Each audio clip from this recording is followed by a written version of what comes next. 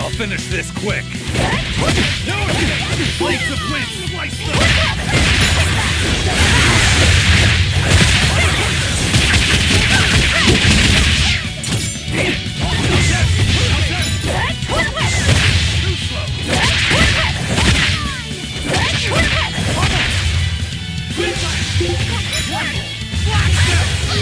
No escape!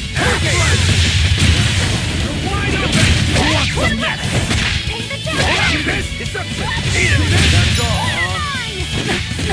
Hold up! Hold up! Killing flash! But I'm this close! I won't miss! Form zero! Thunder! Next! Your style is really unique. Looks like you want to die.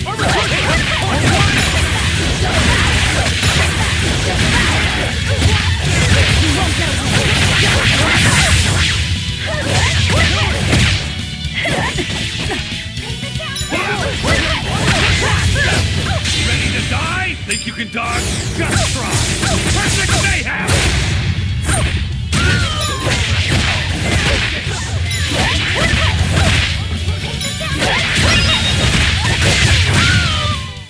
I was amazing, wasn't I?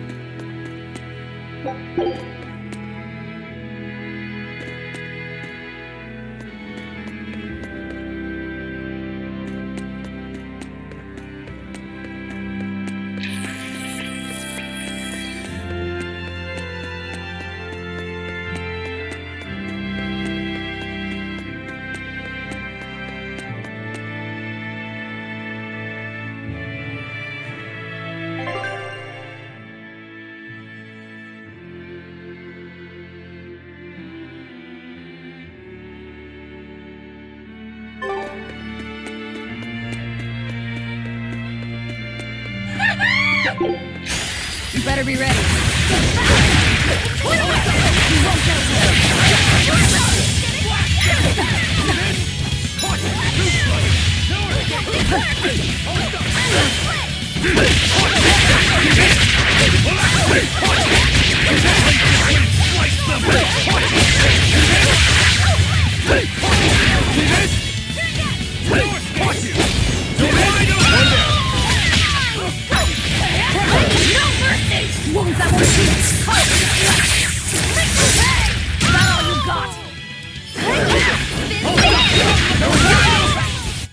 Victory is ours.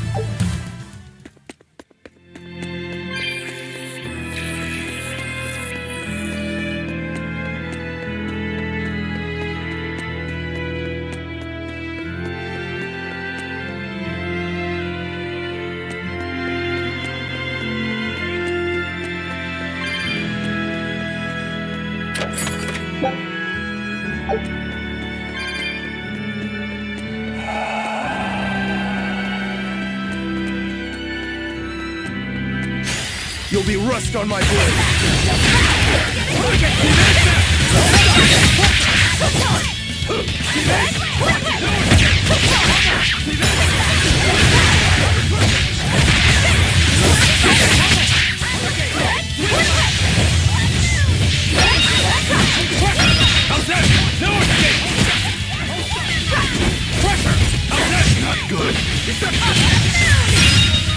Hope this works!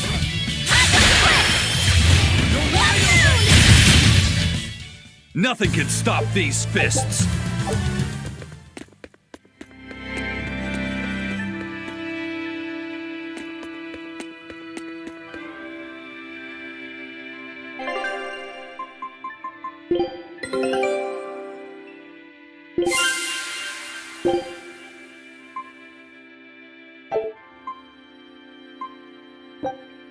Scout ship setting sail.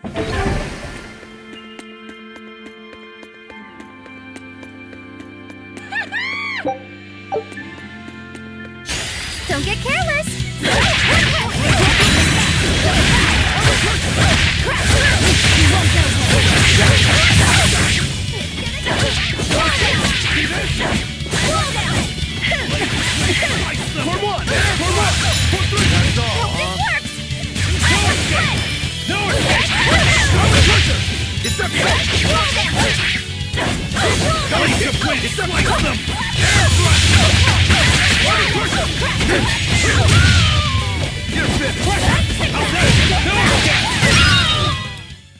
You really do have a peculiar air about you.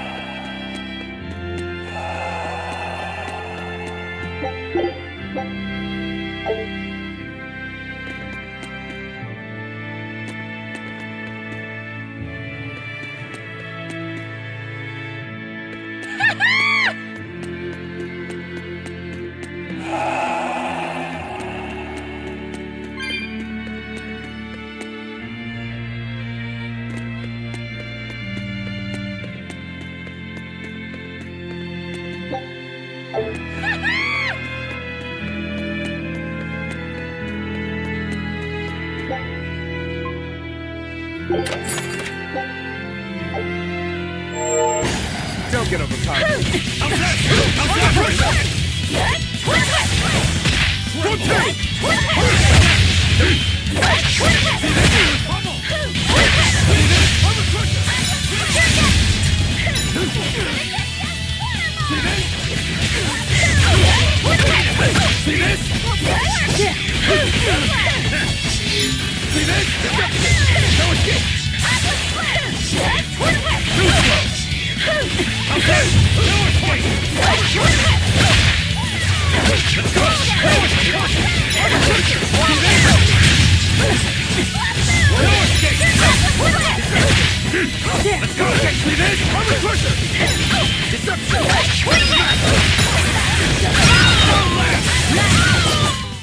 Well, that about does it.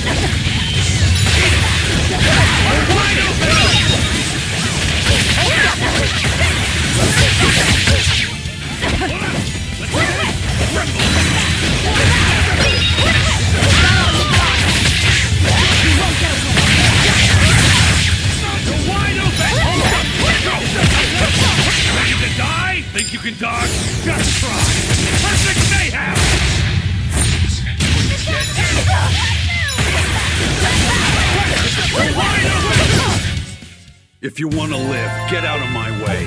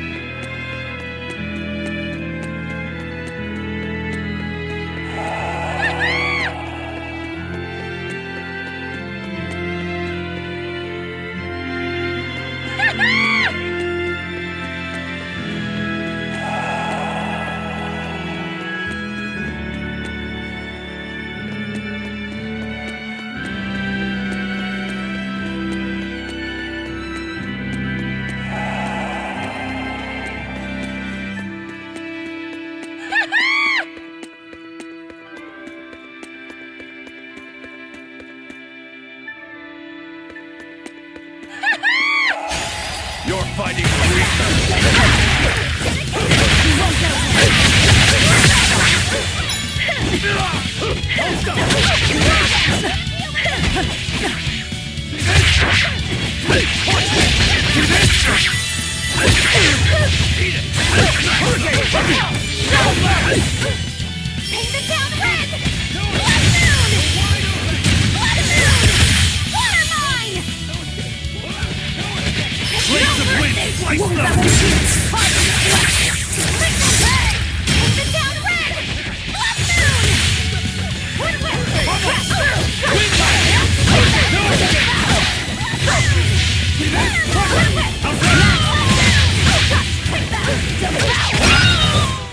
Come on, really?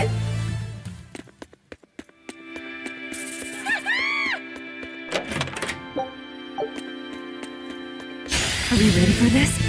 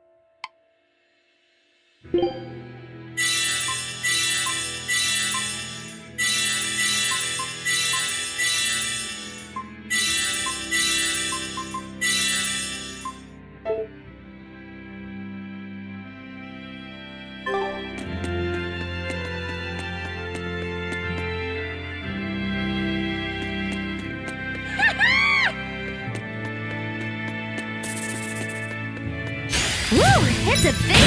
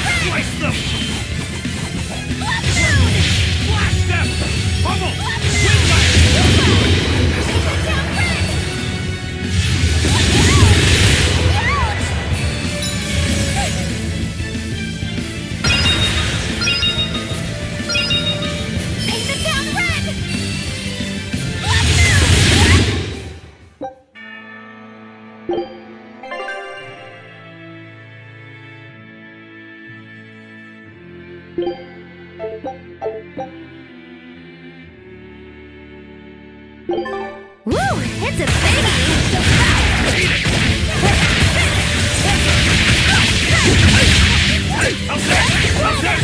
No escape! For one! Hurricane! Bubble!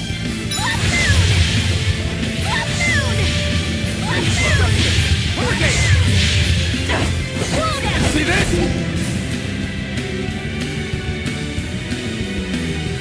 For one! No escape! For one! Hurricane! No escape! For one! Pressure! For three! No escape!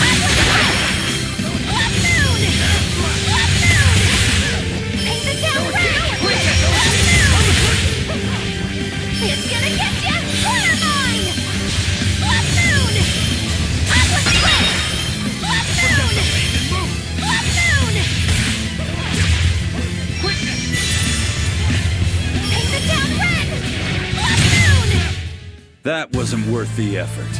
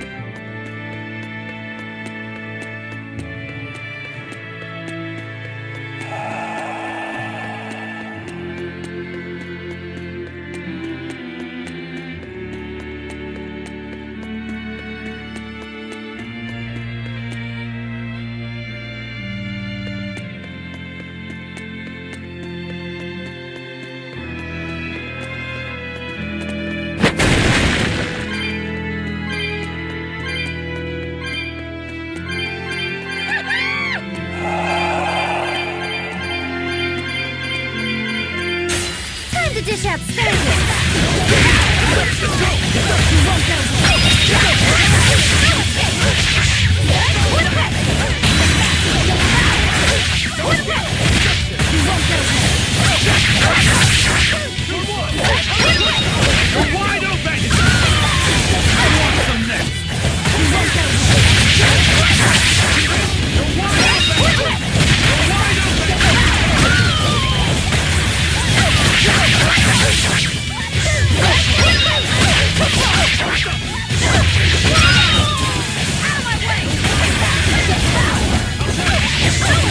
to die? Think you can dodge? Just try! Perfect mayhem!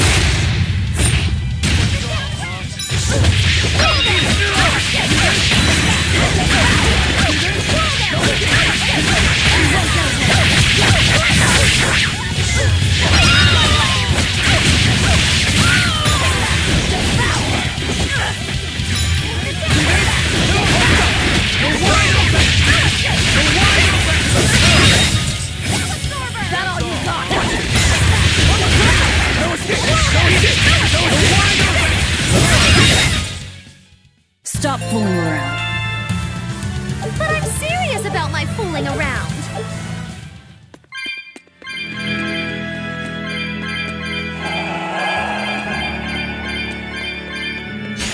Time to dish out spankings.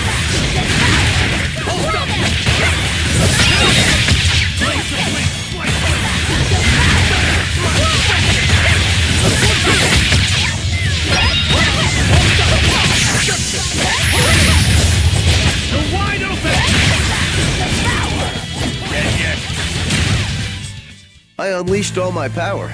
Maybe I owe...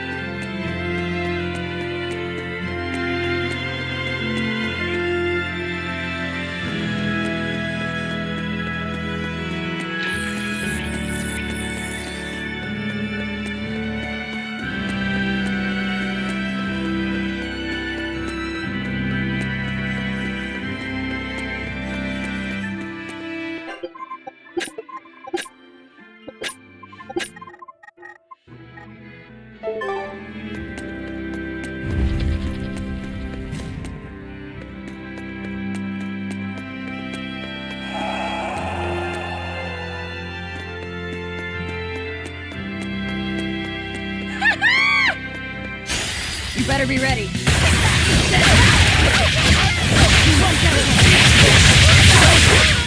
No escape!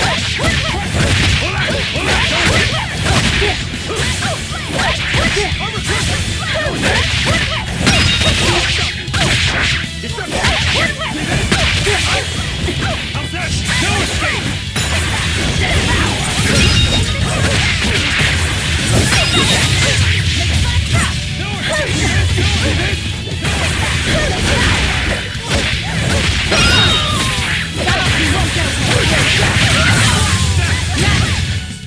Try as they might, it won't change anything.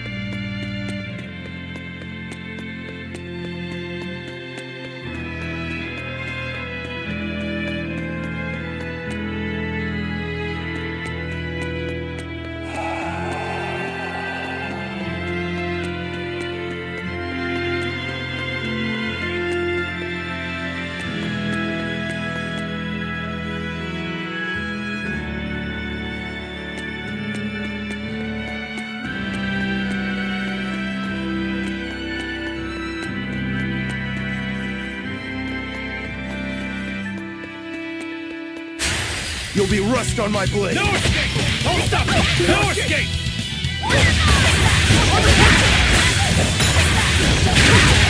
See this? Okay, too slow! No mercy! Wounds I won't shoot! Is that all you got? No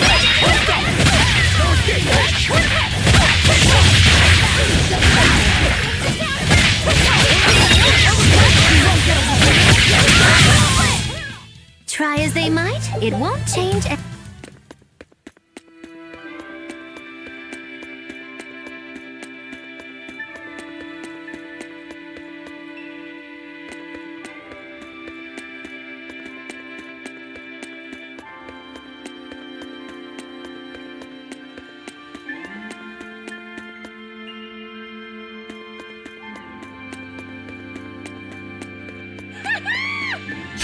Don't get careless! See this? Too slow! How's that? Eat it!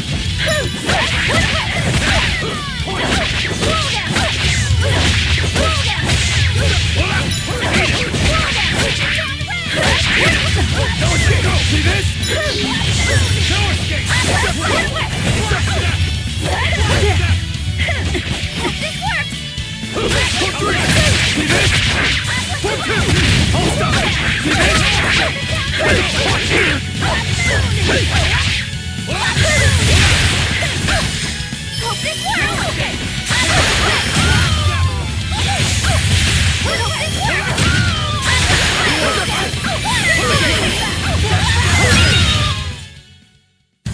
Unarmed, hard.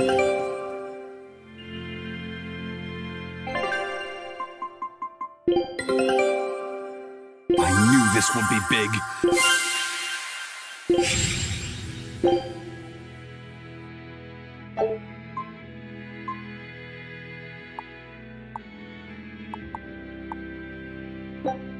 Scout ship setting sail.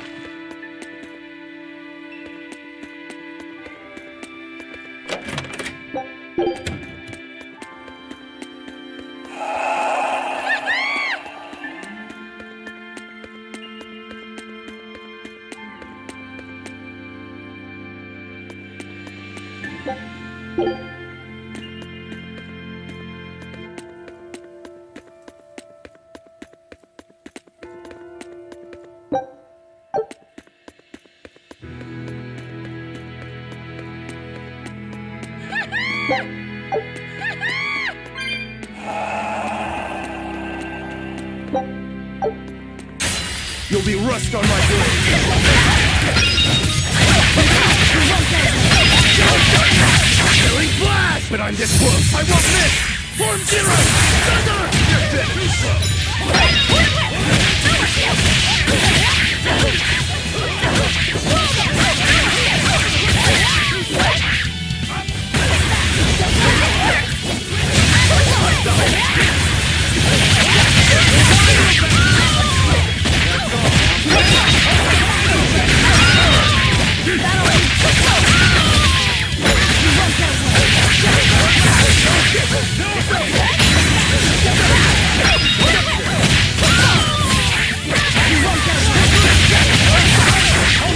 Ready to die? Think you can dodge?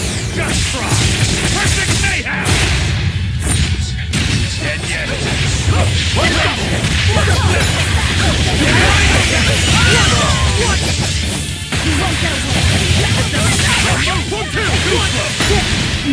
I can't die here.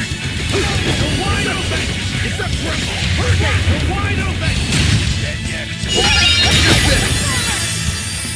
For more pressure!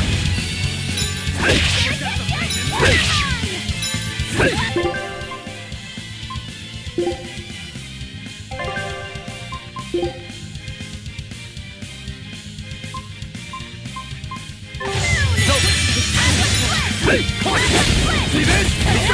You're wide open!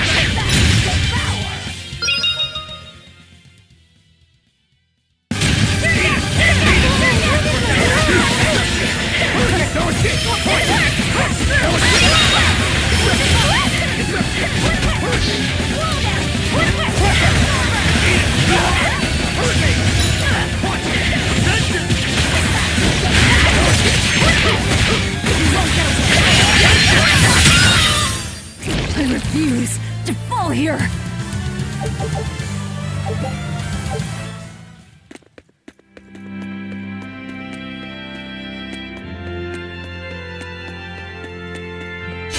On to battle!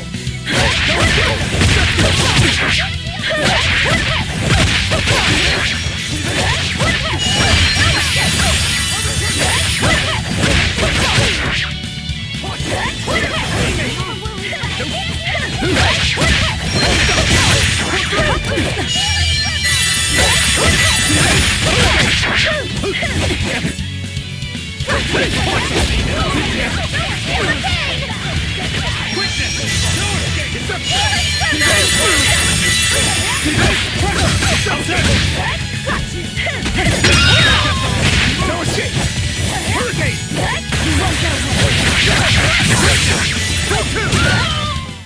If you want to live, get out of my way.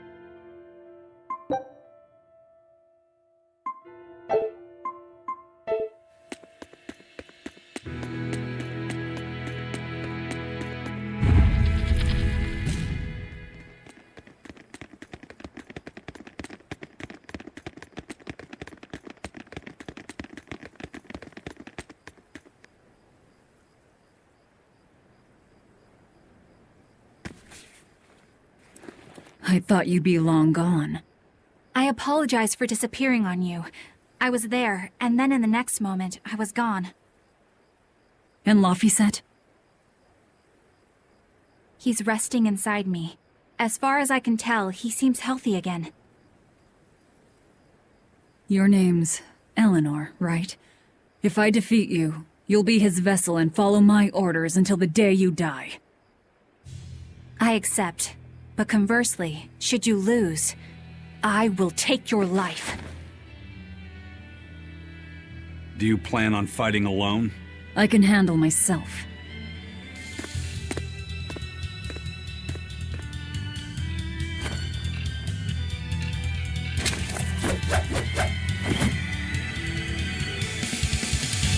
Here it comes!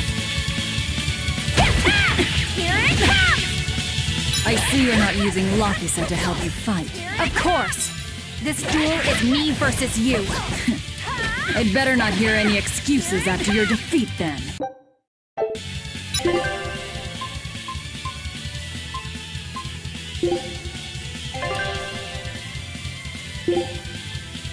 Yes!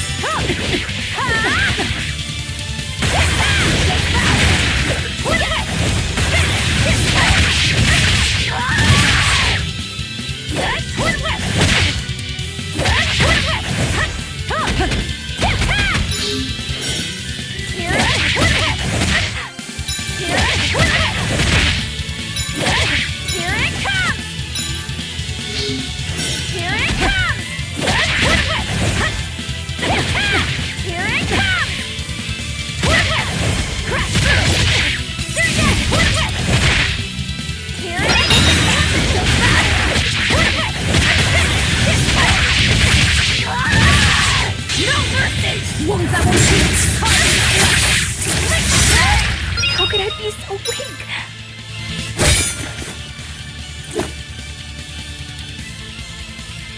We're done here.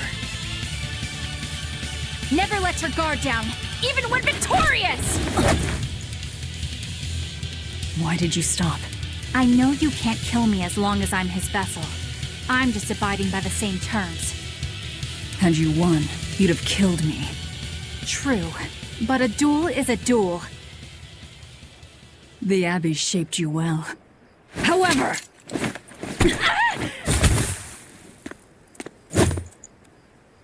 Once your sword is drawn, never waver. Control your feelings to control the tide of battle, right? Lord Artorias' teachings? What a failure I have been. I'll keep my word. I will follow your orders. To the day I die! Don't! My body, I can't move! How? Since when can a Moloch overpower his own vessel? Laphicet, are you feeling better now? Yeah. Looks like her body is reacting to the bond. Yeah, I know the drill. She'll get a high fever and stay zonked out for a bit. No biggie. Carrying her will slow us down. We can't afford that risk when we're venturing into parts unknown. Let's rest here until she's recovered, then. She's one of us now, isn't she? As long as she's Laphicet's vessel. That's true.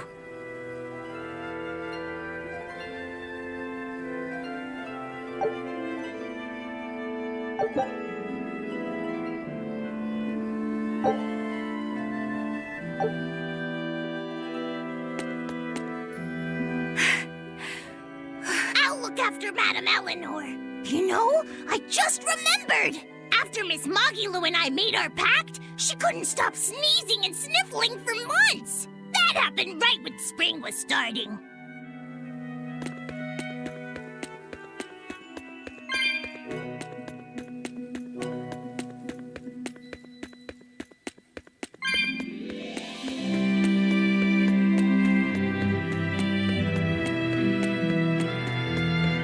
A demon?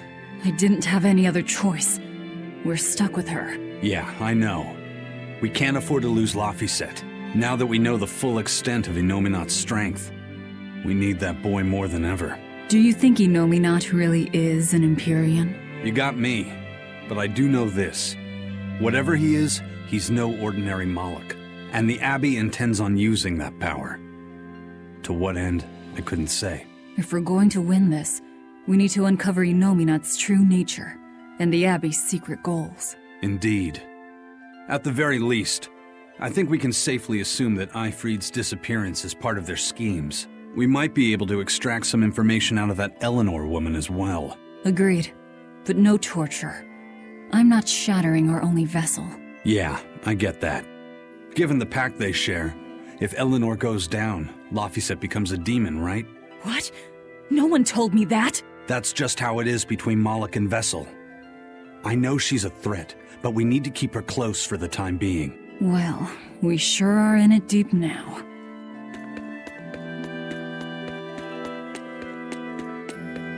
Man, Artorias and Inominat. Either one of them's a force to be reckoned with. Then why do you look so happy? Because I'm still alive. And if I'm alive, I can fight. You're certainly optimistic. That's just the sort of demon I am. What about you, though? You gonna call that whole revenge thing off? If only. That's just the sort of demon I'm not. Then we need to find a way to beat them. You can mope after you're dead. We? You're still going to help? Yeah. After all, I wouldn't be here if Laphicet hadn't saved my life. Surely you know me by now. I might not look it, but duty and honor flow through my veins.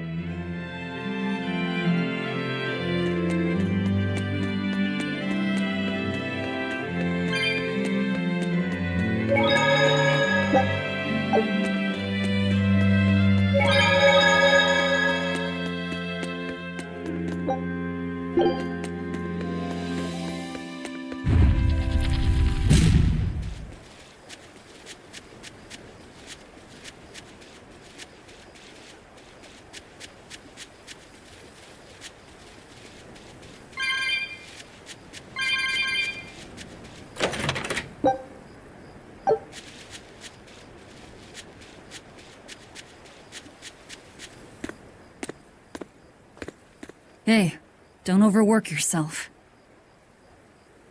I'm sorry. Why are you apologizing? Isn't it obvious? I disobeyed you, Velvet. Don't sweat it. I'm still alive thanks to you. I didn't want to see you die. That's why I did that. To save you. I'm sorry too. Acting the way I did. Treating you like an object. When I came with you, that was my own choice. You gave me the freedom to choose. And what would you choose now? We only have more troubles ahead. You're still going to fight, aren't you? Yeah, I can't stop now. Even so, I've made my choice. I'm coming with you. I see.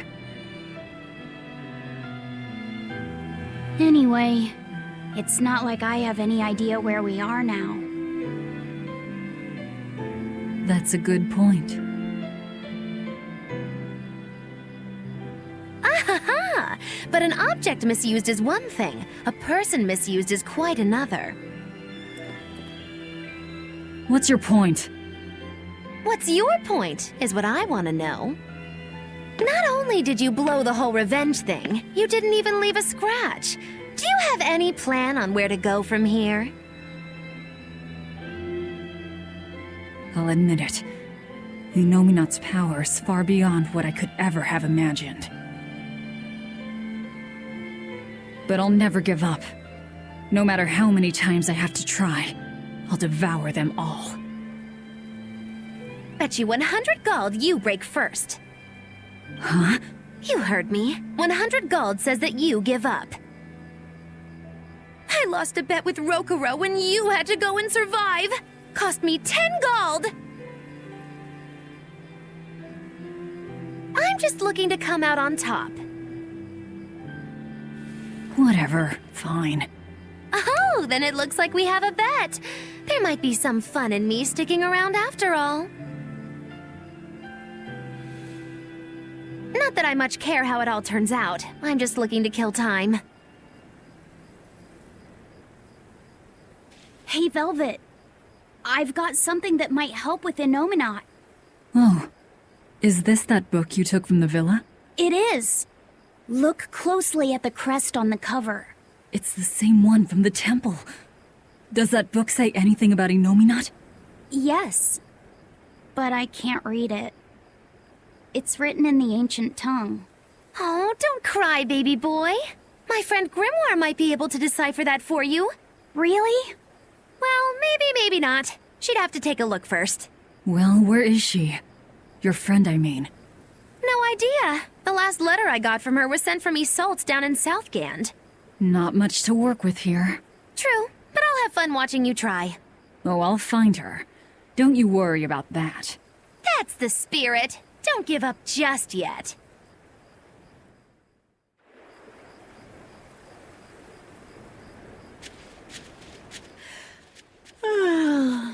We'll rest inside these ruins.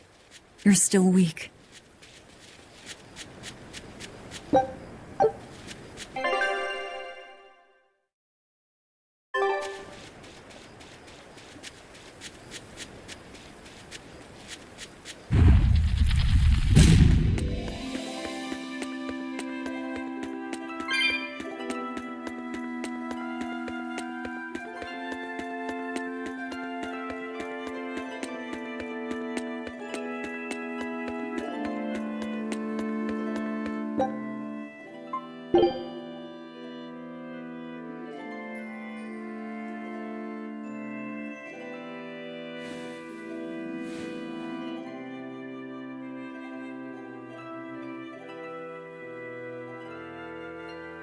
All the things. A damned demon watching over me. How could I have let this happen? I'm such a disgrace.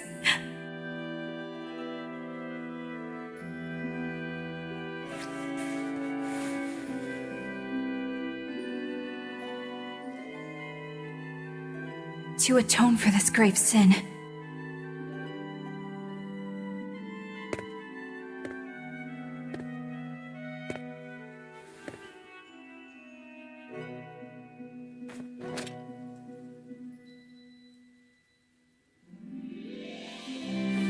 this is all I can do. Forgive me, Lord Artorias.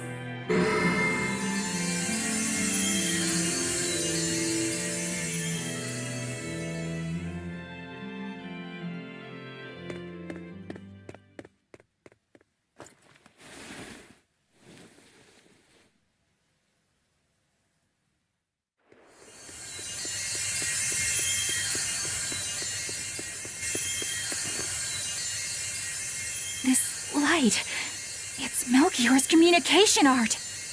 I send Melchior to check out the Earth Pulse. And what a strange sight does he find? My lord, I have failed you. Lift your head, Eleanor. The Shepherd has a special mission for you. A special mission? You are to protect the Malak Laphicet and bring him to the Logris Abbey headquarters. This mission is highly classified and not to be shared with even the legates. Protect the Malik and bring him to the capital, then? With the utmost secrecy. Your becoming his vessel is in fact quite fortunate. Maybe so. But with me as his vessel, the Moloch may interfere. This Moloch may have his own will, but he can be manipulated. Do whatever it takes to get the job done, Eleanor. You act under my full authorization. Even were it to mean obeying the orders of a demon? But, my lord, what Moloch could possibly be that valuable? Are you saying you cannot?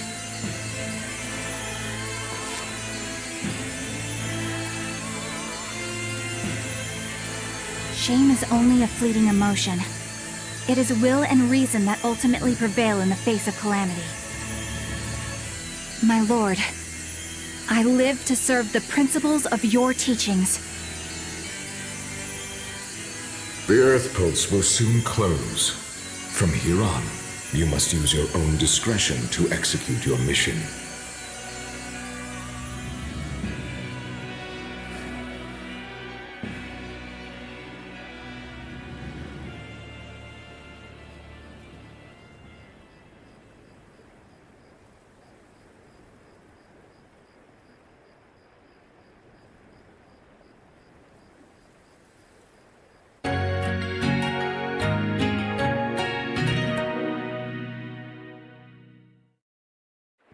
You're up. How are you feeling? I'm fine. Listen, don't try anything like that again. Pain is scary, right? I'm alright. No more running away. I'm Laphicet. It's good to finally meet you properly, Eleanor. Yeah, likewise. Don't worry. If you try running, you won't get far. Once I've eaten your arms and legs, I merely need you alive to act as his vessel. Nothing more. That won't be necessary. I swore an oath before our duel. An oath grants power in exchange for a certain constraint. Mine was, if I lose, I will obey my opponent. Once put in motion, an oath cannot be broken by the one who swore it. I will keep my promise to you because I must. An oath, is it? In that case, I have a question for you. What does the Abbey plan to do with the Nominat? To wipe out the demons, of course. We want to end the era of disaster once and for all. And how exactly does the Abbey plan on wiping out the demons? Is the Nominat going to wander the land, slaughtering them all? They never told me. Nominat's ritual is kept confidential even within the Abbey. All I know is that it involves Melchior. And it looks like the only way we'll figure out Nominat's true nature is by deciphering Laphicet's book. We'll have to track down Moguli's friend, the one who can read the ancient tongue. If we go to Isolde and Southgand, we ought to find some clues to her whereabouts. But first, we have to figure out where we are now. We need to find a settler or a village. Something. I'm surprised us chuckleheads even know our own names. Even the greatest scholars don't know everything at first. You can't get answers without asking for them. Fair enough. Hard to argue with that. I've never seen a Moloch quite like him. Eleanor, your job is going to be to protect Laphicet, even if it brings you into conflict with other exorcists. Because if you turn on me... I know. Like I said, I can't betray you. Listen, Laphicet. If she makes any strange moves, I want you to stop her immediately, okay? I don't think Eleanor is such a bad person. Besides, she's oath-bound to her promise. She's lying, obviously. That's only something you do if your life depends on it. Yep. An oath is an art that takes complex rituals and lots of hard work and time. Hardly worth the trouble, to be honest. I told you already. She wants to take you away from us. Women are creatures of deceit, boy. If you say so. She's right. Of course that goes doubly so for Velvet the Vengeful Villainess. Well, I won't deny it.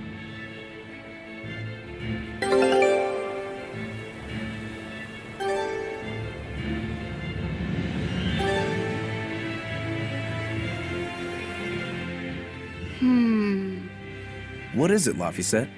I was told that women's looks can be deceiving, but I'm not sure what I'm supposed to see. That's an age-old problem for men. You with me, Eisen? Aye. Women are fickle creatures at best.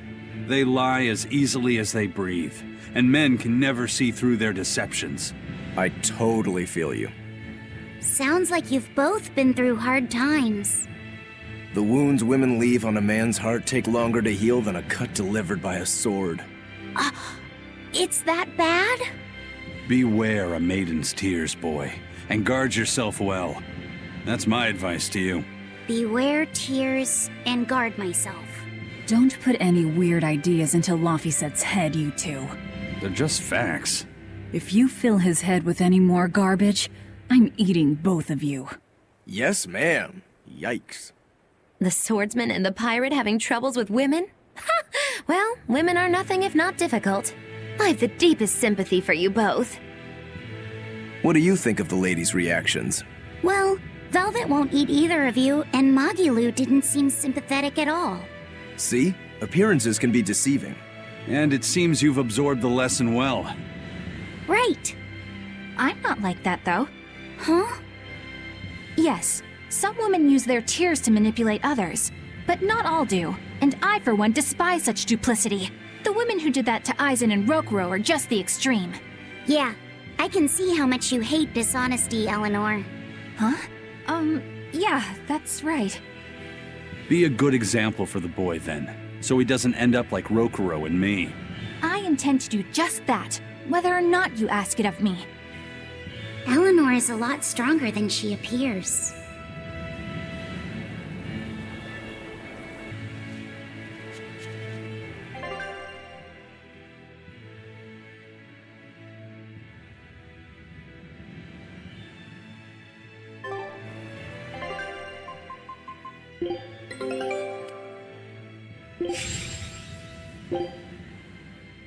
Scout ship settings.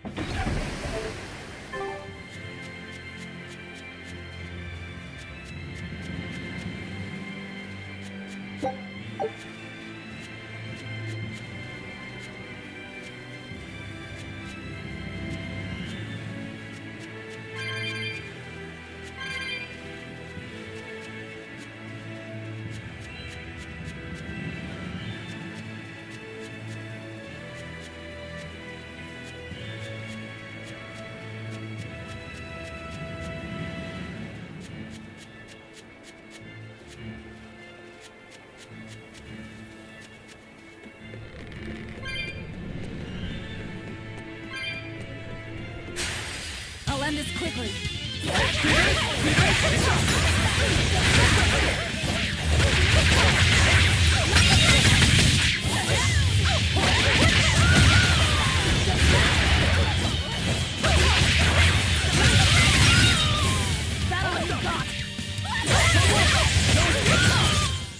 It's over, right?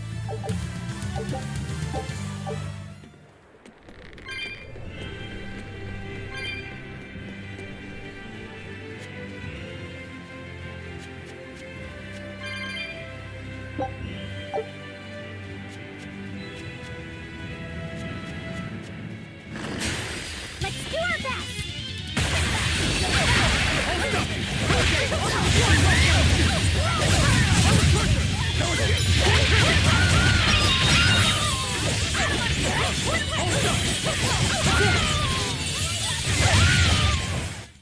Its guardian was angry.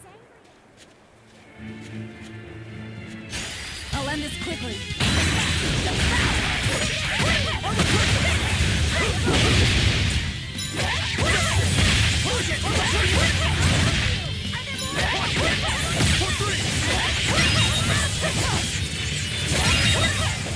Come on, really?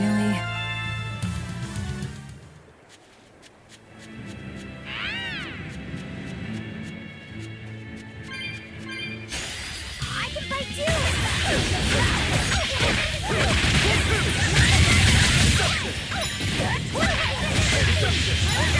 Now, rise!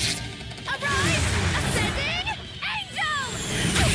There's a hell I'm firing you!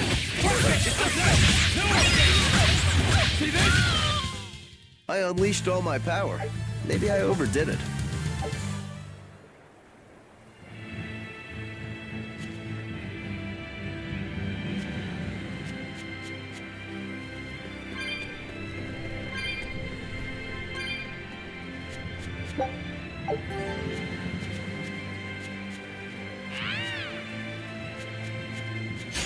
Don't waste my time.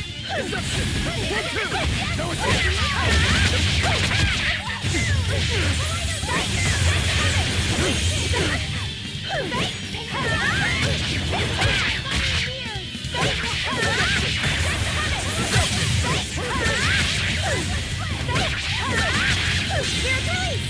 You wronged me! Here's your justice! Fight in order!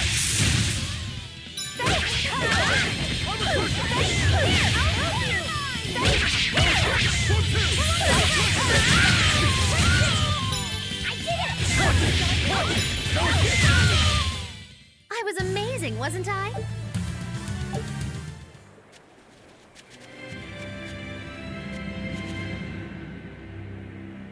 Huh? This stone. It's just a rock. Take it if you want. I think it's really rare. The way it sparkles. I think it might even be bright steel. Bright steel? Never heard of it. Yeah, it's actually a rare metal used to forge weapons and stuff. You don't find it just anywhere. If there's bright steel here, that means we must be in either Endgand or Islegand. Both are a long ways off from Midgand. I doubt the Abbey has many people stationed out here. That's our pirate! Arr! Here there be treasures shiny and sentries few! At the very least, this could mean we'll be left alone for a while. Nice find, Laphicet. Thanks. Now wash your hands. Okay. The only way to learn where we are is to find someone to ask, I guess.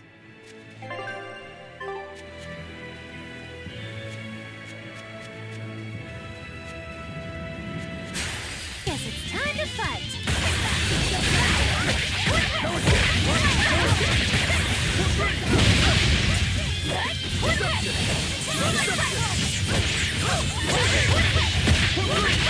Killing flash! But I'm this close! I want this! Form zero!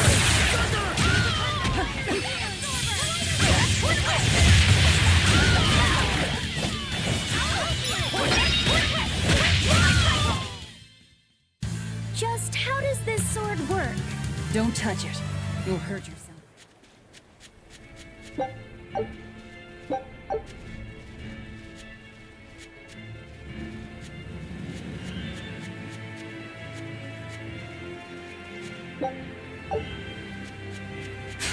Guess it's time to fight!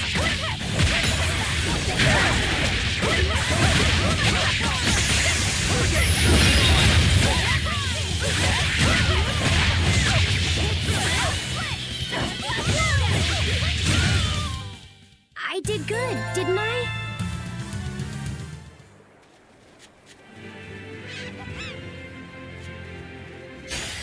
Let's get started!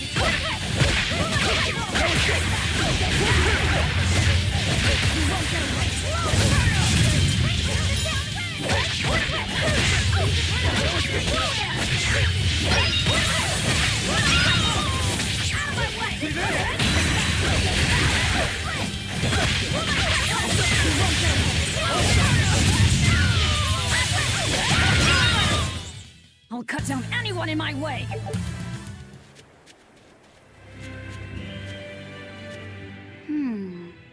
What's eating you, Laphicet? If people say you can't judge women at face value, does that mean you can with men? Sure. Men are simple creatures. Men are simple. Oh! You talk like you're an expert in all things masculine. But you can only speak for your own family. As if you're one to judge. And I'm sure you've charmed a magnificent lord to be your lover. Sure. What does he look like? Is he tall? None of your business. Don't tell me. He was always on the other side of a swinging door, so you only saw his feet? I see. What a lovely crush that must be. I read that story.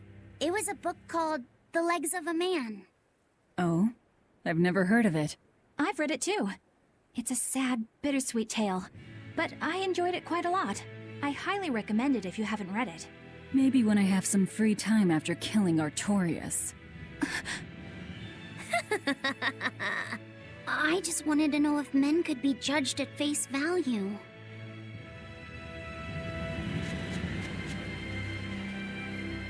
It's not often you find bright steel above ground. I hear it's a lot of trouble to unearth, even in the regions it's normally found. Yeah. Mining for minerals takes a lot of specialized techniques and experience on the part of the prospector. They examine the soil, the water, the plants, and so on, where the same mineral was found before.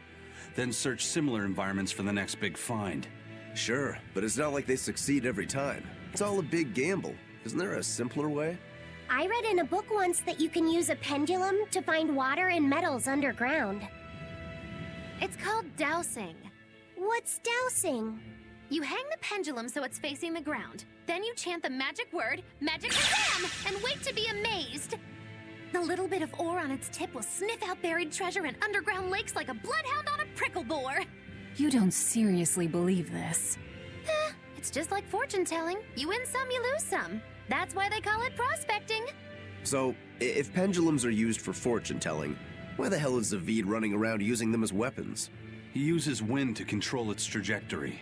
I think it's easier for him to manipulate pendulums in a fight than something like a whip or a rope. Oh, that makes sense now. That seems pretty clever. He's probably also doing it to make himself stronger, too. Malachim broadly fall into 4 elemental types: earth, water, wind, and fire. Each strong or weak against the others. Wind beats earth. Zavid is a wind Malach, so when he obtains earth element minerals, his own strength is boosted. I never realized Malachim could be so calculating. Then if pendulums react to a Moloch's powers, maybe they can actually do this dowsing stuff like Magilu says. Yeah, it's worth taking that thing seriously. Zavid might like to joke around, but when it comes to fighting, he knows full well just what he's doing. He puts an awful lot of thought into that weapon of his, if you ask me. You don't? I spare all my thoughts for my sweetheart. Yeah, right. You just like to cause trouble without putting much thought into anything.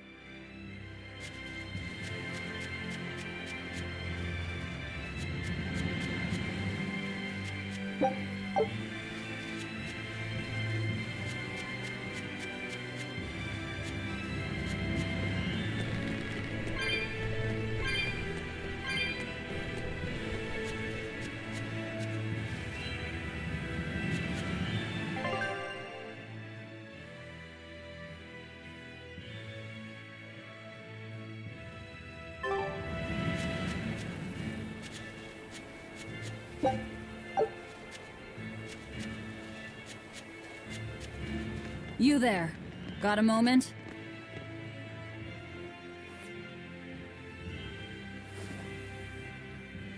Gah! Are you guys with the sword breaker? The what? Get away from me! Hold up! I'm sorry, all right? Real class act, attacking as you apologize.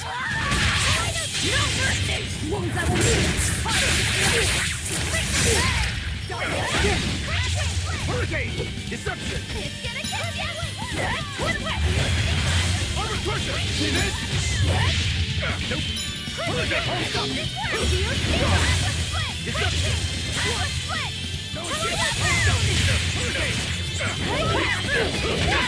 See this?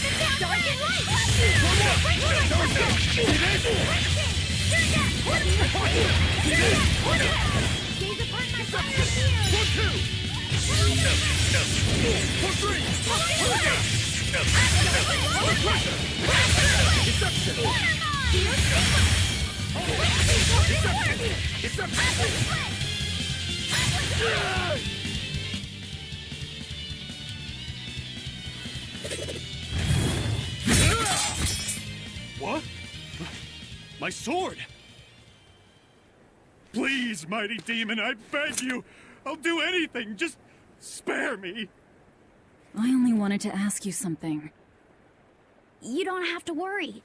This woman here is an exorcist. Huh? Right. I'm Eleanor, a Praetor exorcist. Please, remain calm and hear our questions. You do look like an exorcist, but what are you doing with ruffians like these? Top secret Abbey business. That's all I can say. Now, can you tell us where we are?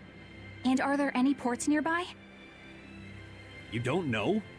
You're on Cadnick's Island in Islegand. The port is at the other end of that ravine. I'll send a Sylph-J to the Von Altia. Thanks. One more question. Who's this sword breaker? Ah, he's a demon. Causes lots of trouble around these parts. He only attacks sword fighters, and he breaks their blades. He's even taken down a number of praetors. Hence the name Swordbreaker. He wields a fine sword, clearly forged in a foreign land. I tried to find his lair to steal the weapon for myself, but that's when I was attacked. A foreign sword. I'd be careful if I were you. If he spots that sword on your back, you'll be in a world of trouble. Sounds like a real nasty fellow. Well, he tries to pull anything on this demon, and he's in for one munchy crunchy surprise. You folks are all crazy. Either way, I'd say this is a blessing in disguise for you. You're lucky to still be alive. Take this chance to abandon your life of crime.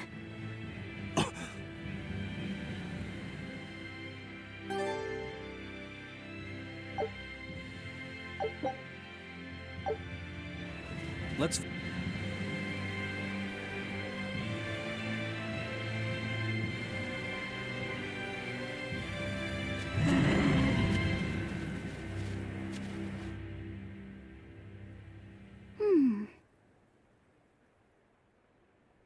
Can you read any of this old writing?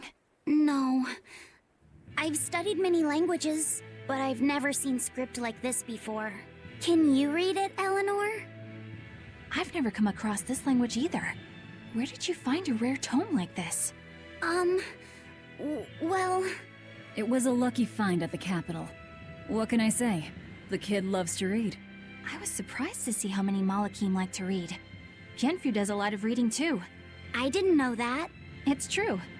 I'm not sure what he's been reading though. Did someone call for me? Bienfu, do you like to read too? Oh, yes. Books are a treasure trove of knowledge. But I'm a greater Malakim, so the literature I enjoy might be a bit above your level, Laphicet. How to talk a human female into becoming your vessel. And physically escalating with cuties. Bien? Physically escalating. What does that mean? You really don't need to know. All right.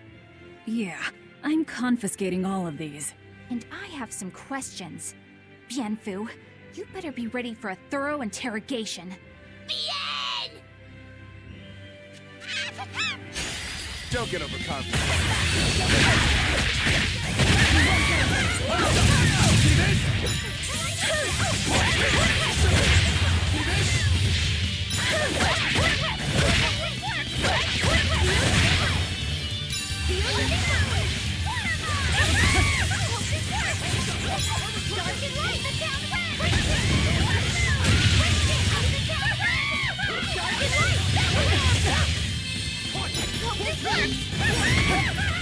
I can heal the wounds, but I can't feel the pain!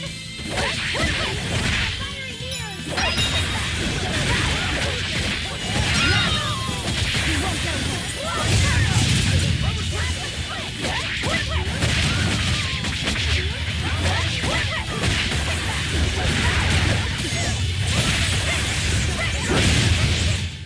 Well then, let's move on.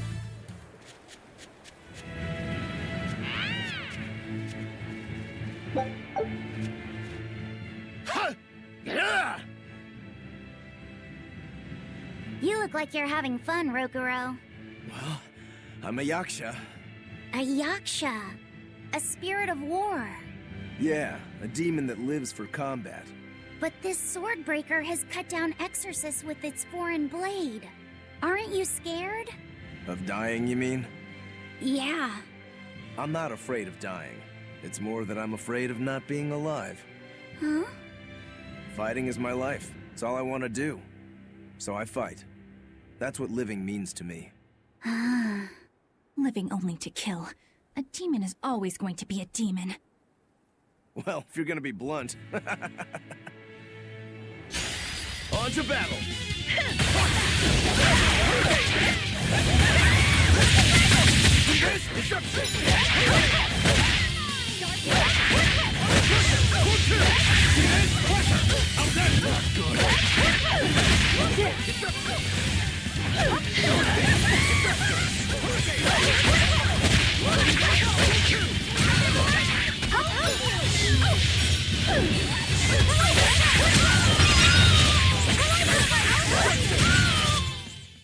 Wow, all sorts of things popped out. Yep, it's a whimsical wonderland over here.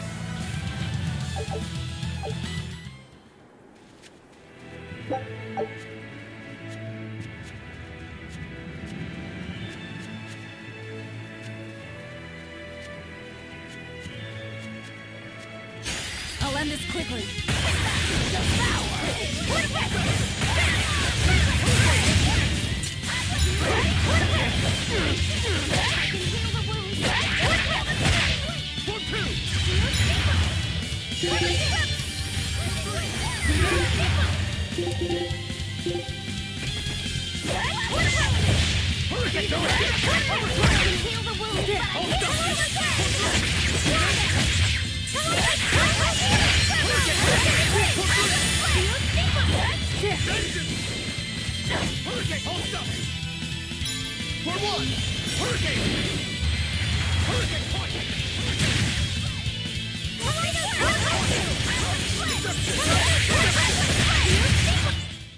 I hope I did a good job.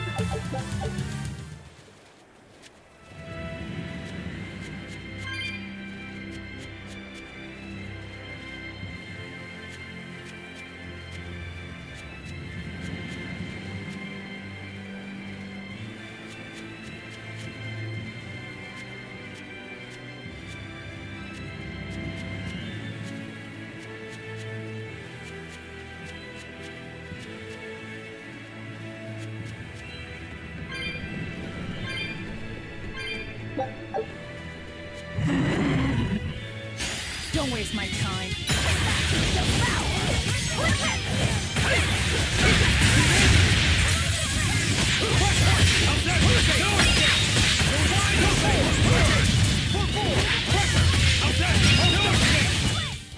If you want to live, get out of my way.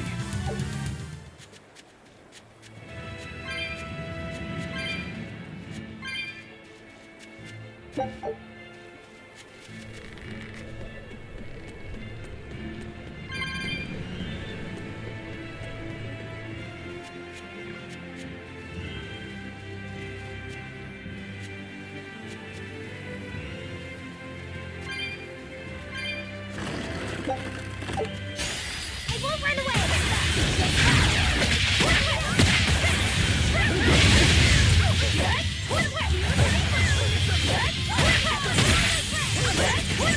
Here's Ace! You wronged me! Here's your justice! Fight in order!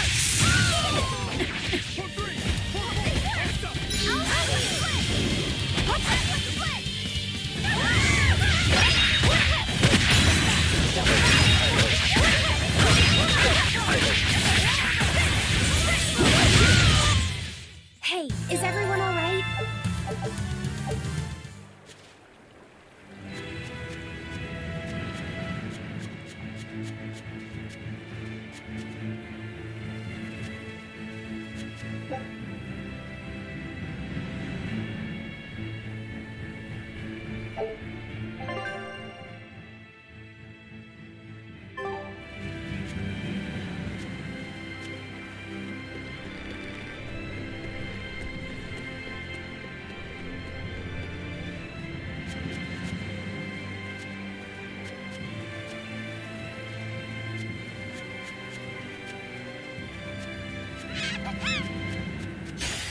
Always ready to fight.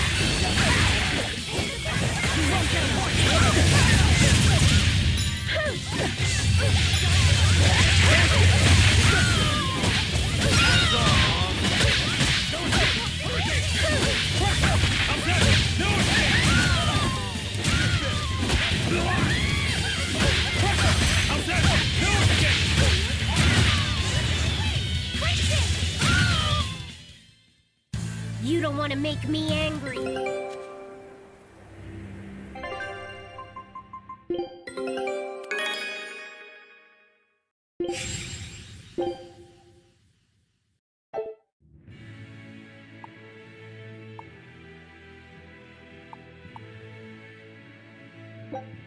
Scout ship set.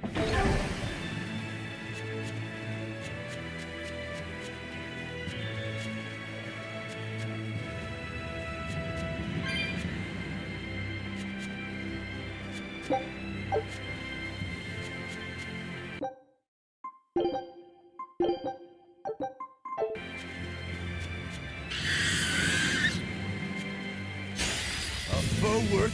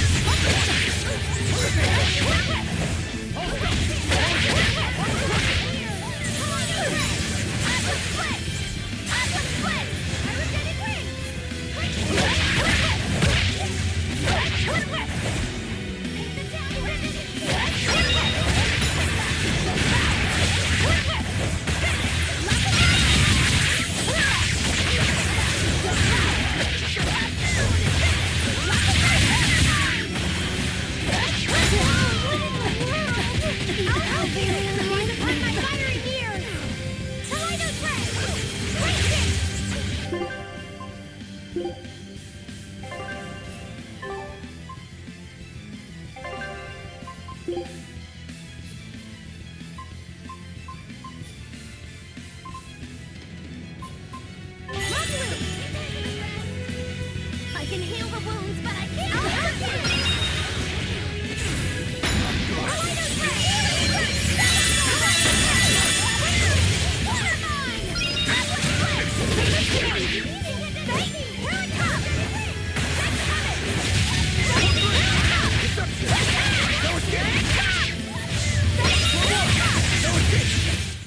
Come on, put up some fight, okay?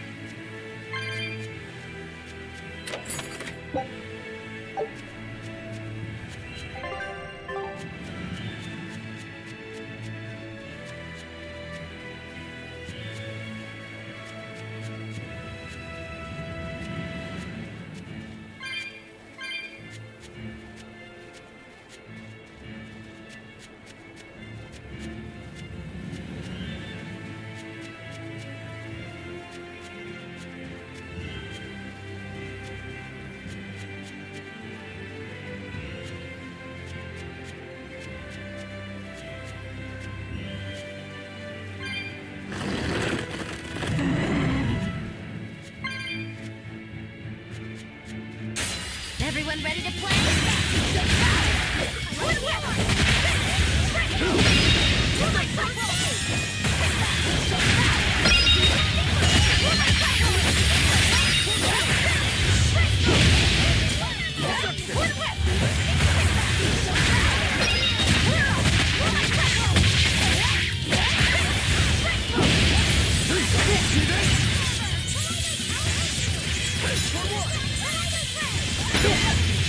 Dark and light!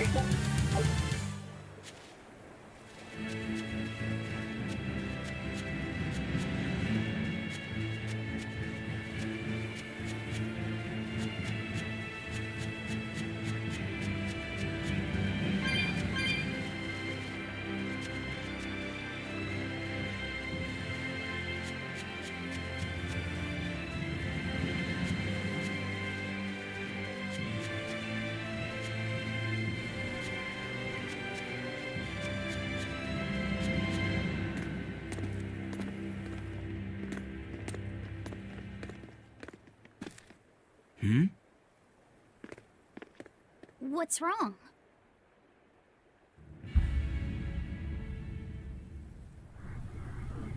An enemy.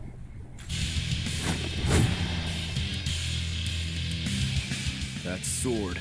Is that Stormquell? A demon wielding a foreign-made sword.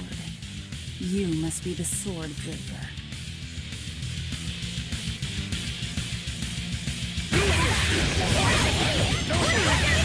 Not much for conversation, are you? Silence, they say, is only commendable in an up... No mercy! Wounds that will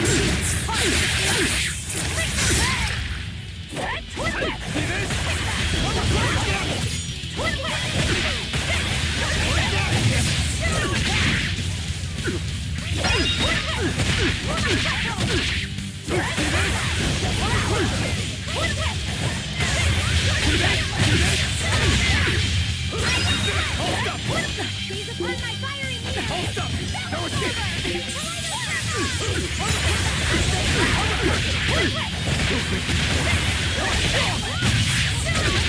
No escape! No escape! Killing flash! But I'm this close! I won't miss! Form zero! Thunder! For three!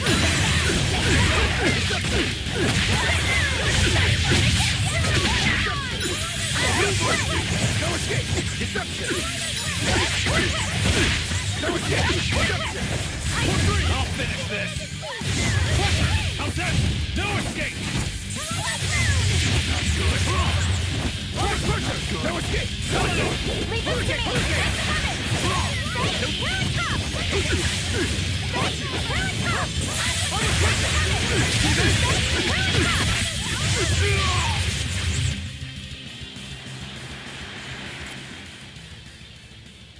He's still moving.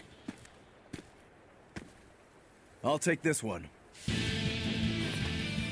Come and get me!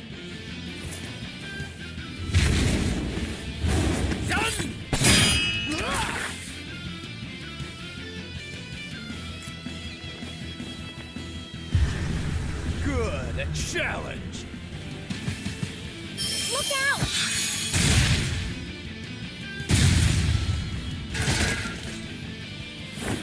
Don't interfere! What do you think you're doing? Touch me and I'll kill you. Sorry. I just got a little riled up.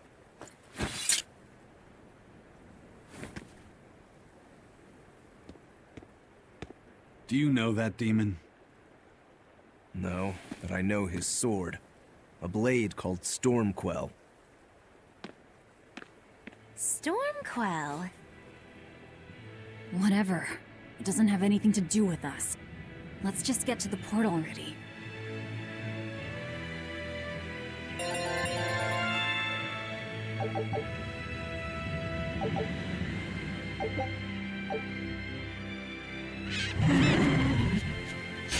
I won't run away!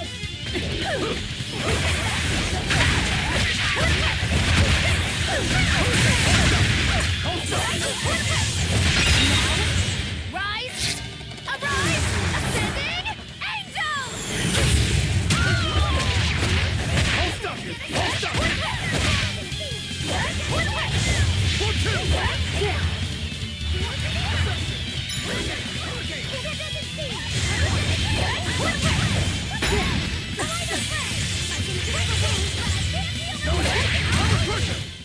We won, right? Right?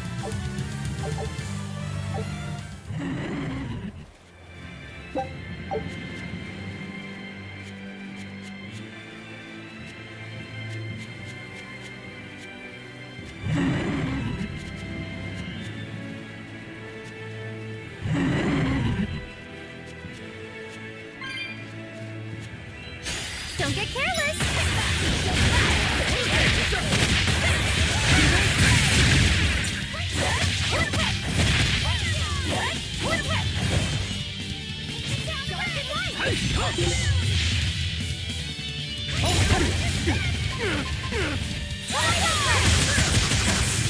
Deception!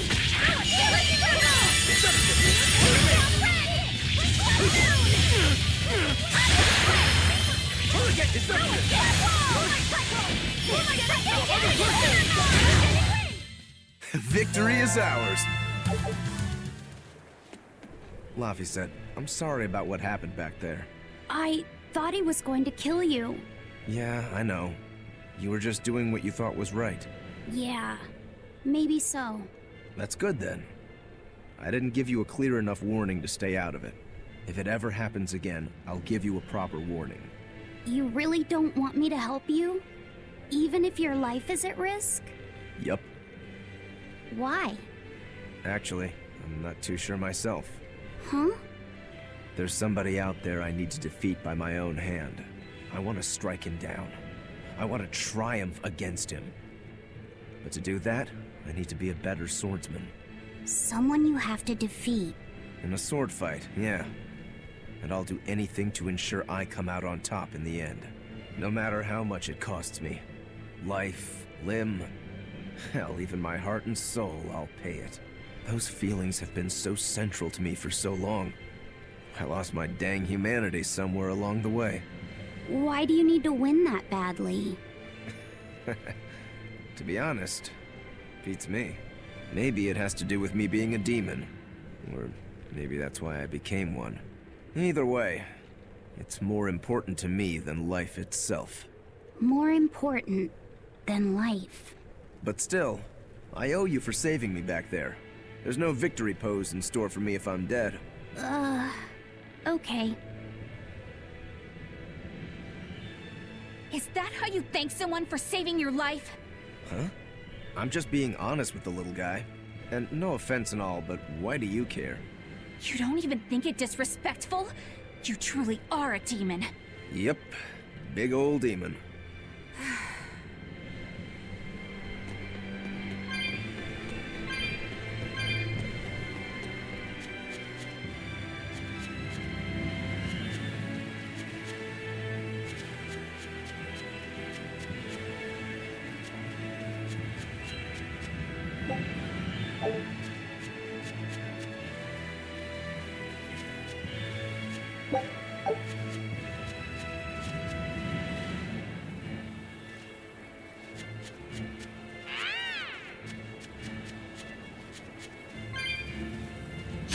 Everyone ready to play?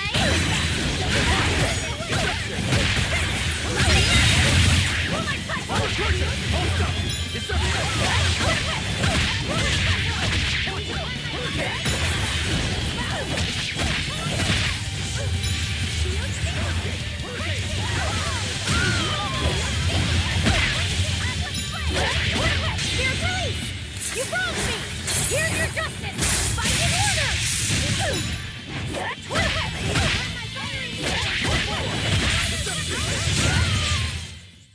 You really do have a peculiar air about you. Yeah, I don't think you're...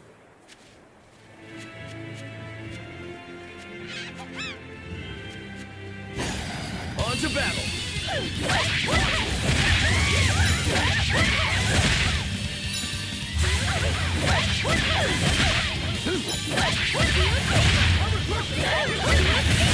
Gaze upon my fiery mirrors!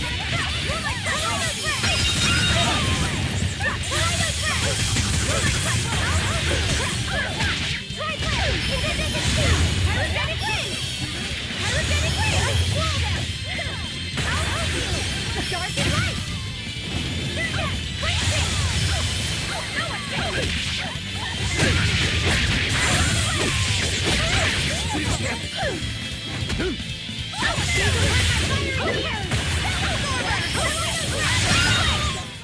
Try as they might, it won't take...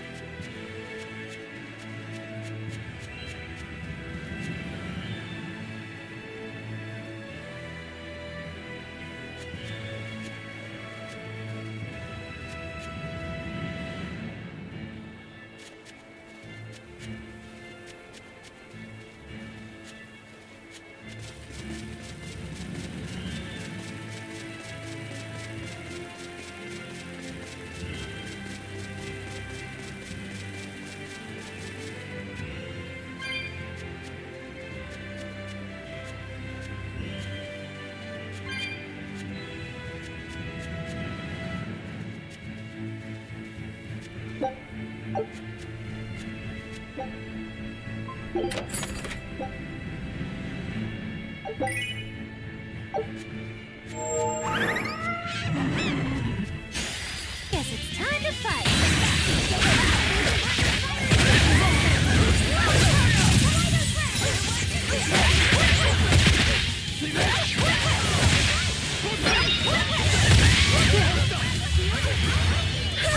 I'll finish this!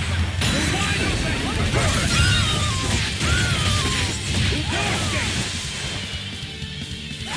No escape! No escape! You want some next?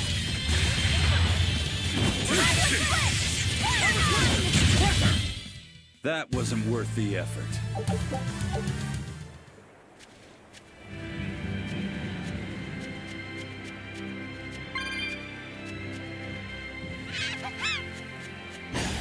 Here I come!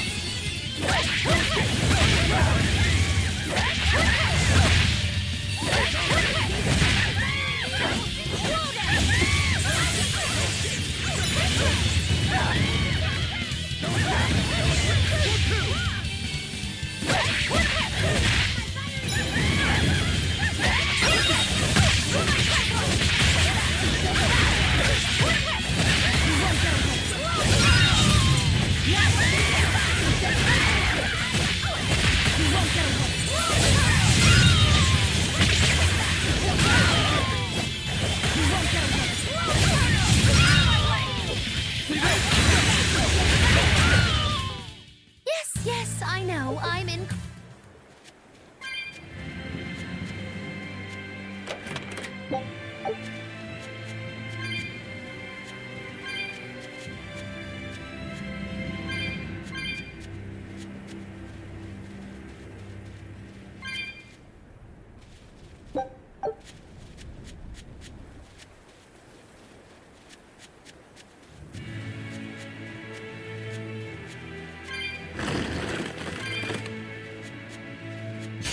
You better be ready.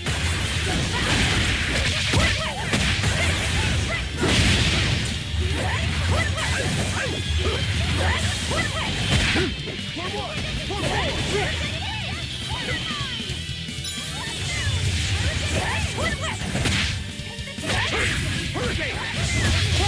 How's that?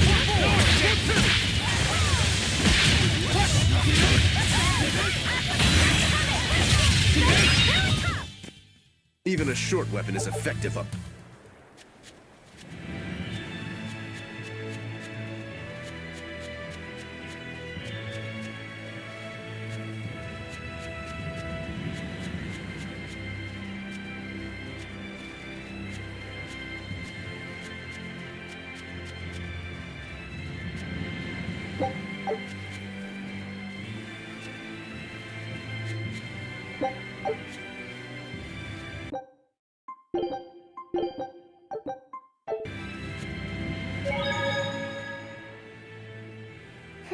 Now why does that name sound so familiar? Hey, Eleanor? Thanks for stepping in earlier. Think nothing of it. My orders are to protect you, so I did. Oh, I see. Of course, orders or no orders, I'd save anyone under threat from a demon. Well, how noble. Oh, I got it! Got what? The tragic tale of the sword Stormquell. Gather round and listen, oh grimy travelers. Once, centuries past, there was a sword renowned the world over for its peerlessly sharp edge, its forger shrouded in mystery. So mighty was each swing of the sword, it produced howling winds that could level mountains. No other sword could match its power. The people, in their superstition, began to call it the Godblade. This Godblade, is it Stormquell? Shush! The tale is merely beginning. Now, there was one man who was truly enamored with the Godblade. His name was Kurogane, a blacksmith of wondrous talent. His heart was set on forging an even greater sword, and he had a name in mind for this sword. Stormquell, the sword to conquer the Godblade's roaring winds. And did he make it? Kurogane forged scores of challengers to the Godblade, but each would-be Stormquell was shattered by the implacable howling wind. Some say the wielder of the Godblade chopped off his head. Others say he took his own life. The truth is lost to the dusty cobwebs of history. But perhaps he, and his grudge towards the Godblade, somehow yet live.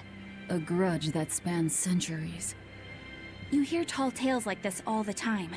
That sword and its inscription we saw were probably just inspired by the legend. Perhaps. But if that's the real Stormquell, we should all sleep with one eye open tonight. What makes you say that? Because that Godblade Kurogane wanted so desperately to top has been passed down through my family for generations. Its name is Stormhowl. In other words, we could well bump into your armored friend again. Let's hurry it up.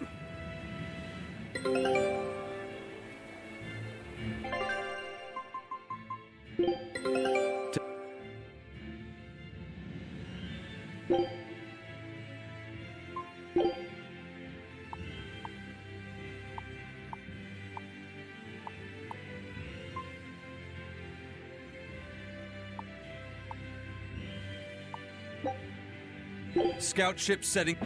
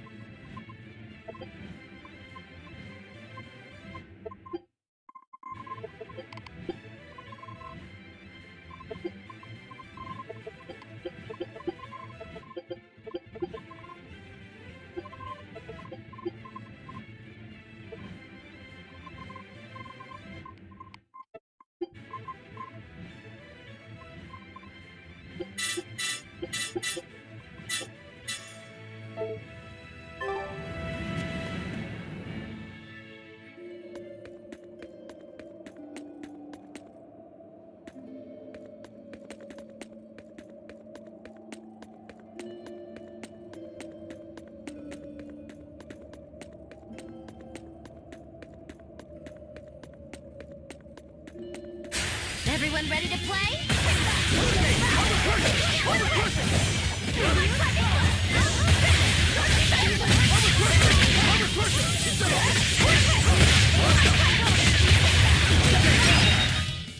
They were nothing.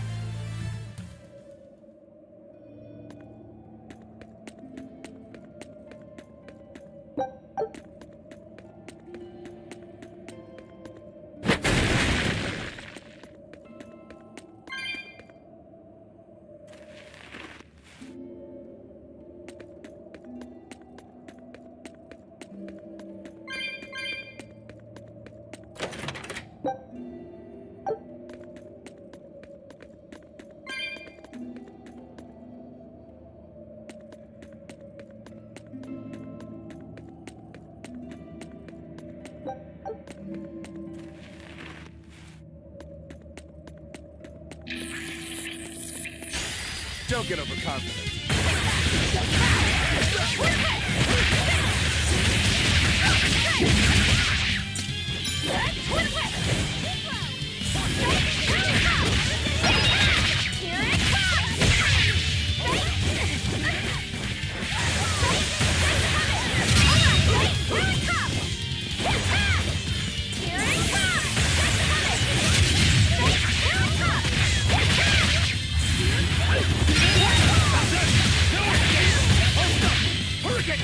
Blades of wind, slice them! Hold up! Airstrike!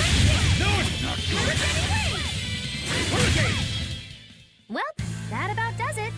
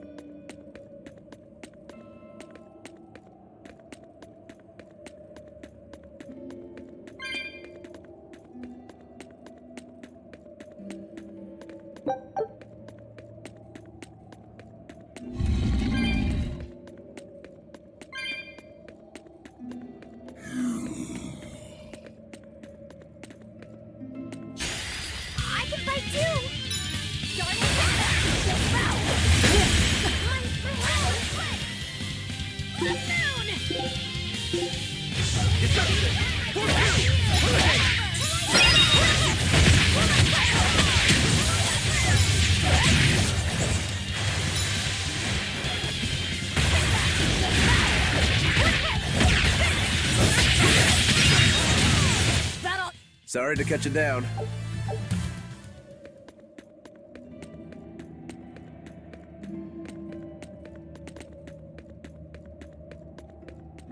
Listen, Laphicet. What is it? You can't trust her just because she said she'd protect you, orders or no orders. Remember, Malachim are just tools to exorcists. But she really did protect me. I know you feel you owe her for that, but do you have to look so happy about it? Sorry. I'm not asking for an apology. I just want her to know that we've all got an eye on her. No matter how close you two get, I want her to understand that I come first. So, what do you want me to do? Let's see. To put it simply, I'm number 1, and Eleanor is number 2. Got it? I get it. You're number 1, and Eleanor is number 2. Right. I'm number 1. Wait, this is kind of stupid, isn't it? It's alright. I understand. That's not what I mean.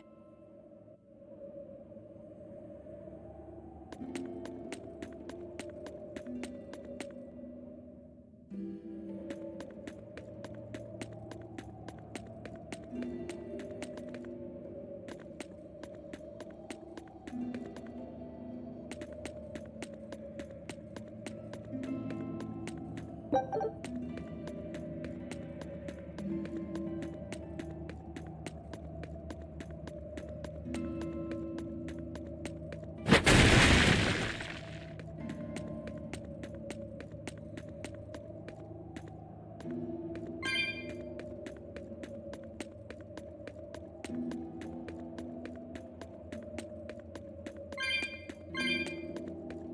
candle? What's that doing here? Oh, I think these were used to keep robbers away, like wards around old kings' tombs. I've read about this. There's a trick to the stone.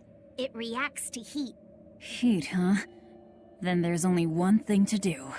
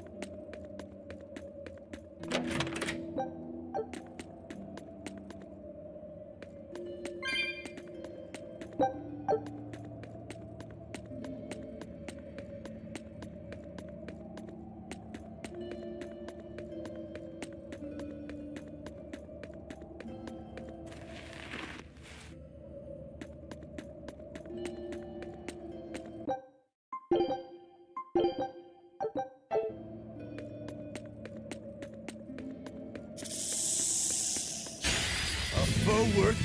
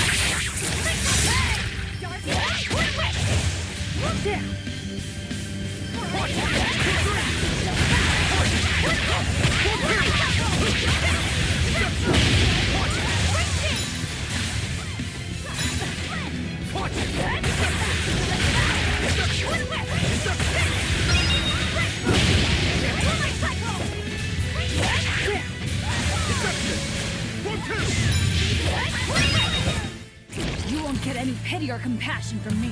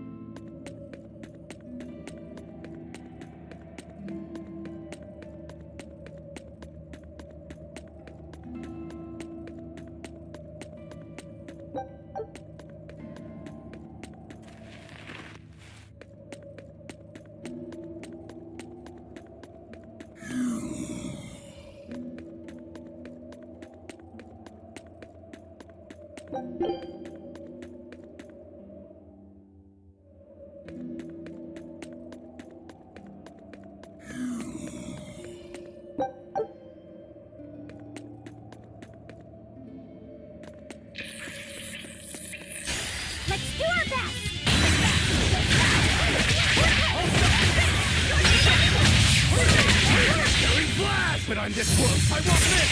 Form zero!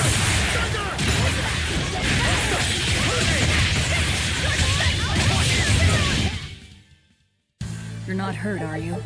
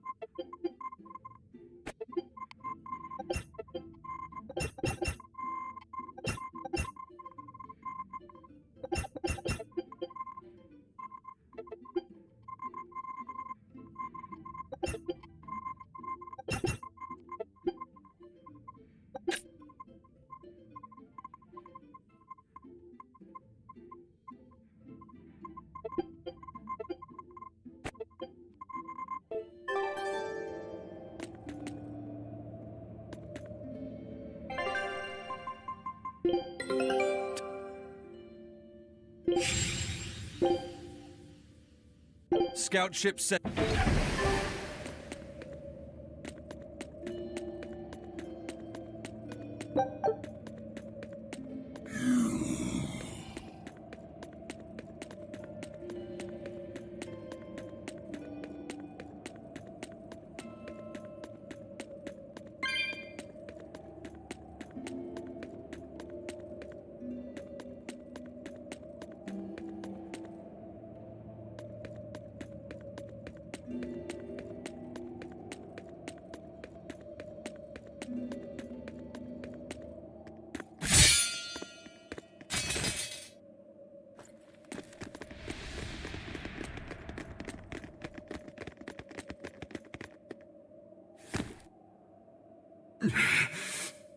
No. Well, if you aren't the craziest demon, your body's harder than your own sword. Who's this? That's Lord Shigure, one of the only two-legged exorcists in the entire abbey. A legate. Same as Melchior. Eleanor! Fancy meeting you here. What the hell happened to you? You get captured by a demon? Or are you a turncoat? I'm... Don't matter. I do my own thing. I got no standing to tell you how to live. Still, today's my lucky day. Never thought I'd encounter the one and only Stormquell. Shigure, I think someone over there wants your attention. He looks lonely. You're right, I'm being a jerk. Just can't pass up the chance to tease my little brother. Can I, Rokurou? Your brother? You haven't changed a bit, Shigure. You go blind, dumbass? I'm bucket load stronger now. You're the one who hasn't changed, I bet. You still hung up on trying to take me down? The one you want to beat in a fight? That's him? I'm not who I was that day either. brother. Oh, wait. You're a demon? Now it's getting good.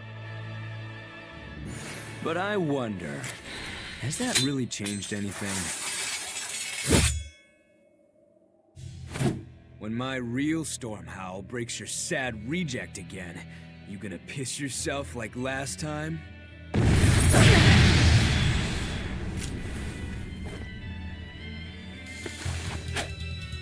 I'll handle him. Laffy said, no matter what, I need you to stay out of it. All right.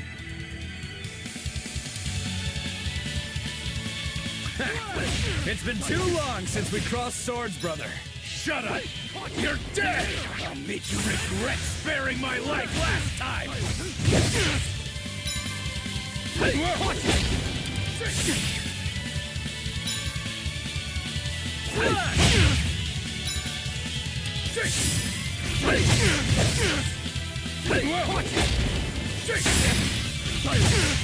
Come on now. Don't tell me you're finished already.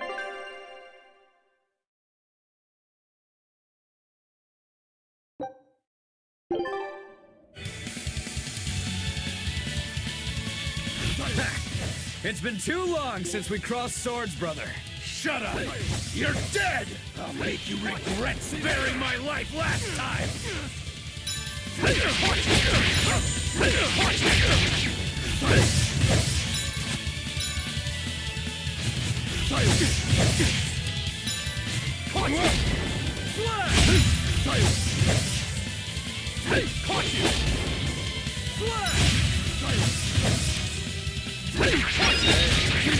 Shabby. Damn it! Shabby.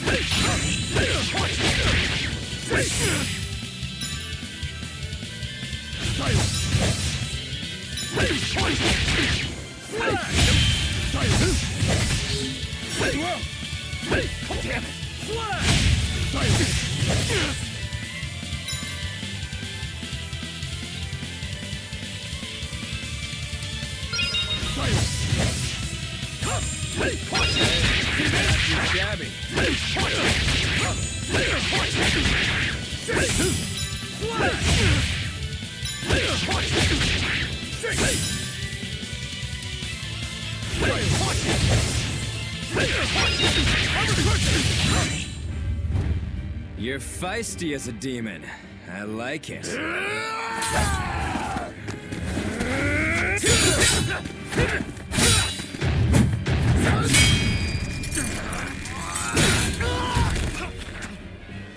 But alas, I think our fight's over.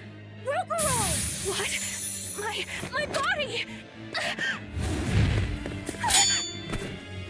I said stay out of this! We're just getting started here!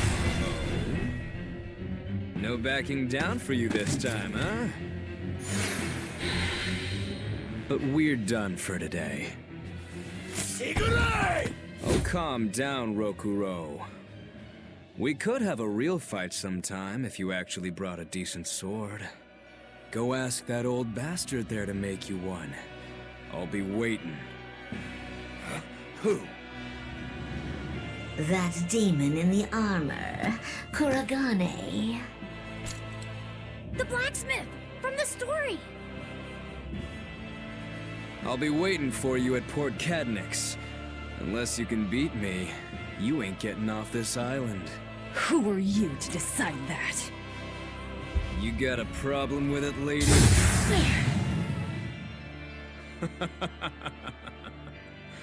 Best of luck, you demons.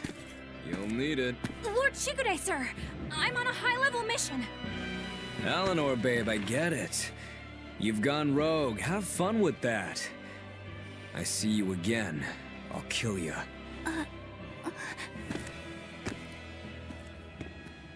He wasn't even trying yet.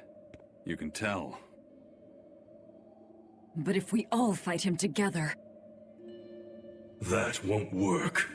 But there is another way. What are you talking about? What way? Follow me. Rokuro!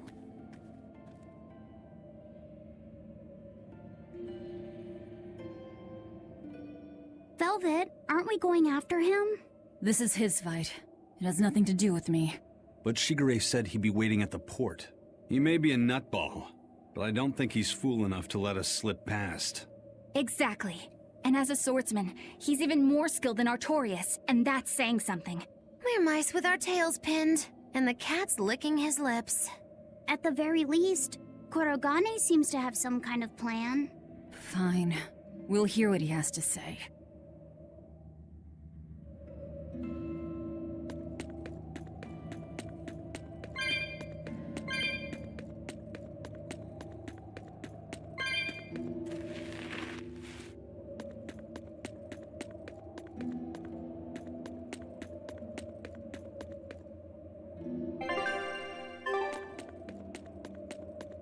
What was that fat cat creature with Shigure? You mean Morgrim? She's a Moloch. She just looks different. And? And what? She has all the abilities of a Moloch. I'm not trying to keep anything from you. All I know is her name and that she's a Moloch. Huh. Lord Shigure is an exorcist legate, but he's also a warrior who can match exorcists or demons even without the use of Moloch arts. Since no one has ever seen Shigure use an art, Morgrim is considered one of the 7 wonders of the Abbey. The 7 wonders of the Abbey. No one knows Morgrim's capabilities, or even the details of Shigure's pact with her. No one! Except me, that is! Huh? This is all highly classified, but Morgrim is incredibly lazy. The price she demanded of Shigure for making a pact with her was grooming and defleeing. Anything else? Oh, and on a point of sensitivity, she's chubby, not fat. She may be our enemy, but she's also a woman. You should try not to hurt each other's feelings. Anything else? Her thick eyebrows are all the rage with Malakim, so much so that false eyebrows are expected to be the next big thing. Well, if he's that strong without Moloch arts, I don't want to see what he's like with them.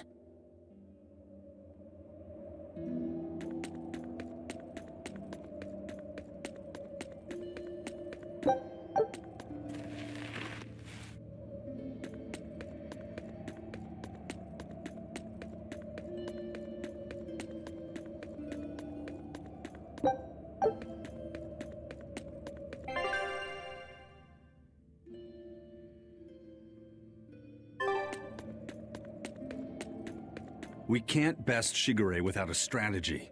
We should ask Rokuro what he knows about him.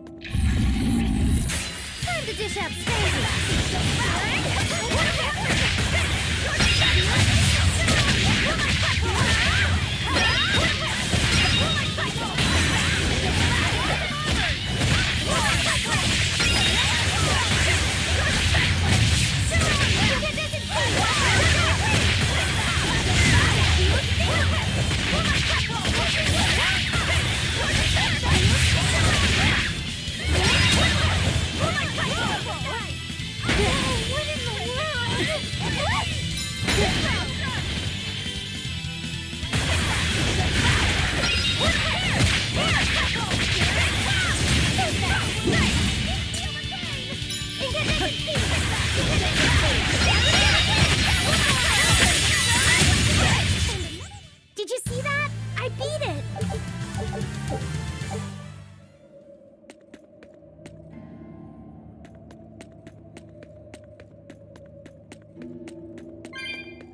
What were you thinking, Eleanor? Attacking a legate like that? Well... I just thought Rokuro was going to die if I didn't intervene. Oh? You'd kill one of your own allies for a demon? I acted without thinking. Sometimes I'm too soft-hearted to a fault. I'd say it's less that, and more just stupidity. You're supposed to be protecting Laphicet. Don't get yourself into trouble you don't need. Even if one of her own is in danger? Even then. This kid must be really important to her. All right, I understand. Laphicet, next time she acts up, stop her. Understand? We don't know what she's got up her sleeve. Okay. Thanks for not telling on me, Eleanor. And I'm sorry I hijacked your body. I understand how it feels to want to protect your friends. The problem's with those demons, not you. But I think Velvet has the capacity to feel the same way too. At least when it comes to her brother. Is that why you're staying with her? I'm not sure. It's hard to say. I have to figure out what's going on with this group, if I ever hope to wrest the child from them.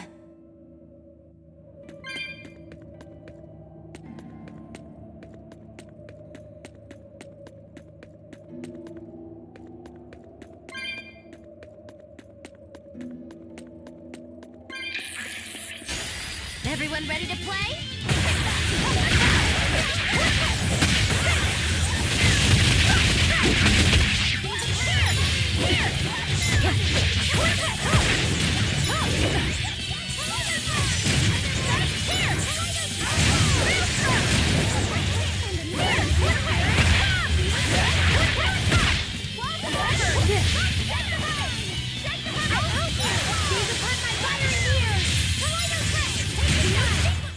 Hey, is everyone all right?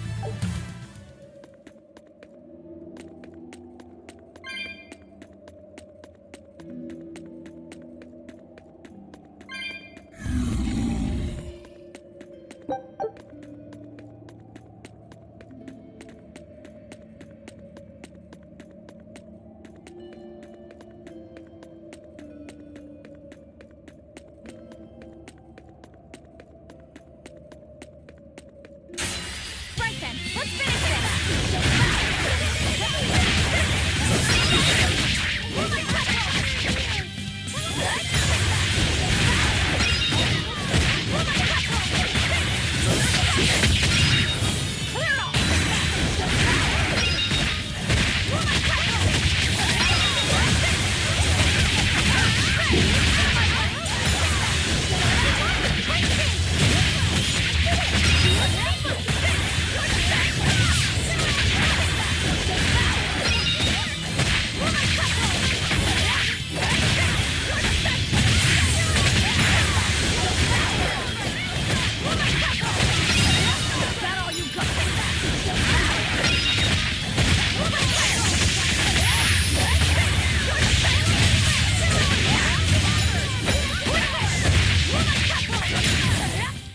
Come on, really?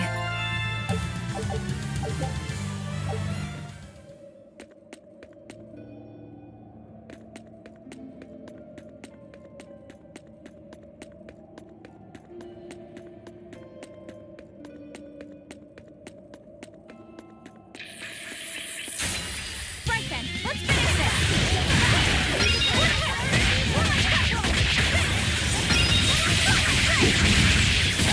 Better watch it!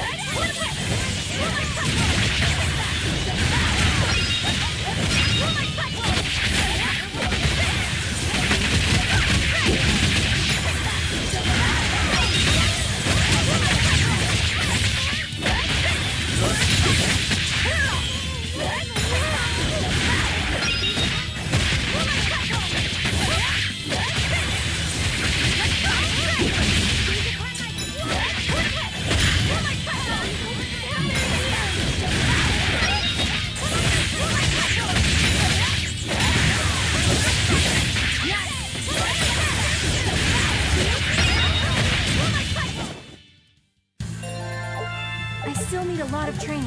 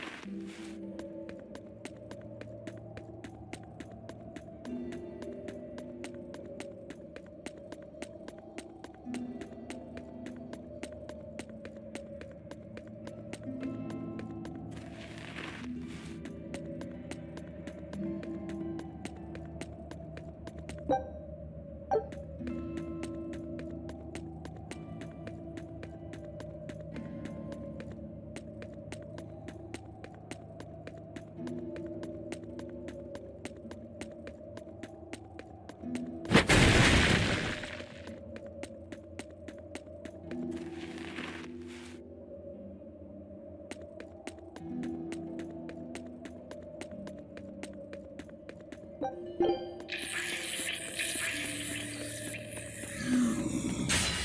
challenge you!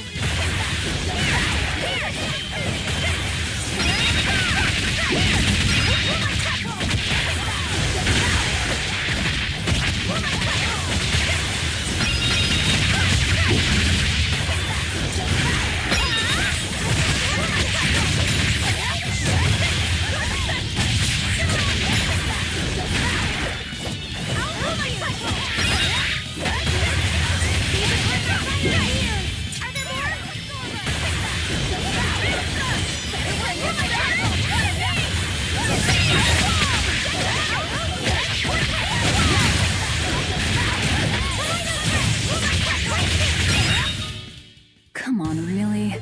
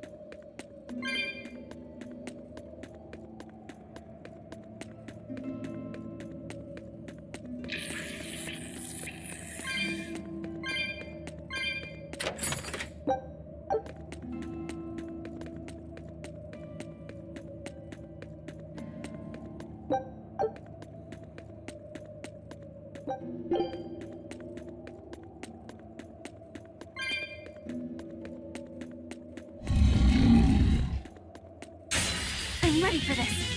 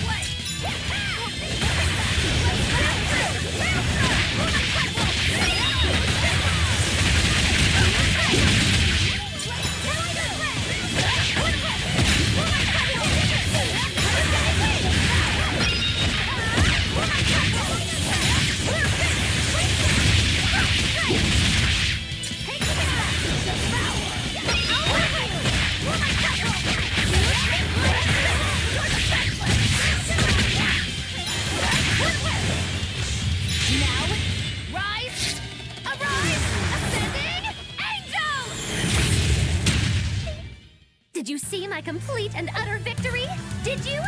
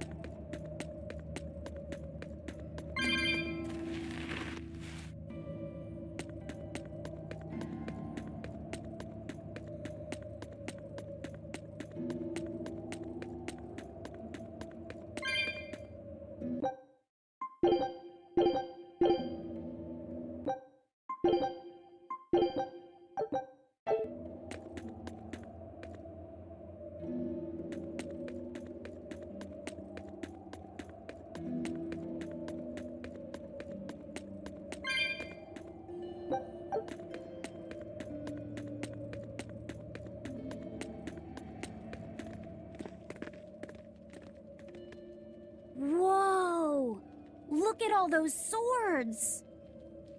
That's what happens when the legendary blacksmith Kurogane toils so hard, he forgets to die. I gave up everything, thinking of nothing else but forging a sword that could surpass Stormhowl. And before I knew it... You had traded your humanity for demonhood. I see I'm not the only one. So great was your grudge against your brother, the inheritor of Stormhowl. Well, guess we're not so different.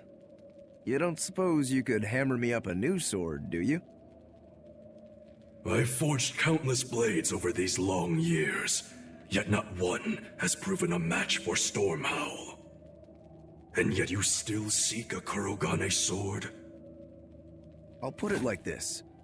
No matter how much you've failed across the centuries, you've never broken. Well, I'm the same way. If anything can break Shigure and his god blade, it's the bitterness I carry. Strangely enough, seeing you and your brother has given me an idea that might work. I will forge you a new blade. Should we get some Brightstone? Nope. No need for that. Huh? Should I take it from the top? If you would. My arms are all I'll be needing.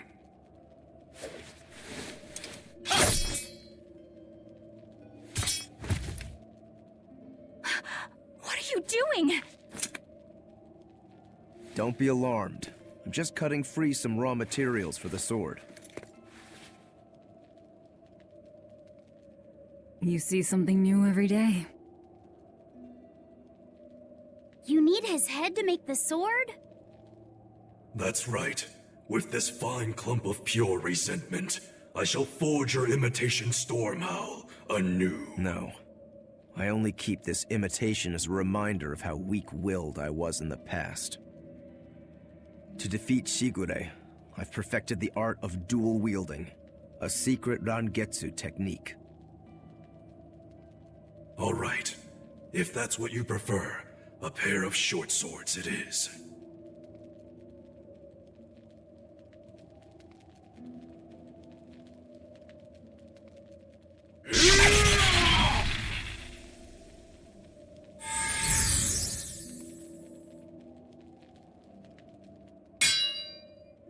Whoa! We'll wait outside.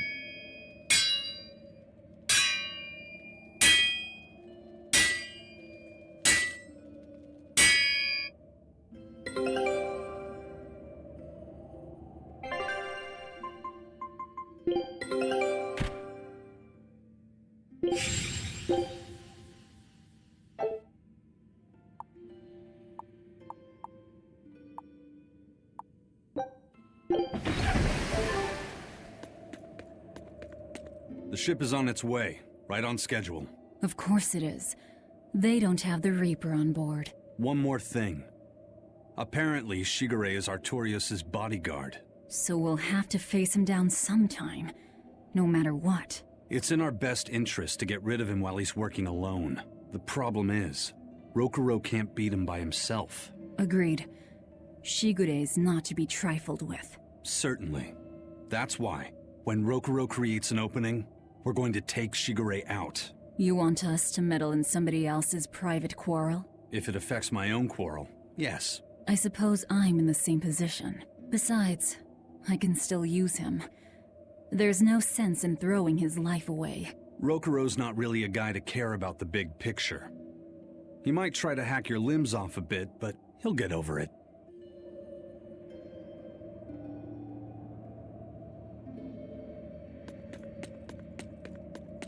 Rokuro, Kurogane, I just do not understand them. You saw them. Demons. We're crazy. Sure, but they go through life with such crystal clear sense of purpose. Even demons have things they're not willing to let go. Or do you think us mere animals, running around killing people left and right? I know. I understand demons still have a certain consciousness, but I look at those two and they seem passionate, like normal people. Well, I've yet to meet a human so passionate he'd chop his own head off. Do you have a purpose like they do? I do, in fact. Ever since Artorius used my brother as a sacrifice. Typical demon nonsense. The Abbey exists to protect the people. Yes, sometimes cold, painful decisions need to be made to protect the many. But they never stoop to human sacrifice. Besides, as shepherd, Artorius will cleanse the world of... If that's what you think, ask the precious shepherd yourself. Ask him just what he did 3 years ago. He wouldn't. He'd never...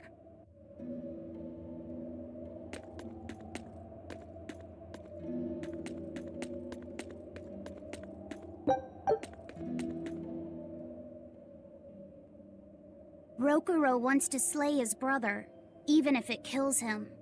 And Kurogane had his own head lopped off just to forge powerful swords. How do those two find it in themselves to go so far? It's just how they are.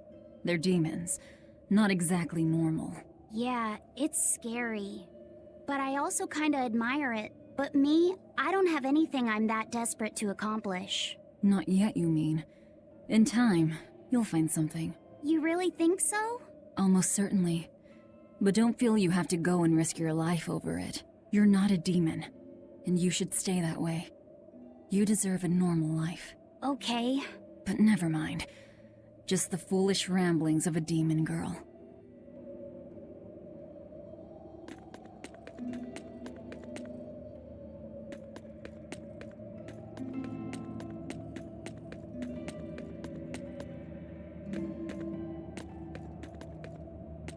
I made Bienfu rush out to the docks to scout the place out. Pretty smart, am I right? I pity that creature sometimes. That Kurogane, though, what a character! Giving his own body to forge a sword, like some kind of ritual sacrifice. Ritual sacrifice. It's certainly something only a demon would do. It was a necessary sacrifice in order to gain power. A necessary sacrifice. What a vicious turn of phrase. Indeed. Still, I can't say I'm not thrilled to see how it all turns out. If what you give is mere meat for a god's morbid lunch, could there be a more trivial sacrifice? But if the offering is one's own body and soul, even a single hair can be portentous. I wonder which he will have been in the end. Bad news! A group of praetors have left the docks and are headed this way! They said they were coming to purge Eleanor the traitor! Purge? Velvet, what do we do? We take them head on. And you're fighting with us, Eleanor. An order, I presume. It is. Protect Laphicet and defeat the exorcists. All right. I understand. Just remember, if we lose Eleanor, Laphicet will turn into a demon. I haven't forgotten. But we need to pool all the resources we have. She needs us for her own ends. And we'll use that to our advantage in this fight. Just don't push your luck too far, Velvet. And so recently was she a noble, upstanding young exorcist. How quickly one falls when entering Velvet's dark orbit. Ask me if I care.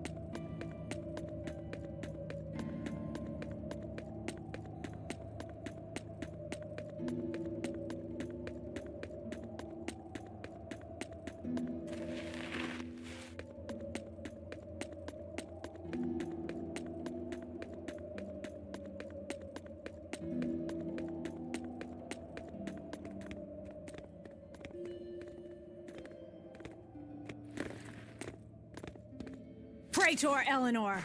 You should be ashamed of yourself, cowering to demons. Your collusion could spell disaster to the Abbey if left unchecked.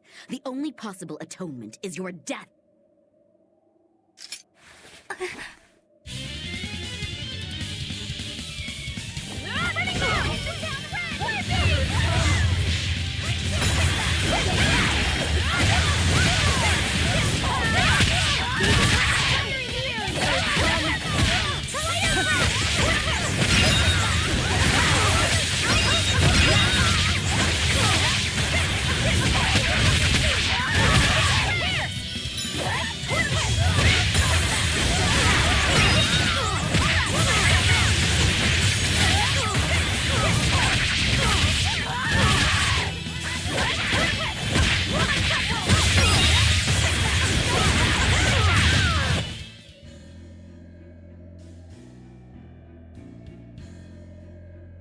You've betrayed the people and sullied Artorius' ideals. No, that's not... Velvet, she's testing me. I know I have to fight. My mission calls for it. But any more of this will kill them. Time for you to die and be purged! Eleanor! I can't do it. I can't kill them. I'm not done yet. There. Now we're even, Eleanor. You've got new swords! Sinister. I like it. I take it you're ready. Yeah. All that's left is to kill Shigure. With me as a witness. I... Keep on fighting like that, and you'll be killed. And if you get killed, Laphicet will lose his vessel. I know that.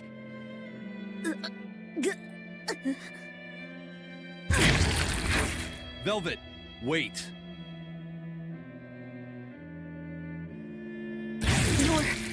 You're not going to kill them? I'm just not that hungry right now. I've got new orders for you. Fight the exorcists, but make sure they don't die. Understood.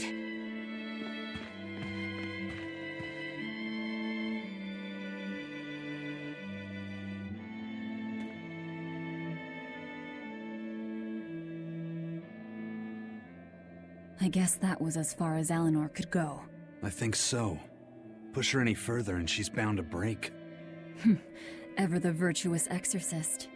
That very virtue is what lets her be Laphicet's vessel. Besides, I can't help but admire her commitment. She's enduring total disgrace to accomplish her mission.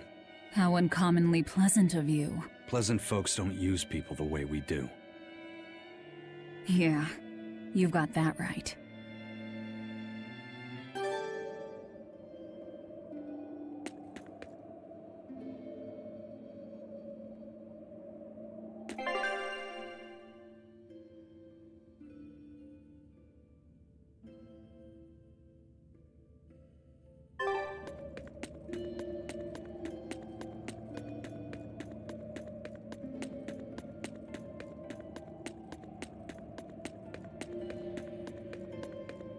Hey, Bienfu?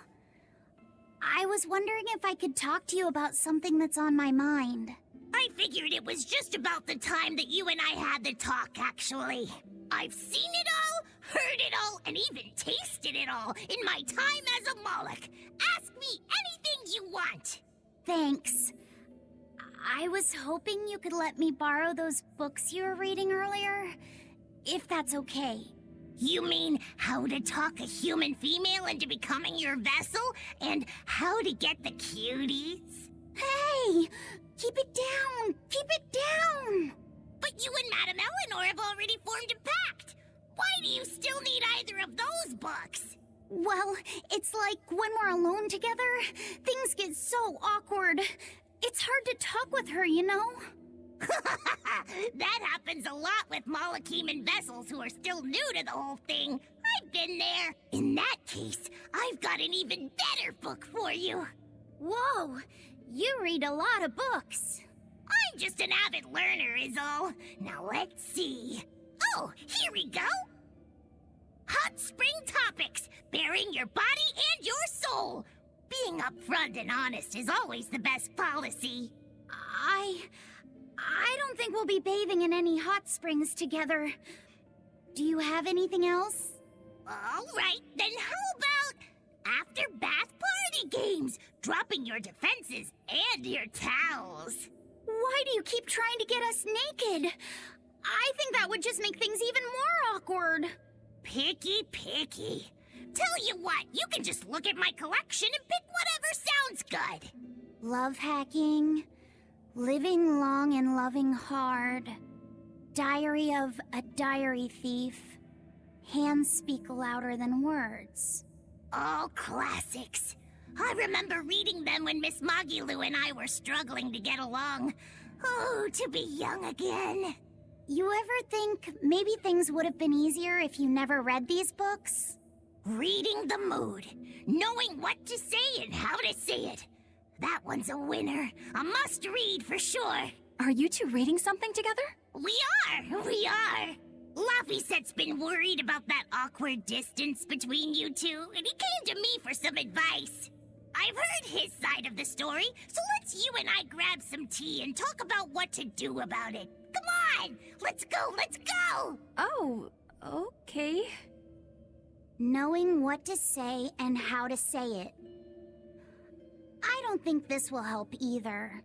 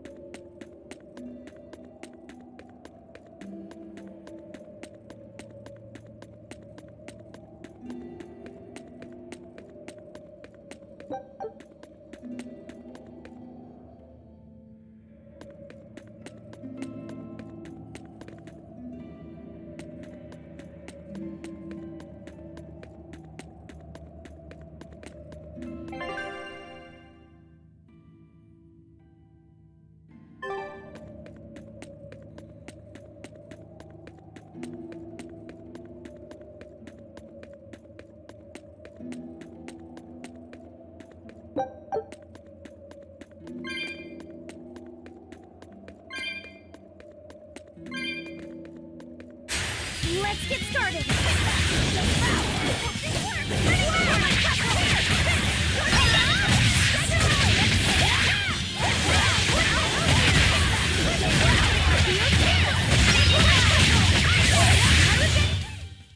Not bad. You too.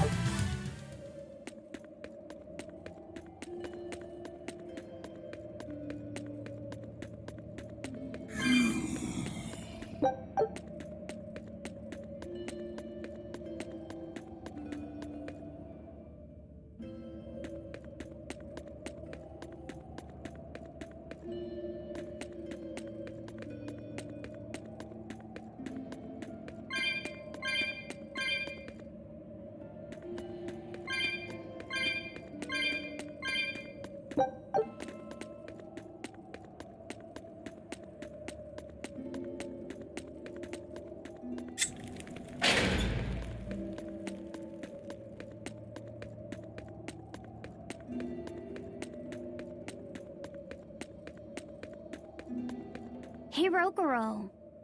Why did he call your storm howl a reject? Well, you see, when blacksmiths make swords, they don't just make one at a time. They make a whole bunch. The best one of them all is the one that gets presented to the sword's commissioner, while the rest are tossed aside. Huh. I didn't realize the standards were so high. The head of my clan gets the real storm howl, and his siblings get the remainders. So one is real, and the others are imitations? I guess so. Shigure has the real one, and... yeah, guess that makes mine an imitation. I'm sorry, I didn't mean to imply... Don't apologize. You got me to finally realize something. It might just be why I'm so hung up on beating him. Oh. And to Velvet, which Laffyset is real, and which is the imitation? Oh, what are you saying? She means my name. It's the same as Velvet's brothers. Huh? The one who went and got sacrificed by Artorias. Surely you are mistaken. Our shepherd would never do such a thing. But what else could make Velvet hate Artorias so much? I don't... So you have a truth, and Velvet has a truth. Now which is the real one, and which is the imitation?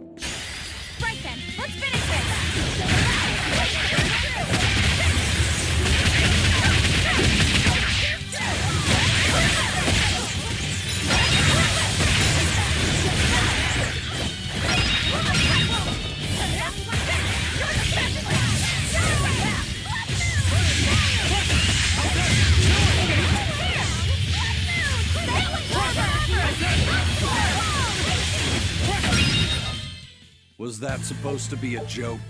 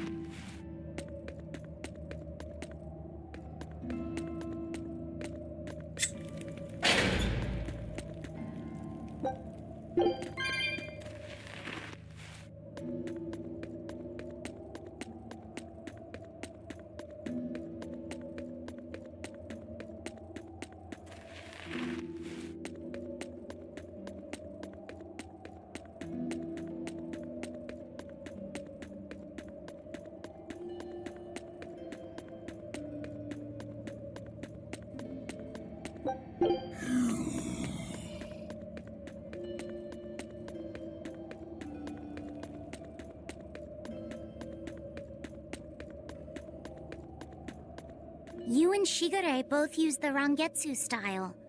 But to me it looked like you both fight completely differently. Why is that? Our school encompasses two distinct forms. To the outside world, we're known for fighting with a single greatsword. But we also study dual short swords should need arise. So, Shigure uses the greatsword, and you use the short. In most schools, wouldn't the secondary technique be used primarily in support of the first? That's true for us as well. We learn the dual short swords to provide sparring partners for those studying the greatsword. Then why would you handicap yourself against Lord Shigure? He's no mere swordsman. As I'm painfully aware, Shigure is a true master. We trained together since we were small children. I was his sparring partner for 10 years.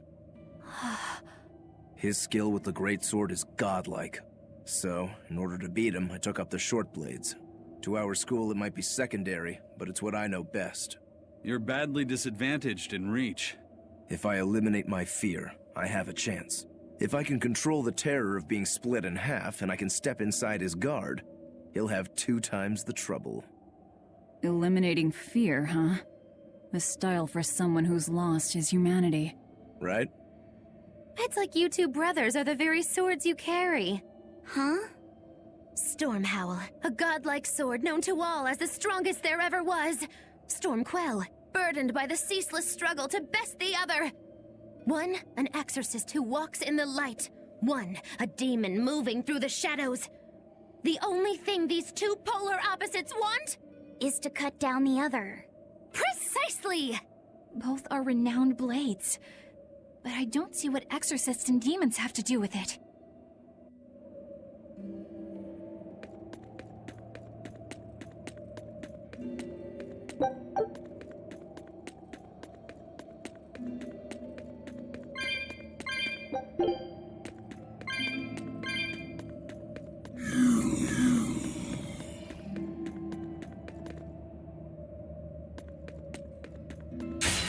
I'll end this quickly.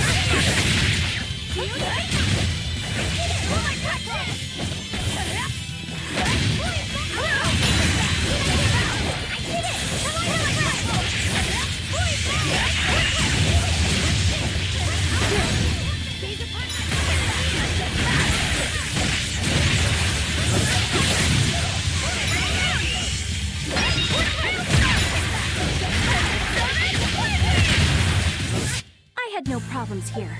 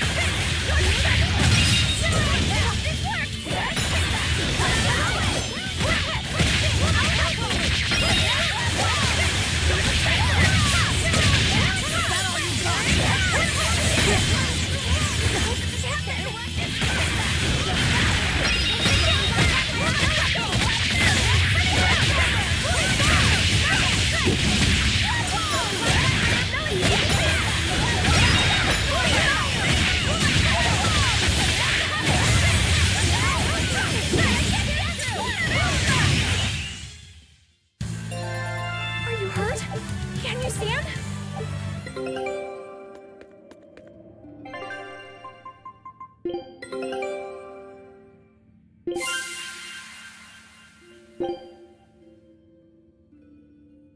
Scout ship setting.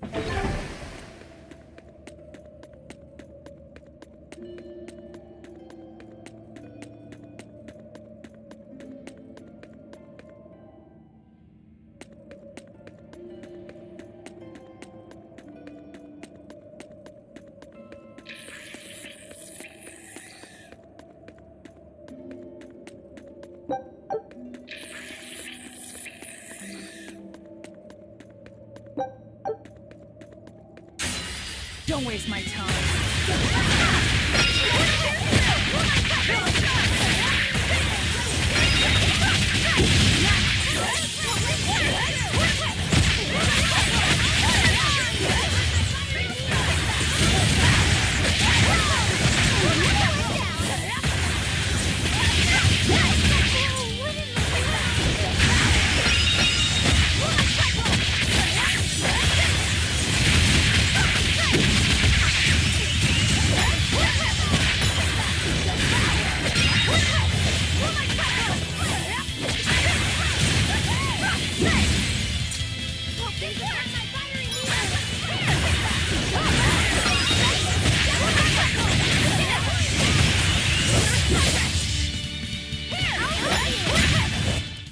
Come on, really?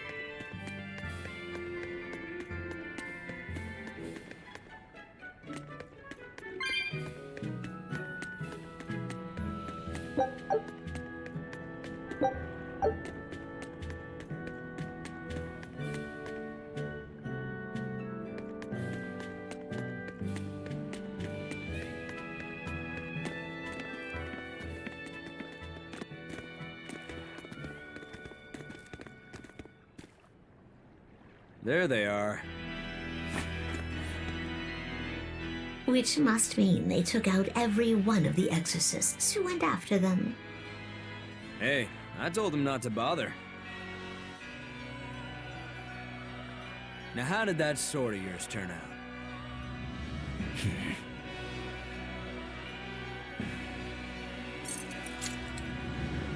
Fine, I'll find out for myself.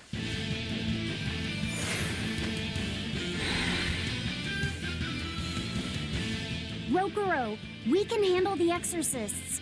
Go and find your victory. Thanks.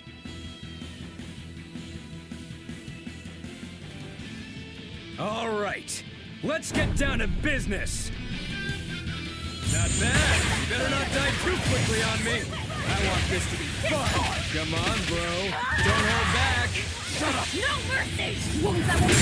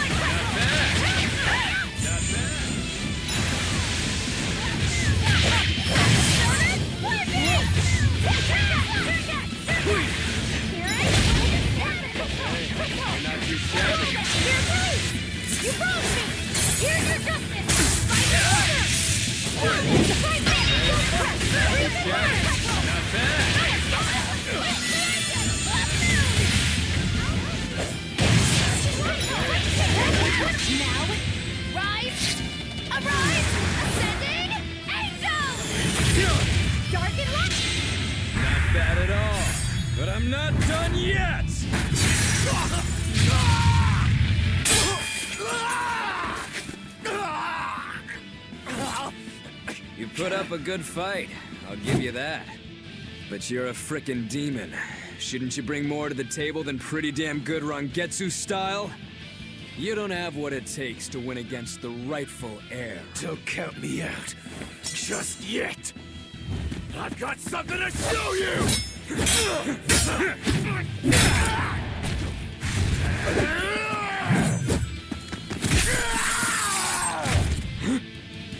Take this!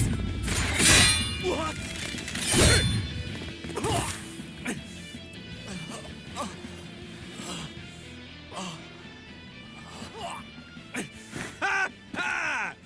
Now that was clever! Giving up one of your own hands to go for my neck. If I was just a second slower, I'd be dead now. I like it. This is what I've been looking for. All right, let's call it good here. Listen up! If y'all want any hope of beating me, come find me once you're more skilled and better armed. I'll cut you down. No matter how many times I lose. No matter how many years it takes. There we go. That's the face I'm looking for. So vicious. It's perfect. What is wrong with him? Shouldn't you be worrying more about your own skin? The entire Abbey knows by now that you're a traitor.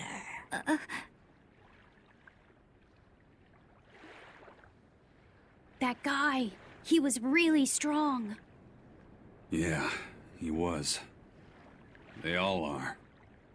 But we will beat him if we must. No matter what it takes. The Von Eltius here. Let's get going. Please, take me with you. I'll make a sword that surpasses Stormhowl yet. I know I will. But for another blade to beat Stormhowl, its wielder must be a swordsman of unmatched skill.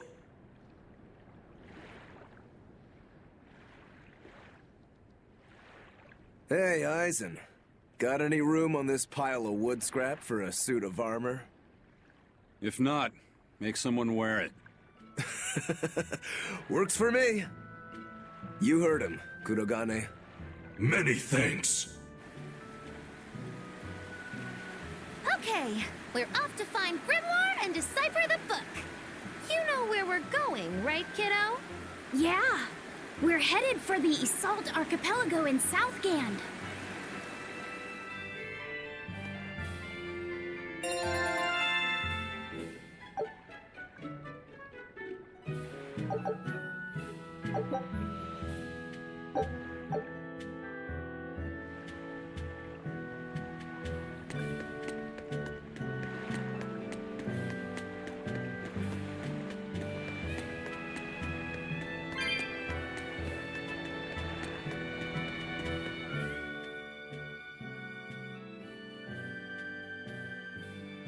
Velvet's demon hand.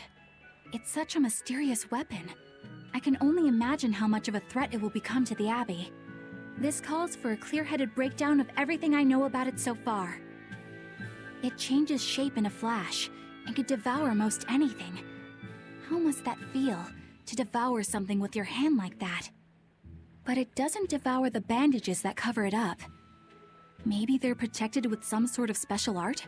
Likewise, the rest of her outfit can't be ignored. One would think she wouldn't want to wear such ragged clothing, yet she clearly has no inclination of buying something new. I suppose that could be taken to mean she has some sort of attachment to it. But that top is really big for her.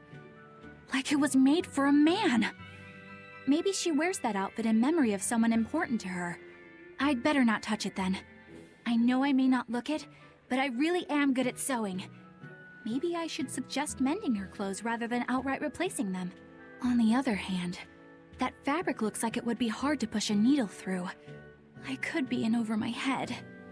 But the tougher the fight, the more I get fired up. Of course, Lord Artorias would probably scold me if he heard me talking like that. Who'd scold you for what now? Oh, well, I was thinking about sewing. I mean, your clothes, they're all beat up, and I thought that if I offered to mend them for you, you'd probably scold me. Wouldn't you? You'd mend my clothes? Have they been worrying you that much? I mean, not like constantly or anything. It just crosses my mind from time to time. Are you good at it? Yes. I'm told I come across as awkward sometimes, but if nothing else, I'm good with my hands. I see. All right, if I ever need it done, I'll come to you. Good, just leave it to me. Are you feeling all right? You're really sweating. The heat and the cold doesn't bother me at all, but you're a human, so you need to take care of yourself. And if you keep soaking in your own sweat, you'll catch a cold. Besides, I don't imagine it feels that great. You should keep washing and bathing on your own schedule, like however you did before falling in with us. Just let me know and I'll make it work. Because the guys aren't considerate enough to stop and ask you if you need to. Sure. All right. Thanks. That was a surprisingly normal thing for her to say. I probably shouldn't bother with her clothes for now. We girls have to be considerate of each other.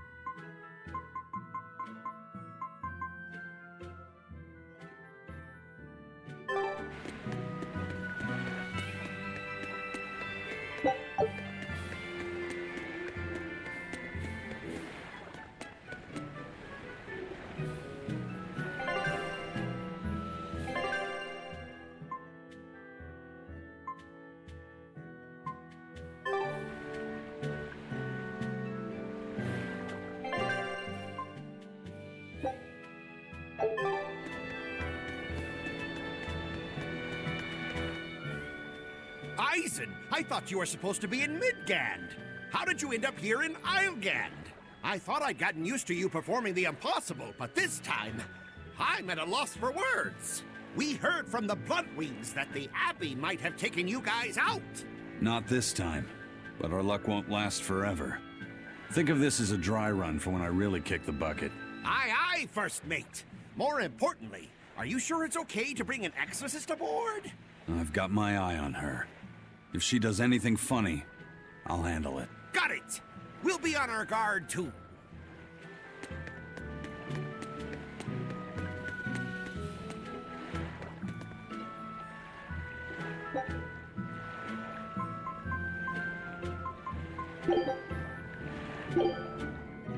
Here I come!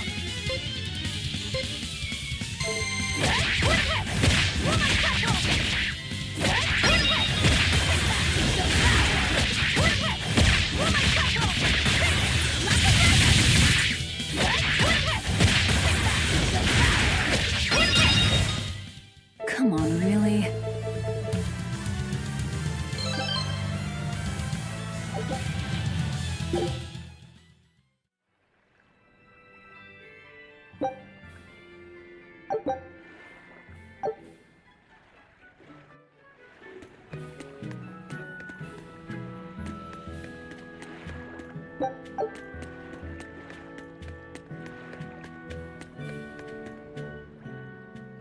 So, you guys made it.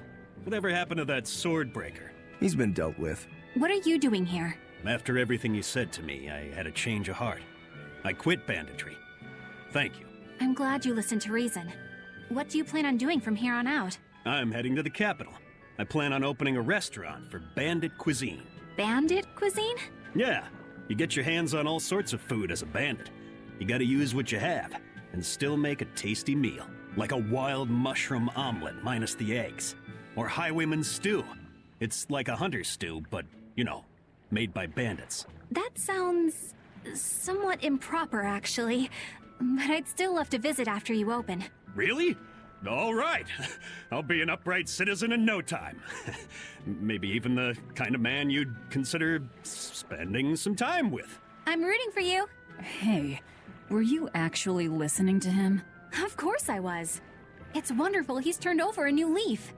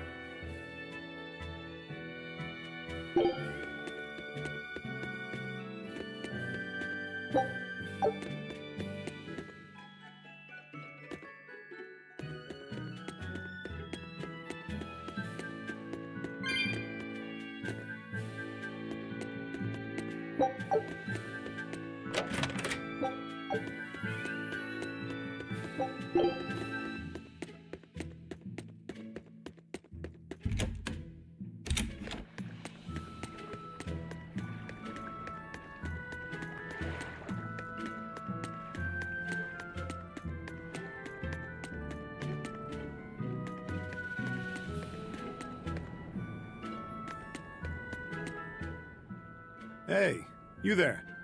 That's one impressive sword you got. You know a lot about swords? I'm a novice swordsmith. Been at it for 20 years. Now, I'm finally able to make a blade worthy of the name. 20 years? And still just a novice? It's a competitive world out there for a swordsmith, especially here on this island. But I heard many swordsmiths have given up. There's less ore around nowadays, and swords don't work against the demons. True, swords are useless against demons. Unless it's an exorcist that's using them. Kadnik's weaponry has always been prized in Midgand. The Abbey recognized our talents, and now, business is booming. All the smiths here are grateful to the Abbey. They're keeping all of us alive and fed.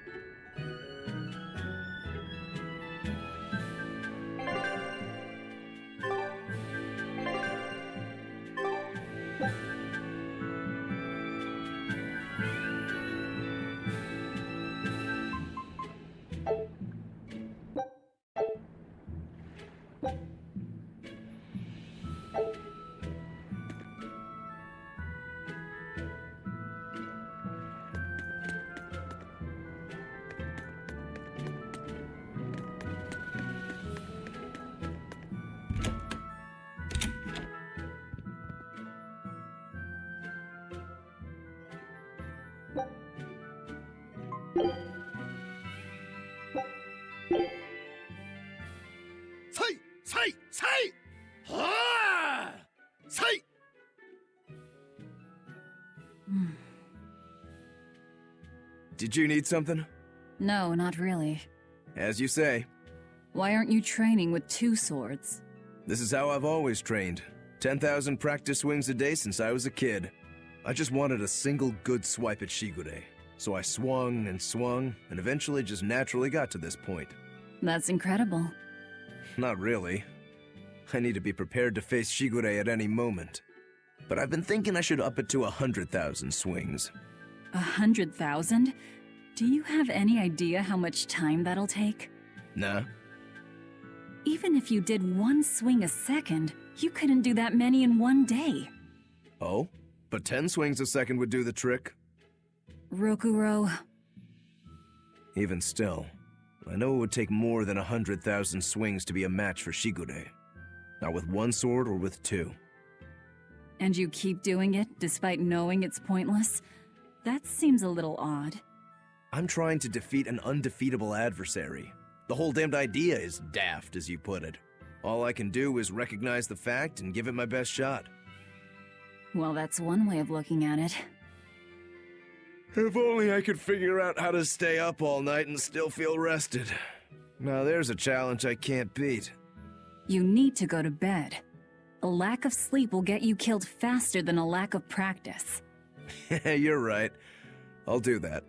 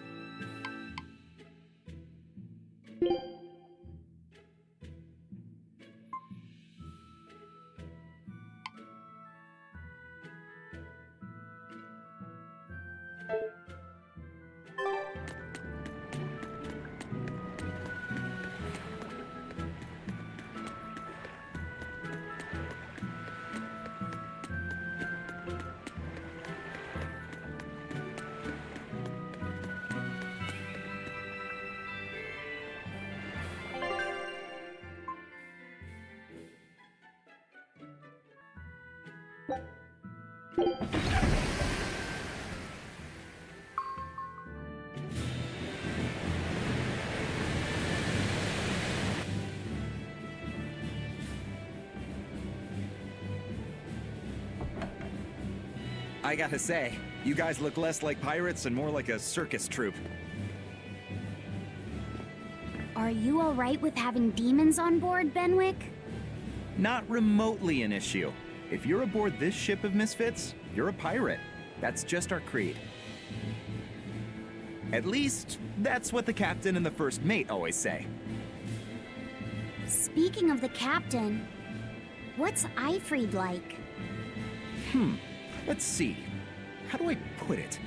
He's like if the sea were a person, and that person had a pointy beard. Huh. A bearded sea? Look, everybody on this ship is an outcast from society in some way. Despite that, Captain Ifried accepted us for who we are, and took us all on board. So he's a kind man. Well, would you say that the sea is kind? How would it feel to dive in with an open wound? It would sting. A lot. Quite so. Some days he's calm and steady, and others he rages. He can be shallow, deep, even a whirlpool. Sounds like he's a little scary and hard to read. Yeah, sometimes it's hard to serve him, but that air of mystery keeps us around and makes us want to take those jumps. At the end of the day, the dread pirate Van Ifried is one hell of a guy. He sounds like Velvet in a lot of ways. Wait, what? How so? I didn't describe him right at all, did I? Benwick, we're changing course at once for Port Renede. Sir? What's going on? 3 of our men have collapsed from the Corsair Scourge. They first showed symptoms 3 days ago. How are you holding up? I'm still doing all right. But if this really started 3 days ago, that means we're all carrying it, doesn't it? That's what I'm afraid of. But if we head straight to Port Renede, we should be able to get medicine there. I'll check on everyone's condition. Make sure everyone stays hydrated, including yourself, understand? Sir, yes sir. All hands, assume emergency positions. The crew's holding up well for a bunch of folks at death's door. What do you mean? Is this Corsair Scourge fatal? Quite. No one knows what causes it, but it starts with a high fever and ends up with the body falling apart like sand. Like sand? Once, there was a great band of pirates who ruled the seas, but the disease spread through their ships and killed every one of them. That's why it's called the Corsair Scourge. Does that mean we've been infected as well? You humans, for sure. Only humans fall prey to the Corsair Scourge. Then it could have gotten to you too. Right, Moggy Lou? Oh, right. Alas, that my glorious saga should meet such an ignominious end! I can't allow our vessel to die from this. If you start to feel ill, speak up. I will. All right, we'll all be helping out in the search. Everyone but Eleanor, that is. Huh? Oh, why does she get to stay? I might be dying too, you know. You're a witch. Magic yourself healthy. Now quit whining and get going. Oh, not even a witch is safe from the ravages of the Reaper's curse! The Reaper's curse?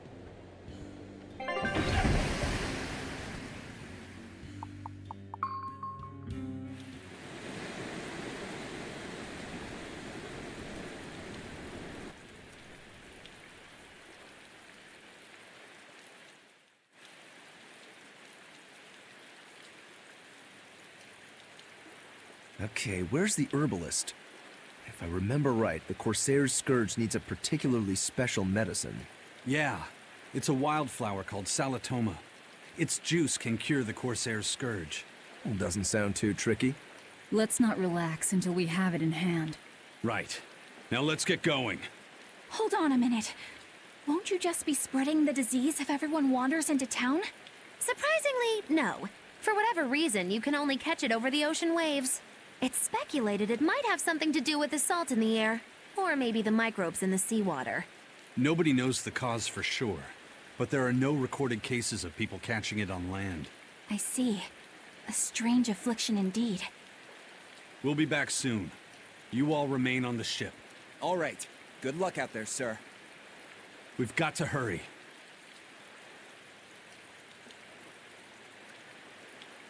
Salatoma. Is this really going to be necessary? What do you mean, Eleanor? Oh, nothing. It's just, well, the herb is known to work well for fevers and the like, but it tastes bad. So bad. Some say it would even bring a demon to the brink of tears. Maybe so. But better to drink it than to die, right? Oh, I'm not worried. It just reminded me of stories from my childhood is all.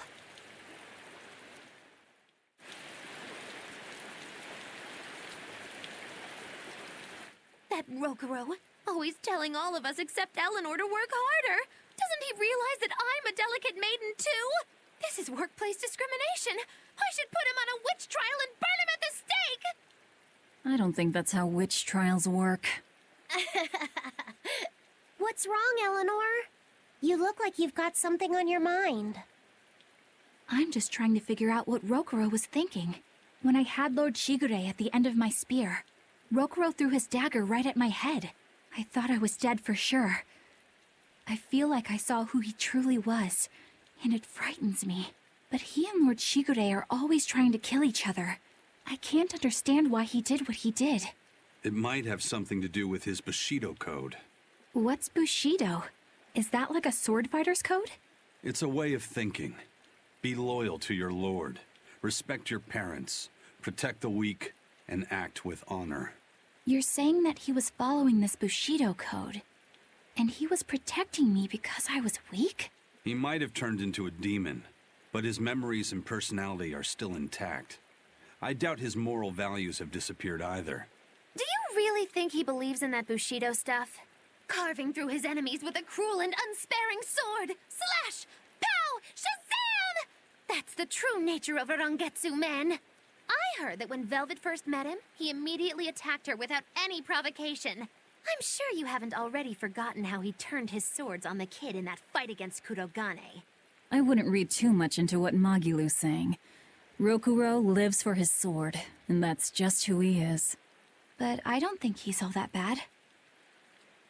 I thought you were the one who called him frightening.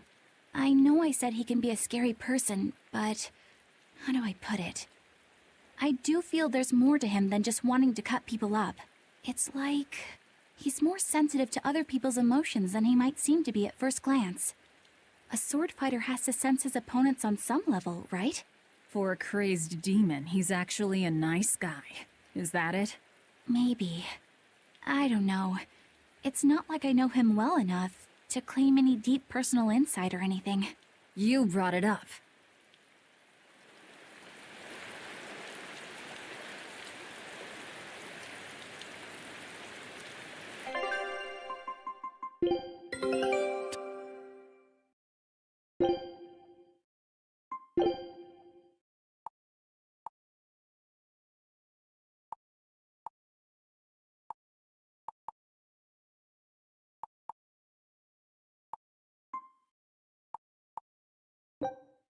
Scout ship setting.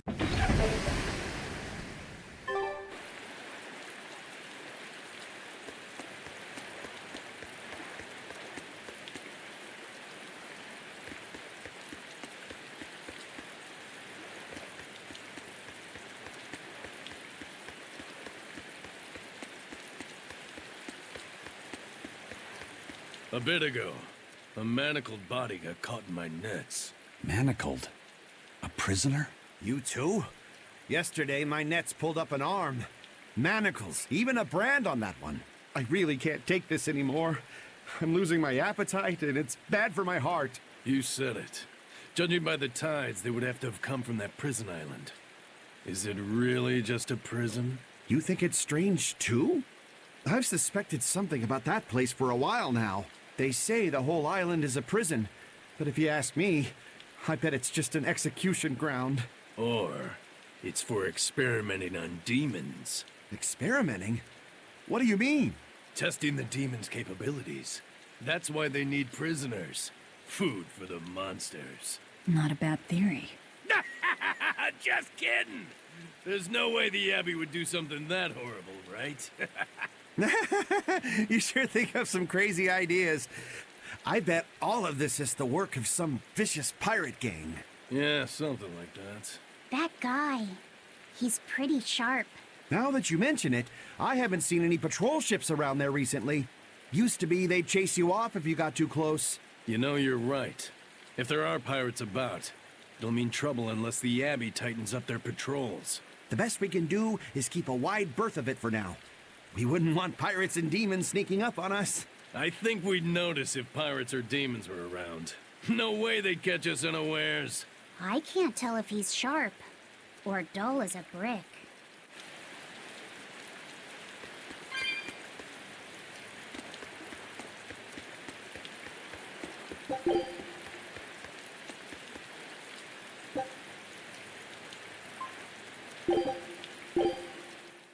Here I come!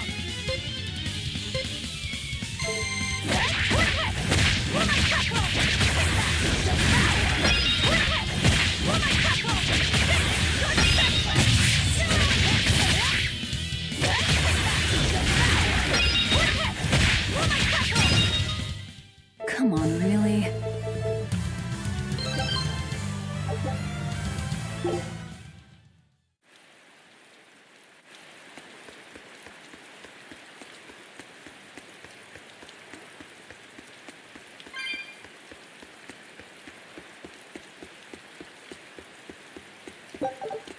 That's an interesting bridge. This bridge has a bit of history to it. Port Renede was originally built here on this inlet. The water's deep enough for ships, but as you can see, it's a bit too narrow for a port. Large ships couldn't come close without a top-rate crew, so Port Renede was used almost exclusively by smaller ships. What about the Von Eltia? We're the best of the best. We came and went as we pleased. So your point is you wanted to brag? Hey, let me finish. The people wanted their town to grow, so they built an outer harbor for large ships, and this bridge to connect to it. Uh-huh. So that's why the port and the town are separate. But there's more. We secretly helped provide the funds and resources for them to build it. So you are bragging. And did this bridge bring prosperity to Port Renede? No. The Abbey began regulating shipping and travel, right about the time the town finished building the outer port. If only the seas had remained free, Port Renede would have developed into a center for commerce and trade. I suppose things don't always go as planned. Then again, even if Port Renede became a bustling port, we still would have no trouble slipping in or out. I'm not biting this time.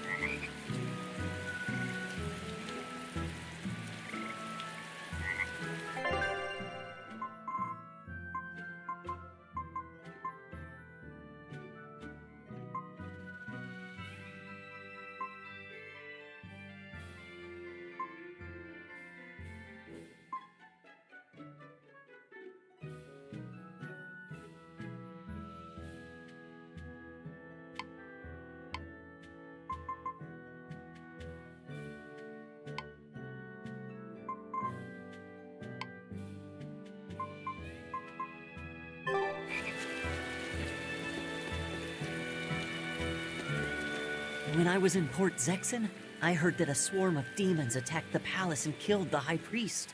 No way! Isn't the palace the most heavily guarded place in the world? How did the exorcists let that happen? Bad news really does travel fast. They say that the demons were disguised as humans, but were actually enormous monsters twice the size of any man. They had razor-sharp horns and 3 burning eyes. They could take over your mind just by glaring at you. If the demons were that terrible, no wonder the exorcists couldn't deal with them. Some rumors say they escaped. Some say a legate took them down in a climactic battle. But no one knows the truth. We should be ready to run in case they show up. Is the world falling apart? Will the bad times return again? A horned giant with 3 eyes, huh? Velvet, you're one scary lady. They said swarm, so they were talking about you, too.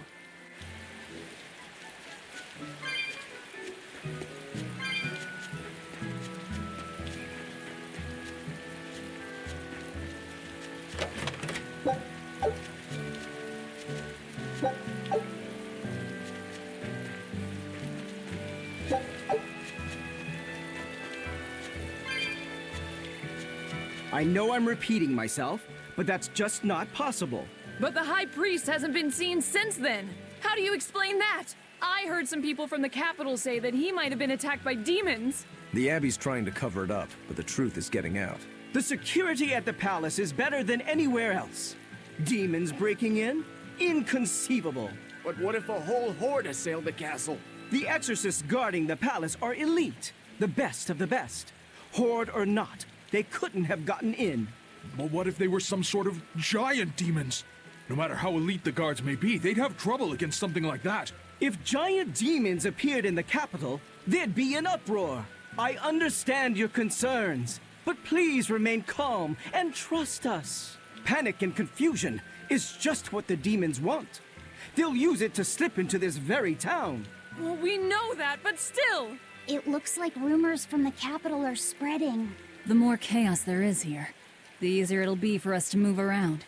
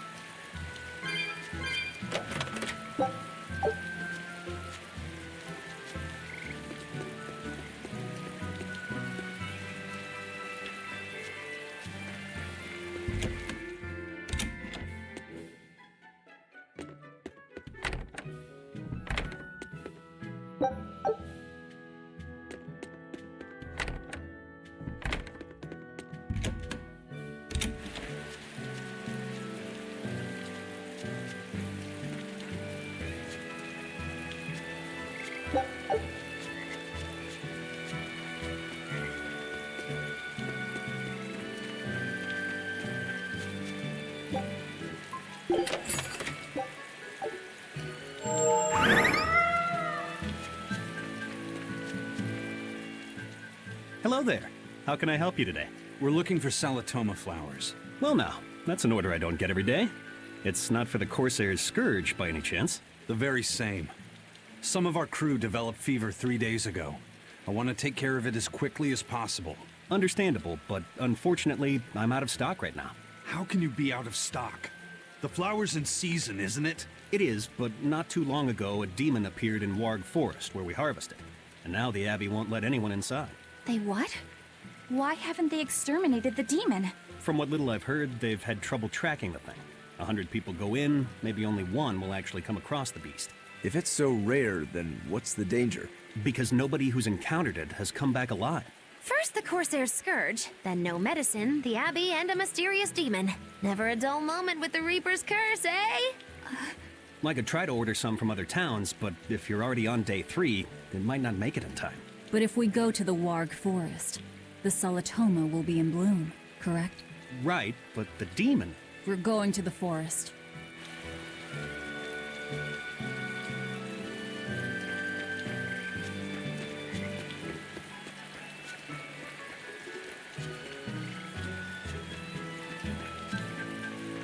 Dad, I can't take it anymore. I can't deal with life in this village. There you go, with the whining again. Those two... they seem to be rather upset. Best stay out of it. They're going at it hammer and tongs. The phrase is hammer and tongs. I'm not whining. It's been 10 years and the village is no better off than when we started. Every year it gets colder, and every year our harvest gets worse. And the risk of demon blight hasn't gone away. Your point? Compared to other regions, Westgand has fewer cases of demon blight. Other areas are suffering worse from the cold and the demons. I'd say we're better off here than anywhere else. You're saying we're lucky that all we have to worry about is cultivating this inhospitable land? Don't be so impatient. We'll see results. Westgand has incredible potential. If we keep working this land, eventually it will become a prosperous place. Maybe not now, but in 100 years or 1,000, our descendants will have joy and plenty. That's enough for me. There you go again. Who cares about ancestors? I'm talking about... Good man, your words have moved me. As an exorcist, I promise to work my hardest to end the demon blight and help people like you find security. Oh, thank you for your kind words, young exorcist. Then I have a request. How about you start helping by marrying this fool son of mine? What? Ever since his lover gave him the slip, he's been whining like this non-stop. I'm very sorry, but that wasn't exactly what I had in mind.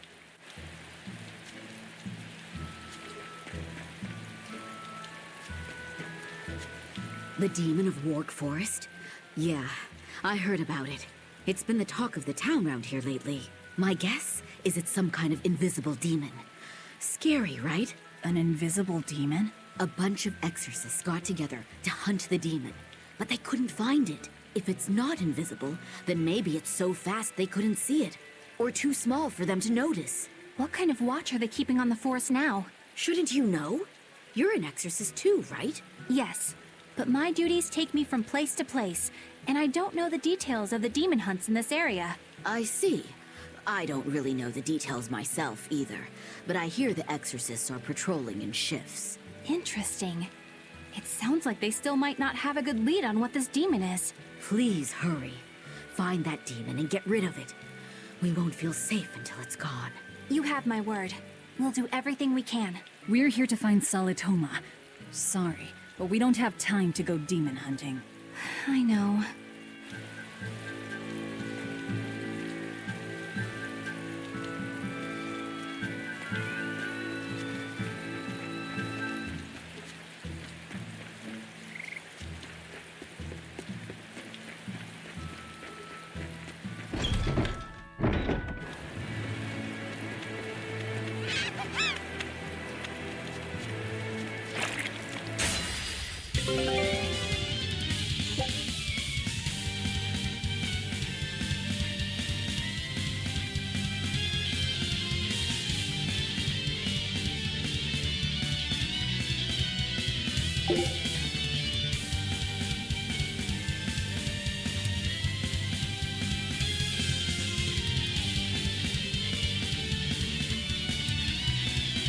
Everyone attack! Let's get started!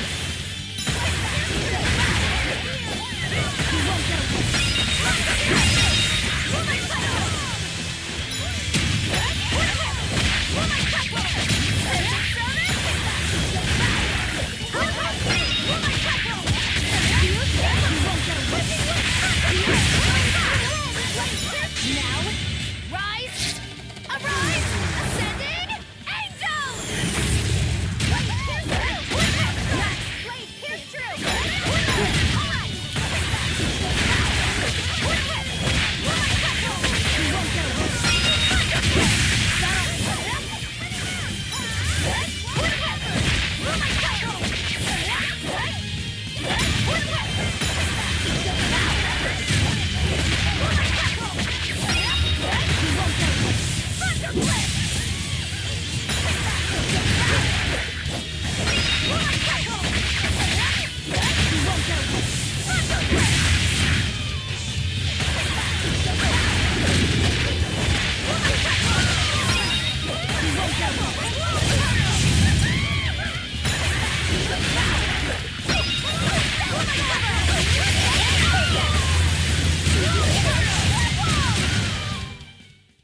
I'm not a fan of long, scary things. Have you looked in a mirror lately? You really go crazy.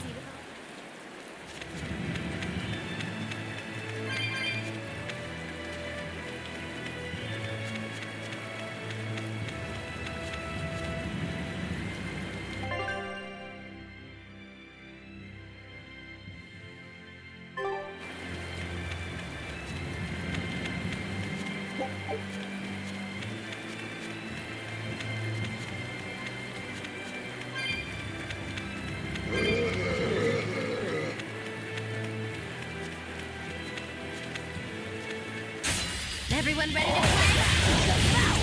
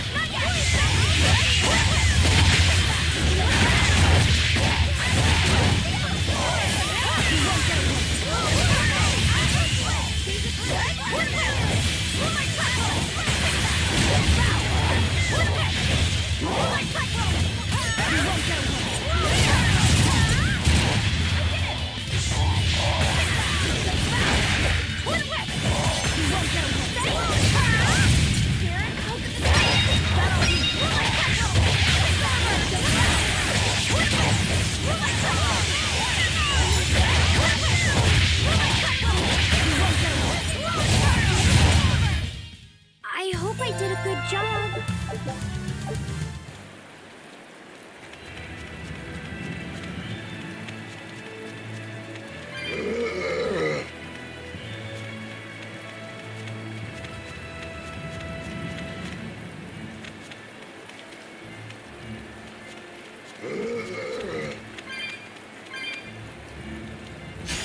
Always be on guard.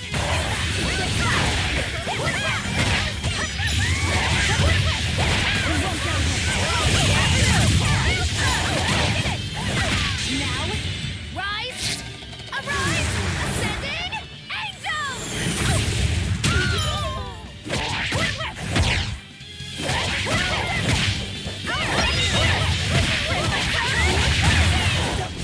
Well, that about does it.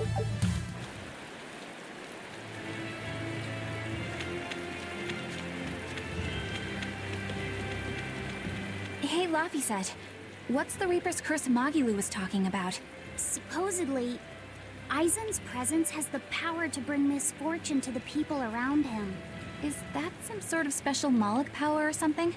It's worse than mere misfortune. At Vortigern, there was a sudden mass outbreak of demon blight, and many of his fellow crew died on his watch. I find that a little hard to believe, honestly. The Reaper's curse is all too real. It was the Reaper's curse that tore me from you and got me captured by Miss Magilu. Oh, is that so? I missed you so much. The hazy halcyon days when I would blow on your cheeks to make your tears dry up. Hey, that's not... It must be destiny that we've been reunited. How I wish I could return to your side once more. Do what you want. I don't care. Really? I won't stop you. Maybe she wants a Moloch who freely divulges a young girl's secrets. I'm fine, thank you very much. I've already got Laphicet to look after as it is.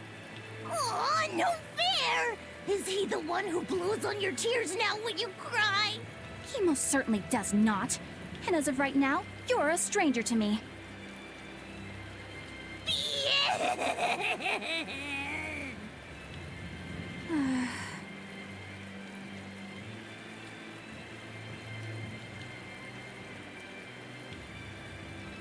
What? Just so we're clear, Laphicet will do no blowing on any cheeks. Of course not. I mean, not that it ever happened in the first place anyway. Just forget it. Yet another victim of the Reaper's curse!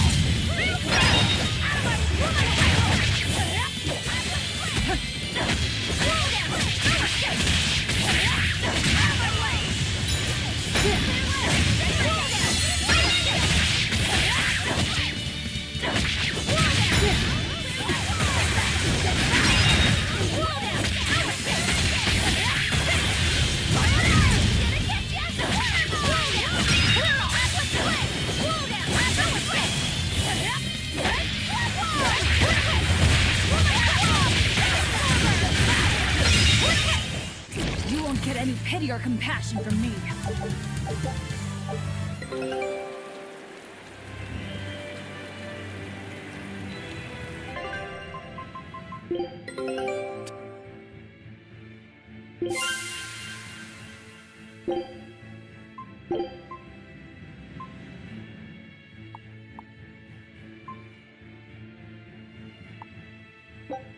Scout ship.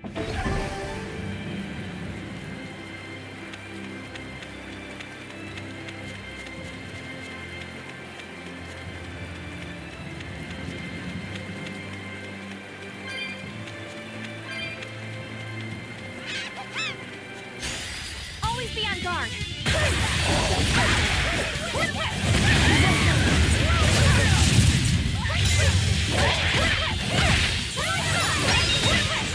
Here's release! You wronged me! Here's your justice! Find an order!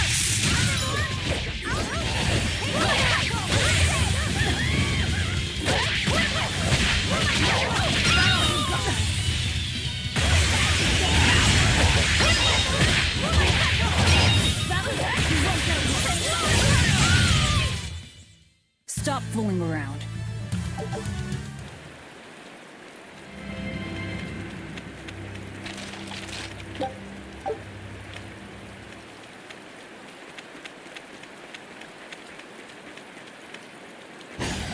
You better be ready.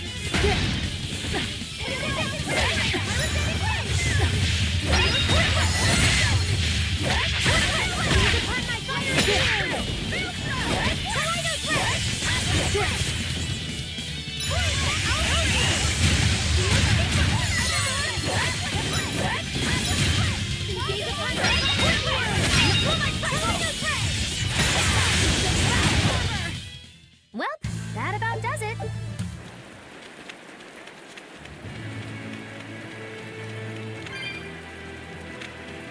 Eleanor, are you feeling all right? Yes, for now at least. I'm glad for that. But please remember, the Reaper's curse is no joke. Is Isem's curse even real? I'm having trouble believing in it. You never know. Talk like that might give you a stomachache, or a blister, or a bug might fly into your mouth. A bug? Miss Moggy Lou, please stop making up things just to scare Madame Eleanor. Like when you said that 4 Navy warships tried to detain the Bon Eltia and disappeared without a trace? Or that Eisen made a stopover on an island and the men there caught demon blight? Or that a man bumped into his shoulder and started laughing and died from suffocation? Please stop. That's even more frightening. That's a pack of lies. It was 7 warships. Everyone on the island, not just men, caught demon blight. And the guy who bumped into me died from hiccups. Hold me. But as far as the Corsair's Scourge goes, you don't need to worry. Just drink the Solitoma juice and you'll be fine. Assuming they're in bloom. Yeah, there is that. I have a bad feeling about this.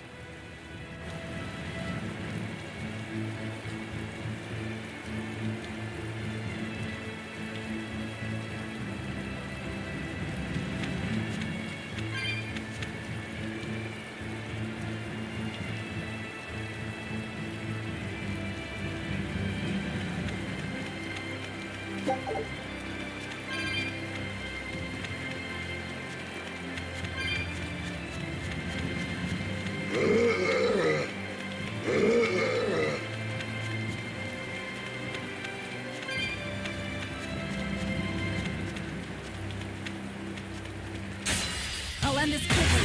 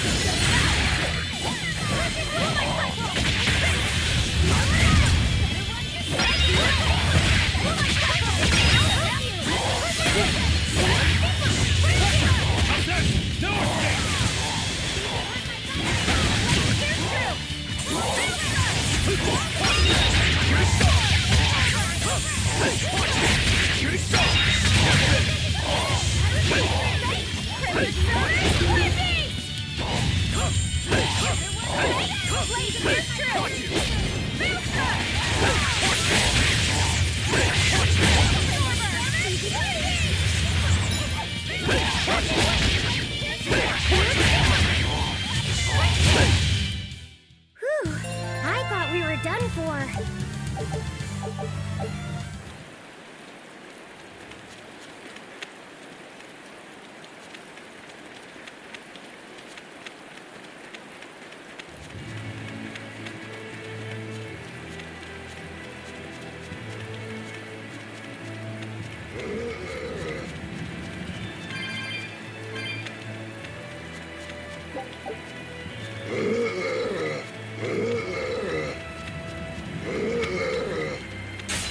I'm ready for this.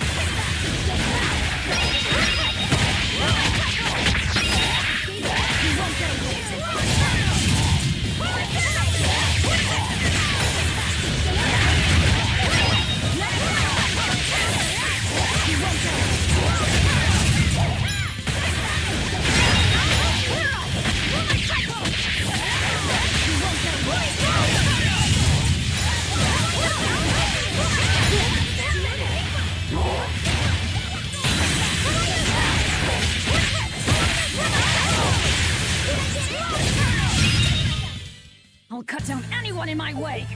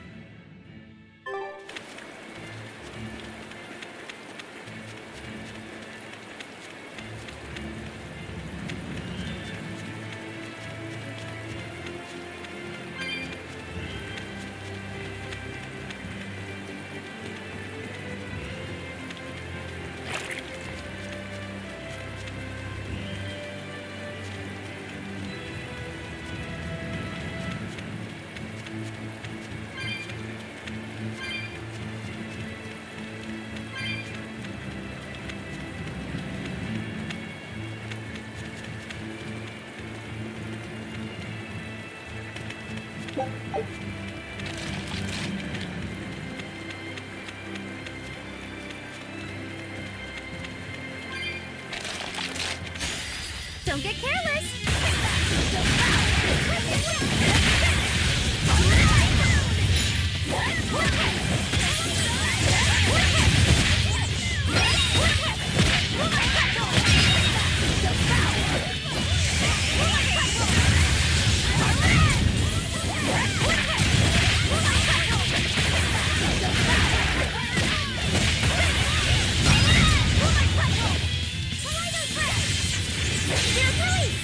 You wronged me! Here's your justice! Fight in order!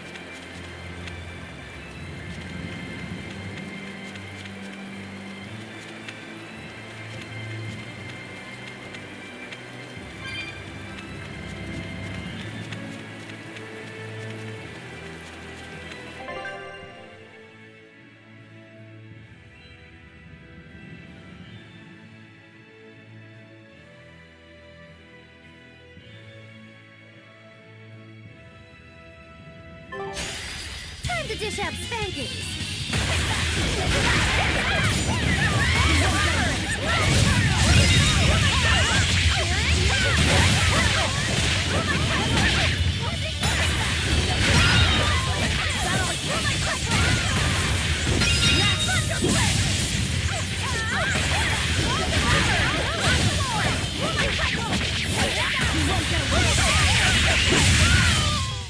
Did you see that? I beat it!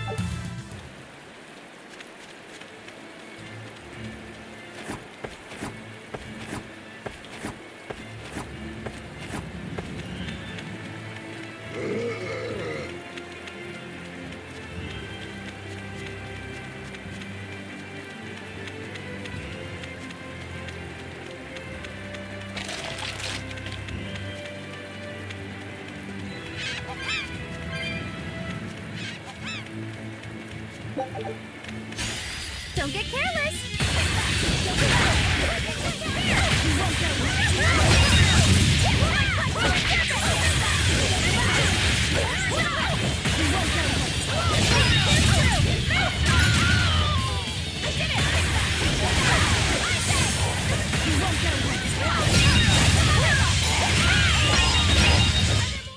You won't get any pity or compassion from me.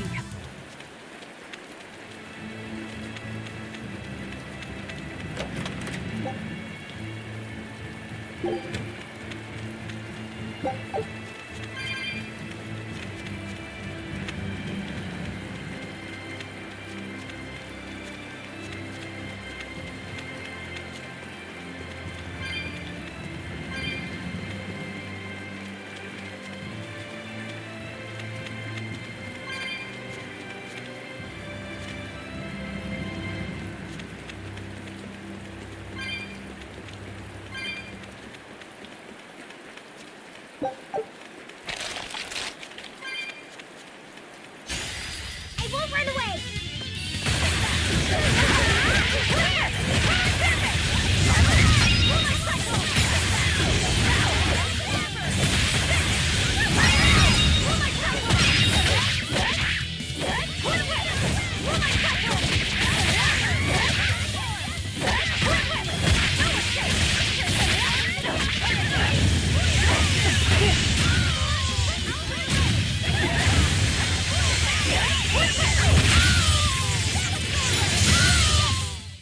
That's the end for you!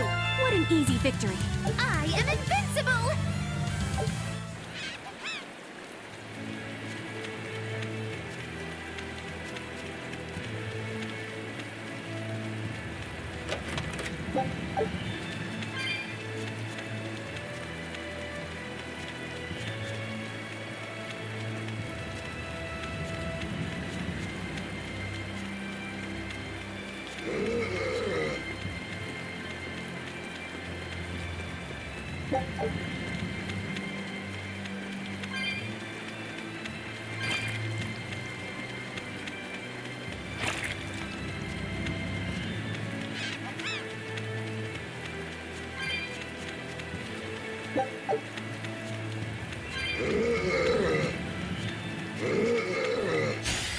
I challenge you!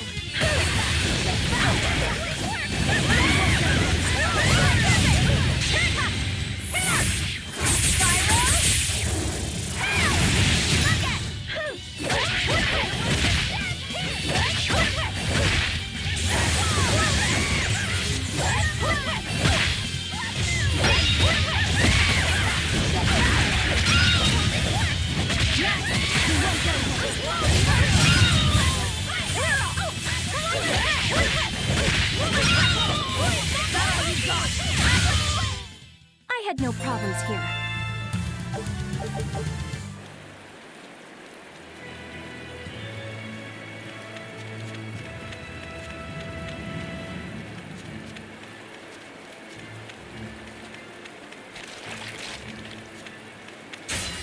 I'm ready for this.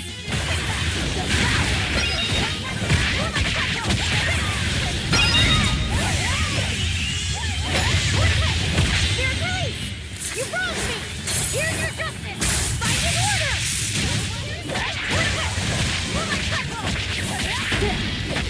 I'll help you!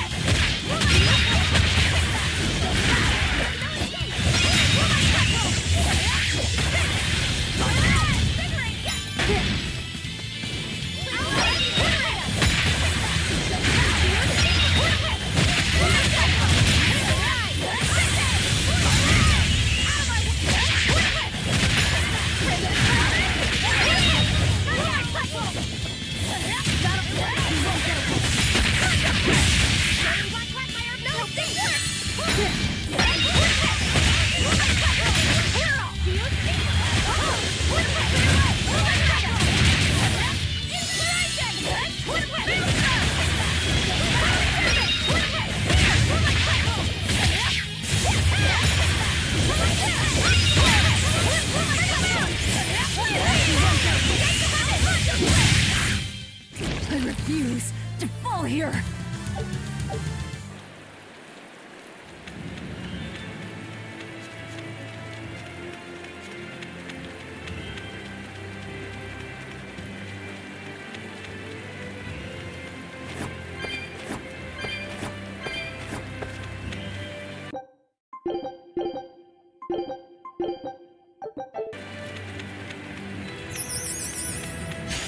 Woo!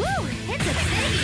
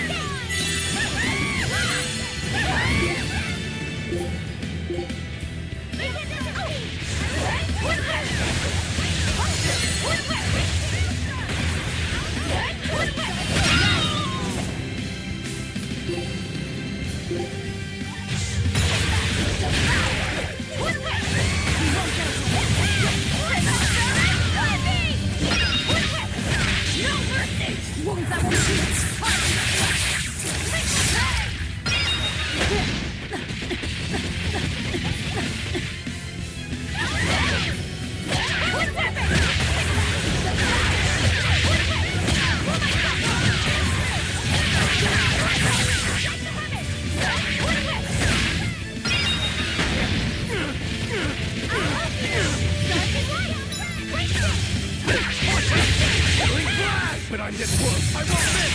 Form zero. Thunder. Hey, clutch. Shooting star.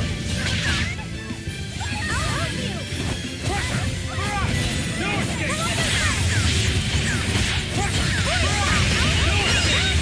Ready to die? Think you can dodge? Just try. Perfect mayhem. Gaze upon my fiery muse! Kaleido set! Quick change! Shield skipper! No escape! Whew! I thought we were done for.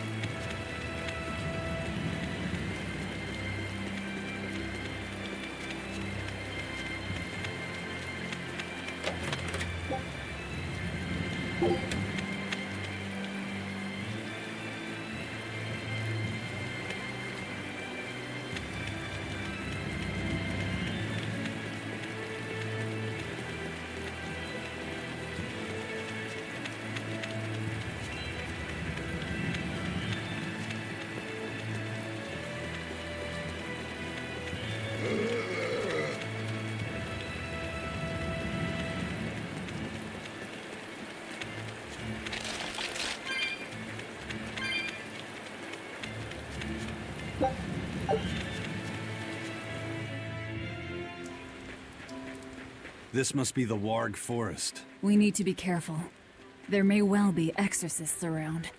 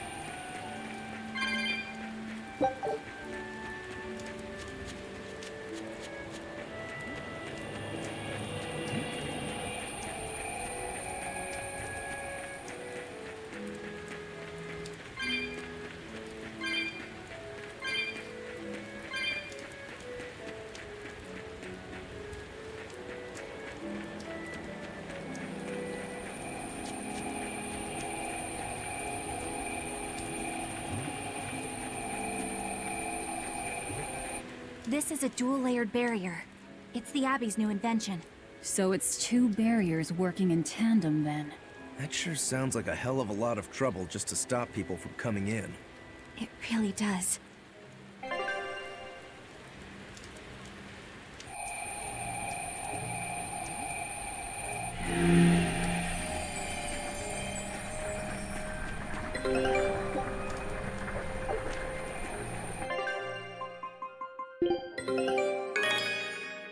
This recipe looks real tasty.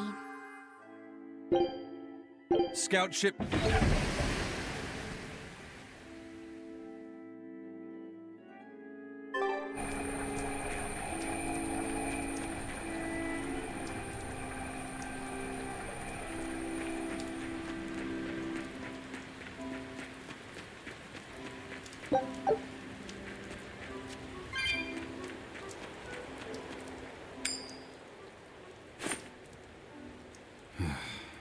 Tails again, huh? That Reaper's curse of yours is consistent, if nothing else. The curse even affects coin flips? Seems that way. A Moloch's powers affect physical objects and can, at times, even synchronize with their wavelengths. And in your case, it's that coin? Yeah. That's why it always comes up tails. You must forgive my skepticism. Whether you choose to believe it or not is really up to you. It might be worth noting that coin is also Eisen's vessel. So is that wavelength business the reason why Laphicet always has that compass around him? That's part of it, but in another sense, it's a kind of proof of his manhood. Proof of his... manhood? Must polish you so you don't rust. That doesn't make any sense. For a praetor, you really don't know that much about the world, do you? I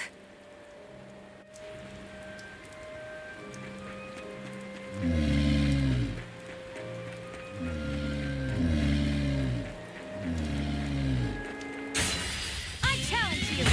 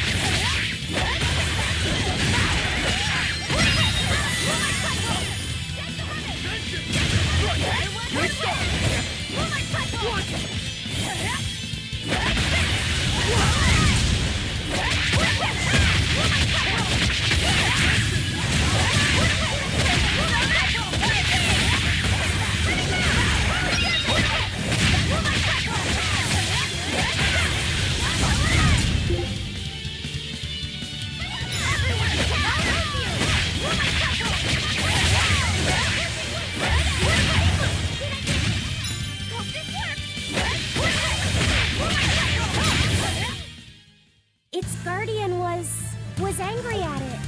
Hold on.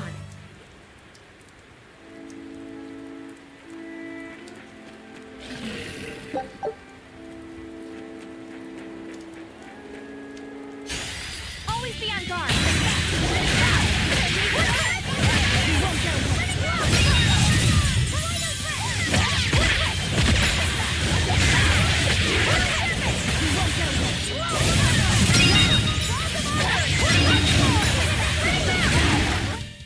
This fight is over!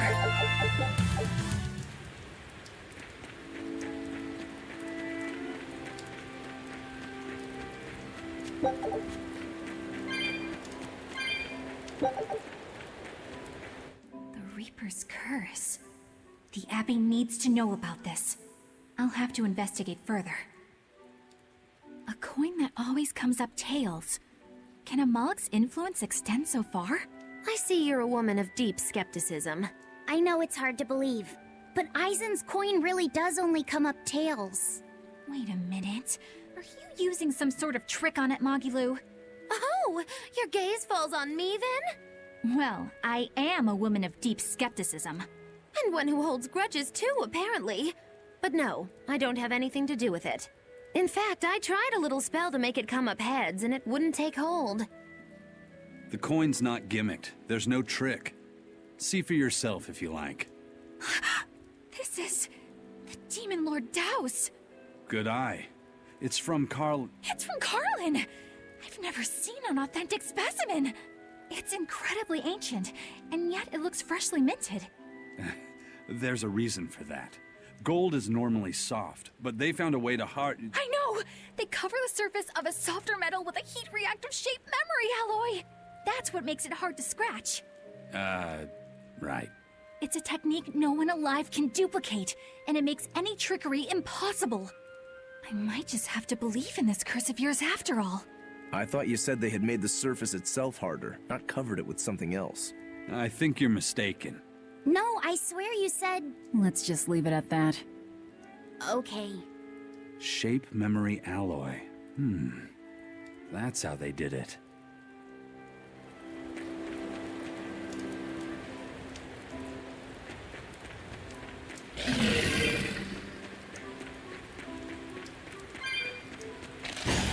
Everyone ready to play?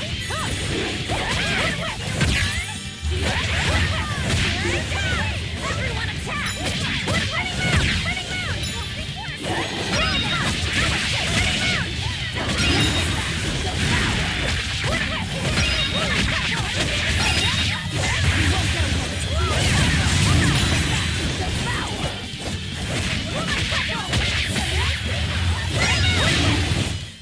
I was amazing, wasn't I?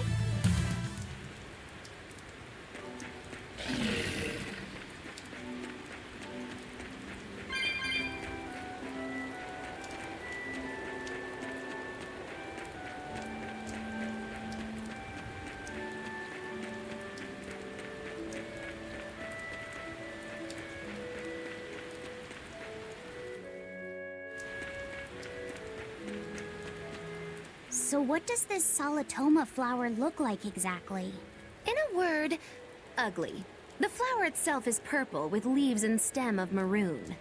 An ugly flower. All right, I'll keep an eye out. By the way, do you know what solitoma means in the language of flowers? Was it deceitful coexistence? What's with that? Even its symbolism is awful. Deceitful coexistence. The perfect flower for us. What's wrong, Luffy said? Magilu is right, isn't she? Could be. Eleanor is from the Abbey. I'm not sure that someone like that would ever genuinely want to make friends with us. That's what I thought. But it's not all quarrels between us. There's commonalities, I guess you could call it. We share common ground. Deceitful coexistence doesn't trouble me at all. I'll always be here for you, Madam Eleanor. You and I shared an eternal vow that binds us together. All I did was make a pact to tether you. I'd appreciate it if you didn't talk about it in a way that could create the wrong impression. Madam Eleanor, you're so cold. Try your eyes, Bienfu. You still have me, don't you? Oh, Miss Magilu, you're the only one for me, honest. Good, good. Now think hard on my kindness and do as you're told. Yes, ma'am. I'll just have to hang in there until I find a new love. Laphicet, think about deceitful coexistence this way. Demon, exorcist, Moloch, pirate, witch. We're never going to be a single cohesive unit. But each of us understands where the others are coming from in a way that's very real. So it's not really a deception. Yeah, not really. I think selfish coexistence might make the better fit. Maybe so.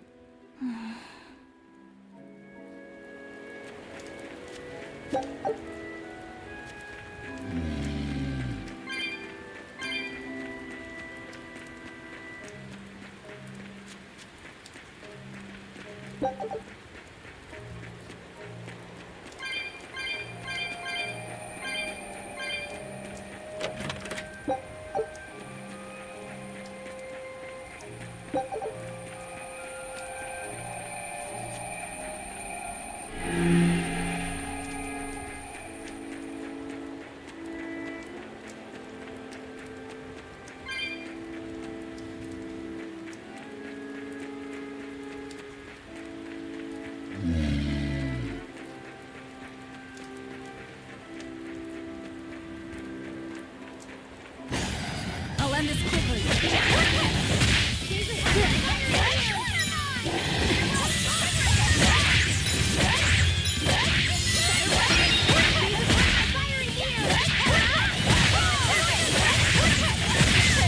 Now, rise, arise, ascending, angel!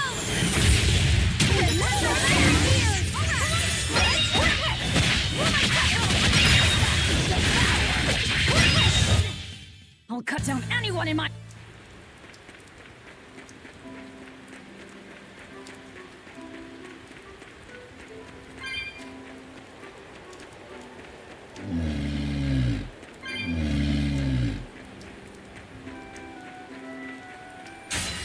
I'll end this quickly.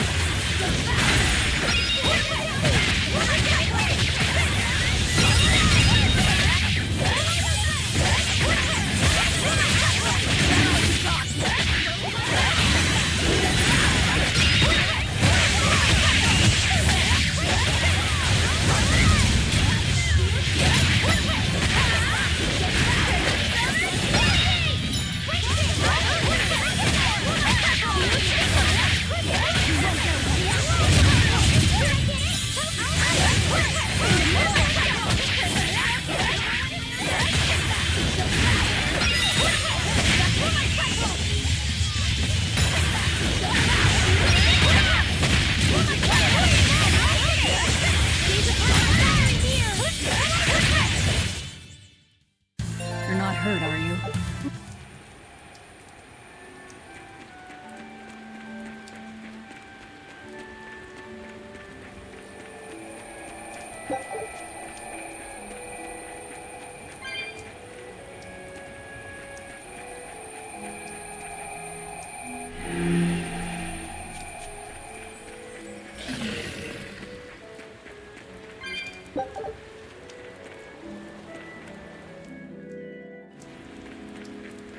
Those purple leaves belong to a salatoma.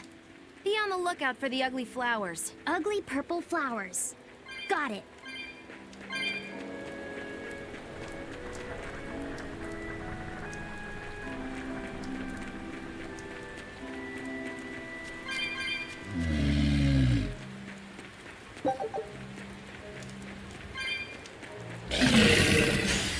Always be on guard!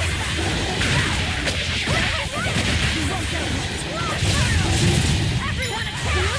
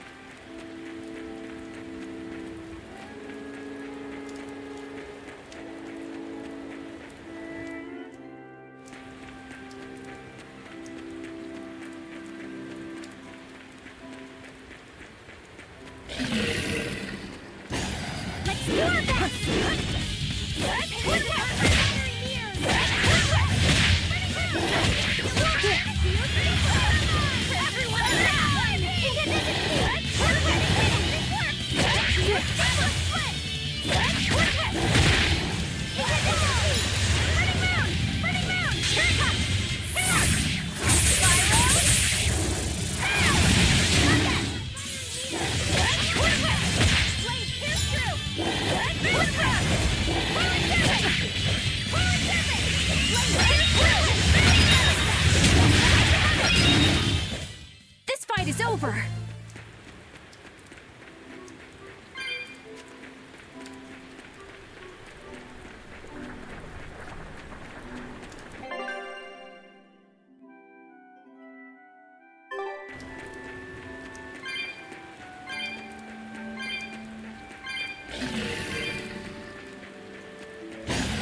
Let's get started! Everyone attack!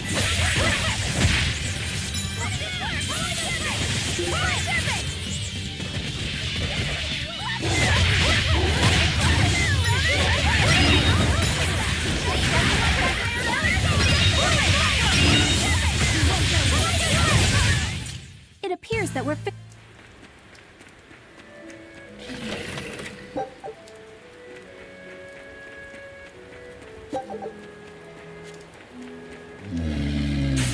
You better be ready.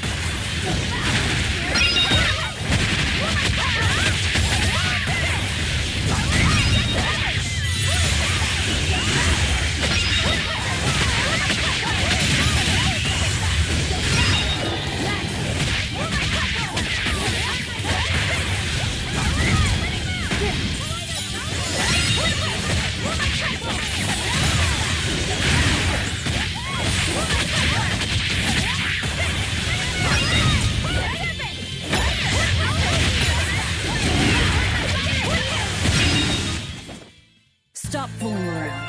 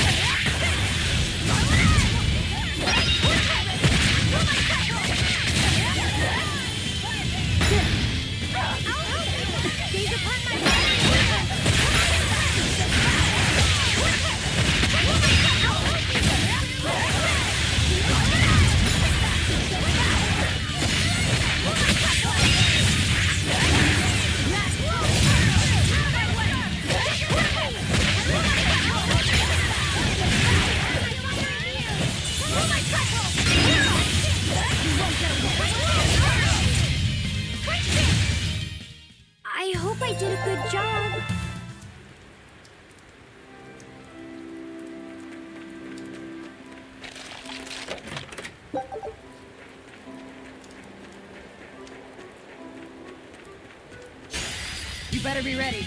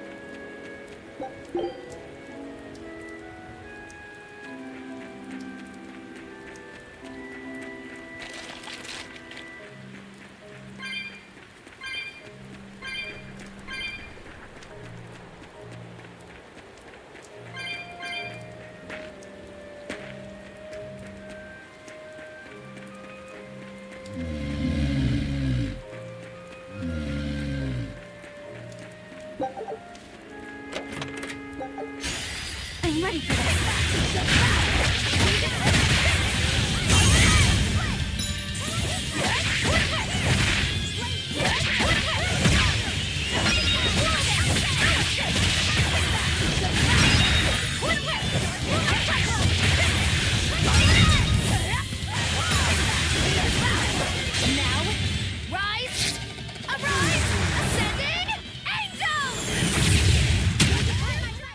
Did you see my complete and utter victory?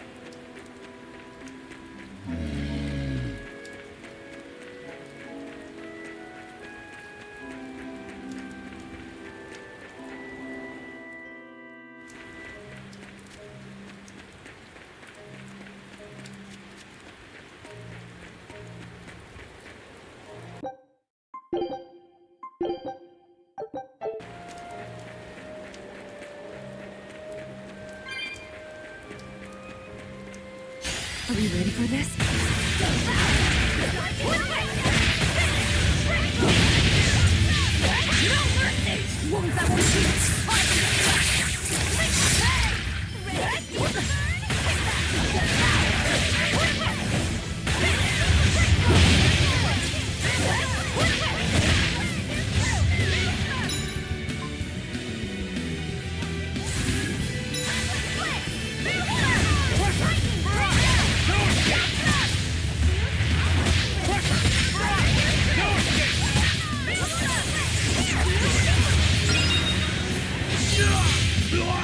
I messed up.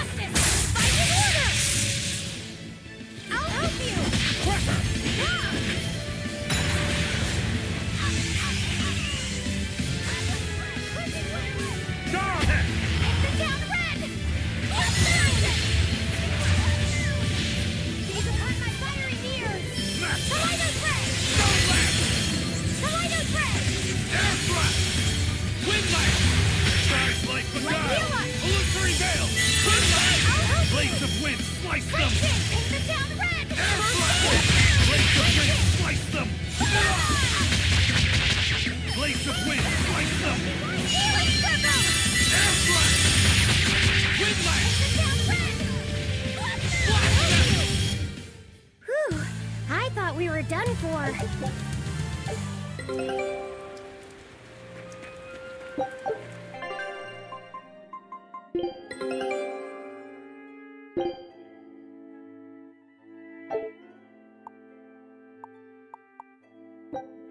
Scout.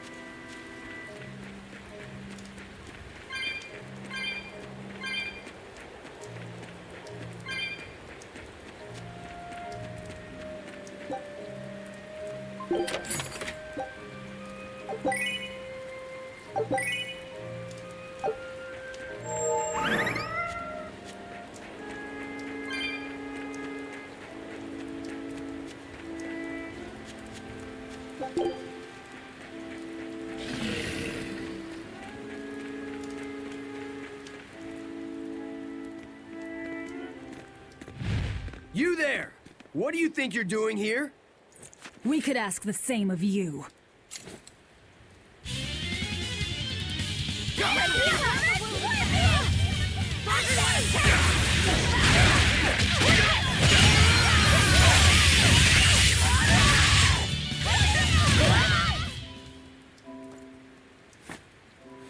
Is something going on back there? They didn't look like they were demon hunting.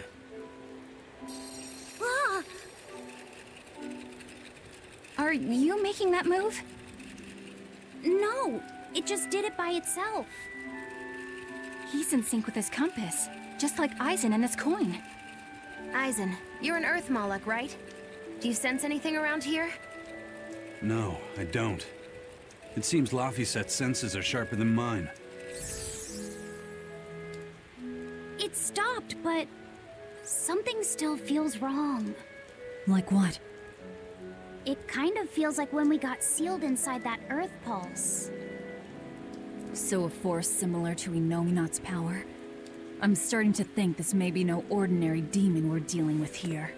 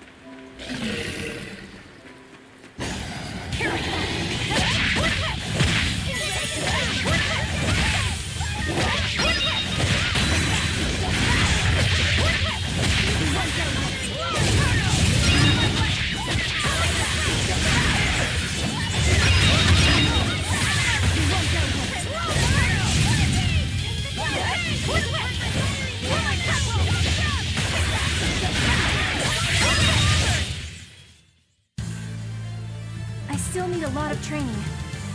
Is...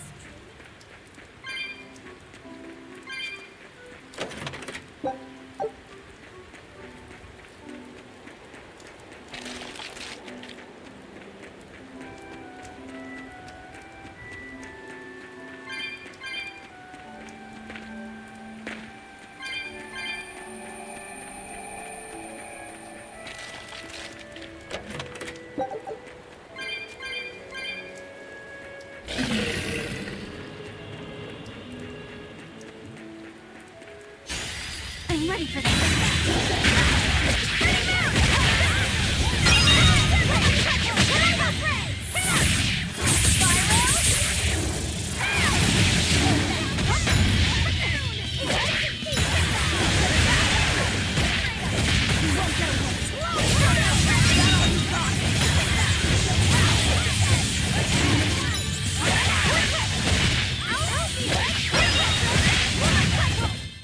It looks like no one is injured.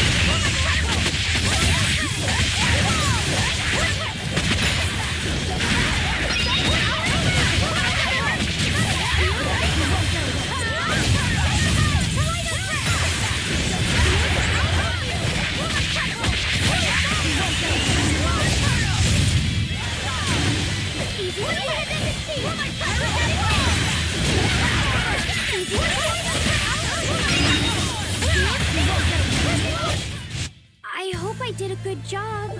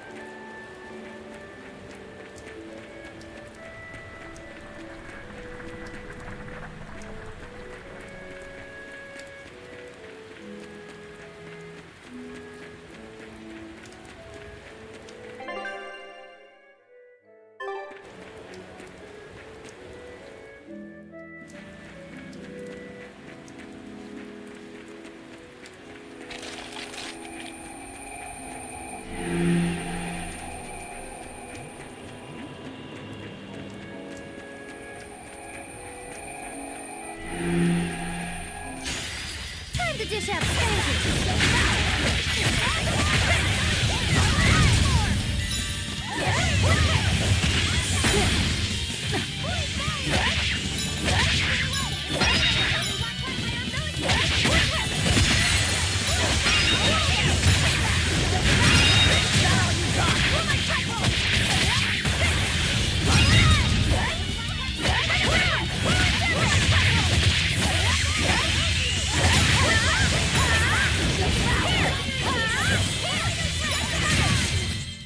I had no problems here.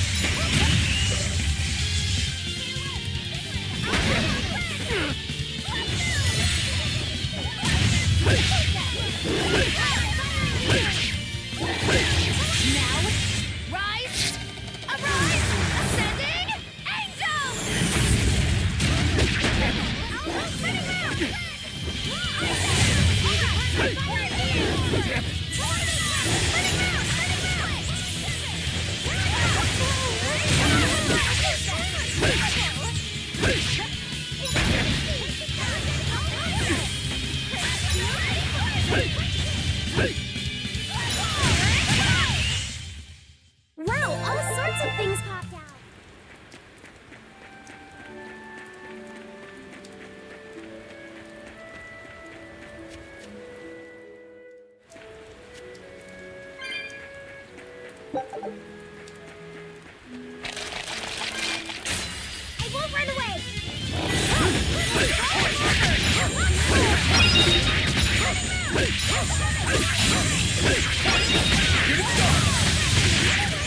Dear police! You wronged me! Here's your justice! Fight in order!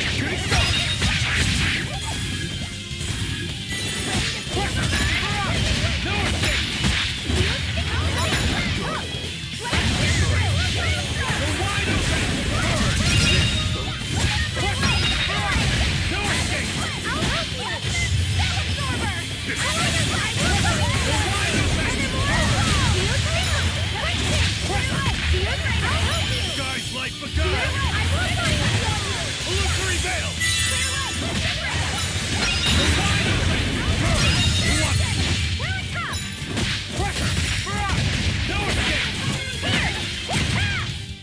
This fight is over!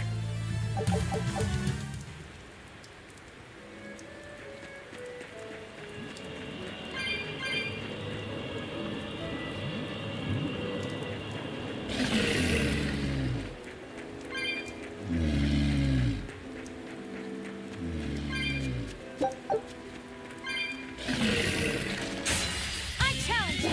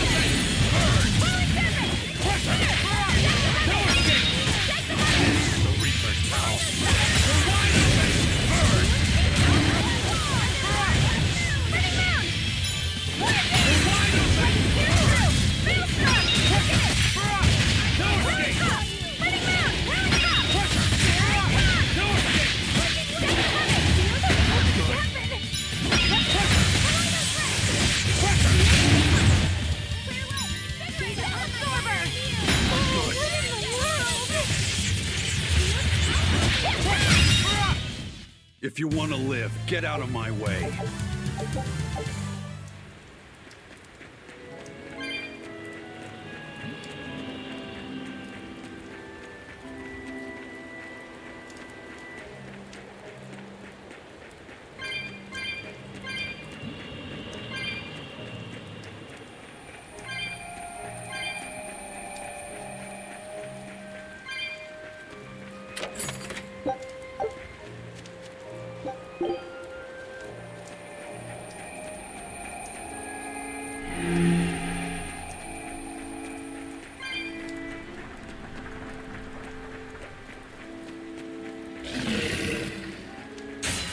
Don't get careless!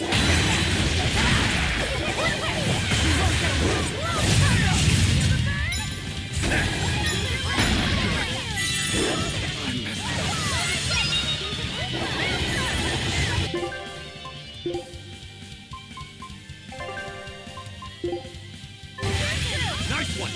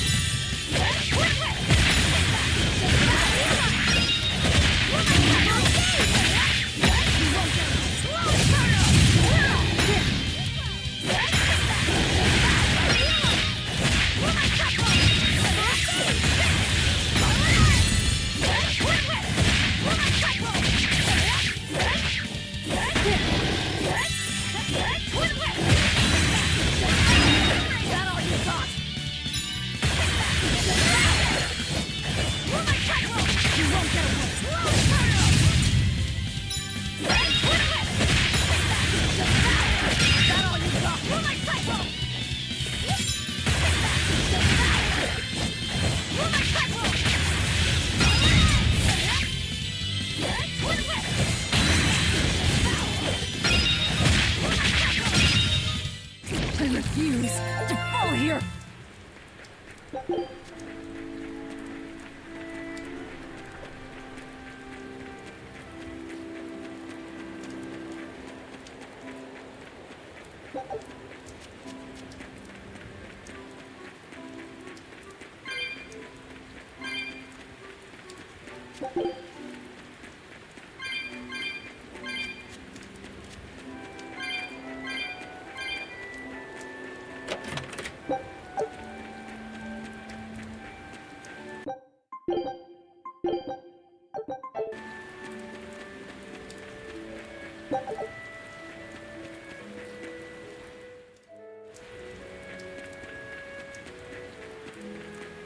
It looks like a dead end up ahead.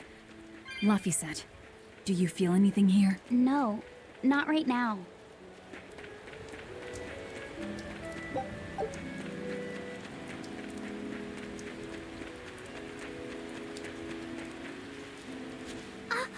Look! Purple flowers! Yep, Solitoma. Is the demon the real reason the Abbey's closed off the forest? Worry about it later. It's flower picking time. Agreed. What do you think, kiddo? I told you these things were hard on the eyes. I mean, who puts those colors together? Yeah, they're really nasty looking. But if they help the others, that's good enough for me.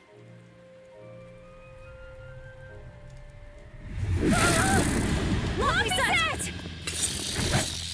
This must be the demon we were warned about. Are you alright? I'm okay. So much for this demon being hard to find.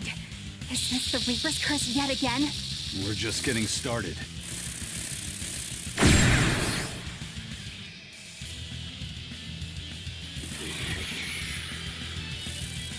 Another barrier! That barrier. Even my praetor hearts can't break that. What's going on here? Why go to such lengths to keep this demon alive? Either way, I don't think we're hauling home any flowers unless we beat up Mr. Bugglesworth here. Right. Everyone, let's do this!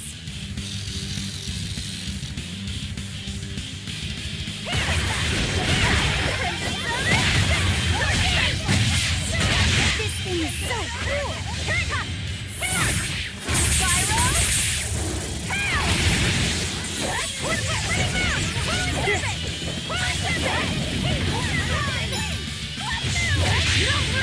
Wounds that will shoot!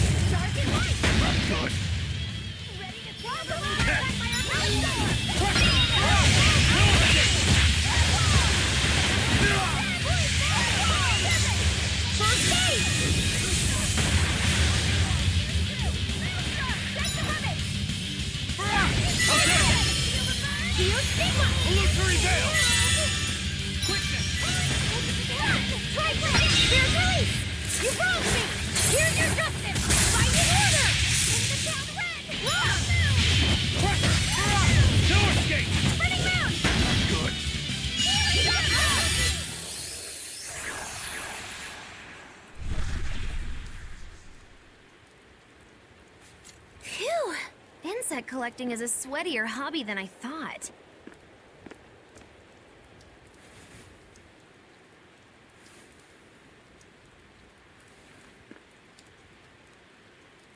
Look! Can we keep him? No, hand it over. I'll dispose of it. Aww.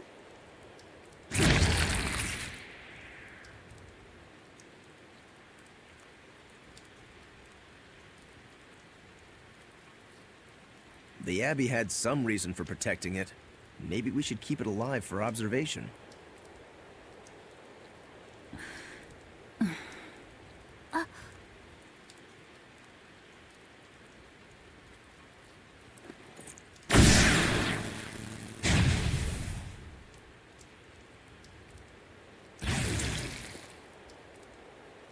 You want it, you feed it. I will! I'll take care of him. Anyway, now that we've got these flowers, Eleanor and my crew ought to be out of danger. Hey! Forgetting somebody? It looks like we've closed the door on this little episode. That insect demon was a bit of a surprise, but I still think this curse business is overblown. I can count on one hand how many have survived more than 3 years at my side. If you're not careful, you might wind up as corpse number 50. 50? That's how many comrades I've lost.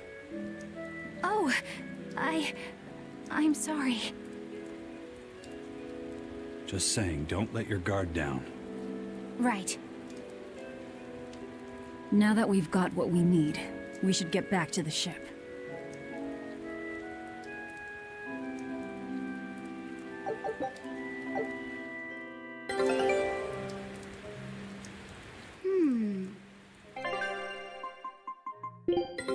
Take a look at this.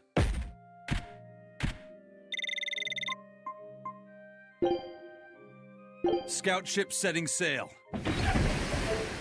I wonder what they call this kind of bug. You're way into that thing, aren't you?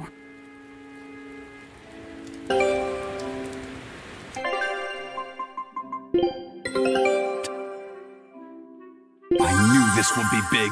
What a treasure!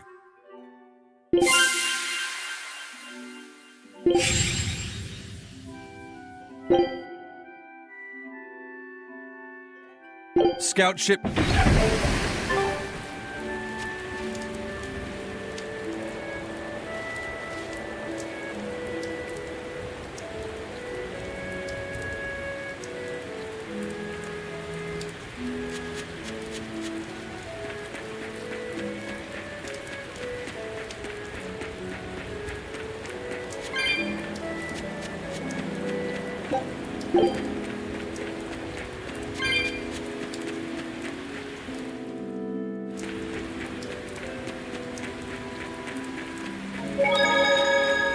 Laffy said, "Can I ask you a bit of an awkward question? What kind of demon would you say Velvet is?" Well... Oh, don't worry. I'm not trying to find a vulnerability or anything. I'm only asking out of curiosity. It's not that I doubt you, Eleanor. I just don't know much about her myself. You fought against her, haven't you? She consumes her enemies with her left hand and claims their power. She's a demon like absolutely no other. Plunk just about any demon down in front of her, and I bet she could devour it in a single gulp. Yeah, I'd say that's pretty much true. Sometimes demons that she doesn't entirely devour turn human again, but... What? You've seen demons turn back into humans? Is it that big of a deal? Of course it is! Everyone knows that once you catch demon blight, that's it. There's no turning back. Although, I did see it happen with the High Priest Gideon. I wonder if there's some kind of connection. Not that it matters if he turned back, demon or not, he's dead either way. Whatever it is, it's of no concern to a pirate. If I were you, I wouldn't worry about what's normal. If things were normal, we wouldn't have found each other. You have a point. Sorry I couldn't help, Eleanor. No, you didn't do anything wrong. But I need to keep digging until I find out more about the kind of demon Velvet is.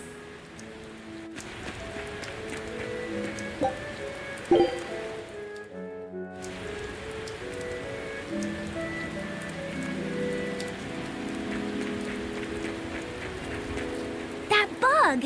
It looks pretty tough. Yeah, I've been around a long time, but I've never seen anything like it. It must be a new species. Incredible! A new species is usually named after the person who discovered it. The Laphicet rhinoceros beetle, then? Rhinoceros beetle? Whoa now, that's a stag beetle if I ever saw one. No. Those things may look like pincers, but they're actually horns. A three-horned beetle will cause quite a stir in the bug community. Hey, I know pincers when I see them, and those were some mighty pincers. The Laphicet stag beetle has a better ring to it, right? What part of that sounds better? The whole thing. Stag beetles are the strongest, after all.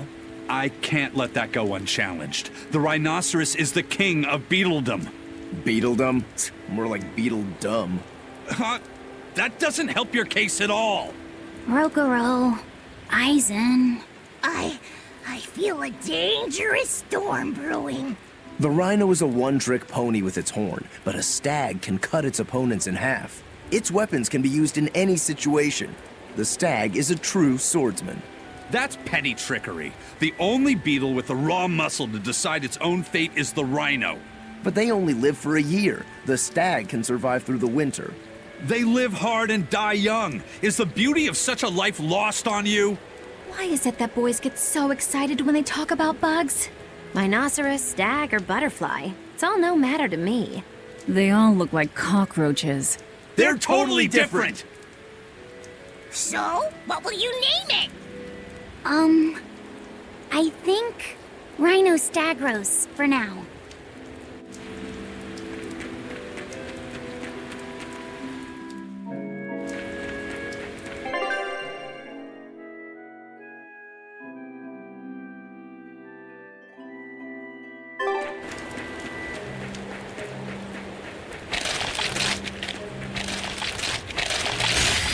We can do this!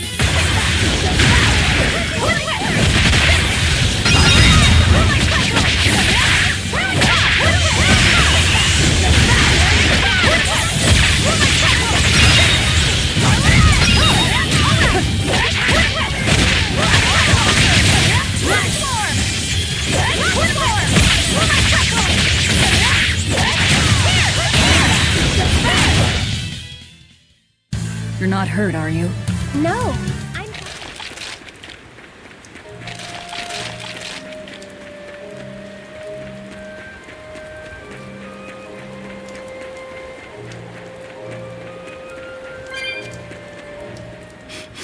Salatoma flowers smell so sweet, like raspberries. Let me smell. Oh, they smell tasty. Do they really taste that bad? They lure you in with their scent, but once that flower hits your tongue, its flavor transforms into something dreadful. Dreadful like how? The petals melt into a liquid thousands of times stronger than mint, and the leaves and stem taste richer than the richest beef tongue.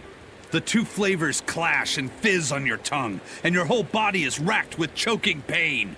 What? Seriously? That's what Ifrit told me anyway.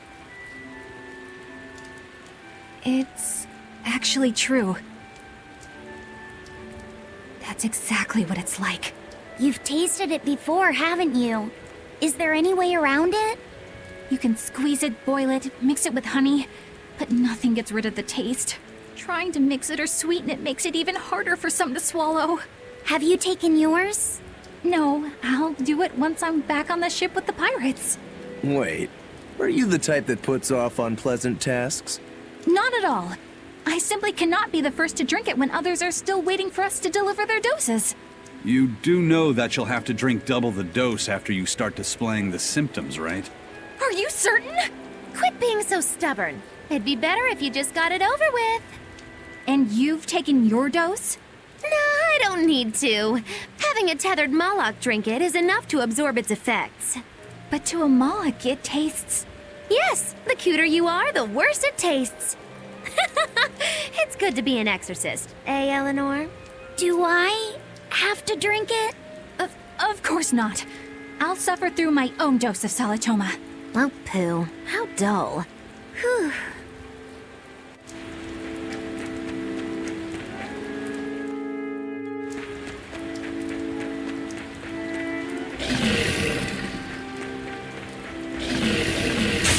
I can fight too!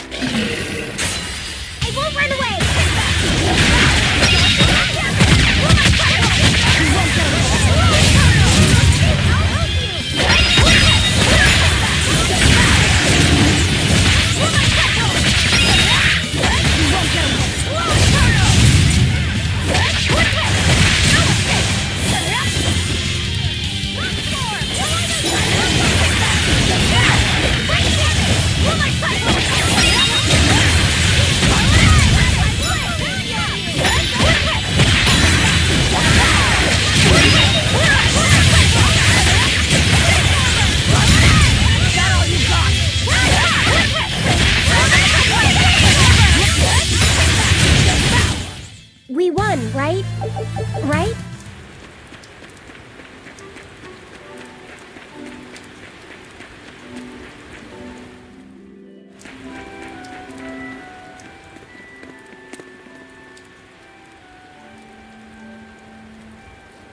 You think there's any chance that wanted Moloch would launch an attack here? His target's probably Loringen, but stay sharp just in case. He might try to break open the bug cage as a diversion. Wanted Moloch? Loringen? First that demon Rex Hellevise, and then Eleanor betrays us? We're never gonna catch a break. Quit whining. Cleaning up messes is our job.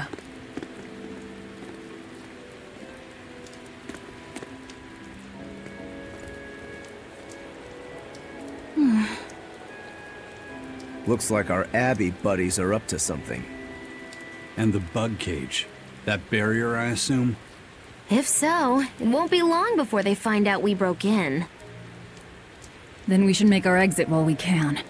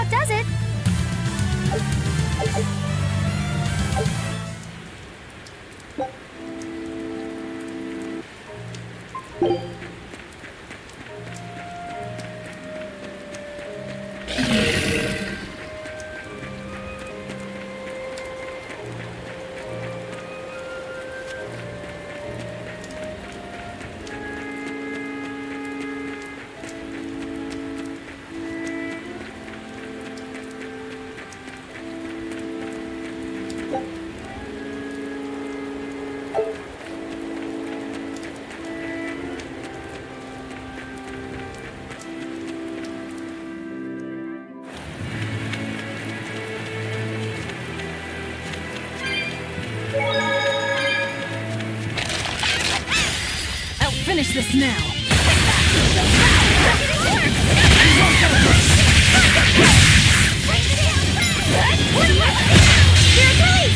You wronged me! Here's your justice! Fight in order!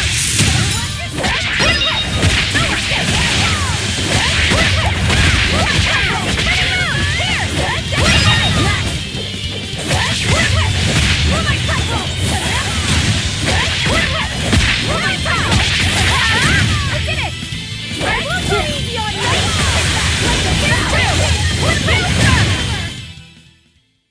Just how does this sword work?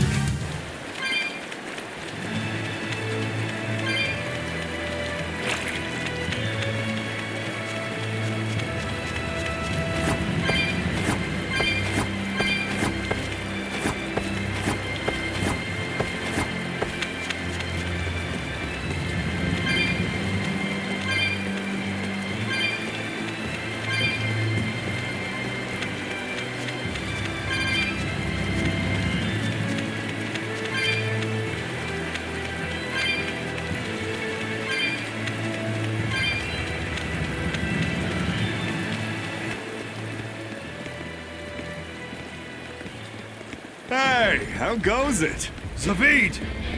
Easy there, bro. I don't got time to spar today. Got a date lined up. That artifact you've got belongs to Ifried. Why do you have it? Just picked it up off the ground somewhere. Don't screw with me, tough guy. I have ways of making you talk. Ha! I wonder how much pain gets you to open up. You're the one about to be tested. It's not up to you how this goes. If I want to talk, we'll talk. And if I want to fight, we'll fight.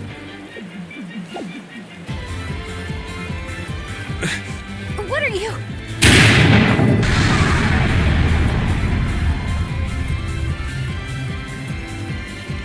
I'd play more, but I don't want to keep old Pointybeard waiting. We'll chat some more later, with our fists. Wait! Aizen! We need to get the flowers to everyone on the ship! You can handle it! But you're... Let's head back, Laffy said. All right.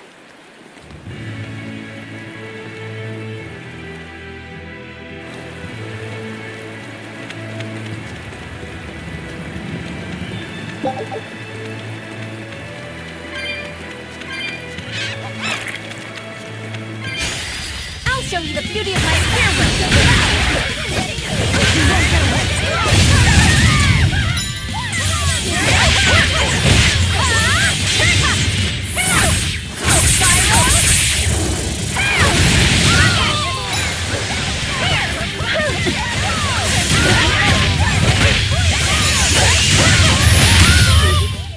Well, that about does it.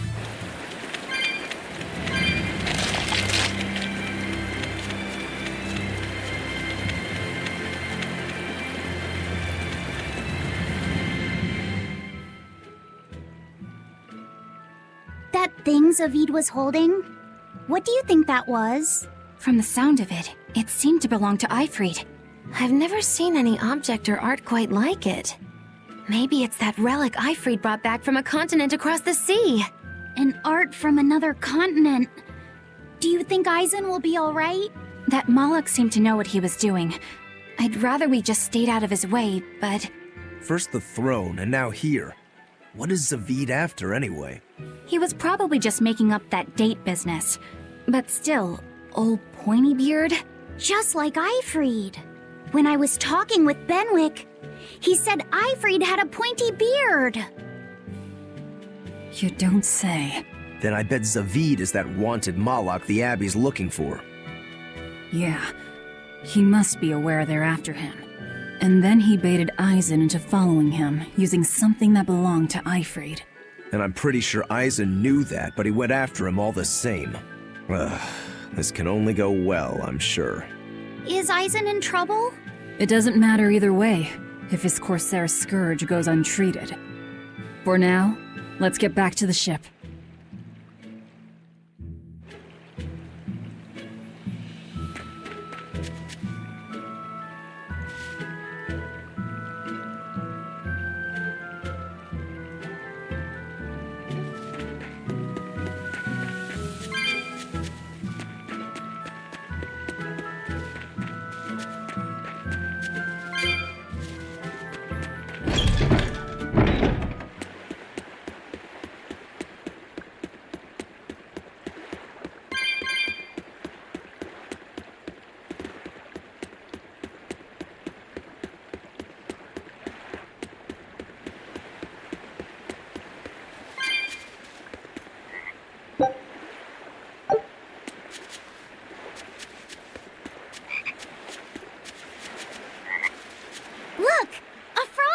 It's unusual to see one this close to the sea. Hey, I thought of a poem! Day at Port Renede. A frog jumps into the void. The sound of the sea. Magilu?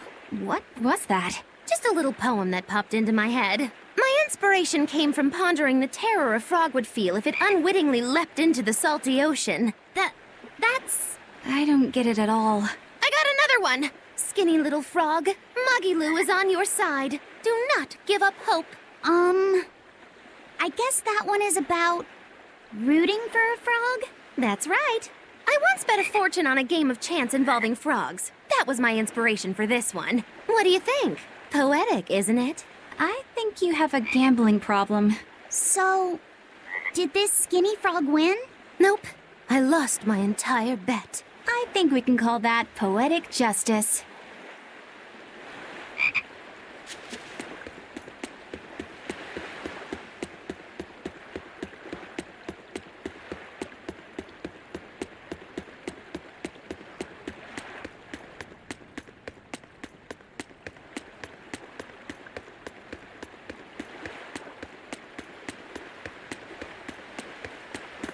We've brought back your solitomas.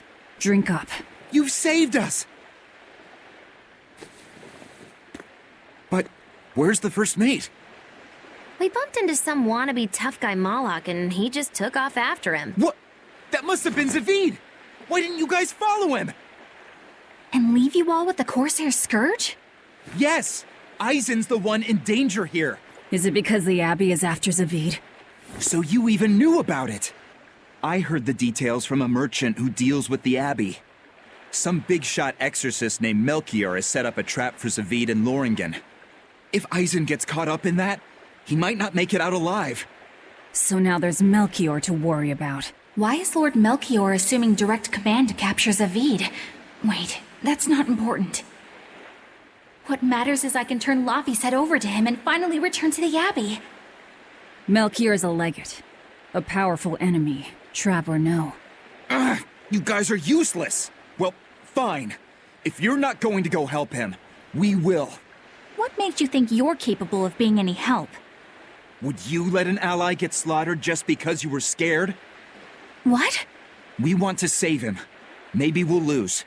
It still won't stop us. We are the ones who decide our fates. Only us. That's just the creed of Eifried's pirates. You're a real hothead, you know that? Nobody said anything about not helping Eisen. Huh? You all stay here, take your medicine like good little boys, and be ready to welcome back your first mate and captain. The captain? Why else would Eisen knowingly barge into a trap, if not to save Eifried? Of course! Leave the ship and crew to me. Here, this one's for you. Those pirates haven't a lick of sense in them. They don't let reason dictate who they protect. If you say so, Demon.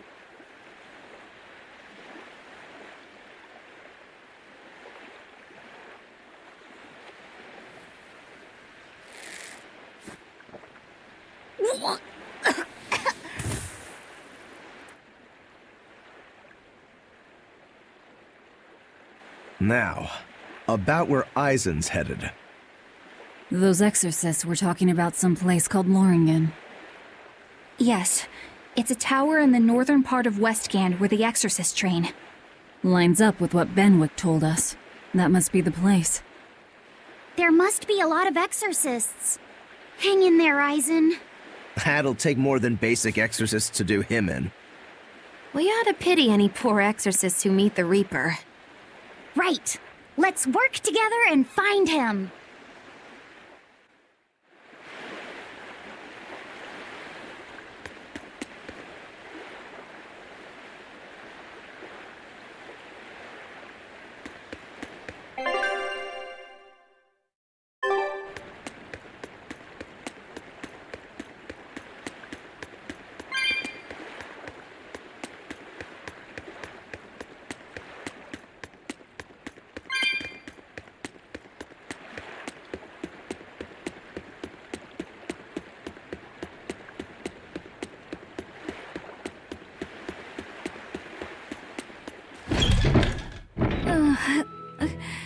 Solitoma is as awful as I remember.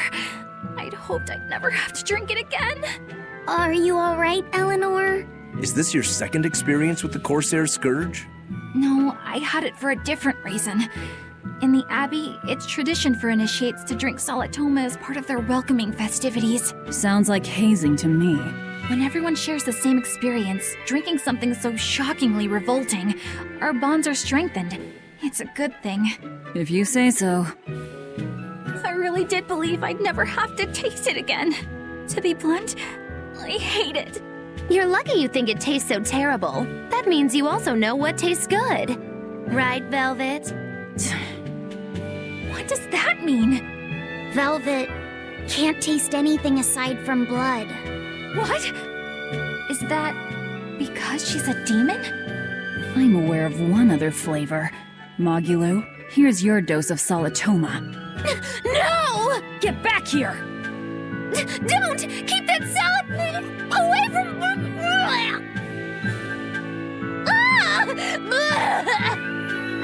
I see. The sweet taste of another suffering.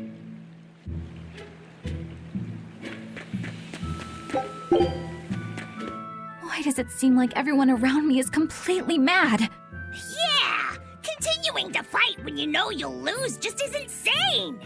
Would you stand around and watch your comrade die just because you're scared? I wouldn't want to, but getting myself killed wouldn't save anyone either. Yes, it would be illogical to fight. Is being illogical really that bad? Well... At the Empyrean's throne, I remember Velvet standing, despite the horrible pain she felt. Rokuro is training with all his heart in order to defeat his brother Shigure. And Kurogane used up his own head to forge a powerful blade. None of that is very logical. Yeah, I don't know quite how to put it, but I think it's all amazing. Aren't you forgetting someone? Magilu is traveling with us, even though she doesn't care. And that... Yes, go on. I don't really understand what that's about. Miss Magilu, hang in there! Well, it is amazing in some sense, I suppose.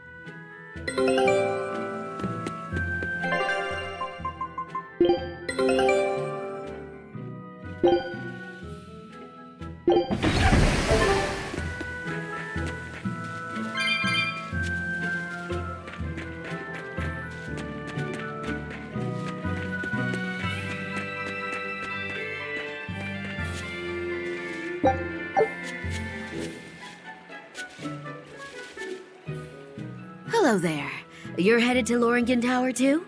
Just a bit ago, a brawny, silver-haired man asked me how to get there. Did he say why he was going there? Something about meeting some friends of his. Exorcists use that tower to train, right? If he has exorcist friends, then maybe he's one too. But he seemed a bit rough and tumble to be an exorcist. I can't imagine a man like him. Did he say anything else? He said someone else might stop by and ask about the tower, and told me to tell him if they do. Did he mean you? No clue. So he was planning on us following him. What's he scheming? You mean Zavid? Or the Abbey? Both.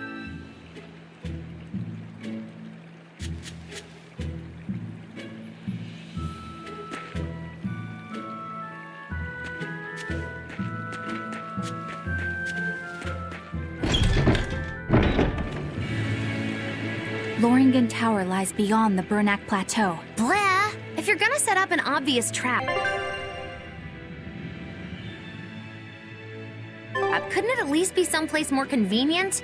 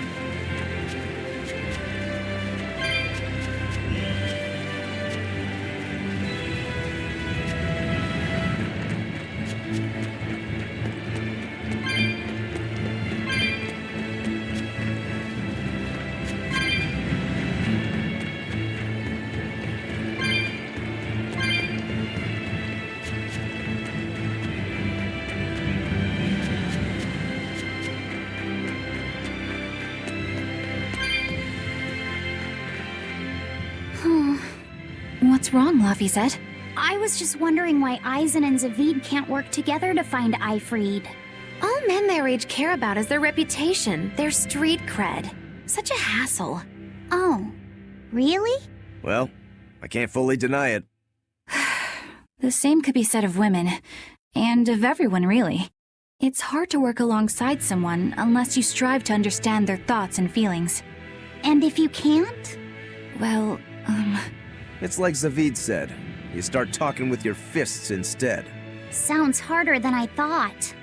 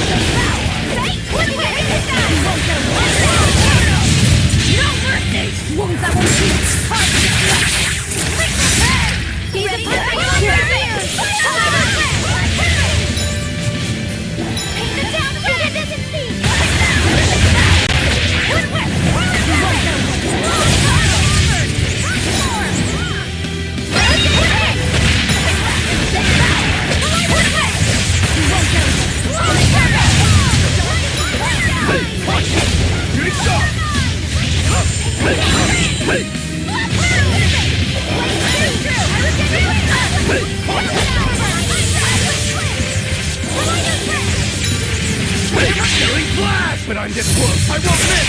Form zero. Thunder. Better watch your step.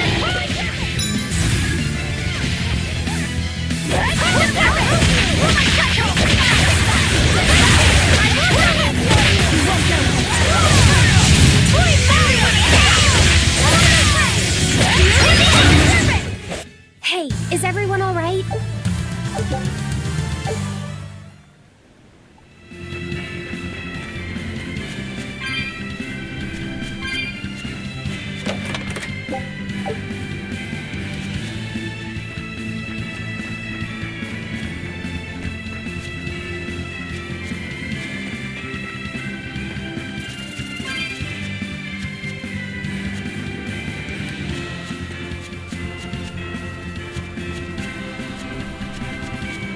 Whoa! Hot water is spouting out of the mountain! and look at those rainbows. This is one of the 7 wonders of the world, the Bernac Geyser. The water heats up from underground until the pressure forces it to spray up from the surface. And the rainbows are caused by light reflecting from the salts suspended in the mineral water. It took tens of thousands of years for the minerals to accumulate here and form this phenomenon. Wowee! That was very educational. At least you know plenty of trivia, if nothing else. Additionally, the groundwater veins that feed this geyser are connected to the sea. Because of this, every now and then a boiled octopus or crab will shoot out from the geyser! No way! That's impossible!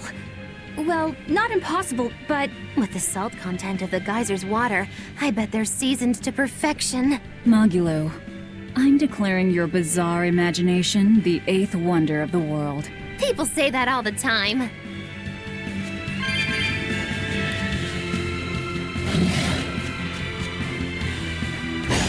Always be on guard! Ready to feel the burn? Everyone down! Ready to feel the burn?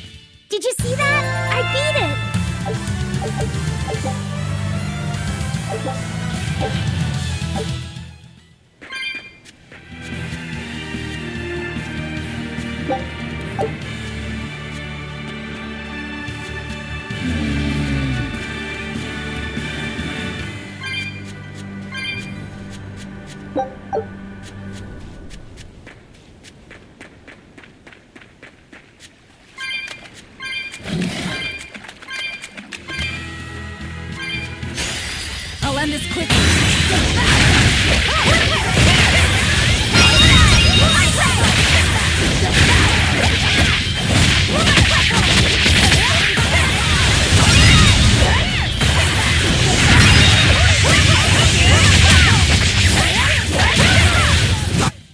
I'm not a fan of long, scary things.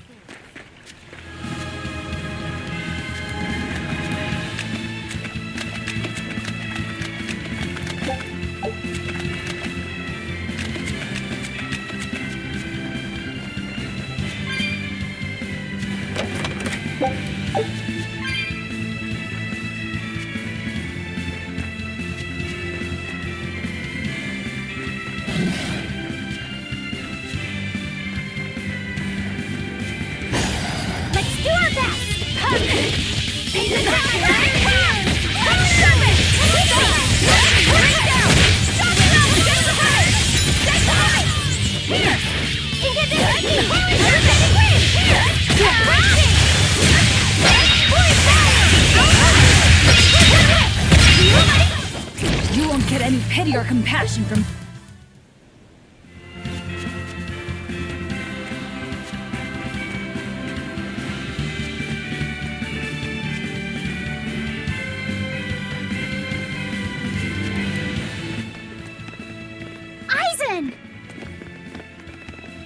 Did you get the medicine to the ship's crew? Yeah. Good. My thanks to you. These soldiers won't be happy in the morning, but they're alive.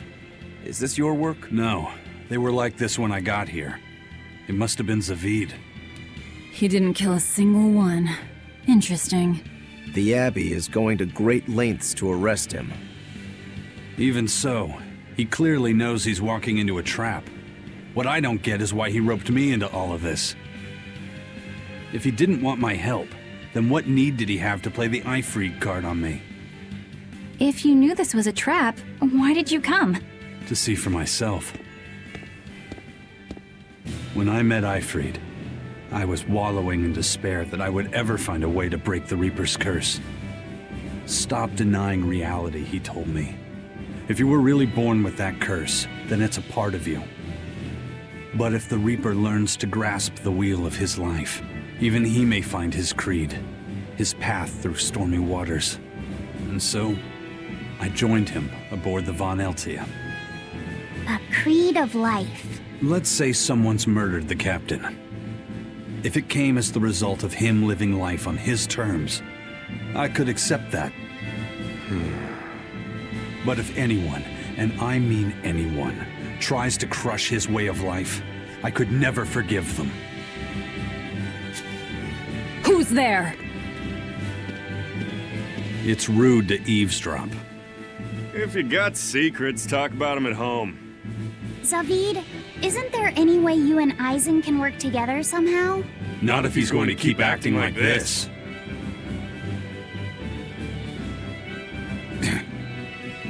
Well, that's how it is. What was the point of all that posturing? He could have just stayed hidden. Weirdo. Can't disagree there.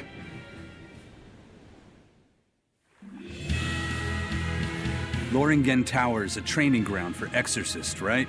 Yes, it's a great edifice built on ancient ruins. Laphicet, did you ever go there when you were tethered to Teresa? I don't really remember the beginning of my service to Teresa. I see. What sort of training do they do there? Exorcists are tested and assigned Malachim equivalent to their aptitude with mana. It's also where they practice Malach arts and study our laws.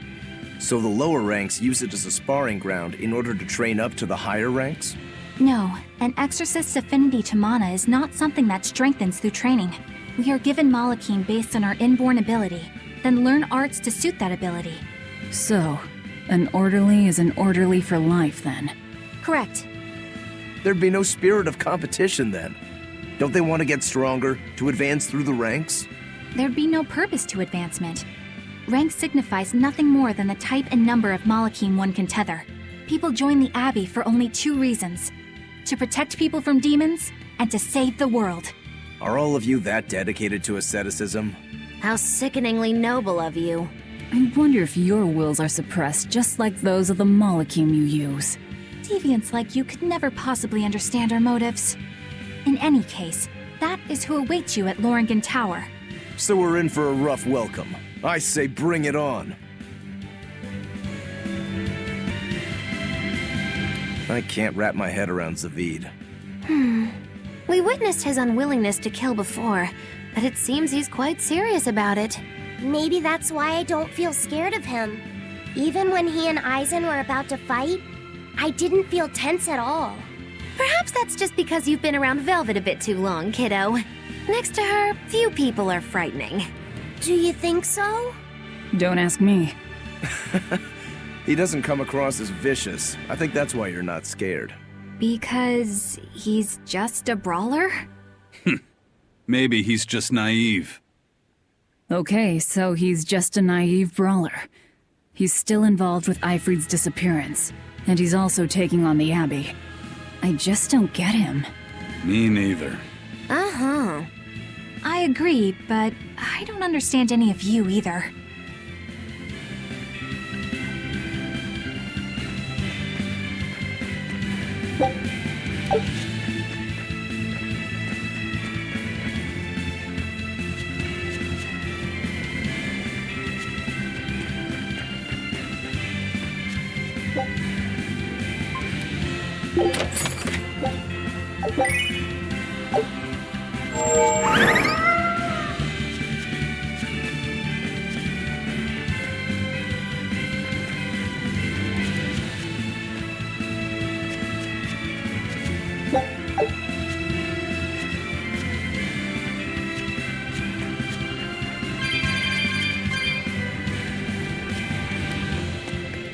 I don't get it. Get what? Why did Eifried let Eisen join his ship, knowing he carried the Reaper's curse with him? What good did it do? I just don't see the reason behind it. Well, if it were me who had that curse, it would mean that you and Velvet could die because of it, right? Yeah, I suppose so. If that's the case, then I'd feel like I'd both want to and not want to be close to you two. And I'd probably really hate myself for it. Do you suppose that's how Eisen feels? But Eifried still took him in. He agreed they'd put up with the curse together.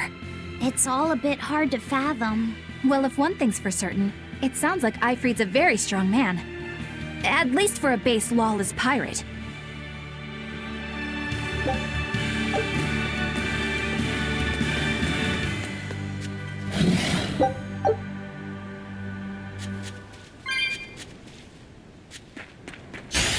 Guess it's time to fight! Turning round!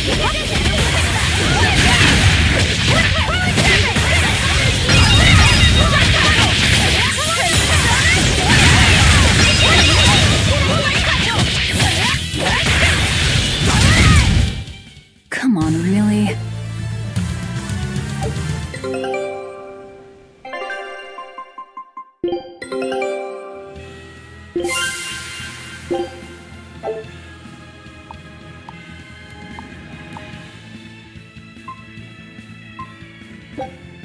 Scout ships.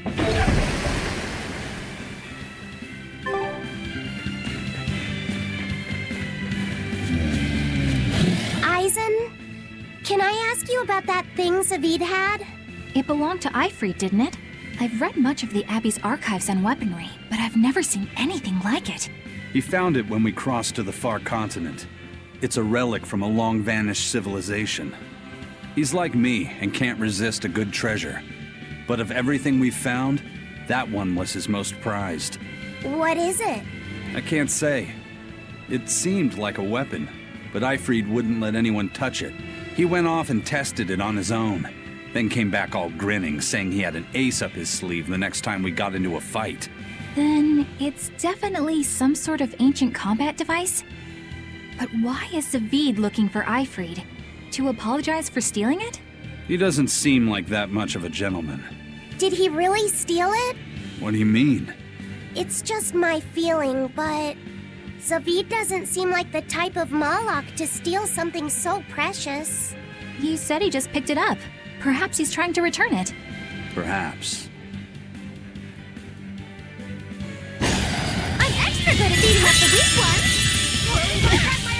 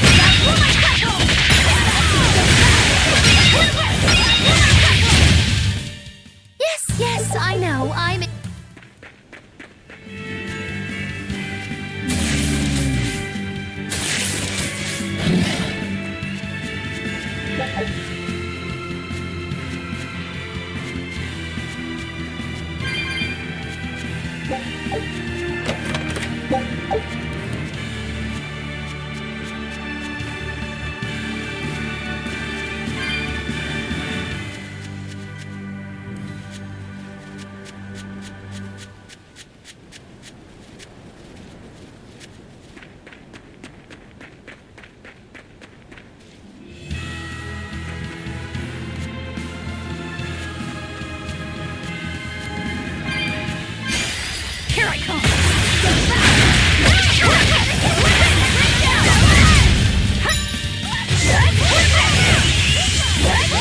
Everyone attack the burning mound! Get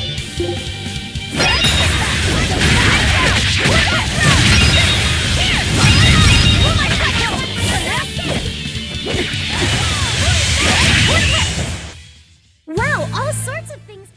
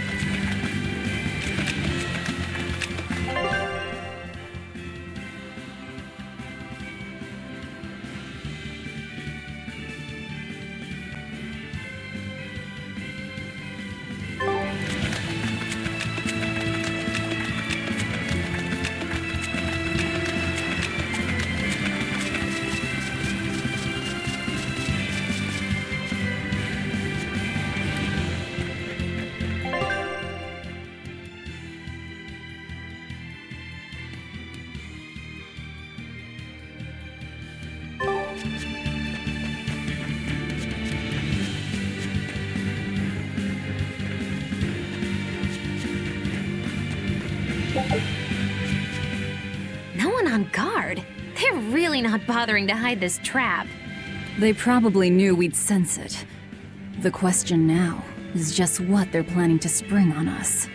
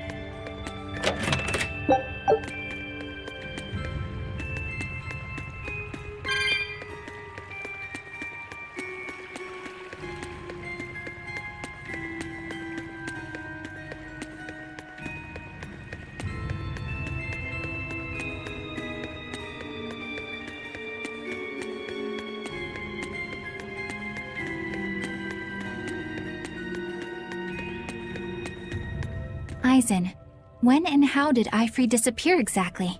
And how did you two meet in the first place?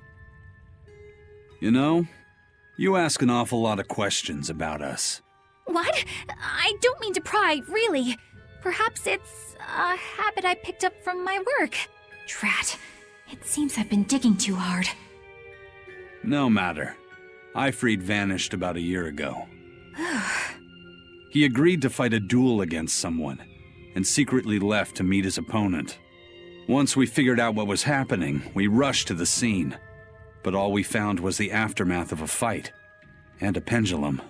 Was Zavid his opponent? Given his choice of weapon and his ability to fight, I'd say it's likely. What I don't get is why Ifrid would end up captured and imprisoned by the Abbey after a fight with a stray Moloch. The Abbey had him prisoner? On their island. Until an exorcist named Melchior took him away, that is. What? Lord Melchior did? The Abbey would have captured Ifrid about a year ago. Surely it must have caused quite a stir. I was simply patrolling. I wasn't involved in any such operations. Oh, but I do remember that we suffered a great number of casualties around that time. I never heard why, and when I went to investigate, I found no records of any major deployment. And then I was ordered to cease any such investigation by Lord Melchior. That's fishy. He wanted to hide something, clearly. And I think I'm starting to get a picture of what it was. And it involves the Abbey?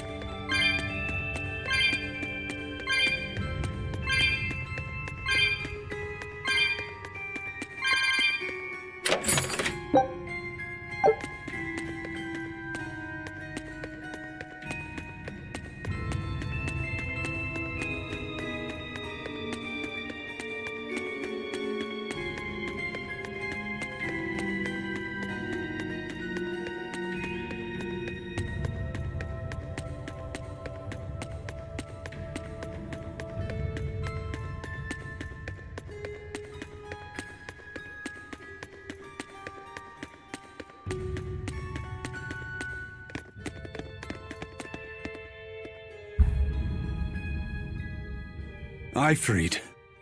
So, this is Von Ifrid.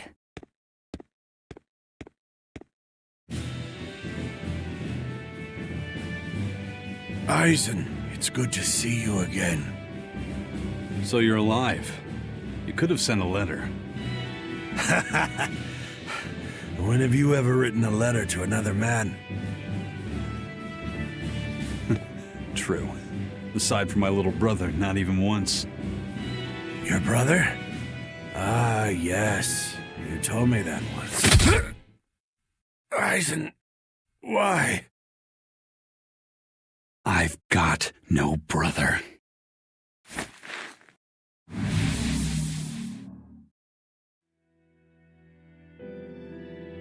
Enough of your tricks!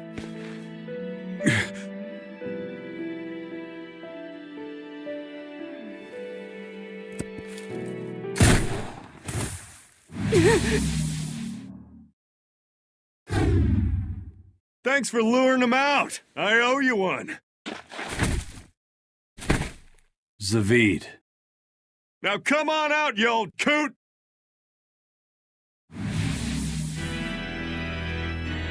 Lord Melchior. Breaking through my double illusion. Impressive.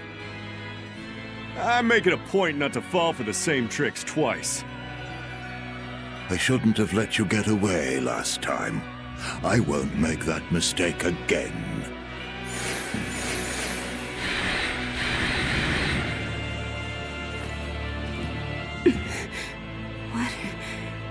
am I here? Her consciousness has returned, so that is its power.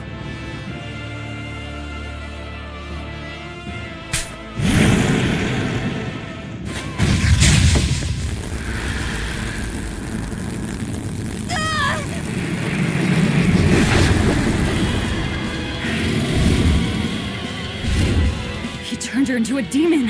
What? This can't be happening.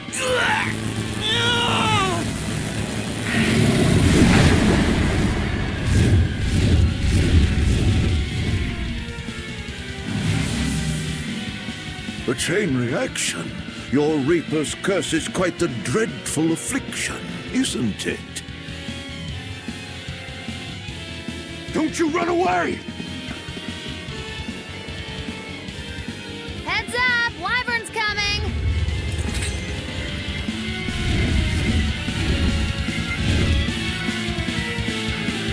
Why would an exorcist create a demon?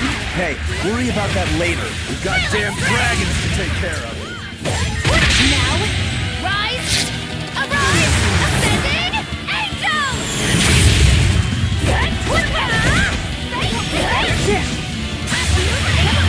Whirling serpent! Here it comes!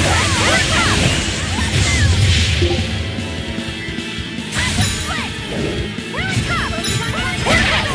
Here!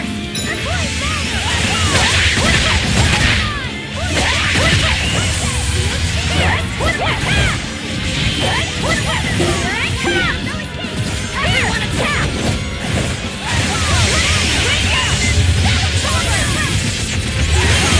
Your release! You wronged me! Here's your justice! Fight in order! No escape! I'll help you!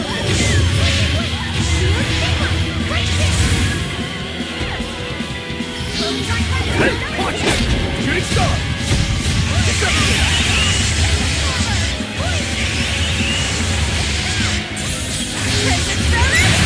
Hey, watch it! Shooting star! Deception! Hey, watch it! Shooting star! Deception! Hey, watch it! Hey, watch it! Shooting star! Deception! Damn it! Whirling serpent! Take this out!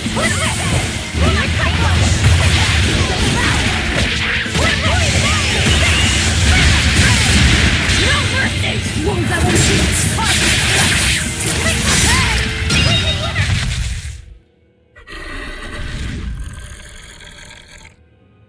Looks like you got caught in your own trap, old man.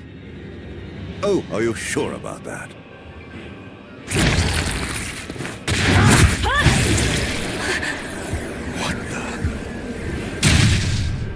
I'll take care of the last one.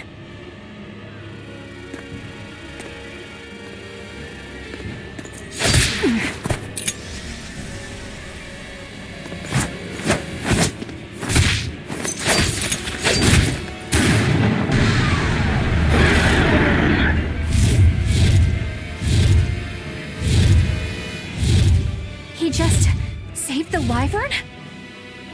You folks jump in and kill without a second thought. Is that your creed? Marvelous. Your Siegfried is just the power I've been looking for.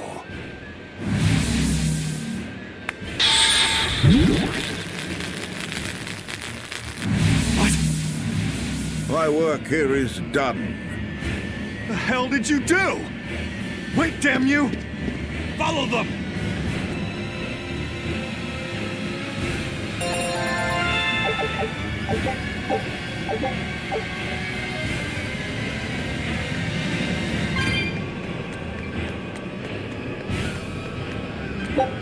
Where the hell did they go? Find them.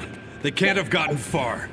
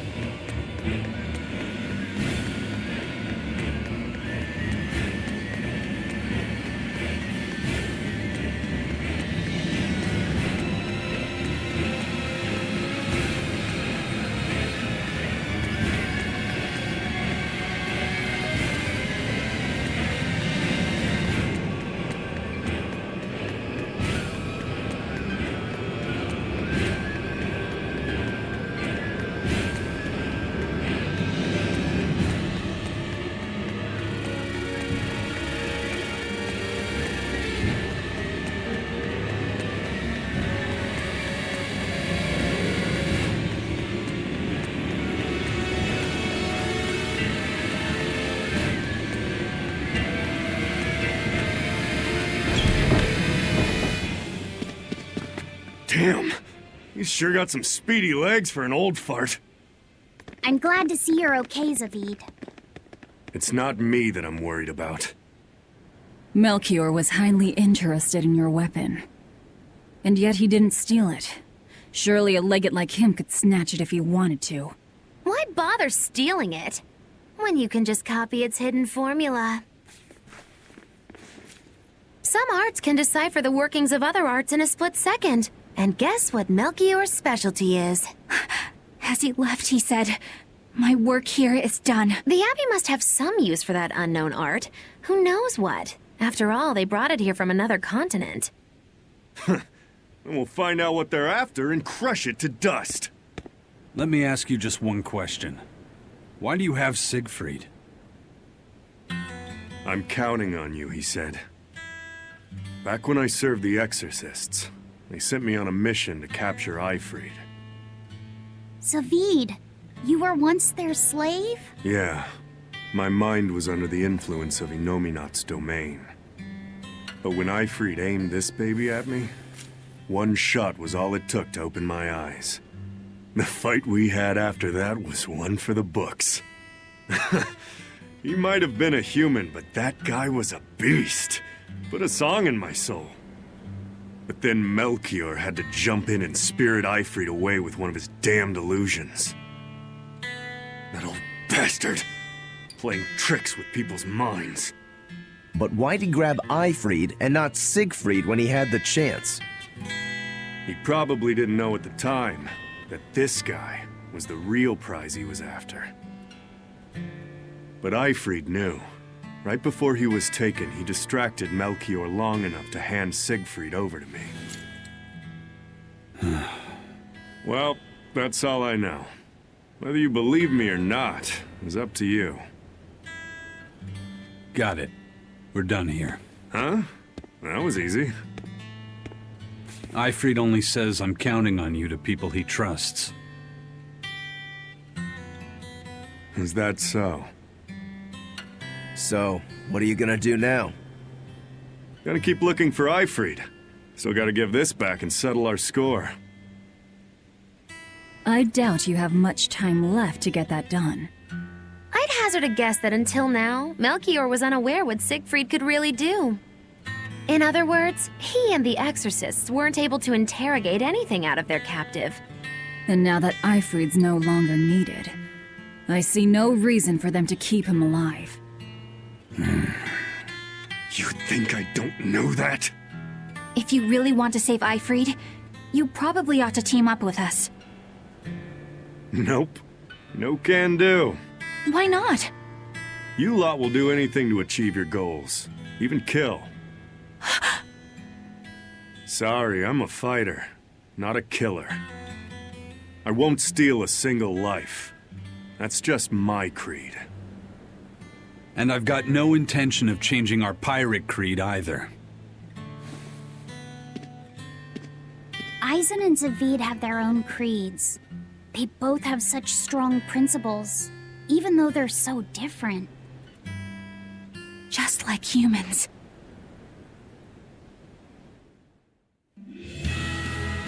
Well, that was sure something.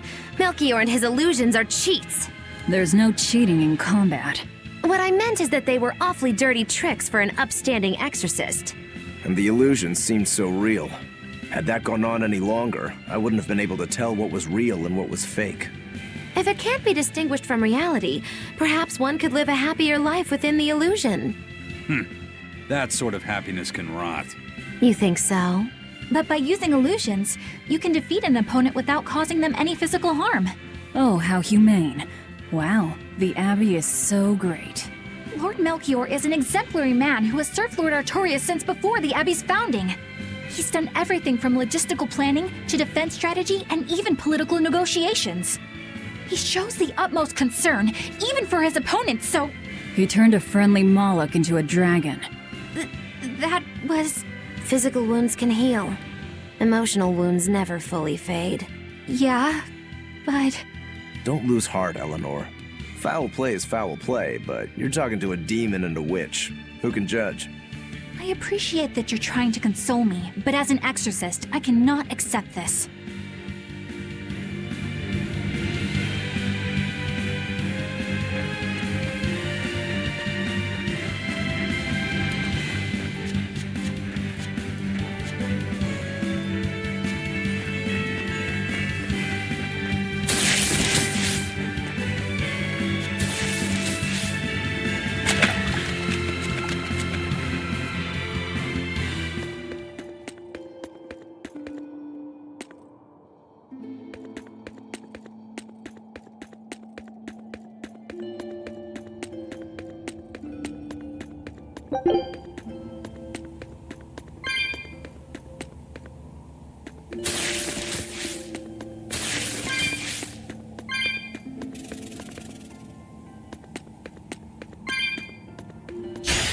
Always be on guard!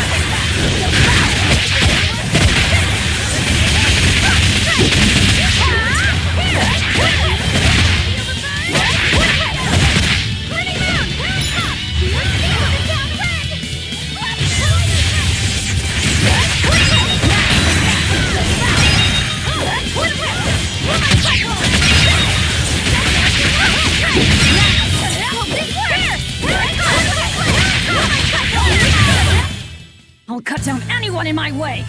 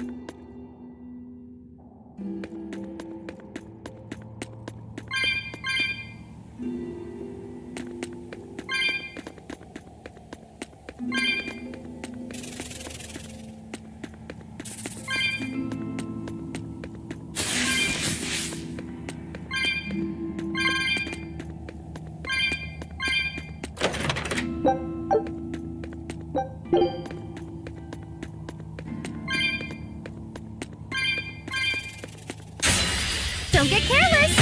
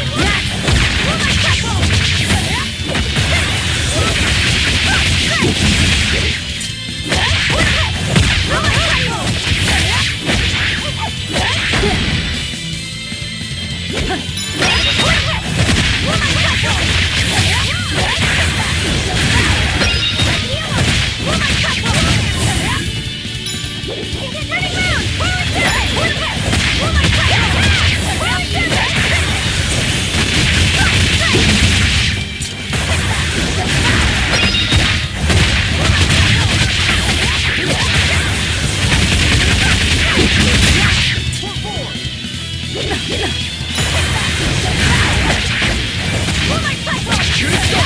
Bring down!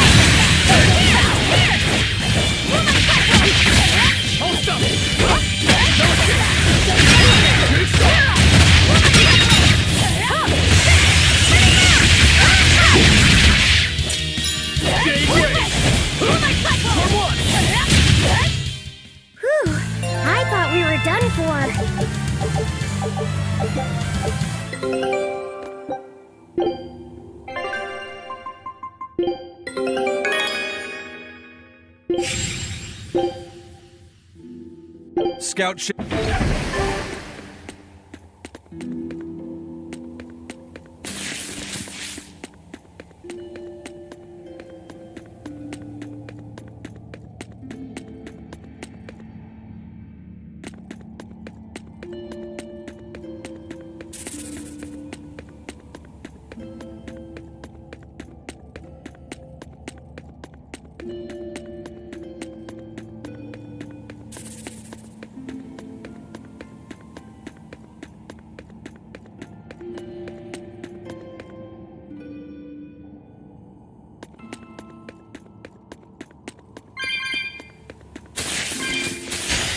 You better be ready.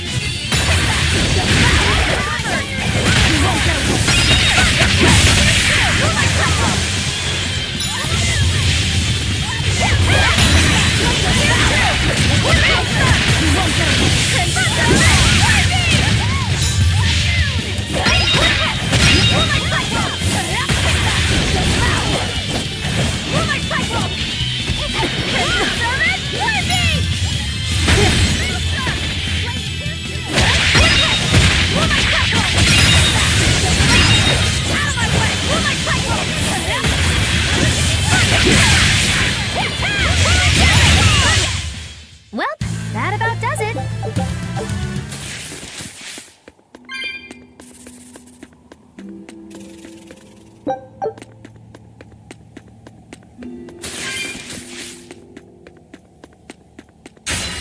Don't get careless. We're on top.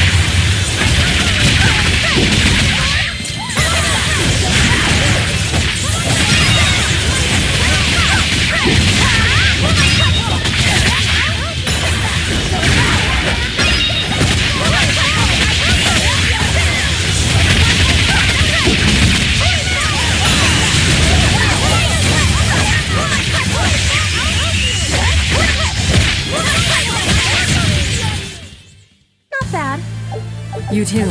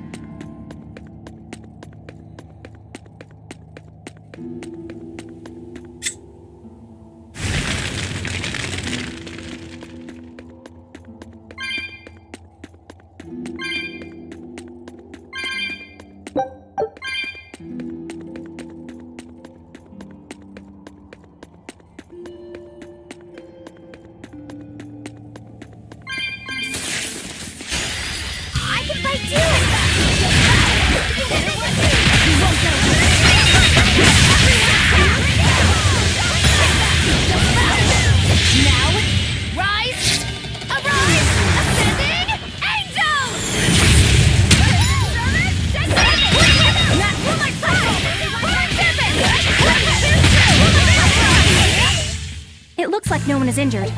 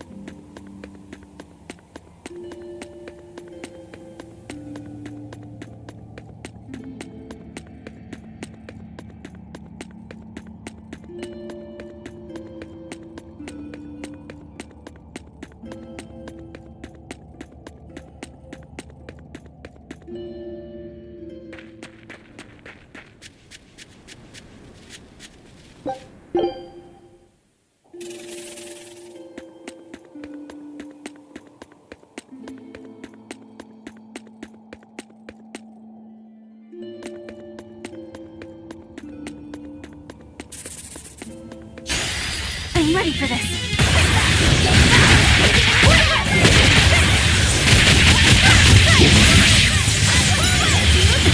Dear police! You wronged me! Here's your justice! Fight in order! Everyone attack!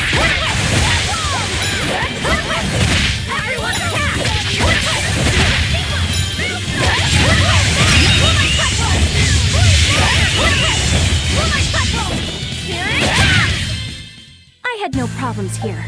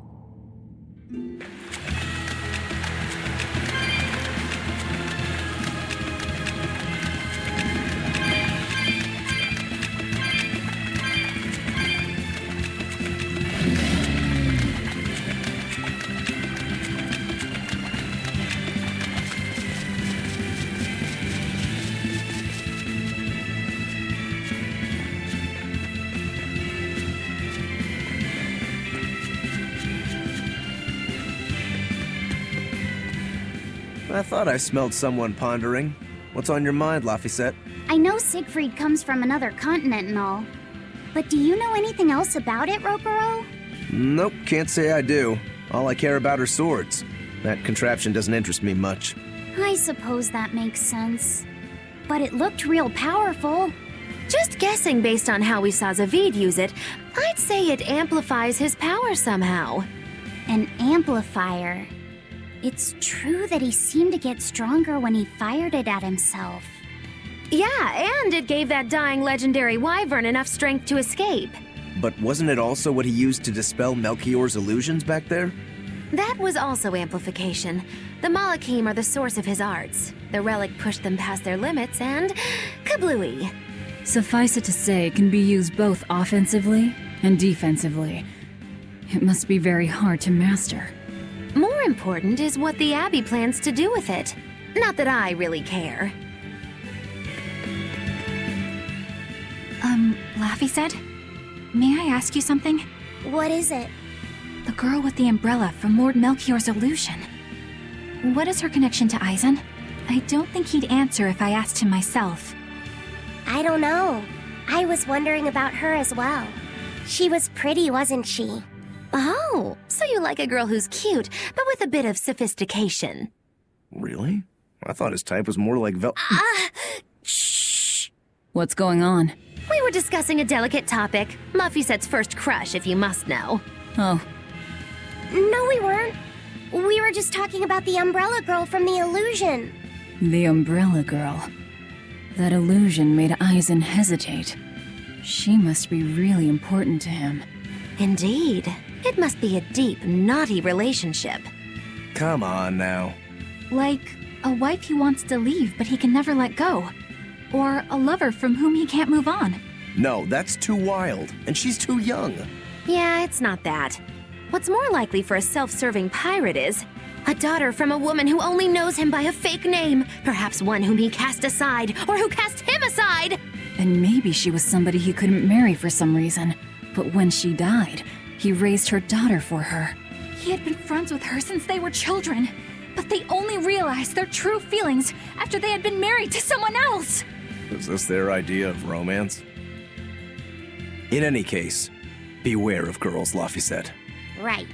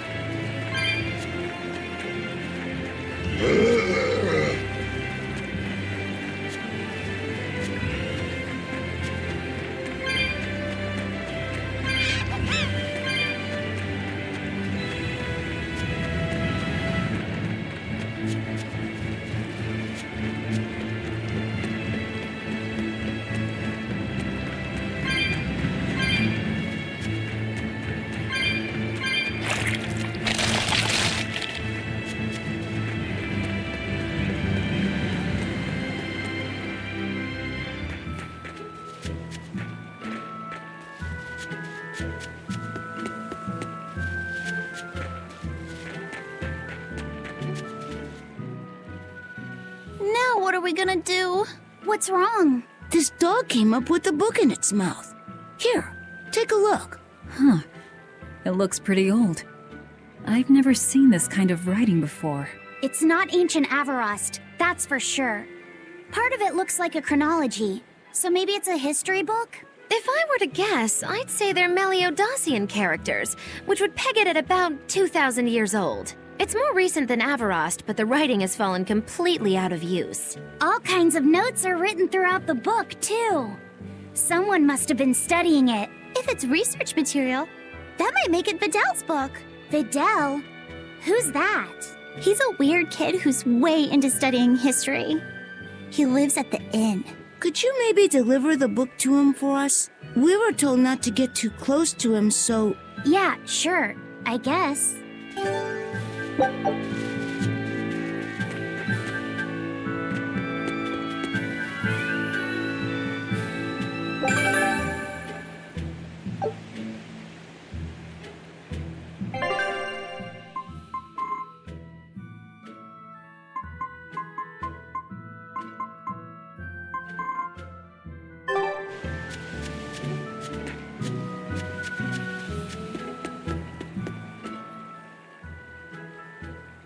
My book! My book! Where could I have left it?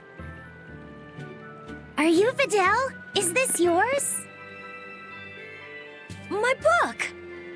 Oh, that book is super important to me. Thank you. I'm Laphicet. I hope you don't mind that we flipped through some of it. Can you actually read Meliodacian script? You recognize Meliodacian writing? That's unusual in this day and age. Oh, it's not that big of a deal, really.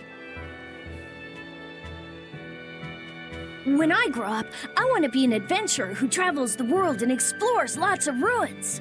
So to make sure I'm ready for anything, I've been studying ancient history, starting with the Era of Darkness.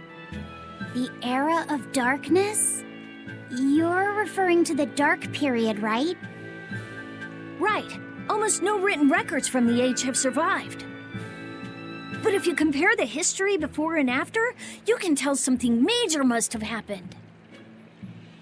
Wow, that's fascinating. I know! Look at those two, all worked up over an old book.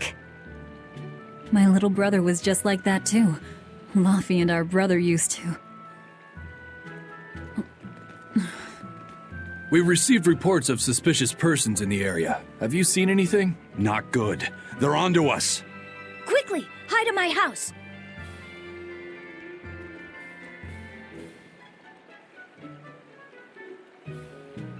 Vidal, have you seen anyone suspicious recently? Sorry, sir. I've been absorbed in my book. That's all right, thanks. Look, I know it must be tough living alone with your mom. Just remember, your father's a praetor. He's out there fighting to protect us all. Keep your chin up for his sake at least, all right? Uh-huh.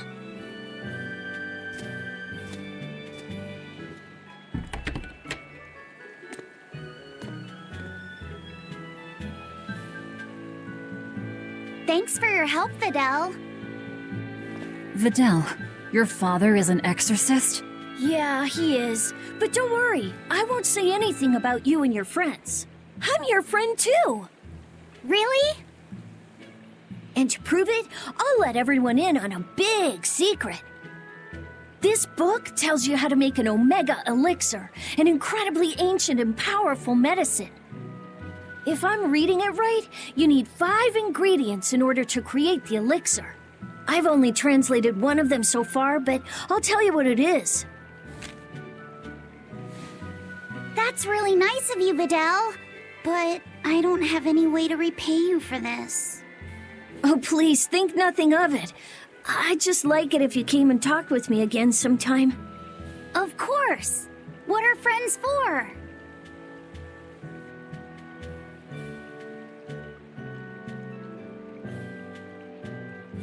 The Omega Elixir.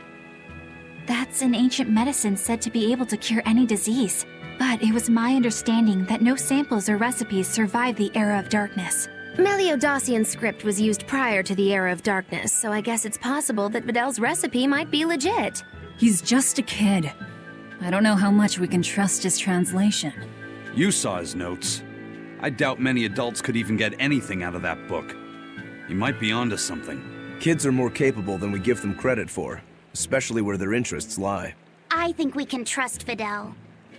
Laffy used to read books intently like that too. Furthermore, couldn't a hypothetical Omega Elixir be quite useful to you, Velvet?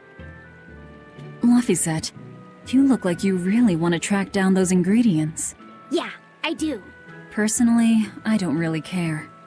But if you want to look for them, I won't stop you. Okay.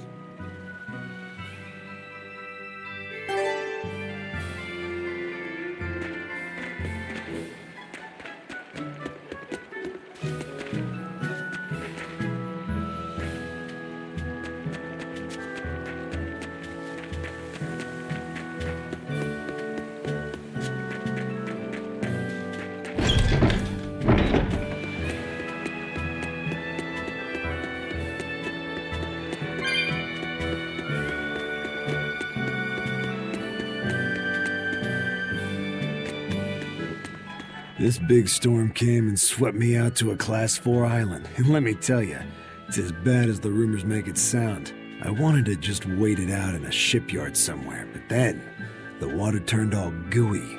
Then I had these jellyfish things coming onto the deck, and before I knew it, slugs were swimming around in the damn ocean. Wouldn't the salt in seawater mess up a slug? Yeah, that's what I thought too, but these weren't no sea slugs neither.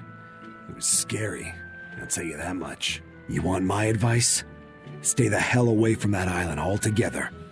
But if you do go, watch out for that gooey stuff. What did that pirate mean by Class 4? I've never heard of that. It's a classification the Abbey uses to help inform their strategy, an estimation of how well they've been able to manage the demon outbreak in an area. Administrative Zone Classes 1 through 3 have been assigned a suitable contingent of exorcists to guarantee the population's safety.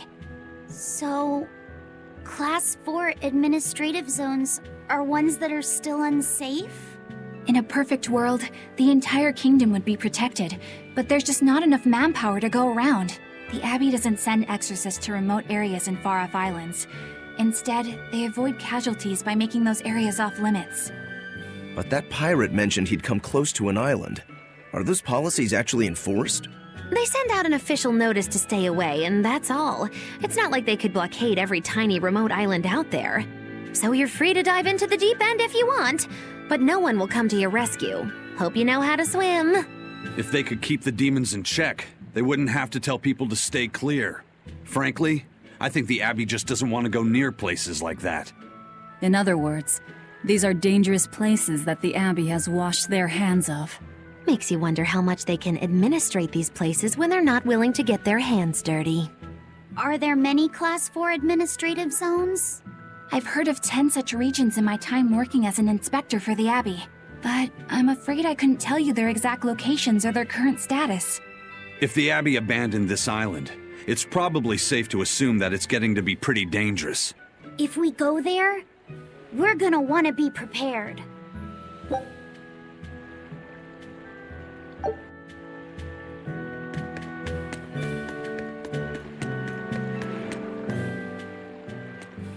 Demons! There's more of them! A whole band of them rampaging through Warg Forest! There was already one dangerous demon in those woods, and now we have more! And they're still on the loose! A lot of exorcists have come to deal with them, but... What do these demons look like? That's what I want to know. Those Abbey people won't tell us nothing. Every time a demon comes around, it's all, show us your cargo this, and don't leave port for a while that. How are we supposed to catch any fish? These demons really are a pain in the neck. If I was an exorcist, I'd lay down some justice, I tell ya.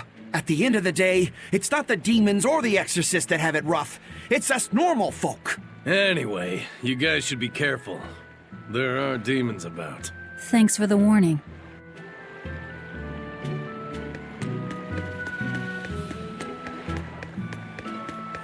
First mate! You're all right!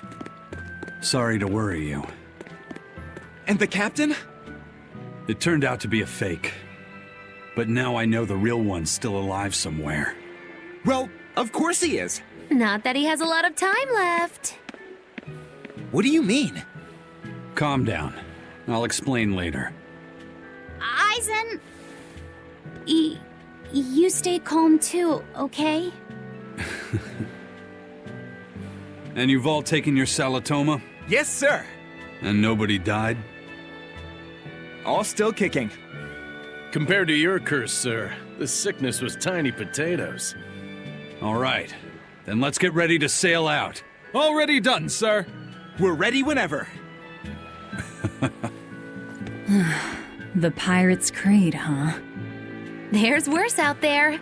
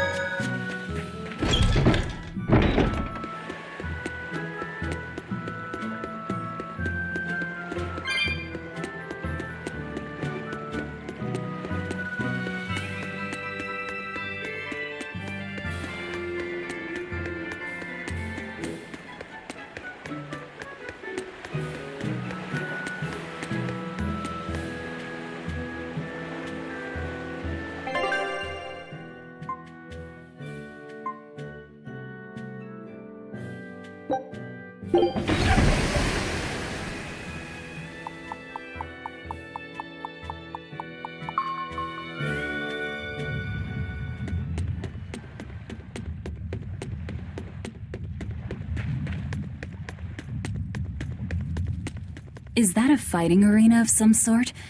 I don't see any demons around. Look! There's something spewing out of the middle! I sense a really malicious force emanating from it. It's probably the vengeful spirits of those who fought and died here looking for glory! Thanks for that. Now I've got goosebumps. Let's try not to wind up as more vengeful spirits.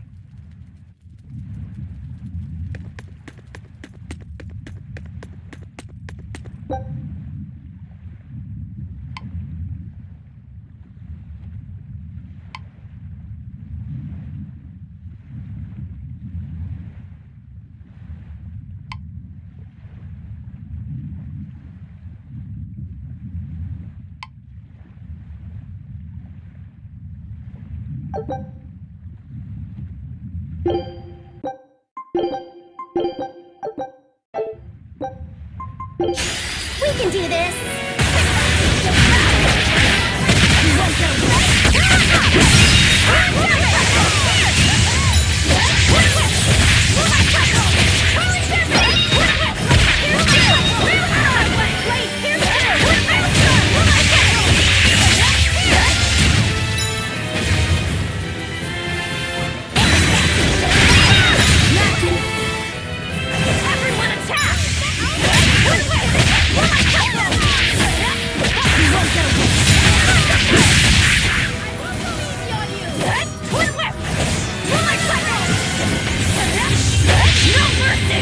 I won't shoot its heart. That all you got?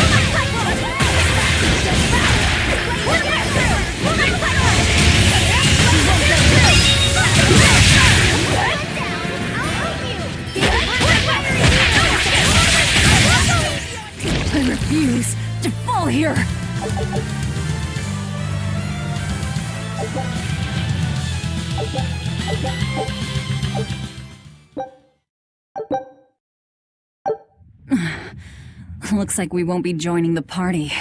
I can see why this place is the stuff of cautionary bedtime stories. Not to mention why the Abbey's keeping way the hell away. We shouldn't let our guard down. But this place could still be a good chance to hone our combat skills. Indeed. Most everything we fought here seems to follow a pattern. This is a good place for tactical training. If we ever end up on another island like this one, we should probably come prepared for the kinds of enemies we'll face.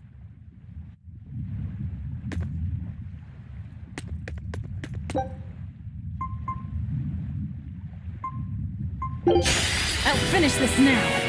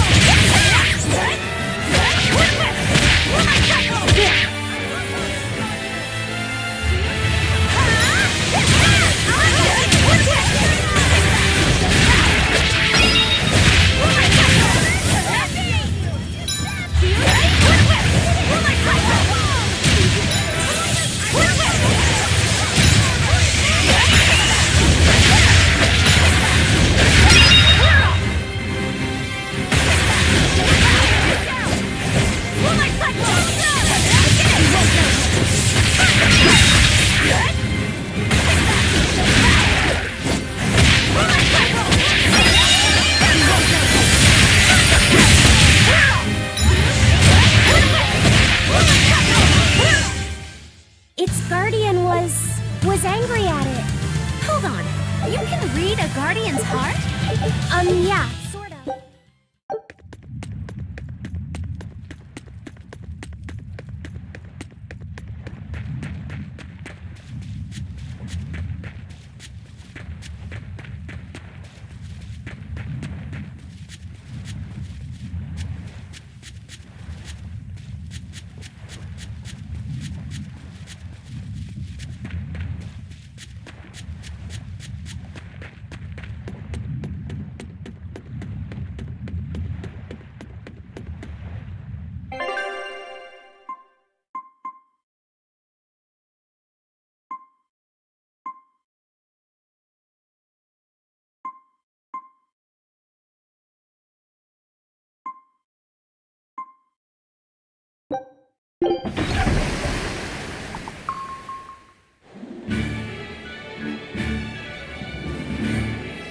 It's too bad that wasn't the real I freed. But I'm glad everyone on the ship is feeling better. Yeah. Though it sounds like they never want to touch that Salatoma stuff ever again. What about Eleanor? She took it too, and her face went all wow. I don't mean how she looked. I mean how she actually feels. Oh, well, she looks like she feels better too. Good. You're worried about her, aren't you, Velvet? No, it's nothing like that. Let me tell you something, kiddo. When young maidens ripen, they have trouble expressing their feelings. So Velvet's ripen? Mogilu! Quit giving Loppy set confusing thoughts. No trouble expressing those feelings, I see.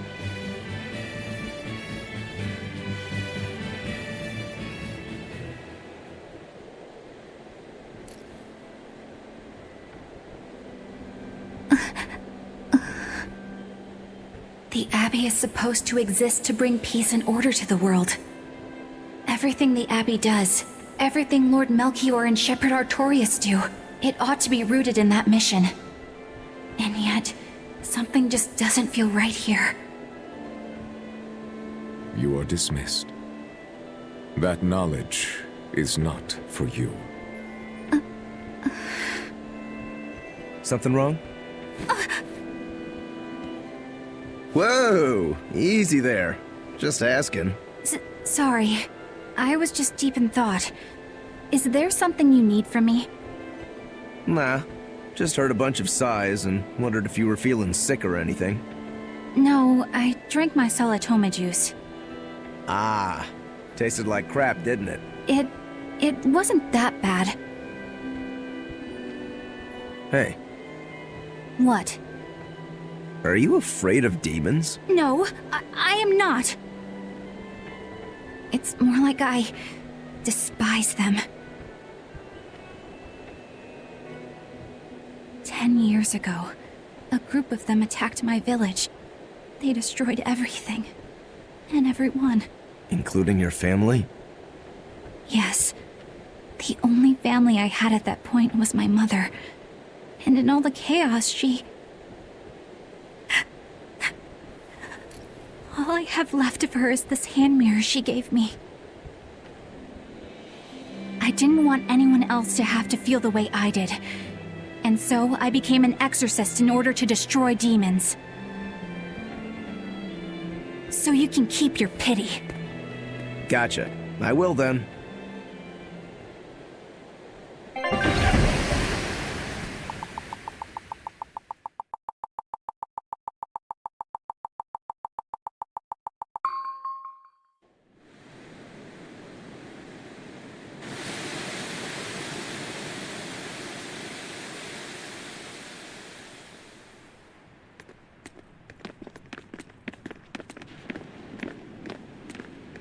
What is that?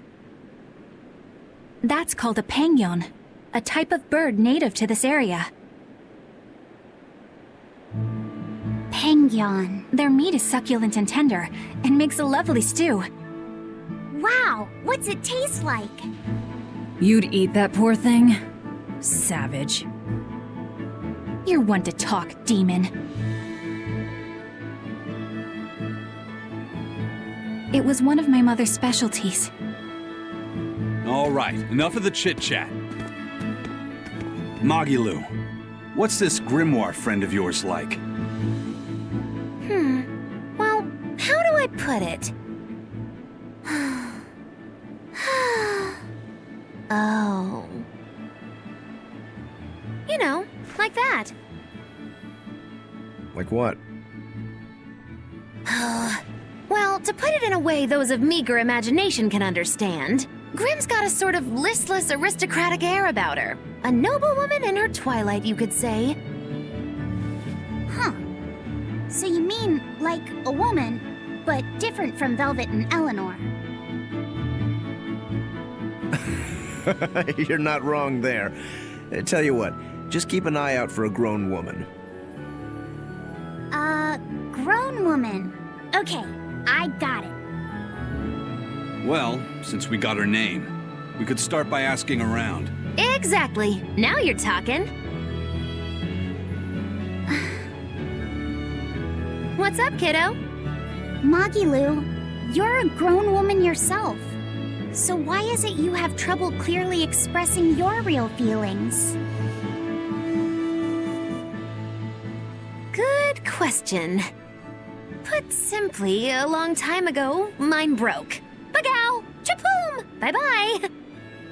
Your feelings broke? Come on. Let's question the townsfolk.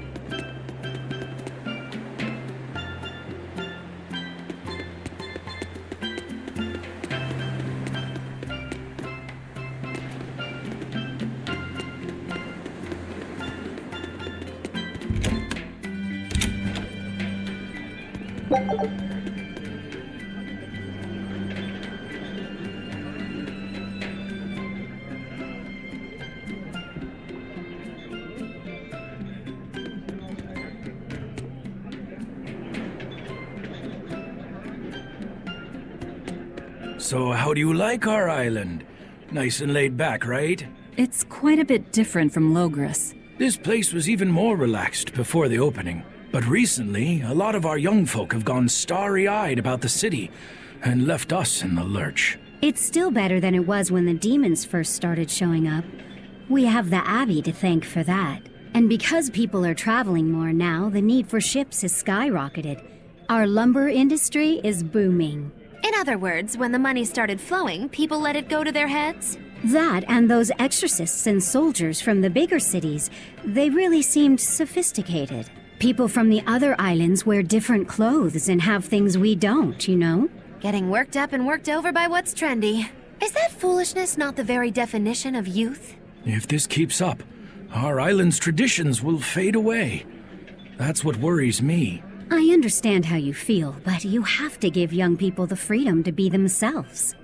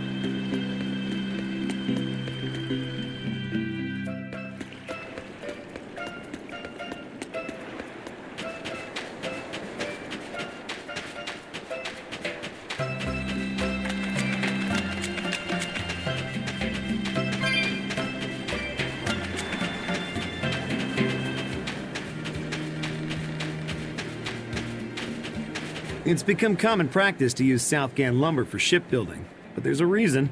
Our trees really are the best for it. Natin trees only grow in Southgand. Their wood is light, tough, and doesn't rot. Perfect for shipbuilding. You know your stuff. Long ago, before people knew how to build seafaring vessels, Midgan and Southgan were separate countries. Then our ancestors fashioned rafts out of Nathan logs and floated all the way to Midgand. A Midgand craftsman, amazed to see a humble raft cross the open sea, returned with our ancestors here to Southgand. He had used the natant logs to build a large, sturdy ship. Thanks to him, commerce took off between Midgand and Southgand, and the Age of Exploration began. The excitement of a new age had everyone floating on air, but within mere decades, Midgand declared war on Southgand.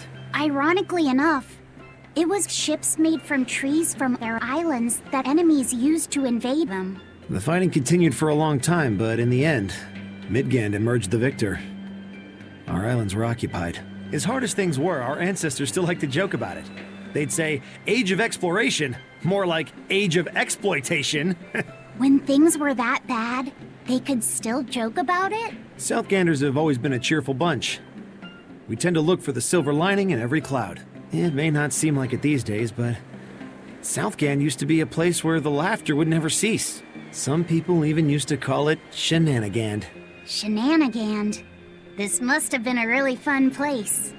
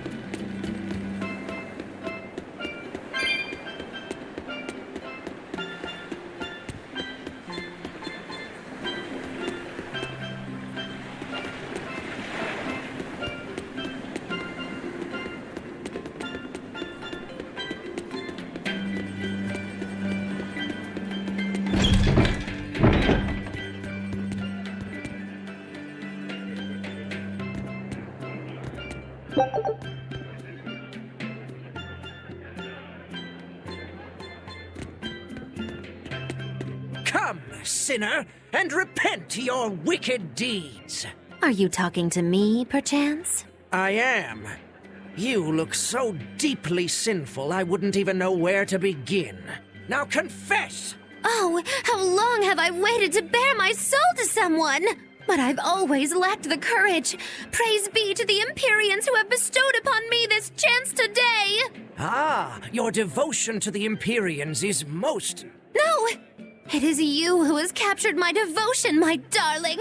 There's no one else I want but you! What? Me?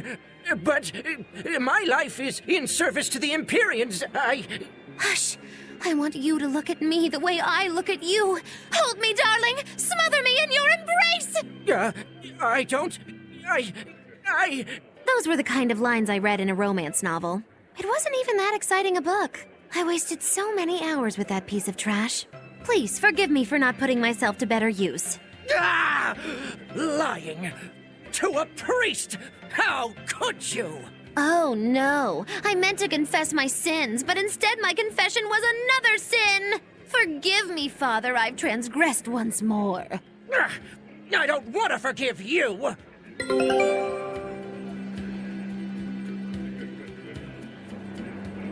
Come, sinner, and repent your... Who? Me? I don't think I've done much that needs repenting. No, my son. You must be mistaken. For I can tell just from how you dress that a great many sins weigh heavily upon your heart. But it's not too late for you yet. You must confess your sins and repent. Yeah, I hear you, but I really can't think of anything. Have you ever wielded violence? No. All I wield are my swords. Well, have you hurt anybody with your swords? Yeah, but I haven't been able to land a killing blow yet. I've still got a long way to go. But the next time, I'll kill him. No, you have it all wrong. You must repent for how you've used your swords. Oh, I get it. I need to improve my cutting technique, right? That's not what I meant either. Ah, then what do you mean? It's a priest's job to guide the layman, right? You'll have to start speaking more clearly if you want anyone to trust your advice. Get your act together, man. Yes. I'll reflect upon the error of my ways. Wait, what?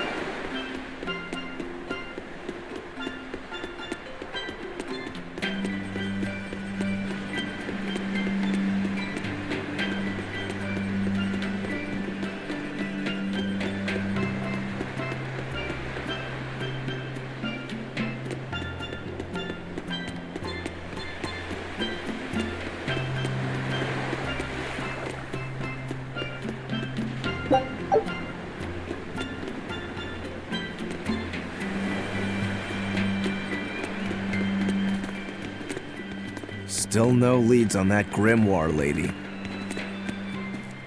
Mogulo, when did you get that letter from her you mentioned? Hard to say. It must have been last year? A decade ago? Take this seriously, or I'll feed you to the sharks. Oh, what? I think I'd at least rate a kraken. Keep this up and I swear I'll eat... It's them! The final preparations are complete. Once you've assumed your new post, everyone will act on your command. Thank you, sister. But to be honest, I worry that these shoes I'm filling might just be a bit too big for me. You need not worry. You possess a special strength and quality that others lack. Shepherd Artorius has high hopes for your deployment to Palamedes.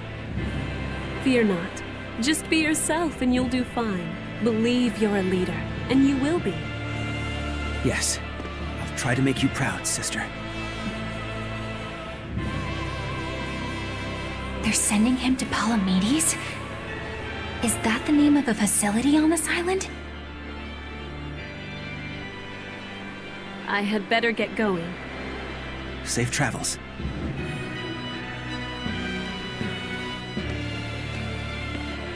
Oh, one more thing. Be careful around the demon in Haria.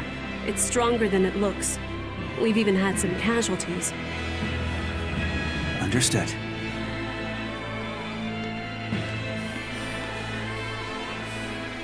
Also, if you must drink the water, remember to boil it. Sister... I know, I worry too much. But I just can't help myself.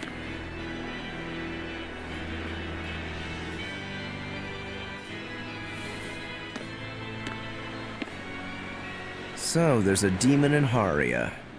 Sounds like it's a pretty feisty one, too. If so, it may prove useful. Still, what magical timing for Oscar to show up here at the very same hour we do. I understand your suspicion of me, but have you any proof? None, it's true. But as an exorcist, you're certainly sympathetic to the Abbey's cause. And soon you may wish we were sympathetic.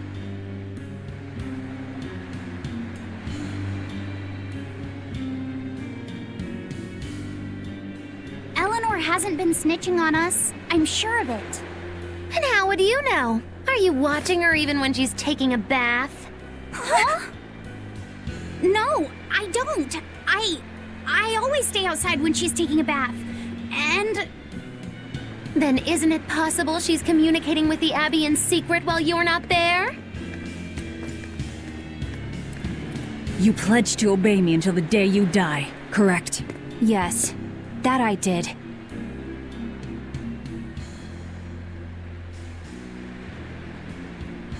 Remember, when you two trade blows, only the Abbey wins. One less demon, and one less traitor for them to worry about. While we're standing around here arguing, that demon could be attacking Grimoire! It's true. Let's find some more people to question around town.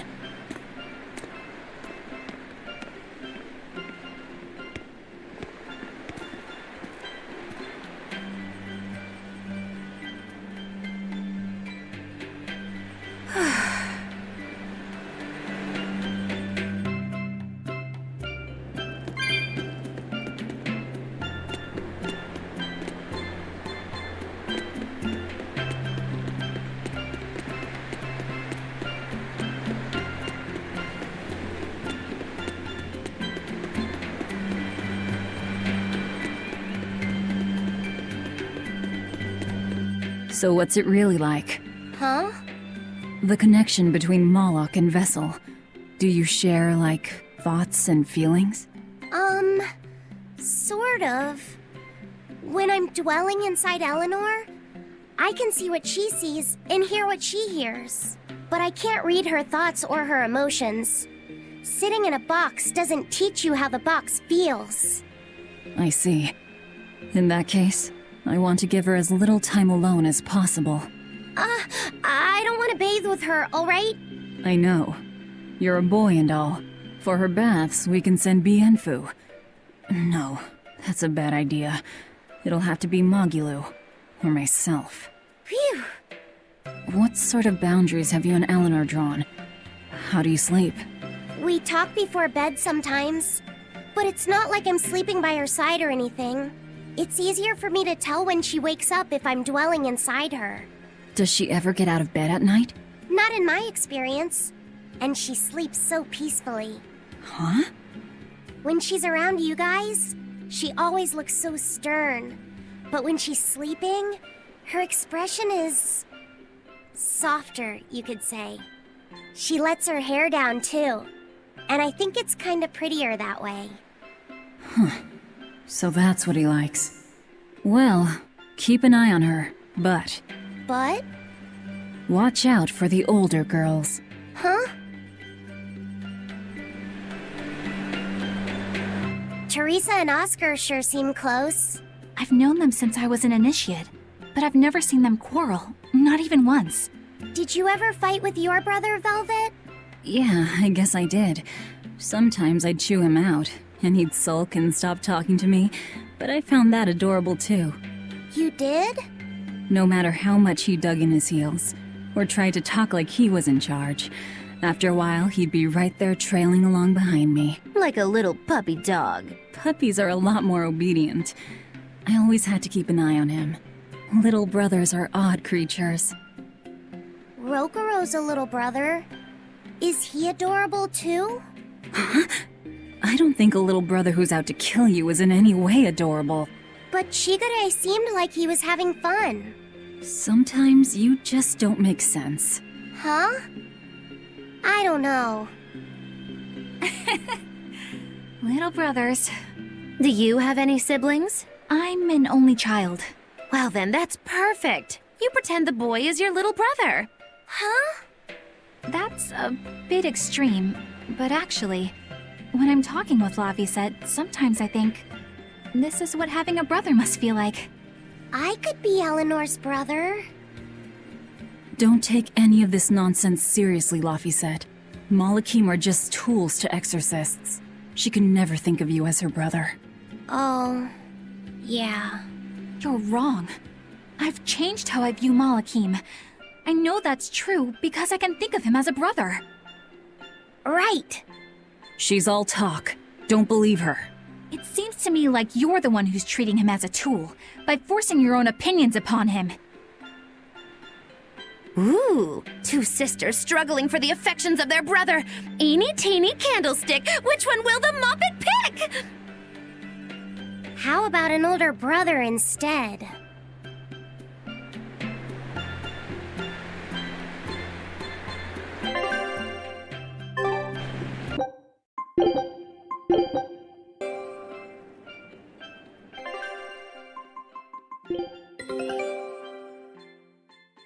This recipe looks real tasty.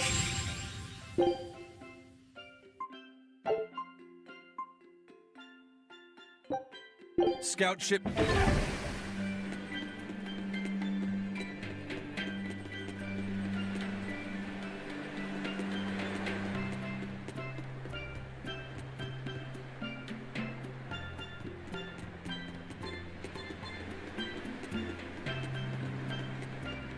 The people of Southgand originally worshipped Amenoch, the Empyrean of Water. The lives of the people of the Southern Isles are inherently tied to the sea. Whether it was gratitude for a good catch or an appeal for protection, everyone offered their prayers to Amenoch. But the Abbey worships Innominat, don't they? Do the people still keep their faith? Most of the people obey the will of the Abbey, but one small village deep in Southgand is a special case. The village is called Haria, and even now they keep their faith in Amenoch. They've even quarreled with the Abbey. I'm grateful that they fight off the demons. I really am. But do they have to dictate which gods we worship too? They think they do. It's their truth. Then again, they can't control what's in your heart, can they?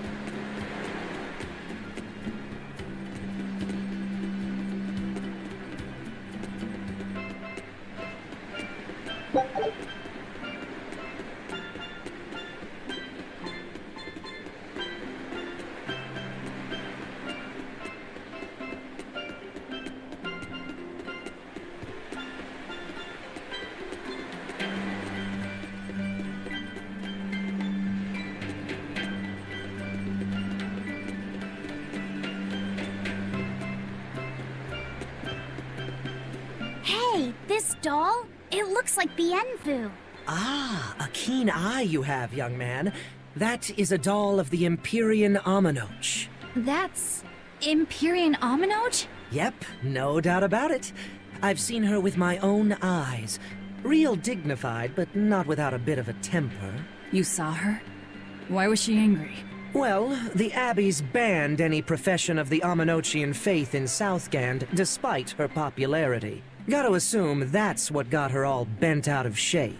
I tried talking to her, but no matter what I said, she was just like, oh. Wait, that sounds like... And that low-energy goddess you saw? The doll you've got here looks like her? Yeah, more or less. Ha! Fortune smiles upon thee, weary adventurers. That listless goddess is none other than Grim. Grimoire isn't human? When did I ever say she was? So, shopkeep, where'd you see her? I think it was down by Maclear Beach. Pensively watching the tide come in? That's her, all right. Quickly, to the beach! Ugh. Why didn't you mention Grimoire as a Moloch before now? You can't be too careful with that information. Spies, spies listening everywhere!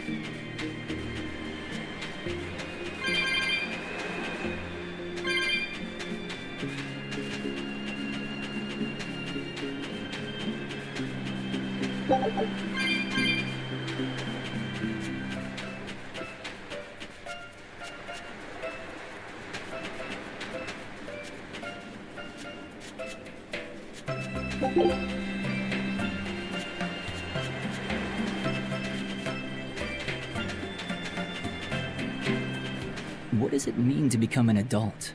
The eternal question of youth. Have you ever heard of the ceremony of adulthood? It's a yearly tradition on this island. If I remember right, it's totally wild. Everyone throws bananas and oranges at each other. Traditionally, yes, but things have changed over the years. Bananas and oranges are a thing of the past. People are always reaching for bigger and better things, right? In this case, it's watermelons. Whole watermelons. You're throwing watermelons? That's gotta hurt. Trust me, I know. But watermelons are the least of our worries. Recently, people have started flinging coconuts. Coconuts? Those things are as hard as rocks! Trust me, I know. Like getting hit with a brick. Now, every year, there are some kids who never make it to adulthood. You don't mean they... Yeah, I've kept putting it off myself, but it looks like this year I've got no choice but to participate. That's crazy! It's far too dangerous. And more importantly, how does it make someone an adult? There are ancient traditions that say overcoming danger marks a child's coming of age. Some people still cling to the old ways. You've hit the nail on the head. There are lots of old folks that sit around complaining how weak us darn kids are.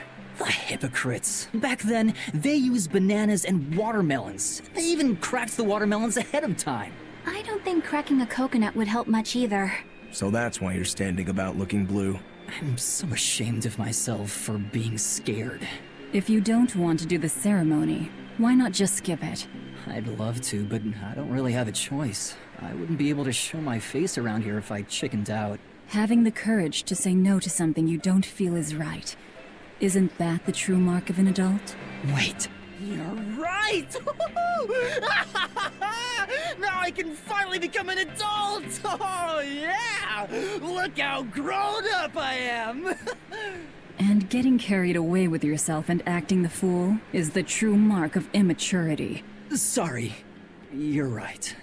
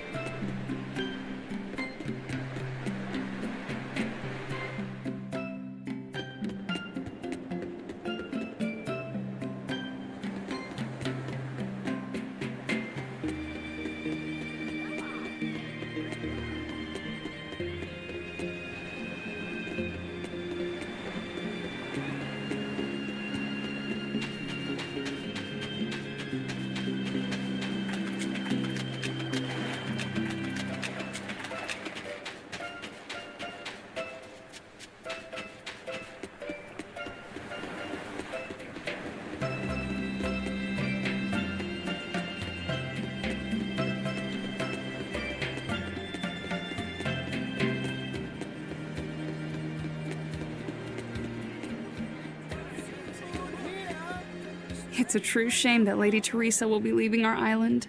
I'm a little relieved, to tell you the truth. She was a bit too strict for a free soul like me. I guess not even the heat of Southcan could melt her icy cold personality. But strict as she was also fair. She never asked anyone to do what she wouldn't do herself. Even when we were fighting with Haria Village over the temple, she kept her cool and listened to what they had to say. If it wasn't for her, we'd probably still be squabbling with Haria. That's true. But did the Abbey really need to take over the temple for themselves?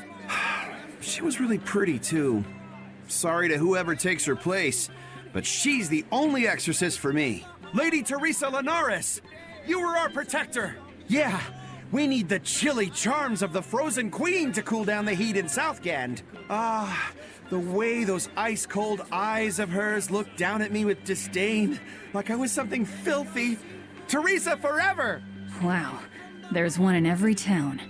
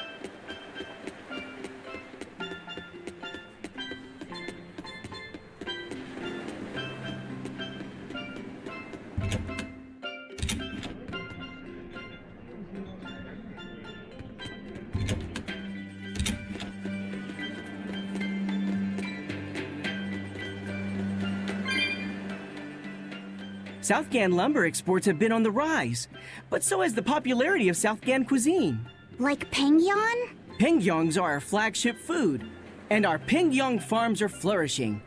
But oranges, bananas, and our other fruits also sell well. I've never had any oranges or bananas. Oranges are sweet but tart and very juicy. They're the perfect refreshment on a hot day. They're that fruit that glows in the dark, right? Also known as candle fruit? That's the one. And now banana nuts. They're soft, sweet, and filling when eaten raw. But if you dry them out, they get crunchy, like peanuts.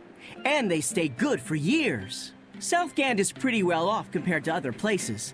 The fish are plentiful, and the trees are heavy with fruit. That's why I'm shipping the excess to other towns. This guy here, he's a true sailor. Yeah, good luck. I wish you the best. Hey, thanks. I appreciate it.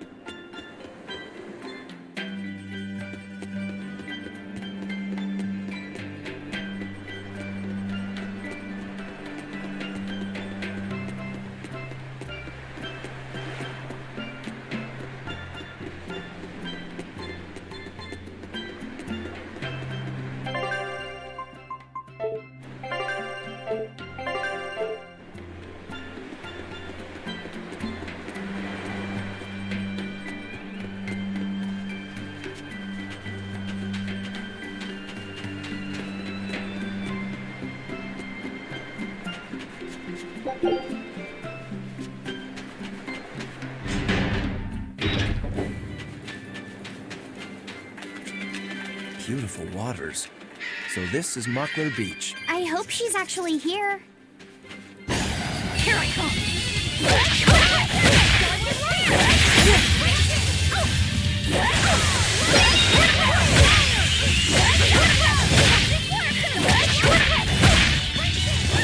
No mercy! Won't that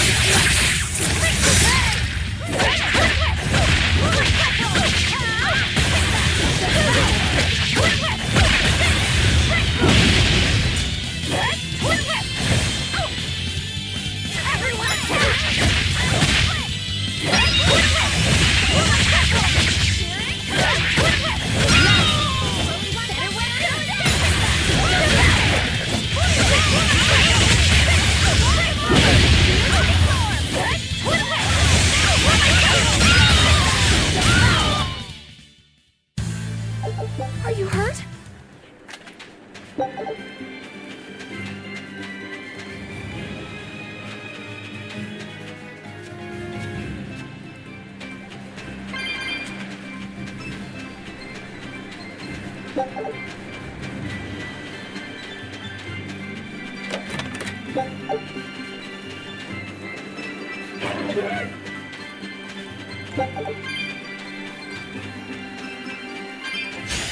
Guess it's time to fight! You won't get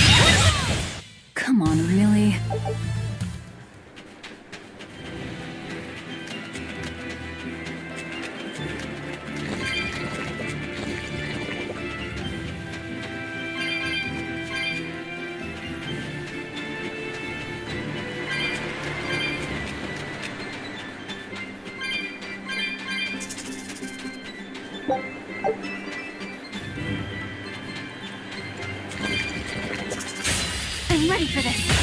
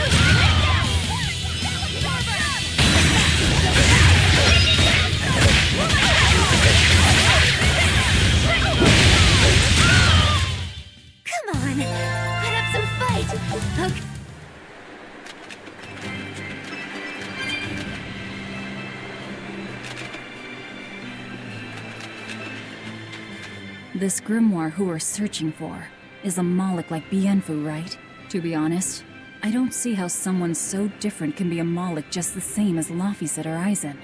I understand your doubts. It's quite the tangly mess. I'll tell you anything! In that case, I've been wondering, what's underneath your hat? Oh no! Anything but that! So, we've hit a wall already.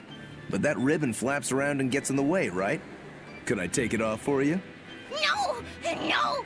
That's not possible! You mustn't remove the ribbon! Why not? That's another thing I can't say! It's all cans with you. Alright, is there anything you can tell me? I could talk about what type of Malachim we are, or our position in the world of Malachim, or our abilities. Oh, I'd like to know all that. Then I will tell you. Listen closely. We Norman are a well-established race of Malachim. Compared to other Malachim, we aren't as adept at manipulating natural forces, but we excel at drawing out and heightening the abilities of others. Think of them as a convenient power-up. They're also known as common spirits. Don't even say that! We Norman hate being called that. Why is it so painful for you? Because it makes people think we're average and unremarkable. That's why we work so hard to show how we're all different. That does explain your quirky speaking mannerisms. Don't sweat it. That's a perfectly common thing to worry about. Don't say that!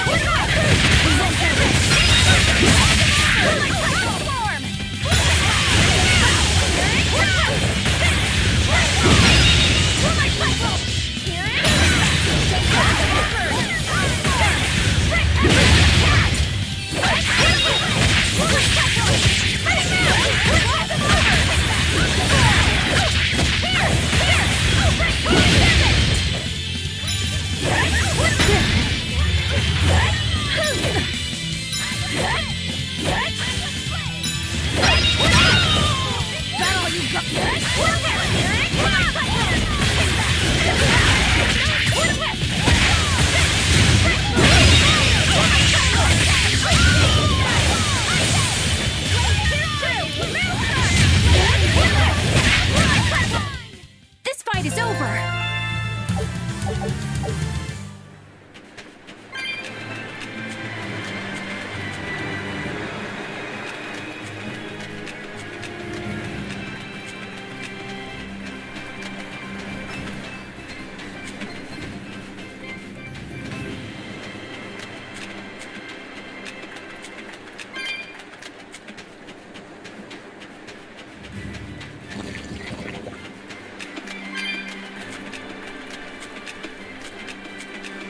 What are those penguins doing?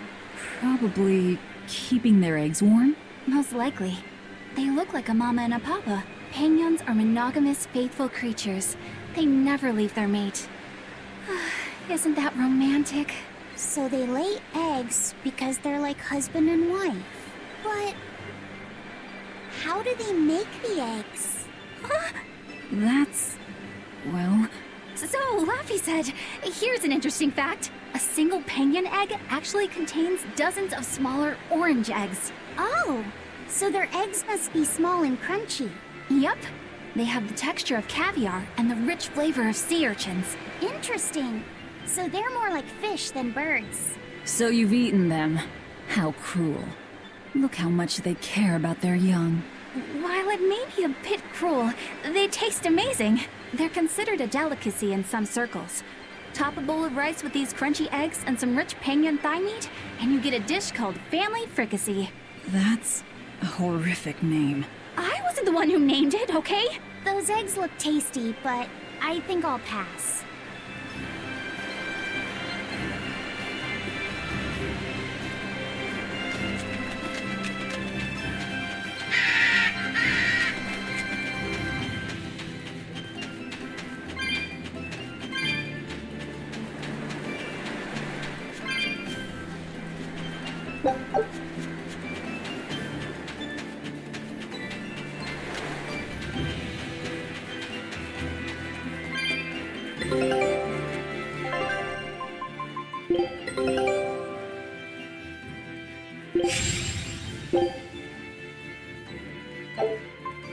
Skep.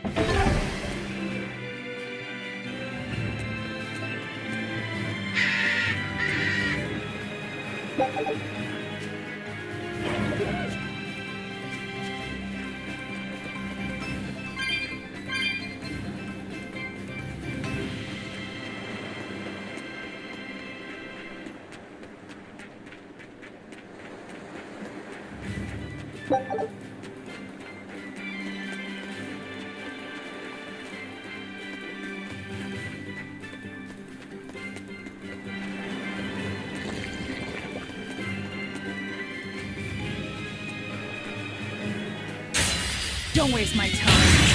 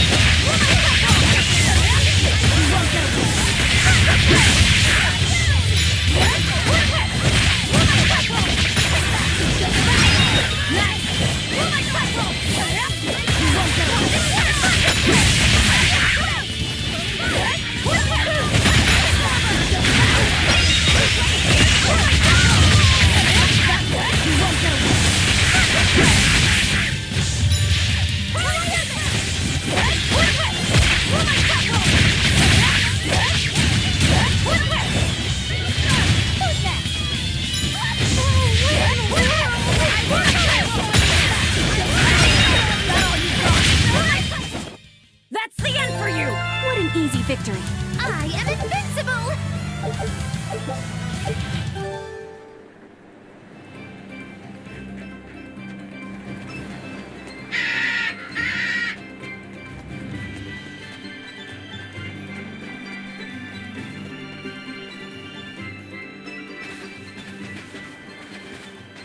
Is that... Grimoire?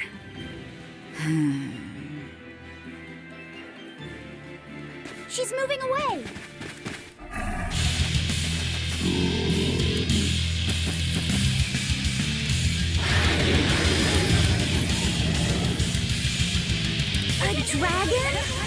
just a big lizard demon. Is it friends with Guile?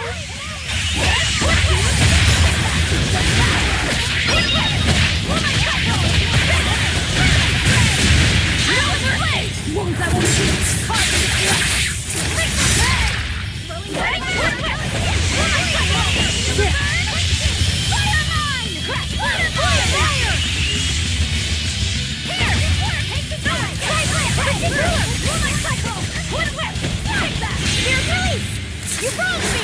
Here's your justice! Fight in order! Ready to feel the burn?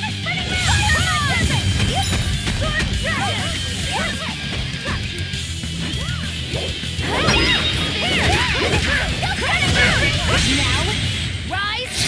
Arise! Ascending! Angels! Running down! Running down!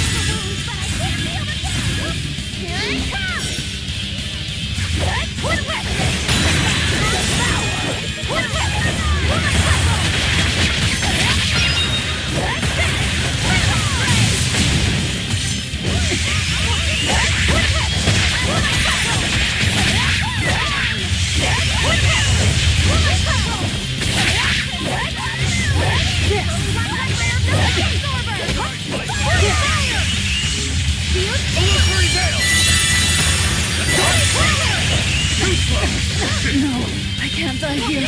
You're wide open! Blades of wind, slice them!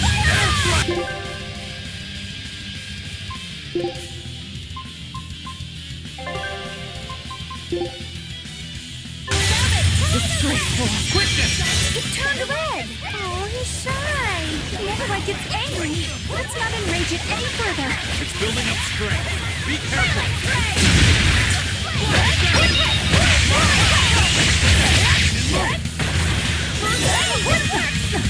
No, I can't die here.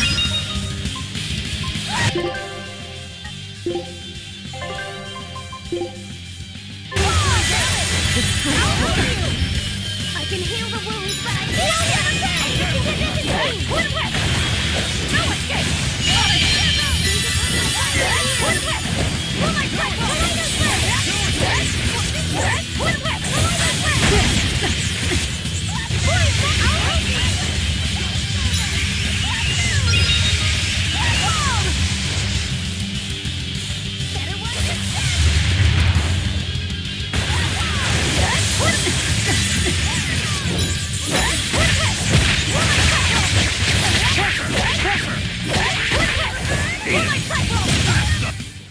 I refuse to fall here.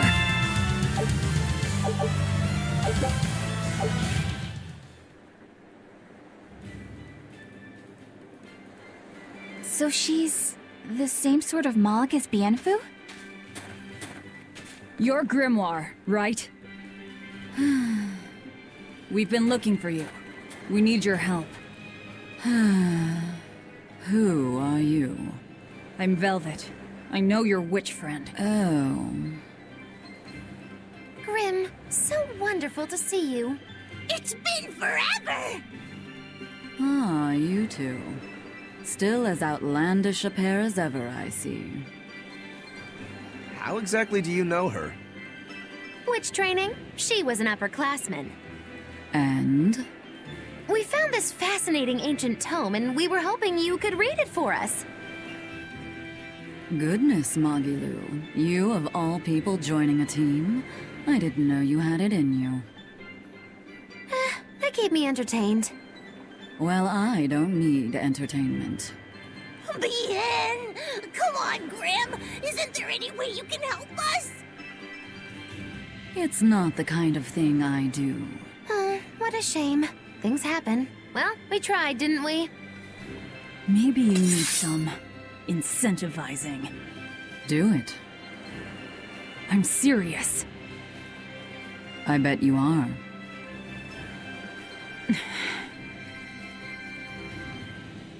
Your eyes tell me you're dangerous. Trouble follows you like a hawk tails a rabbit. And at my age, trouble is something I'd rather avoid. How old are you? Ask me again and you'll get a firework in the tush. My apologies. It appears we've wasted our time. A walk on the beach is never wasted, but sorry.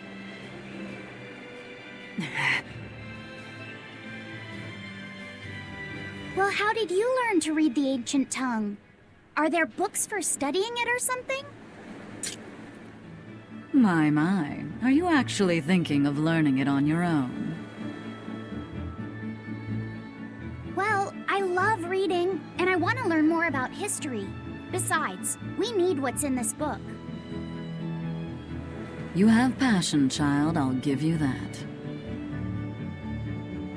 Not to mention you want to be helpful to Velvet, don't you, kid? Yeah. My tuition isn't cheap, you know. You will teach me? No, I won't. But I admire your dedication enough to read it for you. Now where's this book? Here it is, ma'am. You needn't be so formal. Oh, yes, ma'am. Not ma'am. Right. Let's see what we're looking at here.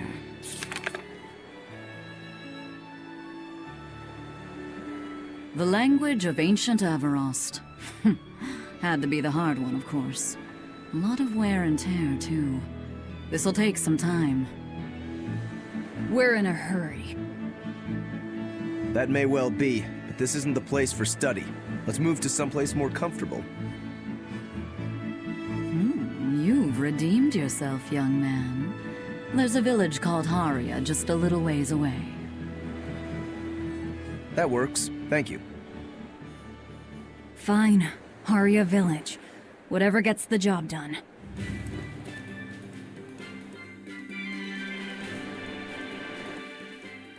I apologize if I'm being rude, but I have to ask. You're not Aminoch the Empyrean, are you? Of course I'm not. What would even make you ask such a thing? A shop in Isolt was selling Aminoch figurines that looked just like you. Oh, that. I distinctly remember whispering to the shopkeeper in his sleep, telling him not to sell those things. You showing up in his dreams probably only convinced him you were the real deal. You should sue for his use of your likeness and get proper compensation from that shopkeeper. Forget it. It's no concern. Yeah, you're right. It's not like they'd ever sell anyway.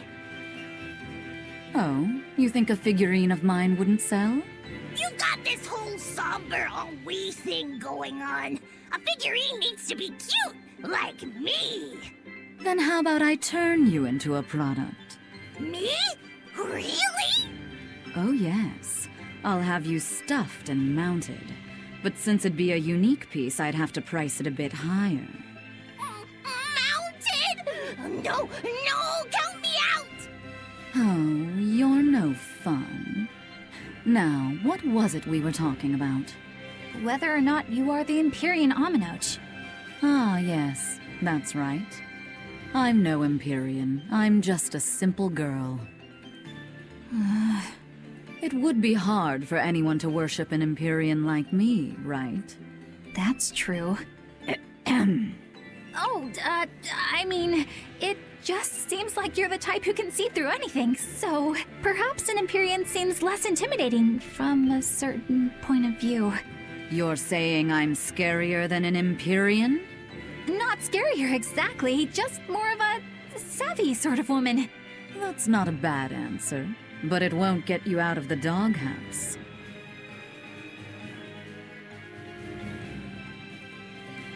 Haria. Isn't that the village with that demon that Oscar and Teresa were talking about? I think it might be. We should remain on our guard.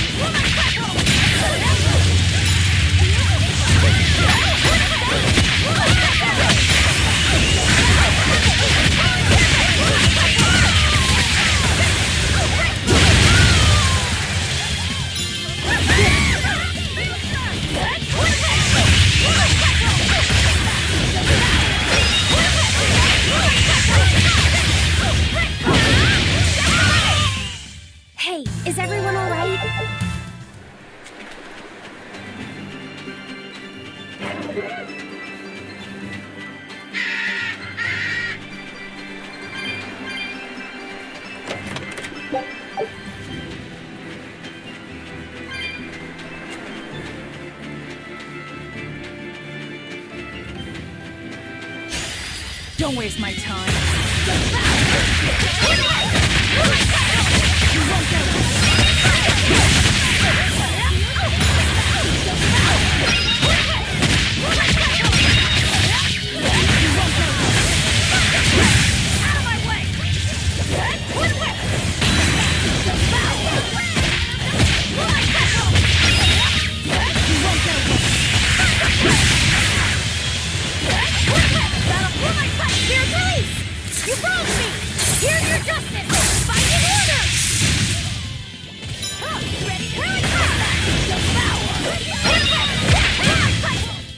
It looks like no one is injured.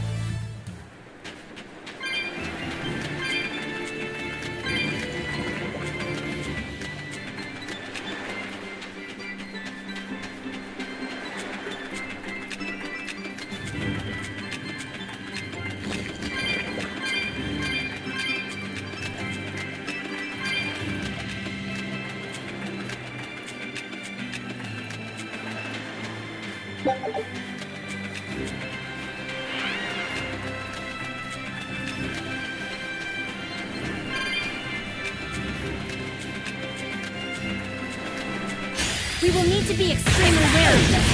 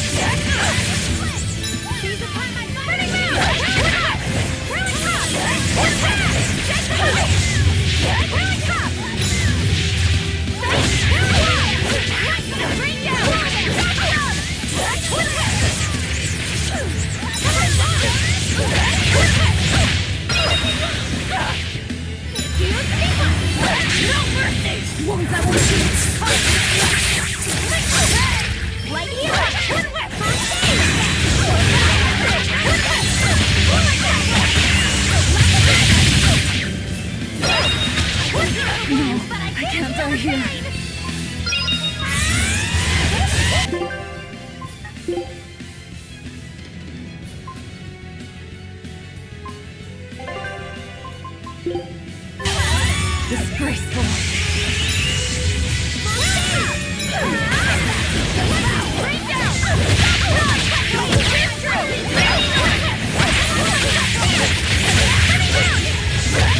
Now, rise, arise, ascending, angels! can't die here.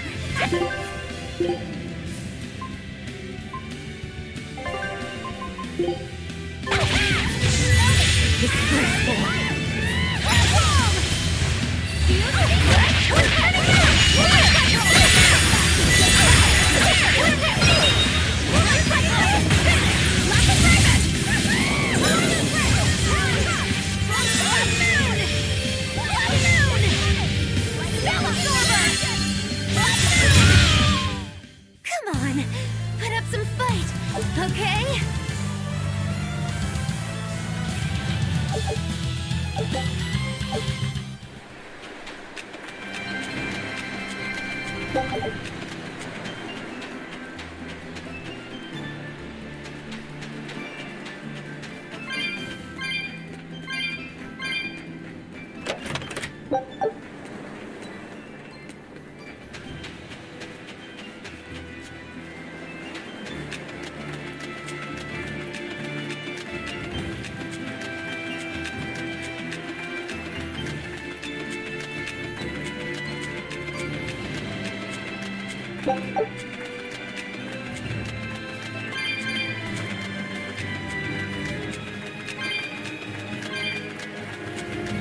That's Haria Village. To the inn, one and all!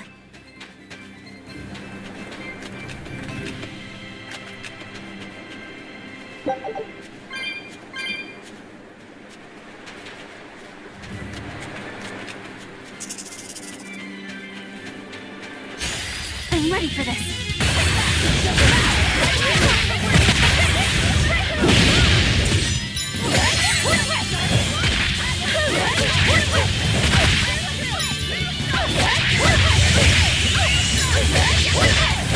Everyone attack!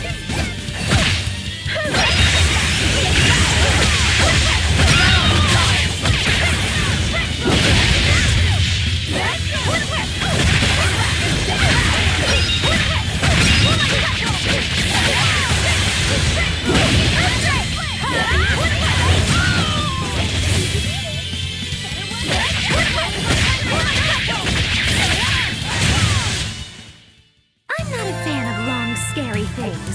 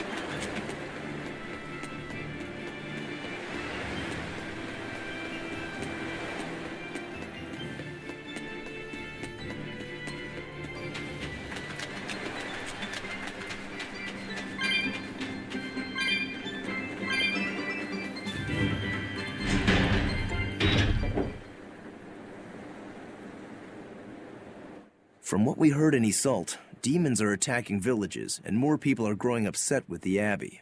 So I hadn't expected things in Haria Village to be so laid back. They might be on their best behavior because you're accompanied by an exorcist. Huh. I didn't know you could see the world in more than just black and white. The Abbey wouldn't entrust my responsibilities to someone who couldn't see beyond the surface. I have seen many things in my work. I've beheld both the light and the darkness in the world of men. Despite that, no, because of that, I won't turn away from the wrongs that I encounter. Moreover, I have faith. I believe there is good in all our souls. The darkness, huh? Yes, like you. You're awfully direct.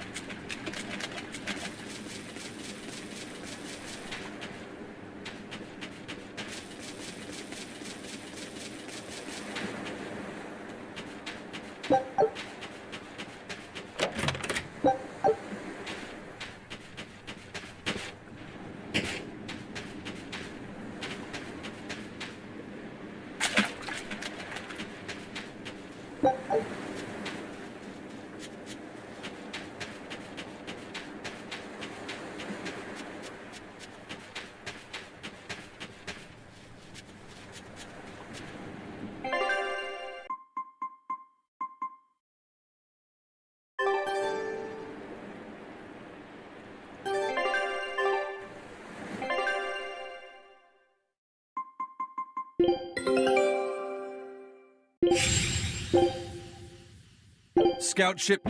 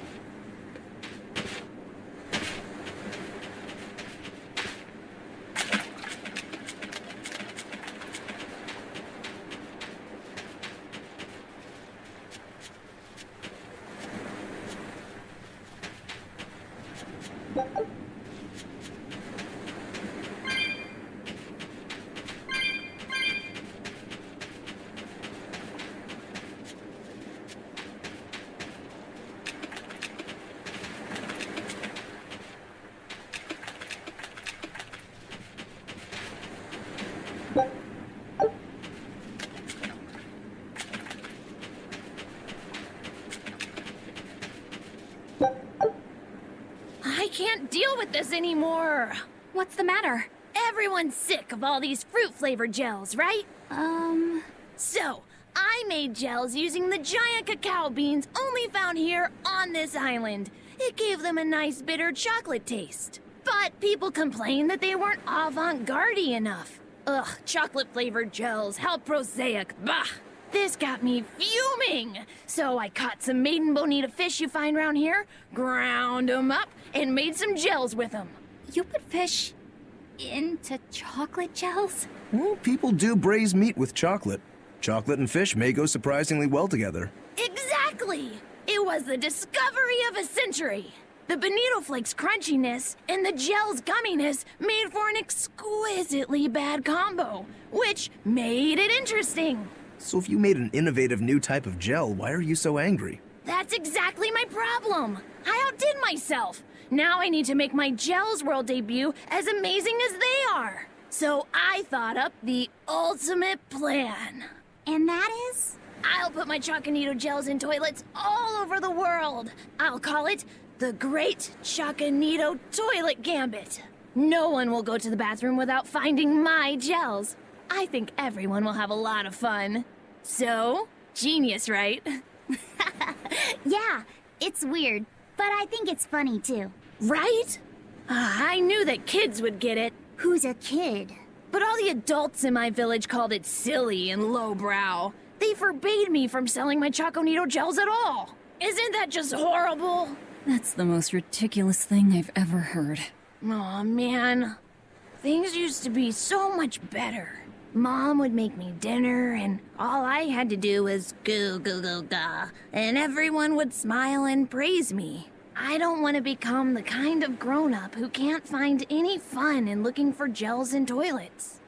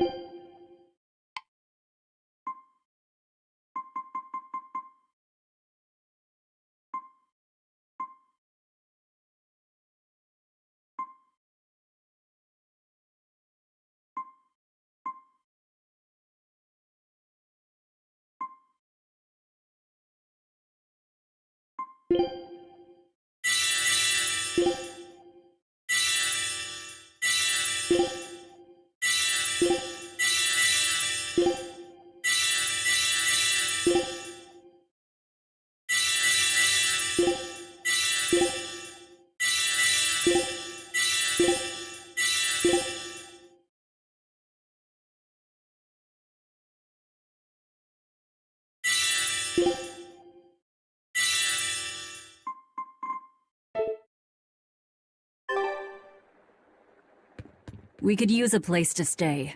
Any rooms open? Yep. Just finished cleaning, in fact. You can help yourself to that room there. All right, time to start deciphering this scroll. Let's wait somewhere outside so Grim can concentrate. Do you think maybe I could stay and watch? I really do want to study the ancient tongue. I promise I'll be quiet and not get in your way, teacher. What did you just say, child? That I'd be quiet and... No, what did you call me? Teacher? You said you didn't want to be called ma'am, so I thought maybe that'd work. Yes, satisfactory. All right. I'll teach you how to read Ancient Avarost. Thank you so much, teacher! We'll leave you two alone then. Let us know if anything comes up.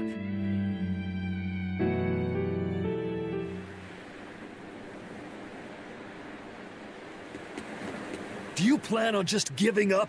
Palamedes is Amenoch's temple. The priestess isn't the only one whose job it is to protect that temple. It's the duty of everyone born in this village. Why did the Abbey need Amenoch's temple badly enough to risk causing this much unrest? But how will we protect our village from the demons if the Abbey abandons us? Besides, we won't be able to do business with the people of Isolt anymore. Our faith in Amenoch has nothing to do with the demons. When the priestess gets back, I'm going with her to protest. The demon blight changed everything. Will we never be able to return to the way things were? The way things were.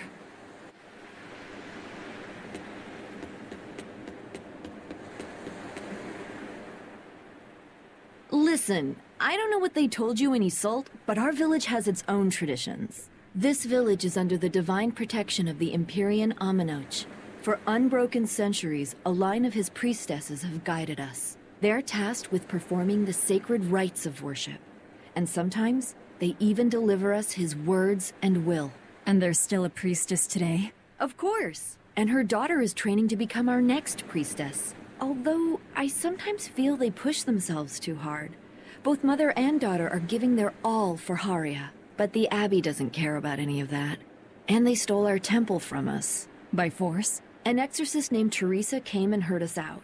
But from the very beginning, she always intended on taking our temple. Her words may have been kind, but that doesn't change the fact that she demanded that we worship her god, Inominat. In all the years we've worshipped Aminoch, not once did we ever try to force others to adopt our beliefs. Why haven't I seen this priestess she's talking about?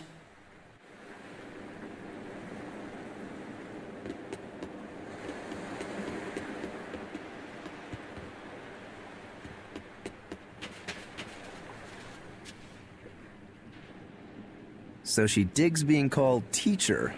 Well played, Laphicet. She wasn't so fond of ma'am, so I guess he figured he needed an alternative. You can tell how badly he wanted to help her with the languagey work. I think our Malak boy's finally finding himself. So it would seem.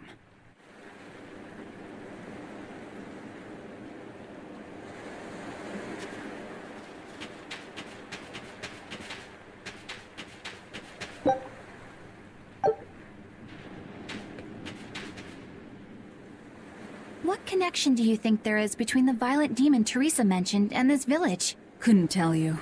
Could there have been a demon blight breakout here? This village doesn't look like it's been attacked, but... Whatever it is, if it keeps the Abbey's eyes off us for once, that's good enough for me. You really will use anything and everything towards your own aims, won't you? Yep, and that includes you, as I'm sure you've noticed.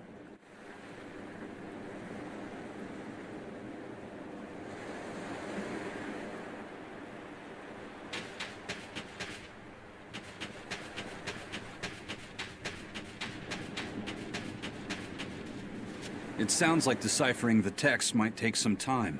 We should be prepared to wait it out here a while. Hopefully it'll all be worth it in the end. I hope so too, but ancient Avarost is complex. It's not just a matter of knowing the grammar and vocabulary. Oh? Then how exactly do you read it? I'm not sure about the specifics myself, but from what I understand, you kind of have to intuit a lot of it. A language based on guesswork? Thanks, old dead people. You're officially the worst.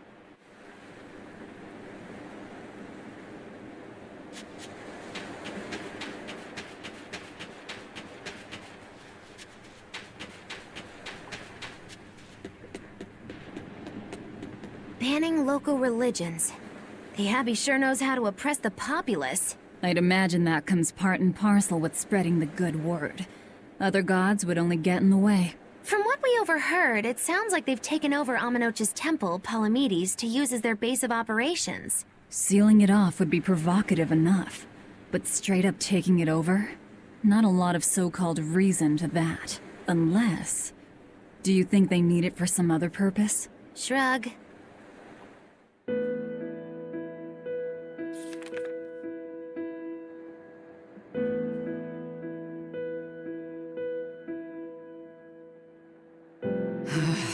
Oh, ancient Avarost. You have the obstinacy of a spurned lover who refuses to move on. Even for you, teacher? It's this one crucial line. I can't wrap my head around it. Well, from what you've taught me so far, it looks like it says... Saw, Popo, Mucho, Sanchon. Correct, but if you merely translate it word for word, it ends up saying, the parent hates tomatoes, the child eggplants. I doubt those have much to do with Inominat. Yeah. Their grammar is nothing like ours. Sometimes you have to reorder the words, and even then the meaning can require leaps of logic and flashes of intuition. Reordering. So like, San-san, Pocho Pocho, Pocho Musan, Pocho Musan. Can you read it that way? Pocho Musan. Now where did you get that from? These words are lined up, like they repeat. And when I read this part that same way, it just felt right. Pocho Musan. If that's repeated here, then the passage turns into the Nameless Empyrean. Empyrean! Ho ho, that has to refer to Innominat. I think we're on to something. All right, so if we apply this rule here, then... It would seem to be a book of children's counting songs. It's not about Innominat? What matters is what the song says, child. And I think you will be very interested in the words. I wonder if they've made any progress yet. Shall we go check on them?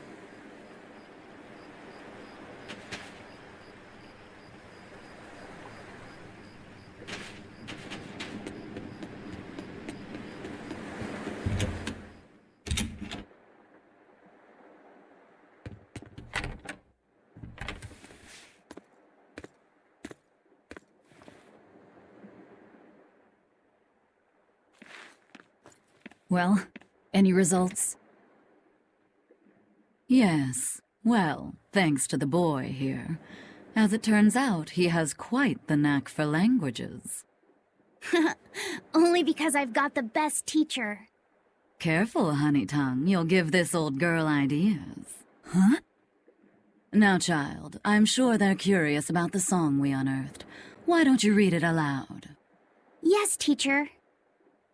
Song?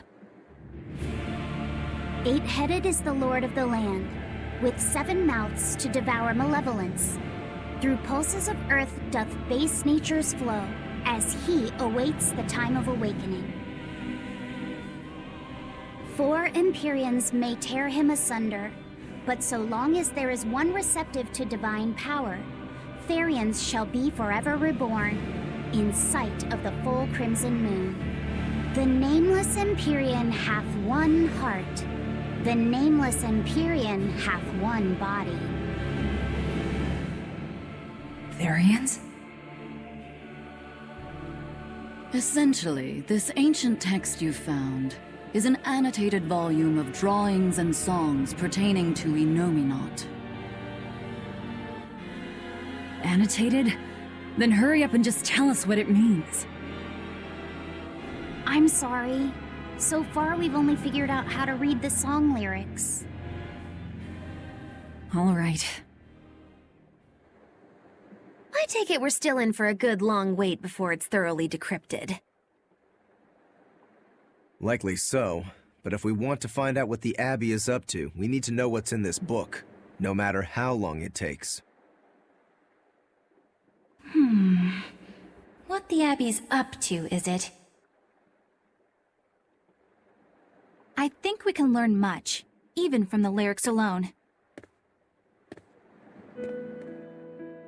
The drawings depict him with 8 heads. One of them belongs to his main body, but the other 7 are his mouths. Those mouths consume malevolence, sending it along Earth pulses back to that main body so he can awaken. The 7 monsters fitting that description are called Therians. Right. Now as for this malevolence, I have no idea what that means. What about the second part? I haven't studied much ancient history, but it said this world was created by 4 Empyreans: Earth, Water, Wind, and Fire. But they also call Innominat an Empyrean. Perhaps a war broke out between Innominat and the other Empyreans that resulted in him being sealed away. But if there is someone to connect with this divine power, the Therians will keep spawning. And just like that, Innominat will be revived. If we assume that Shepherd Artorius fits that bill, and that he's trying to reawaken Innominat, everything lines up. Which means our job is to find these Therians and cut off Inominat's heads, so to speak. But where do we even start looking for them? Remember, the song states that the Therians in Inominat's body are connected through earth pulses. If their job is to feed Inominat, the most effective place to position them would be at the earth pulse points. Points?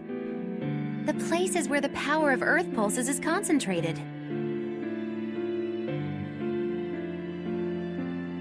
Places with that sigil. Hey, remember the barrier that was keeping this bug in the forest? Wait, are you trying to say that thing's a Therian? And yet, it would explain why the Abbey was keeping it locked up. And there was that same barrier at the villa, too. That's right. Do you suppose that was also a Therian? Does that mean the Therians all come in different forms? Should we go to Logres and check? We've just started deciphering the book. I'd hate to lose time on some fool's errand. I'd rather know at least a little more about what's in it before we make a move.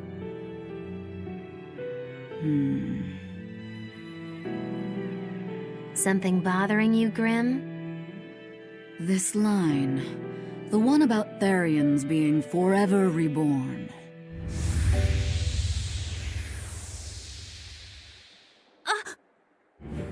I just felt the same thing as I did in Warg Forest.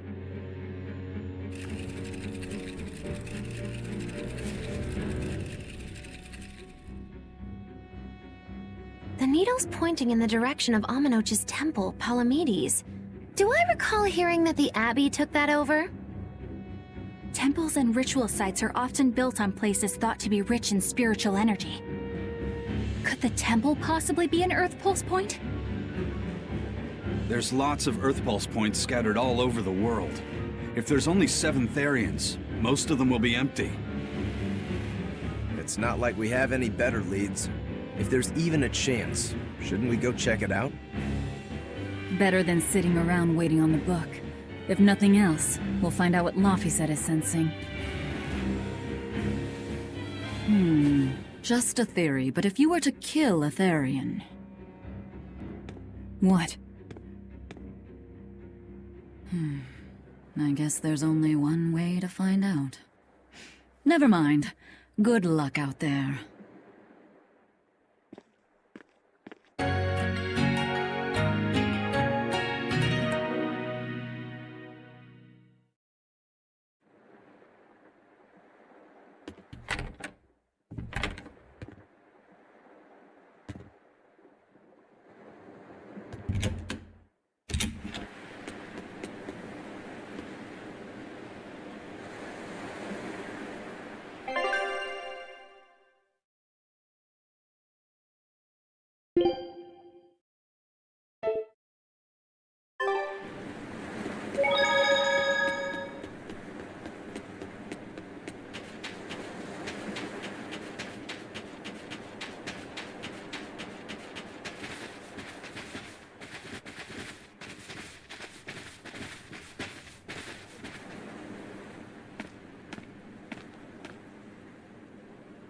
Who are you?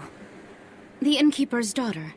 I happened to overhear you all talking about going to Palamedes and... Did you report us to the Abbey? Report? But you already have an exorcist with you. If you have any business, talk with her then.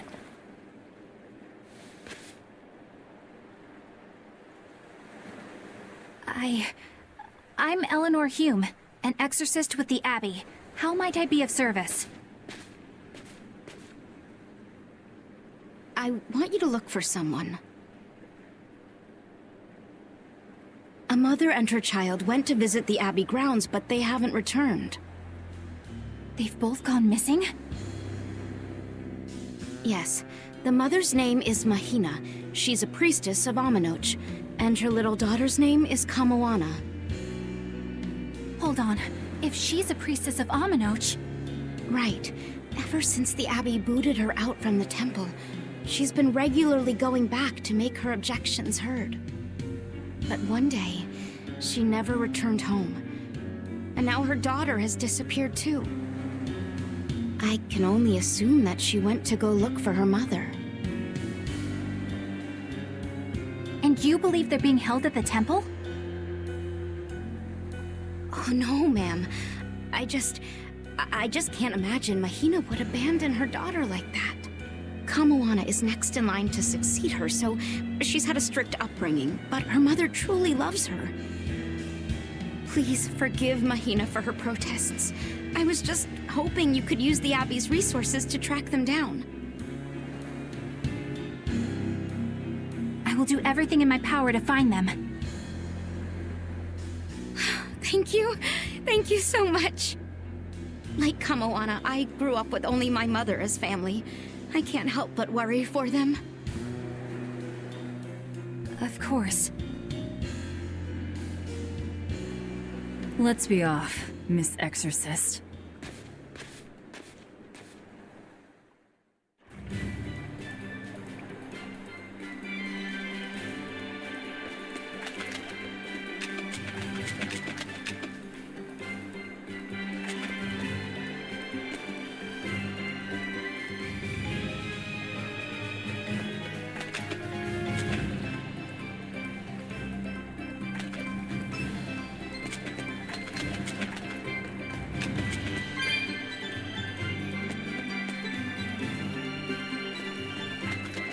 Eleanor, what's your game here? The mother and daughter, you mean? That's on me. I'll search for them myself. I don't care about that. Well, what then? Why are you actively helping us decipher the book, when we're using it to thwart the Abbey's plans? You think I might be deliberately misleading you? Laying a trap of some sort for you all? Are you? I think you're a lot of things, Demon. But foolish is not one of them. I want to know the truth. I want to know what Lord Artorias is trying to accomplish. And there's something happening in the world right now. I want to know what it is. Unfortunately, little old Eleanor has never been deemed trustworthy enough to be given such information. So, my only option is to find out for myself. You've got the soul searching down at least. The Abbey and your band of rogues follow two different paths. But something tells me either will lead me to the same destination. And so you don't see any need to lie to us? Exactly. And what'll you do if those truths don't line up cleanly with what you believe? I'm not sure yet. As honest an answer as any. Either way, it looks like you'll be working with us for the near future. Yes, for now. Hey, could I ask you something? What is it? About the Therians. I've heard you call yourself a Therian before. Is there any particular insight you have about them? No, none. Artorias said I was one, that's all. And that doesn't bother you? Does it bother you? Nope, not at all. If you're not worried, then neither am I. I'm surrounded by freaks. But was that truly the reason Ceres chose me?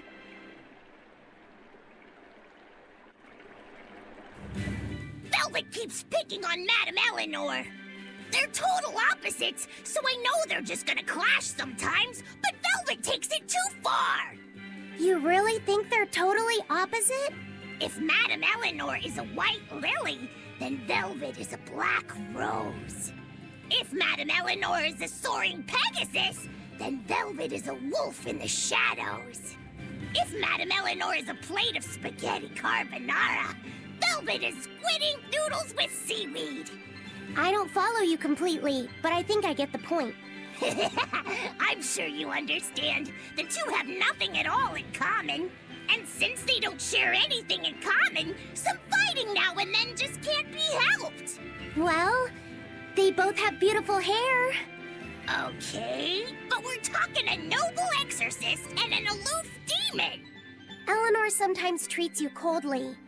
And Velvet has helped me more times than I can count. Madame Eleanor gives herself fully to the salvation of others, but Velvet is bent solely on revenge. That means they're both motivated by thoughts of others. How is the cheerful and talkative Madame Eleanor at all the same as the brooding, taciturn Velvet? Both of them talk to me when it's just the two of us together. You're just trying to be contrary. I'm only telling you what I've experienced. Actually, I feel that Madame Eleanor isn't really reaching out to me. It's all right if Eleanor doesn't want to talk to you. I'm here for you, Bienfu. You aren't alone. That just makes me feel lonelier. Bien. You two are opposites yourselves. Huh?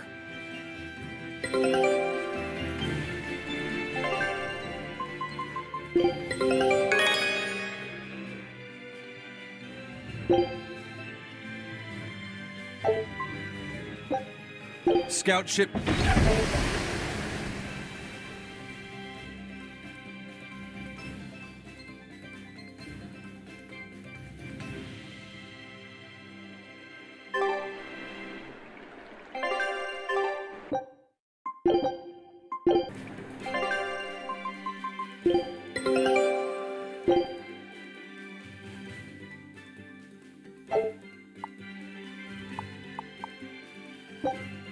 Scout ship setting.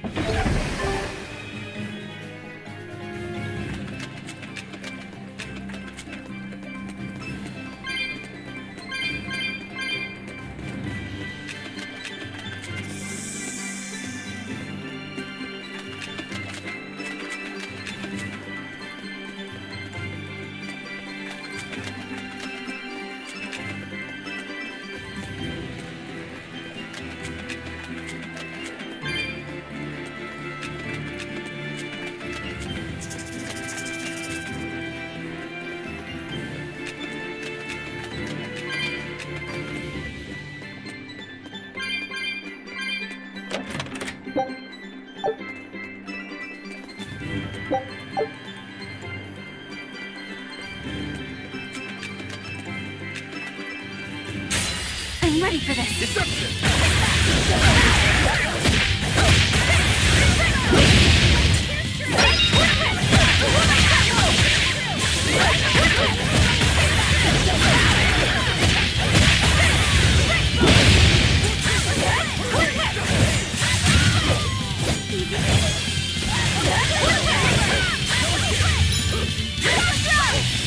Everyone in camp! Take this guy! See this? Deception! See this? Not yet!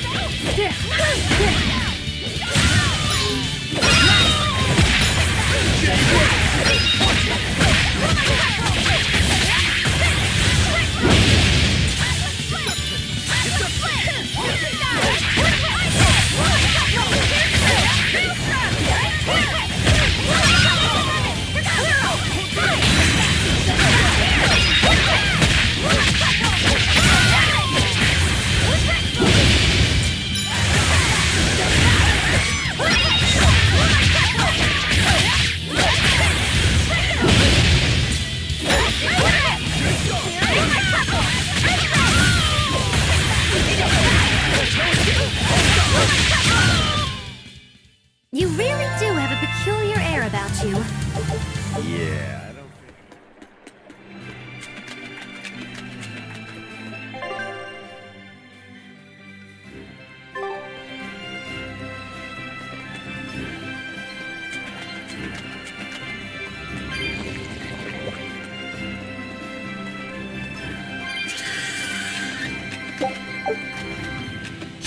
I'll end this quickly.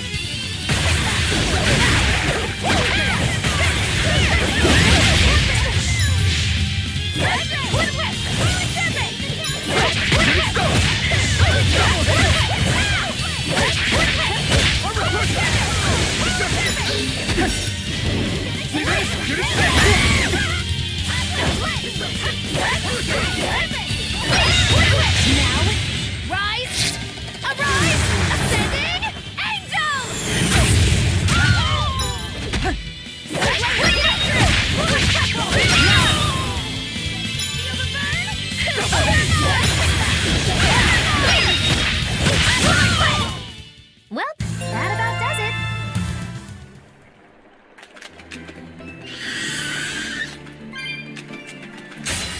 You better be ready.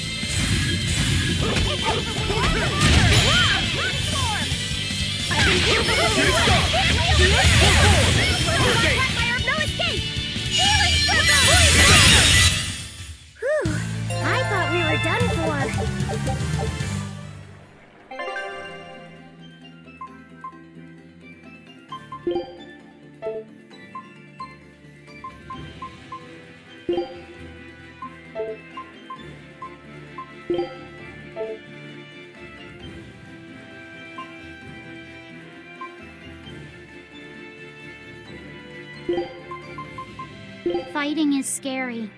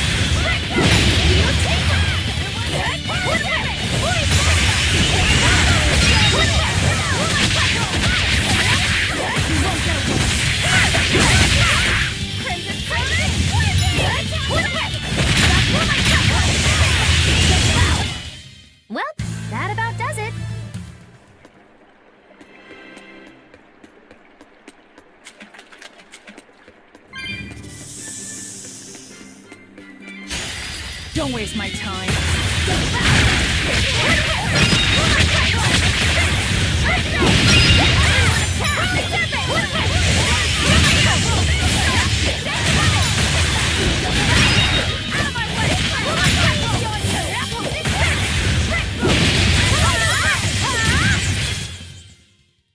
Just how does this sword work?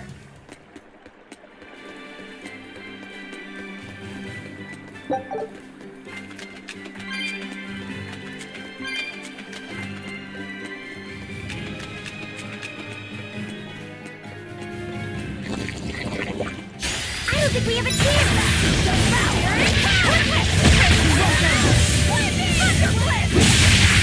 No mercy! Won't that won't shoot!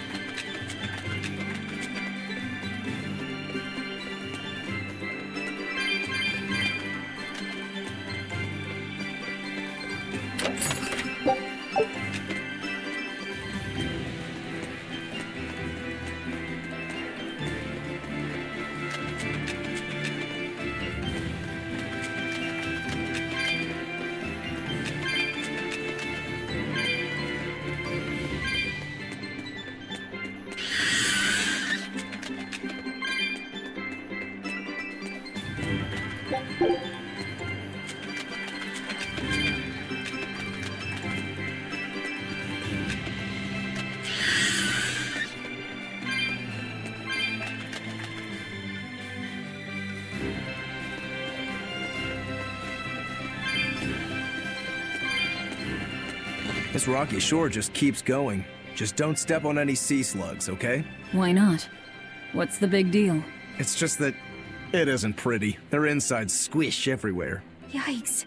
That sounds pretty traumatizing. Then again, if you pickle their innards, it makes for a great snack. You eat them? Oh, don't be a baby. You've had worse. Forget the sea slugs. Try not to step on the coral. Good point. Coral is alive and needs our protection. Or maybe it's because some of it can be sold for jewelry. I didn't mean either of those reasons. Although Manon appears similar to Maclear Beach, it was formed by a completely different process. Now that you mention it, this area is covered by rocks. Maclear is just your average seashore. But Manon here was made by the slow corrosion of seaside caves. They were worn away by the waves? That too. But mainly, it was the handiwork of a rock-eating species of coral, known as ravening table coral. Stay in contact long enough, and they'll melt your flesh right off. Ah, so that's why it tingles every time I touch the coral. Why didn't you warn us earlier?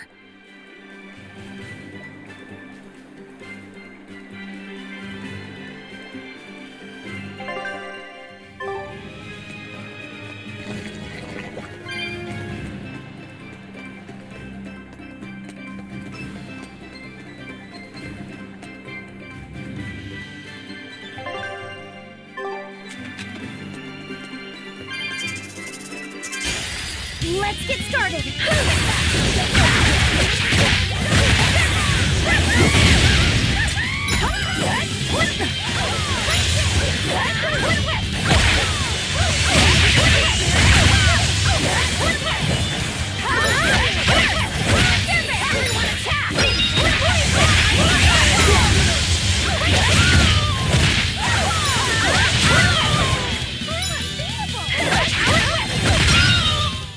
Come on, really?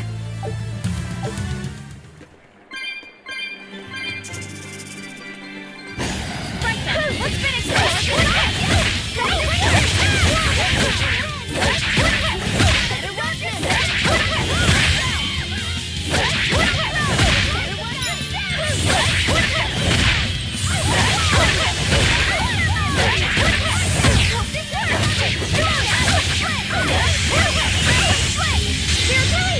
You broke me! Here's your justice! Fight in order! Nothing works! I need to be careful not to misuse...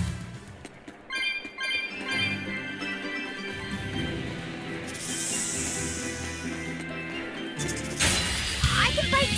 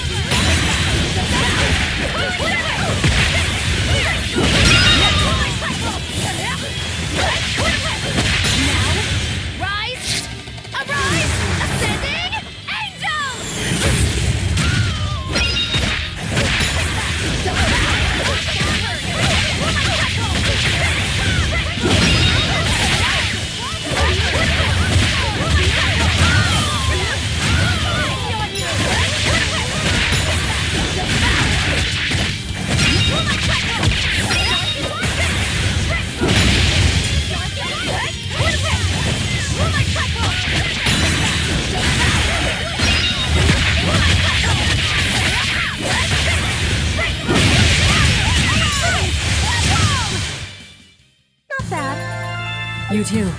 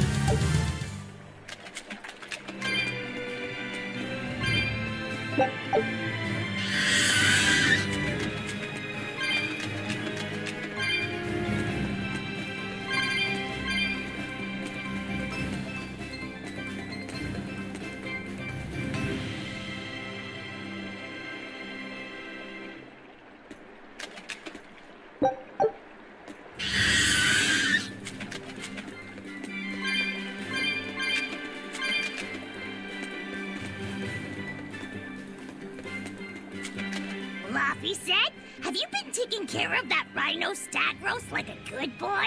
Of course. I make sure to feed it every night before I go to sleep, since it's nocturnal. How long are you going to keep on calling it a rhino stag roast? I don't know. It's a new kind of beetle, so it's gonna be hard to tell if it's really a rhino or a stag. You're asking a lot of questions. Bienfu, do you like bugs? Duh! I love rhinoceros and stag beetles both! What guy doesn't find them fascinating? Right? So which kind of beetle do you think it is? Rhino or stag? Oh, that's a tough question. But guess what? Miss Mogulu taught me a surefire way to tell. I didn't know there was a way to tell. Yeah, but if I do it, you gotta name it after me, alright? Come on! What guy doesn't wish he had a cool bug named after himself, right? And besides, Miss Mogulu told me that this technique is so good that it's only fair to have a bug named after you in return. So what do you say, man to man? Come on, let's live the dream! Oh, all right. How can I say no to that? Besides, we all did work together to capture it anyway. Yay! Thanks, Laffy Set. All right, show me the bug, and I'll tell you what it is. Miss Mogulu says you need to open up its outer wings and get a good whiff of the thin underwings. I'm pretty sure I remember rhinoceros and stag beetles smelling really nasty under their wings. Is it really that bad? Why not find out for yourself? No thanks. I think I'll pass. Maybe you shouldn't do this after all, Bienfu. You probably just want to hog the name all to yourself. Well, too bad! A real man never goes back on his word. If it packs a mean punch, then it's a rhinoceros beetle. And if it smells really zesty, then it's a stag beetle. I don't know about this. Just let him do it, Laffy. He's already volunteered. I can do this? Just you watch!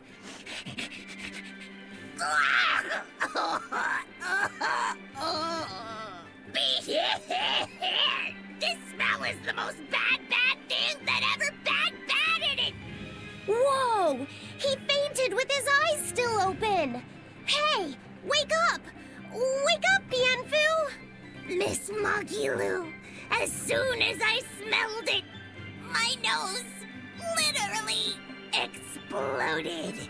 He looks like he's having a bad dream.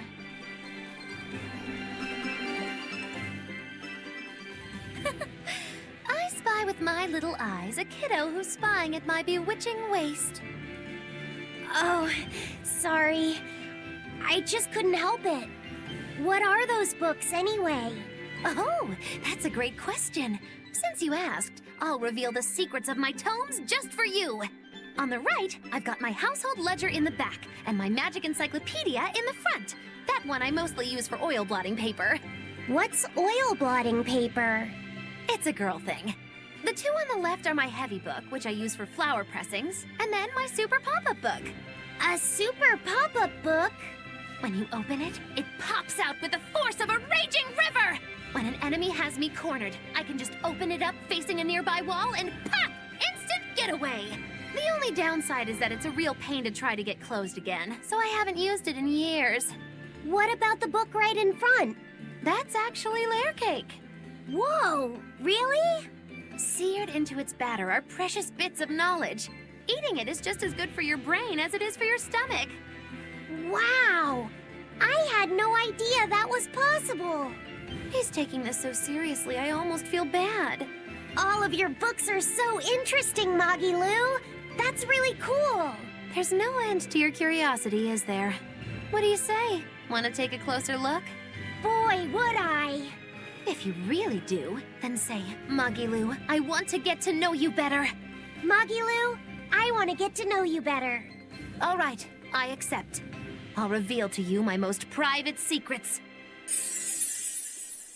Wow, so that's what's on the other side of these books. I wouldn't have ever guessed that. What the? What are you doing with Laffy? He said he wanted to see, so I'm showing him. You have no right to stand in the way of his desires. It's my job to protect him as his vessel, especially from someone so wicked as yourself. Also, What you're doing runs contrary to public decency. Witches aren't supposed to be decent. These bindings with the locks on them. This style used to be really popular during the Meliodas dynasty. Now that I know you're such a bad influence for him, I'll be keeping a closer eye on you. If you can't learn to take it easy, nobody's ever gonna want to marry you, you know. Like you're a shining example of marriage material yourself. Hey, Magilu, could you turn them over one more time? I want to see how the book's attached to your belt. Yeah, sure.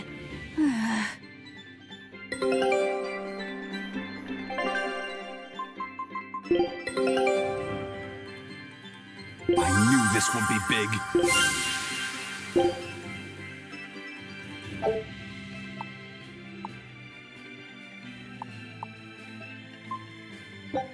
Scout ship set. Hey, Magilu, I was wondering about that book you have on your waist. The one you called your heavy book, for flower pressings. Your curiosity truly knows no bounds, does it, kiddo? Okay, nobody else knows this, but since you're so interested, I'd hate to leave you hanging. My heavy book, the one I use for flower pressings, is none other than a collection of Bienfu's poetry. Bienfu likes to write poems? Yep. You'd never guess it, but he's actually just about the best Moloch poet around. Some people even call him the Great Norman Poet. Here, I'll read you my favorite one. If there is something unimportant happening to the east, I'm made to go there and back. If there is something unimportant happening to the west, I'm made to go there and back. I can never rest nor be at peace. Every day my life is a living hell. That's heavy stuff. Isn't it? That's what makes it so good for pressing flowers. It's so wonderfully oppressively heavy. Magilu, your face has gone all sinister looking.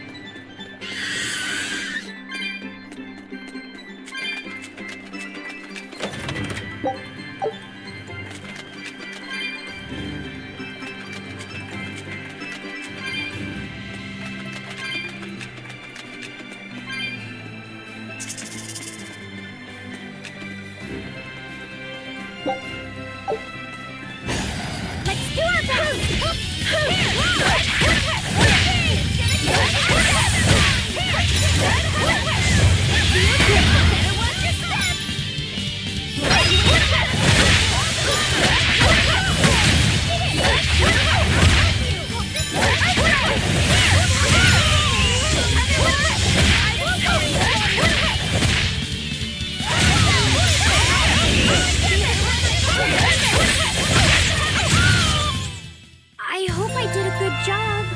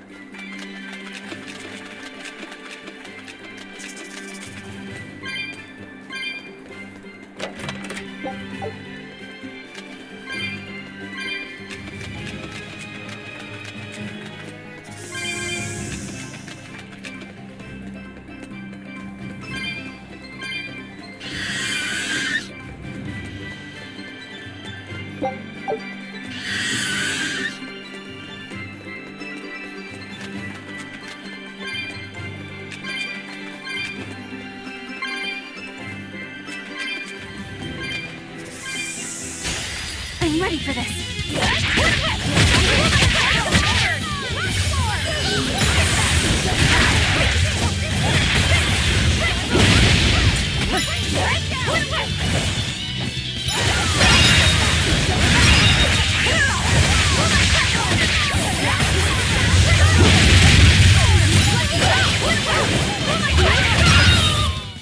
Come on, really?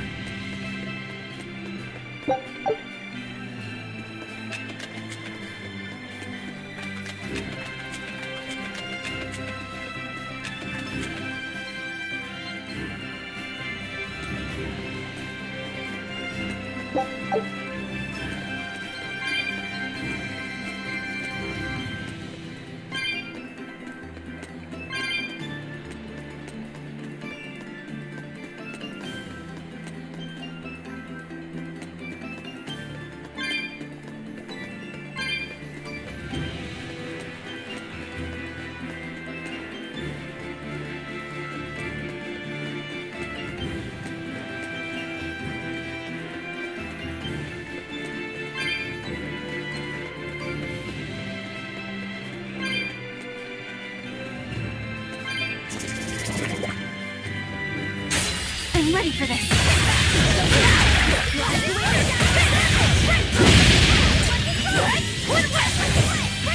Everyone attack!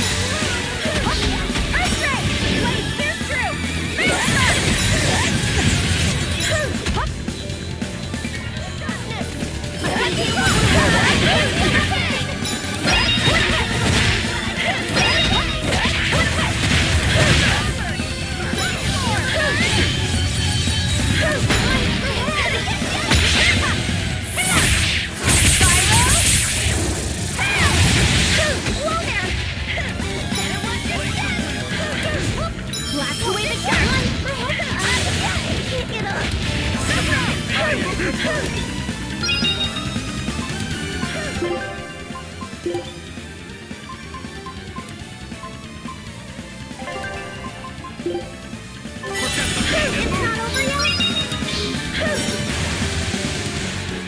upon my fiery mirrors! Collider threat! Whoa there! Gaze upon my fiery mirrors! Want dark and light! Great shit! My quagmire of no escape!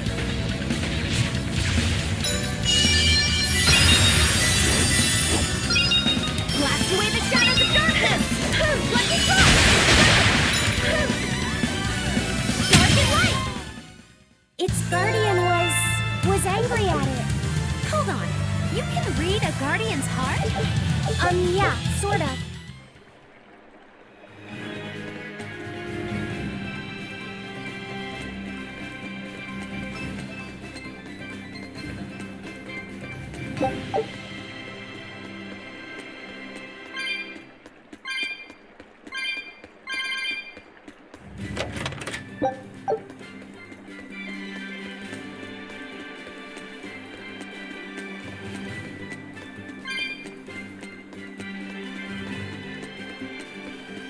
How about it, Laphicet?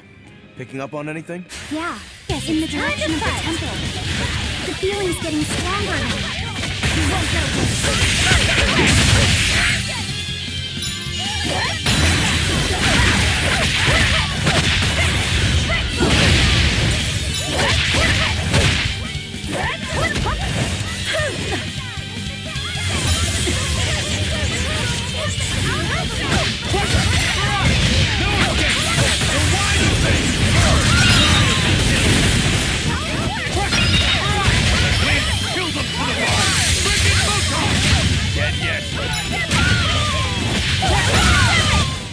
If you want to live, get out of my way.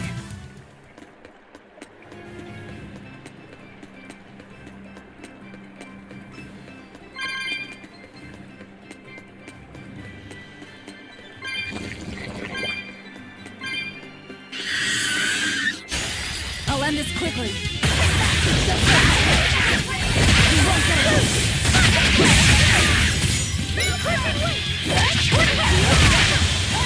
Now, rise! Arise! Ascending angels!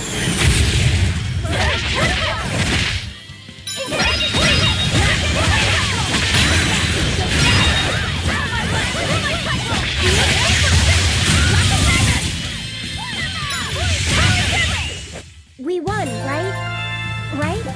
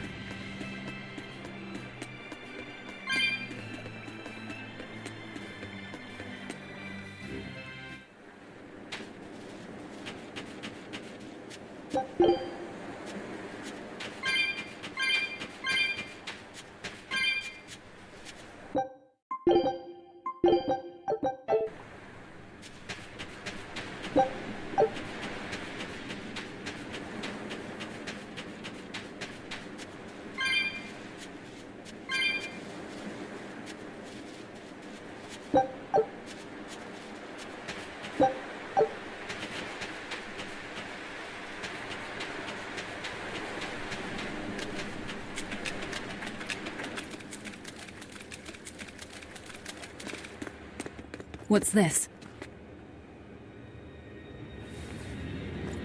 A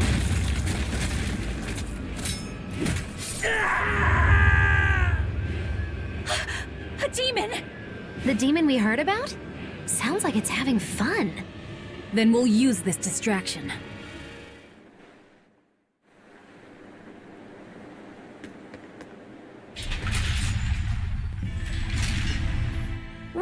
look outside! It's the ocean! This was a place of worship for Amenoch, the Water Empyrean.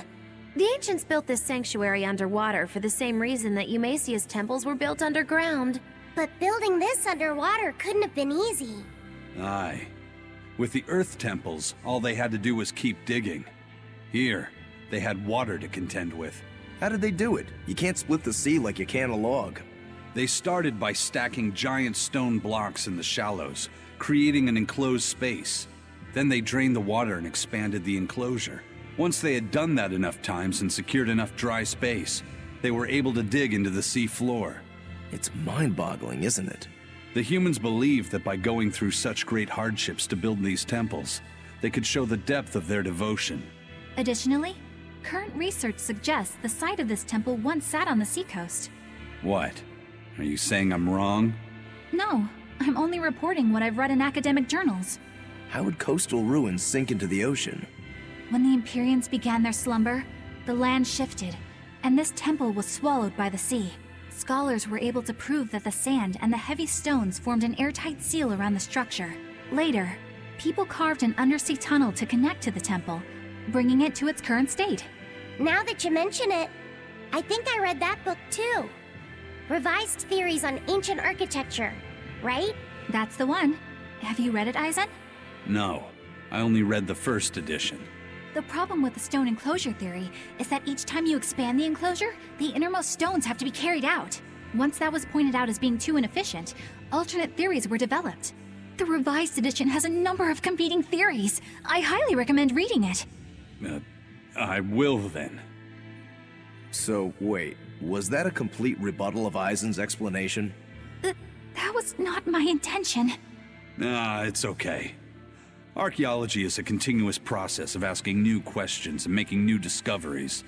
Prevailing theories change all the time. What's it matter anyway? Let's just get going.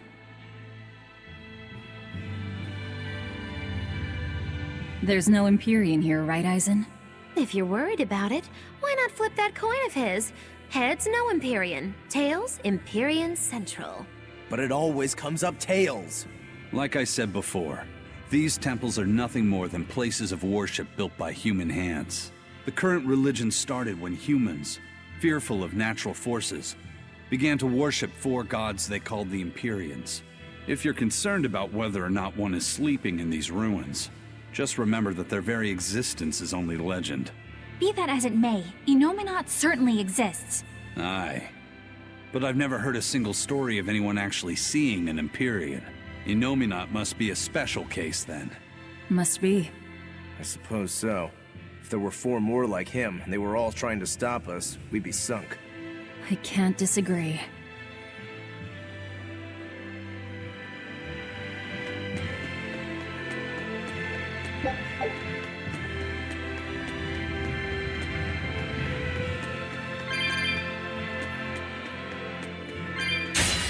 Everyone ready to play?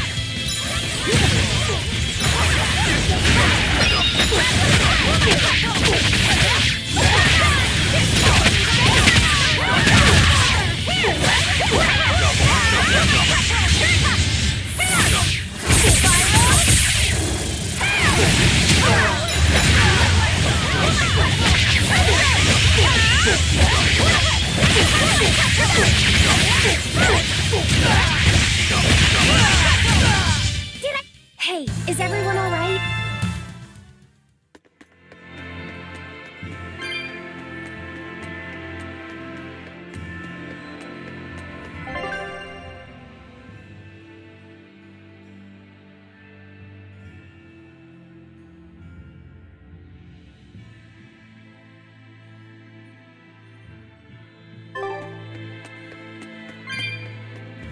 I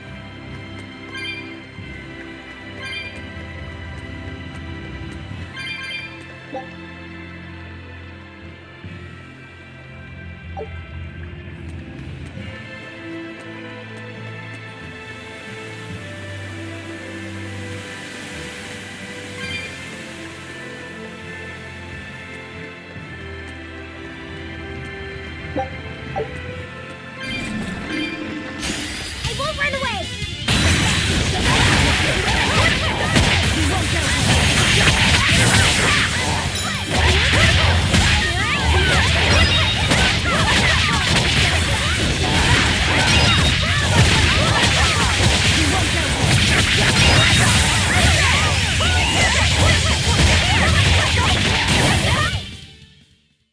You're not hurt, are you?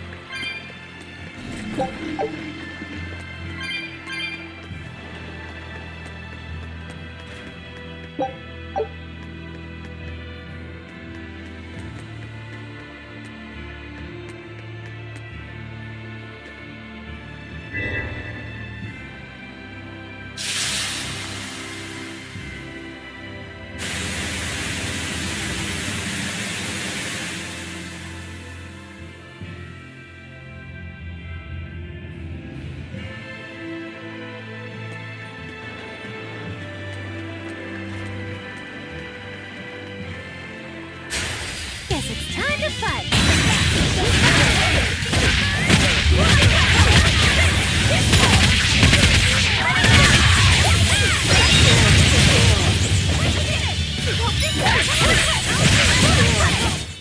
Hey, is everyone all...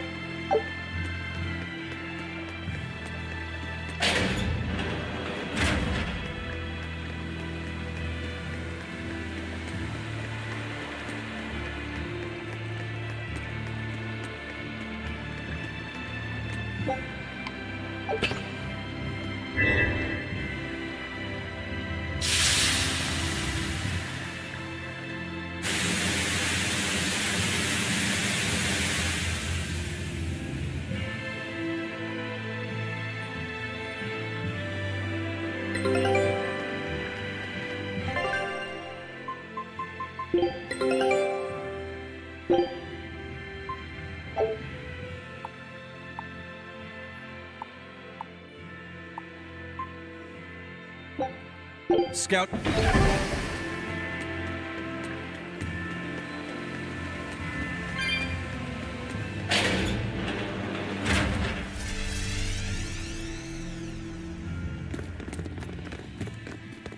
Well, it wiped out the security for us, but...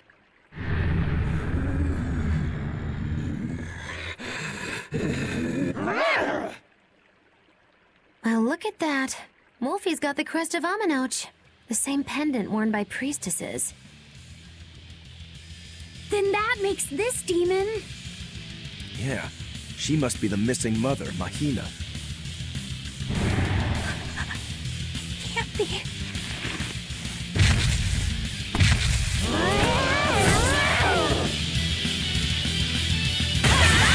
Don't just stand there. It's gonna eat you.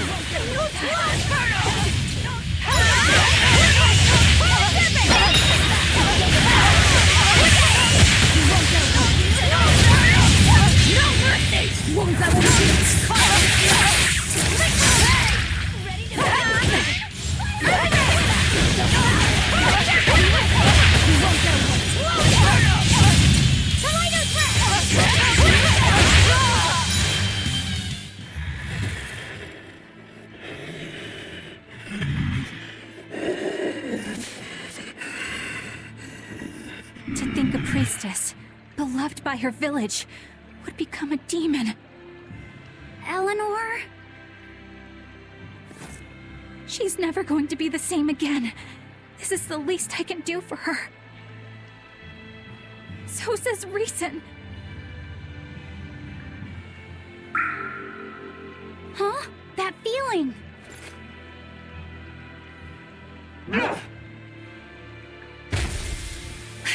Damn!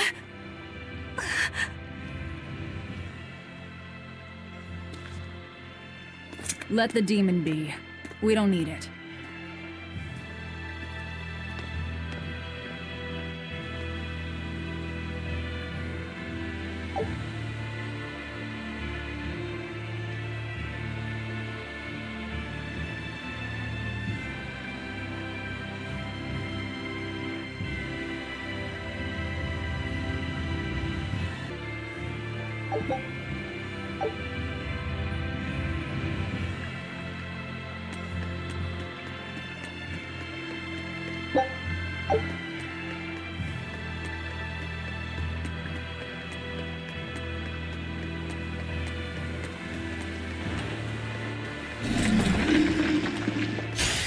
Don't waste my time.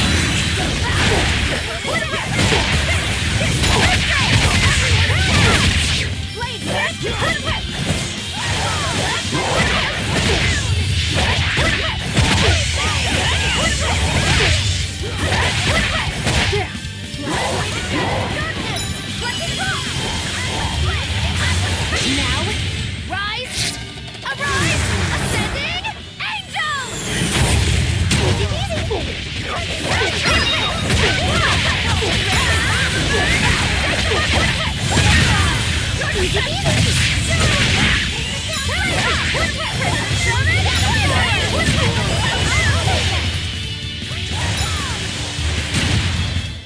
Hey, is everyone all right?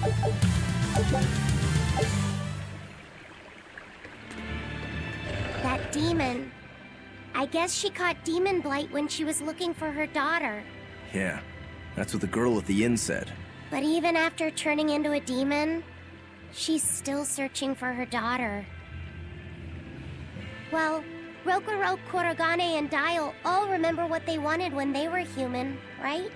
Demon or not, she's a mother. It's no surprise she would still be protective of her child. It could be that. Or it could be something else. Well, I hope that's what it is.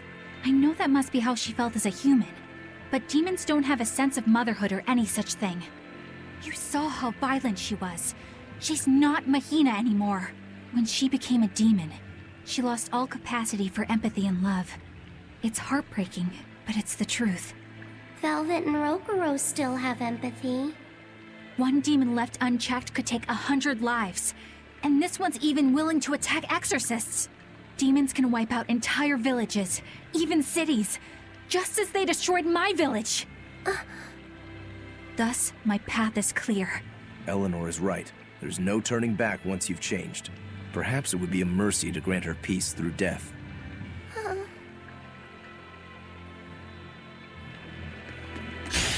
You better be ready.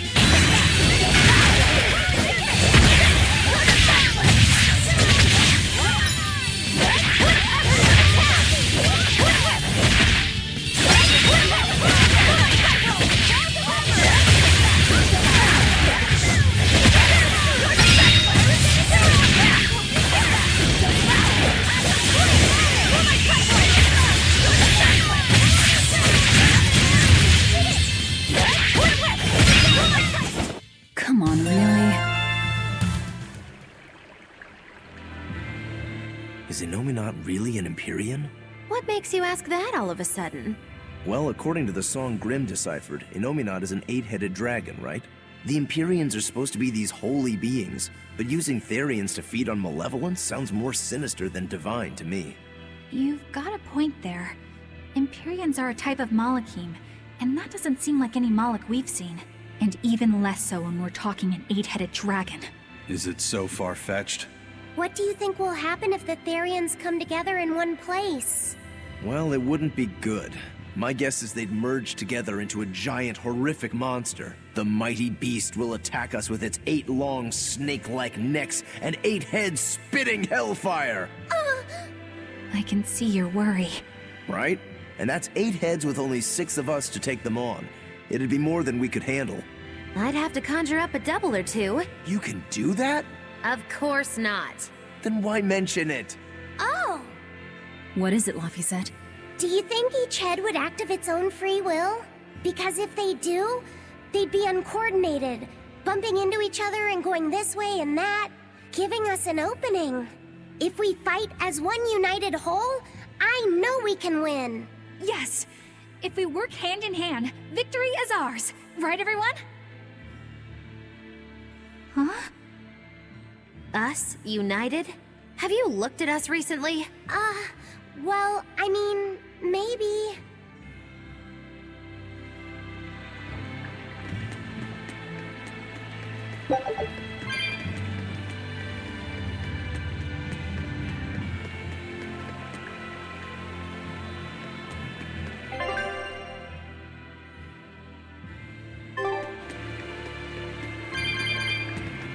It won't open.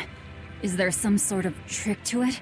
Well, you could always try busting through it, but I wouldn't. Who knows what sort of traps you might trigger? I know. Look at that diamond-shaped stone in the door. Haven't we seen that somewhere else? You're right. It was on the pedestal with that chalice. That huge thing? You must have some sharp eyes there. I was more interested in what was inside that chalice. So, what? That chalice is the key? Somehow I doubt it'll be that simple. Some stones are colored, and some aren't. It must hold some kind of significance. I think you're right.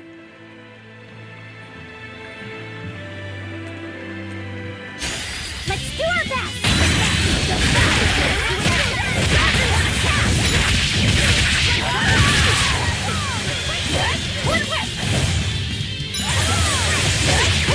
Here's release! You wronged me! Here's your justice! Find an order!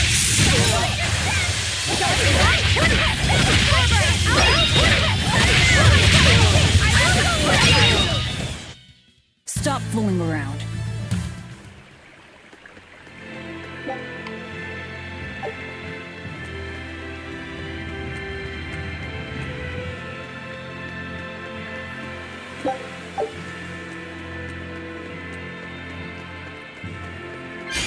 Right then, let's finish this!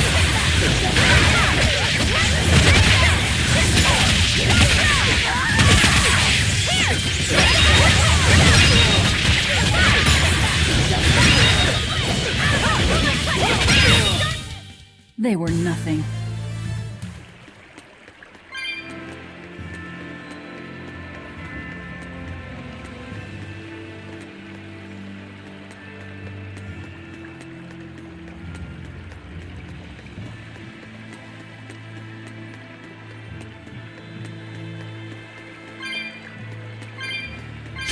Everyone ready to play?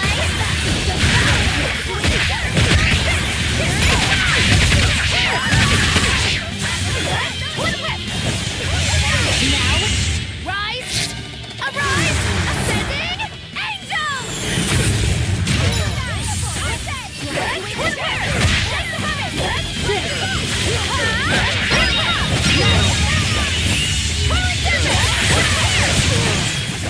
I did good, didn't I?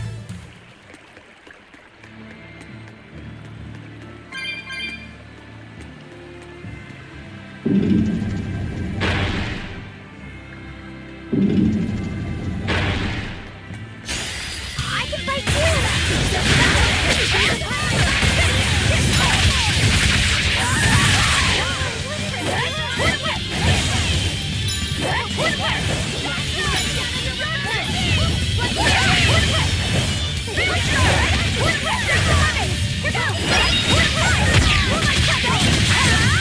And another.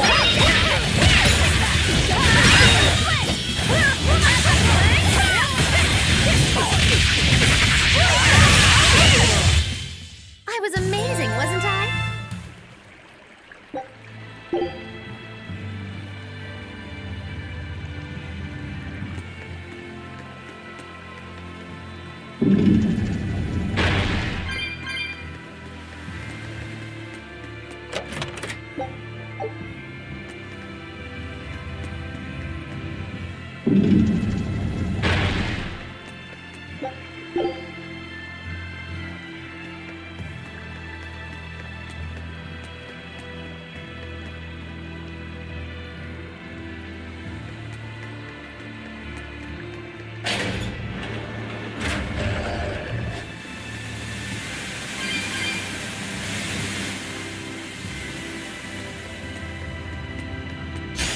Don't waste my time.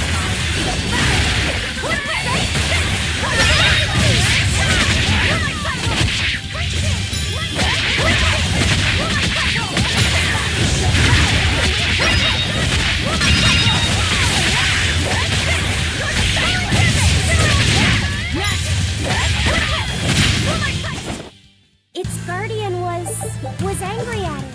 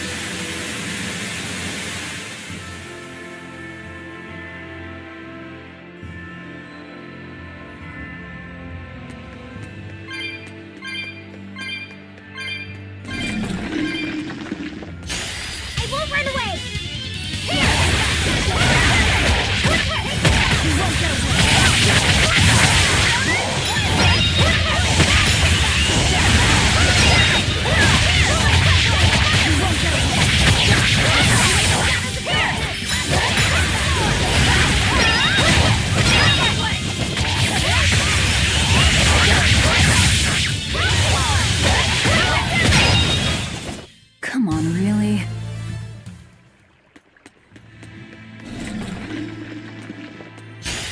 Time to dish out spankings!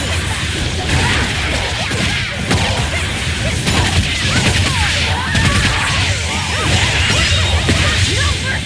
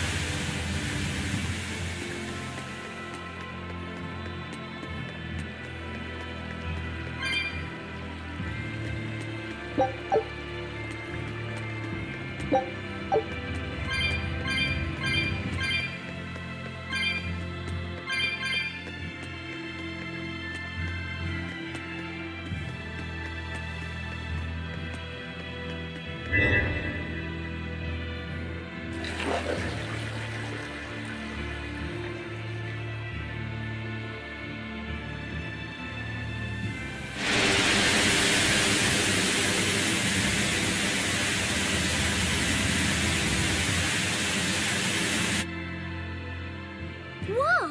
A water bridge!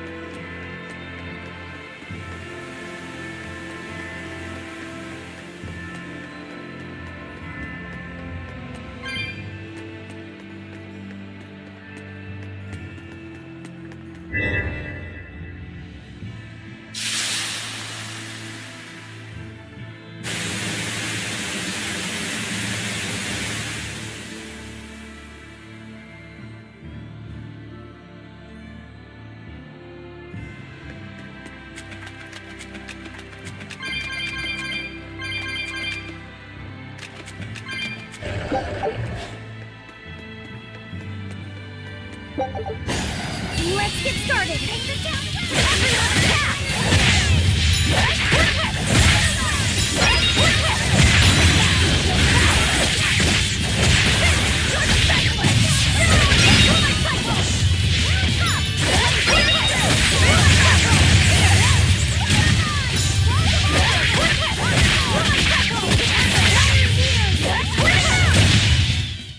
I was amazing, wasn't I?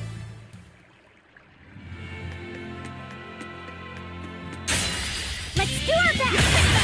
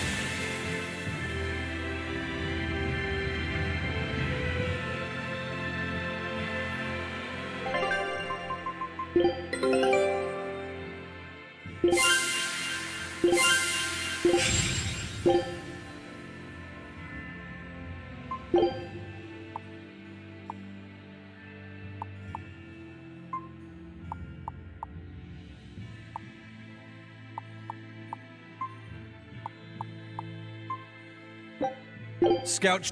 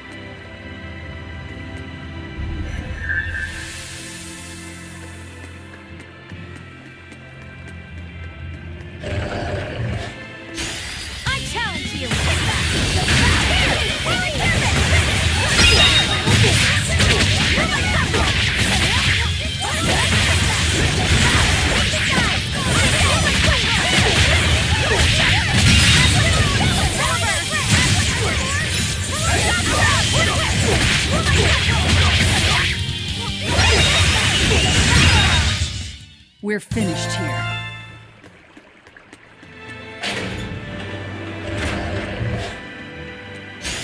Right then, let's finish this!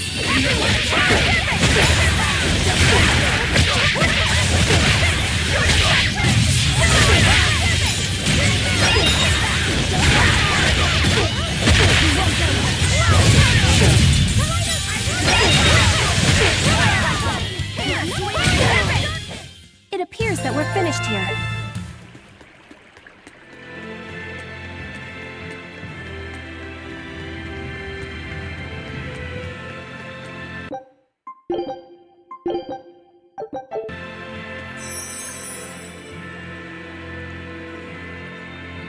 I feel the power coming from further inside. How very intriguing.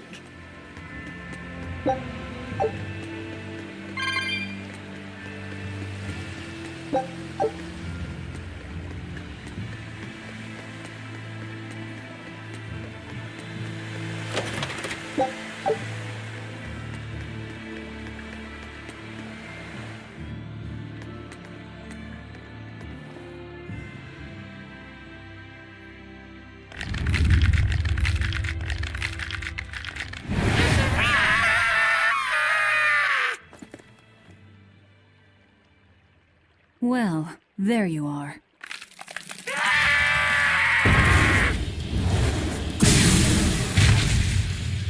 That barrier again! Looks like we were right. Another Therian. Just as Velvet conjectured, each of the 7 heads seems to assume a different form.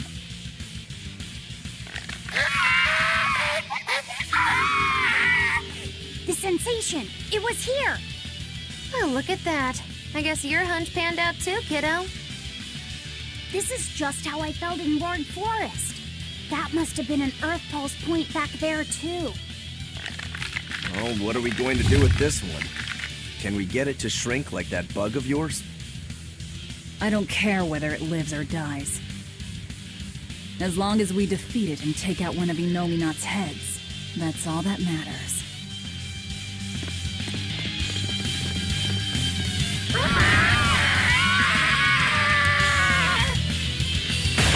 Try not to let it eat you. That'd be very uncomfortable.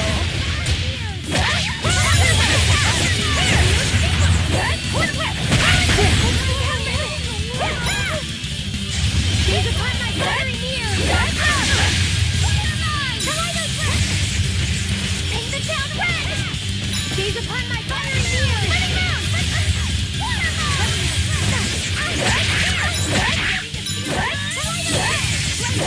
No mercy! Won't that one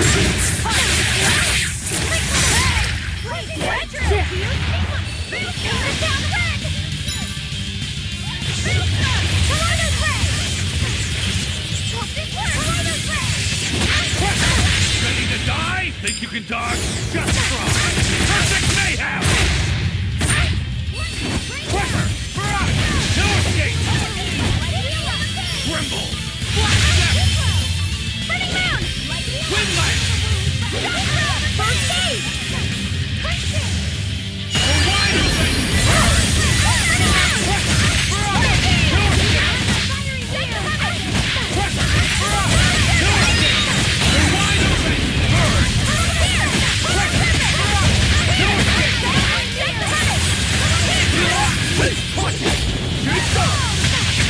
Killing flash! But I'm this close! I won't miss!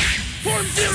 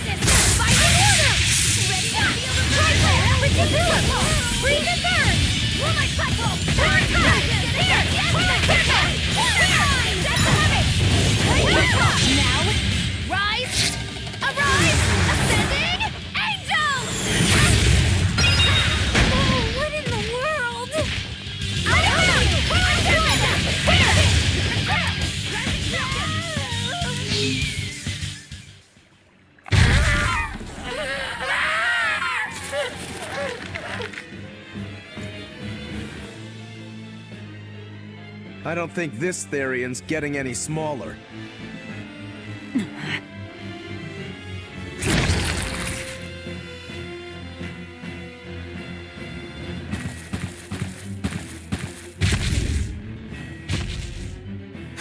The demon again!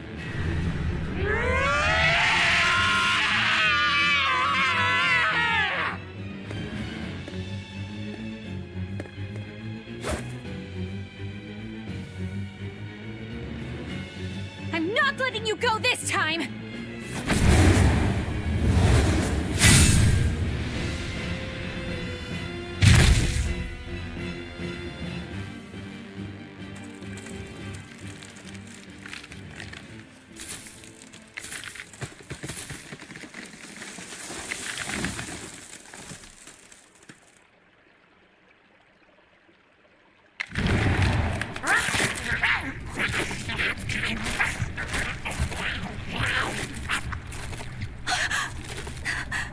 Is that Therian eating the demon?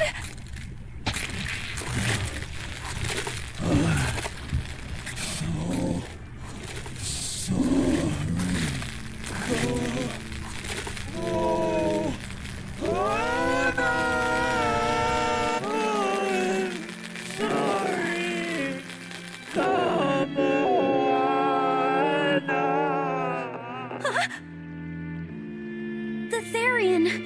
It ate her! Malevolence must refer to demons then. Feeding on demons. I know what that's like.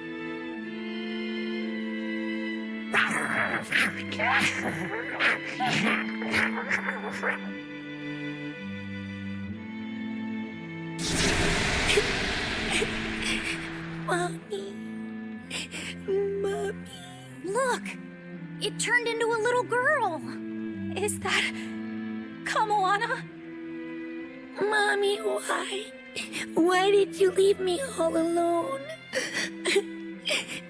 Did I do something wrong? Was I too weak? I'm sorry, Mommy.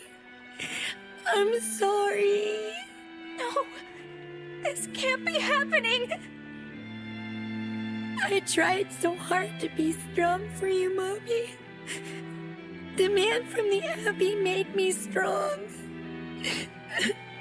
So please, Mommy, please come back. The Abbey made her strong? By turning her into a Therian? Jeez, those Abbey jokers really get off on this sacrifice stuff, don't they? I can't believe it. That woman, she was trying to save her own daughter. Mommy! Mommy! I miss you. Mommy! Dying, unable to save her daughter, all she could do was offer herself to feed her hungry child.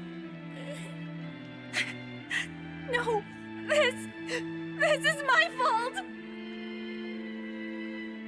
So, should we bring her with us? Someone like her will only slow us down.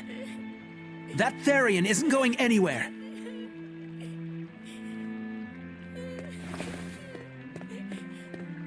Oscar! What is the Abbey doing? Please tell me, I have to know! Eleanor, the less you know, the better. I must know! I killed her mother, and then the poor girl, she... Ah, so she must have devoured the demon. But don't let that trouble you. The demon was a necessary sacrifice to bring an end to this world's pain and suffering. It wasn't just some demon! She was a mother! She was all this girl had!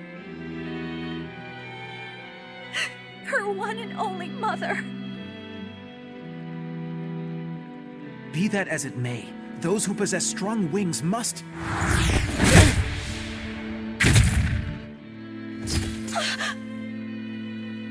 It's not nice to make a girl cry.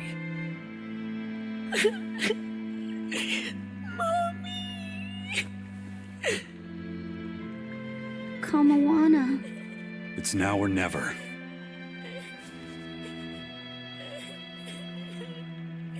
Out of the way, Laphicet. Wait! Have you no compassion? This isn't up for discussion. I thought you just wanted to weaken Inominat! You can sever the link! You don't have to kill her! Velvet!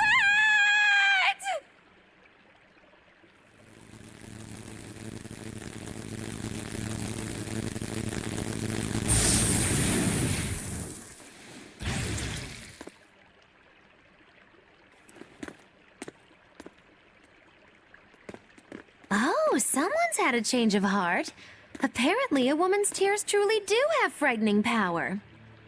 I'm just curious about something Grimoire said. I can always kill this one later. If we're taking her with us, we'd better grab her and go. No sense lingering in the enemy's territory. Hey, Kamawana. My name's Laphicet. Do you want to come with me and my friends and get out of here? Where's my mommy? I'll be lonely without her. You're not alone, sweetie. I promise. Even if she's far away, your mother will always be looking over you. How do you know? Because that's what my mother does for me, too.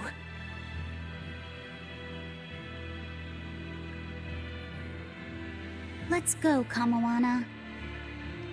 Okay.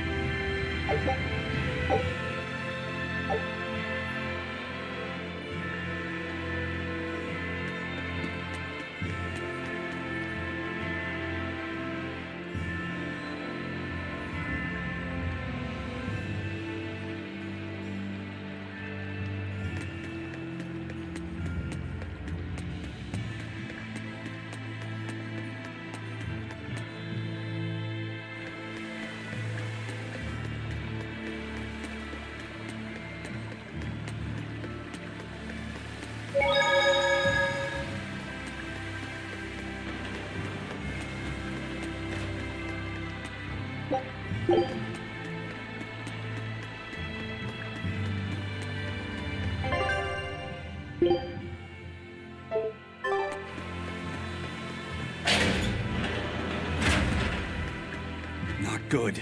The malevolence is getting stronger. My. The effects are already starting to show.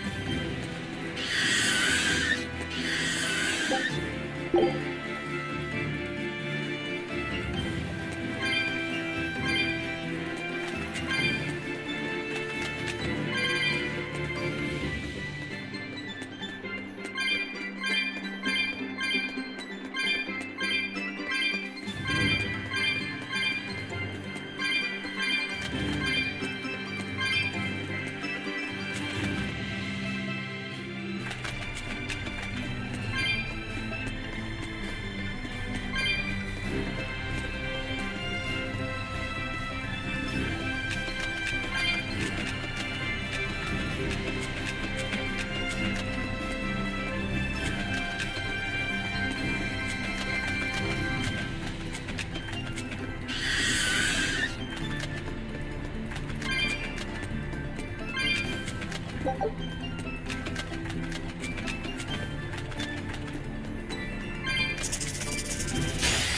extra good at beating up the weak ones!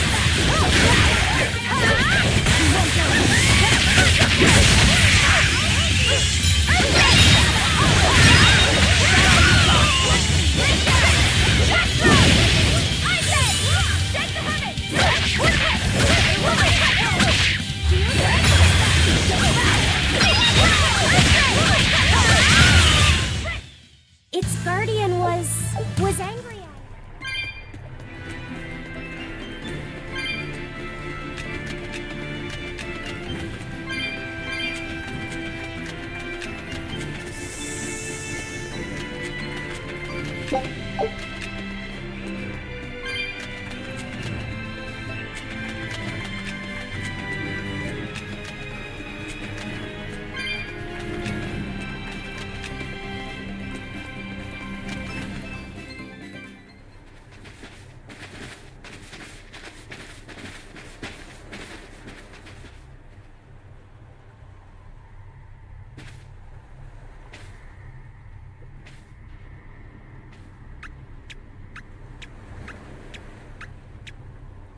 Grim, what's up?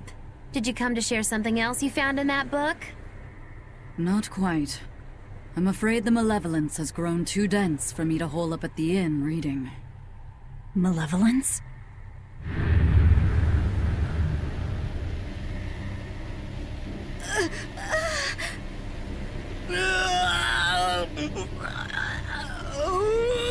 The hell?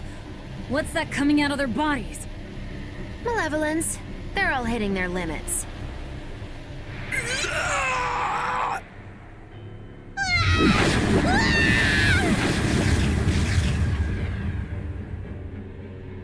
Demon Blight!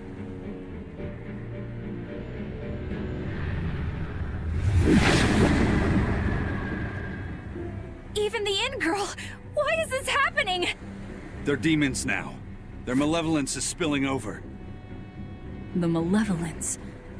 All of that energy spilling from their bodies? That's what causes the demon blight?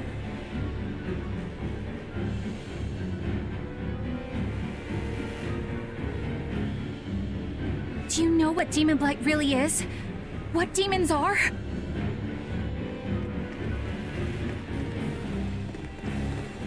They couldn't have gotten far. Track them down at all costs. We'll talk later.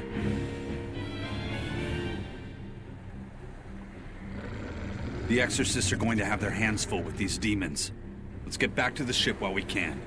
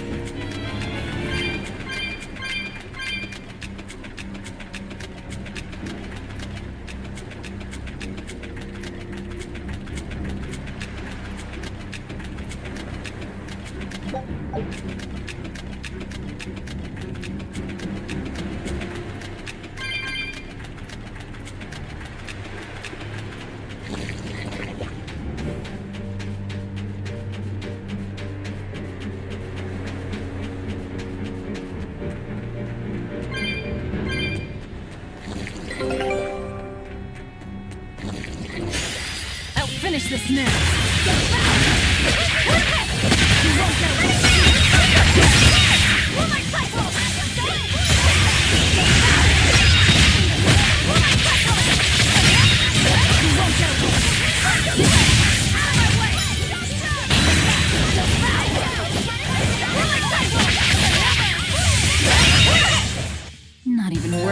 time.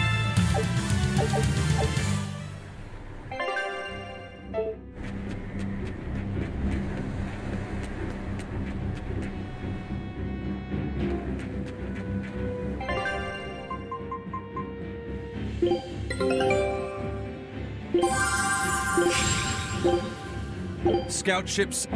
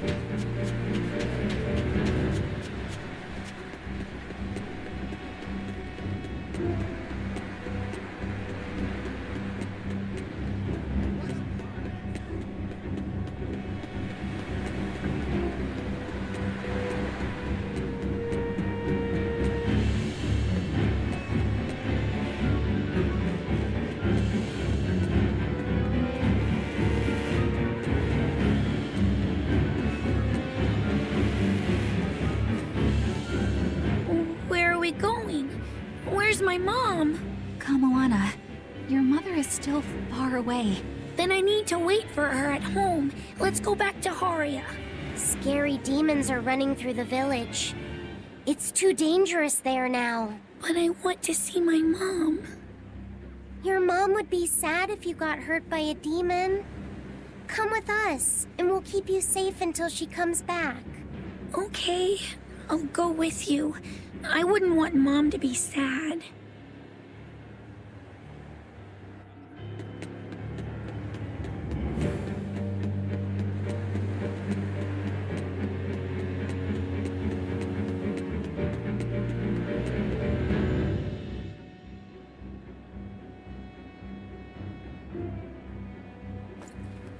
All right. You're going to tell me about the demon blight and malevolence. Are you seriously thinking of breaking the Moloch taboo? That depends. Moloch taboo? This is about more than just the demons. You could say it's the truth behind how this world really works. The knowledge can be devastating to humans, throwing into question everything they think they know. And so the Malachim agreed to withhold it from humans, for their own protection.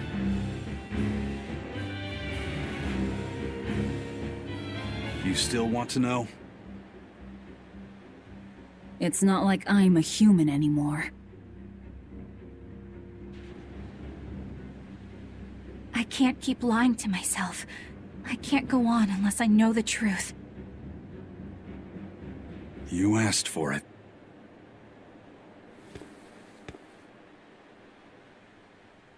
First of all, this illness you call demon blight does not exist. Any human carries the potential of becoming a demon. All it takes is for the malevolence lurking in their heart to overflow. And what exactly is this malevolence? Impure emotions beyond what reason can suppress. Think of it as the sin buried in men's souls. So you knew. I'm a witch. So malevolence is the darkness in all our hearts. Make any sense to you guys? Any at all? When you put it like that, yeah, it makes a lot of sense. By nature, humans are incited by negative energy.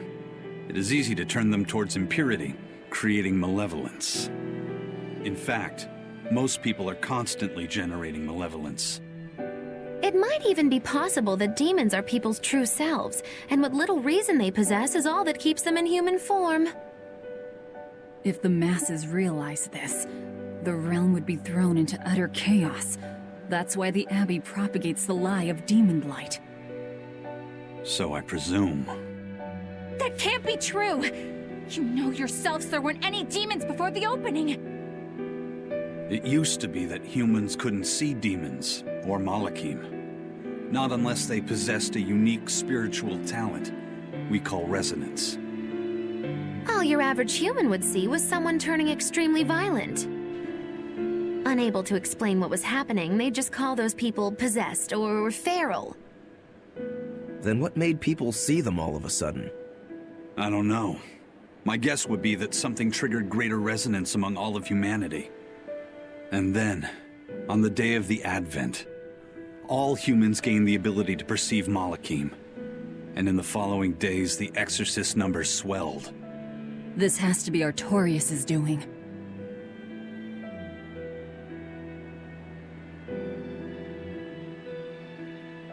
But if there's no sickness, why would an entire village turn into demons at the same time? 8-headed is the lord of the land, with 7 mouths to devour malevolence. Humans produce malevolence, which Therians consume and transmit to a Nominat. But when we removed Kamawana from the Earth Pulse point... Clever boy.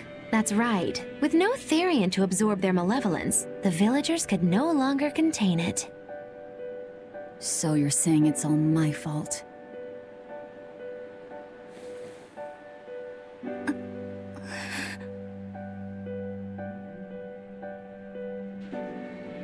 Hey, what's going on?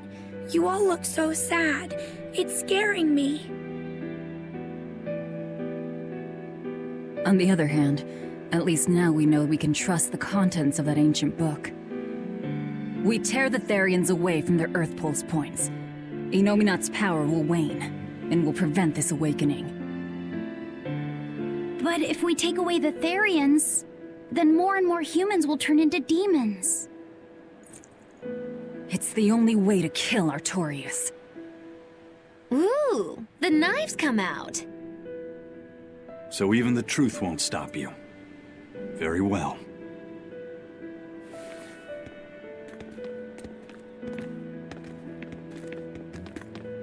Since each Therian looks different, we'll only find them by capturing the Earth Pulse points one by one. What separates humans and demons?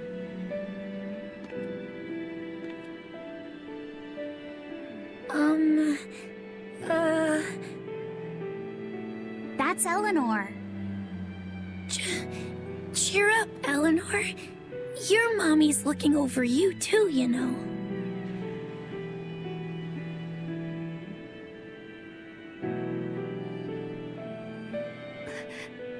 Yeah, so she is. Thank you, Kamawana. Grimoire, I want you to tell me more about what you said earlier. About malevolence? I told you, the subject is taboo. I understand that human emotions create a poison called malevolence that turns people into demons. Is there no way to stop malevolence from being created? As long as humans remain human, no.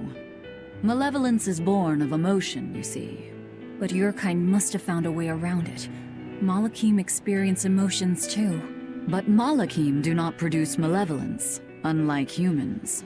That's a lie. I've watched a Malak turn into a demon. That only happens when we are exposed to too much external malevolence. True. The island was full of prisoners and demons. And Melchior hit that Malak with something that turned it into a wyvern. Was it malevolence?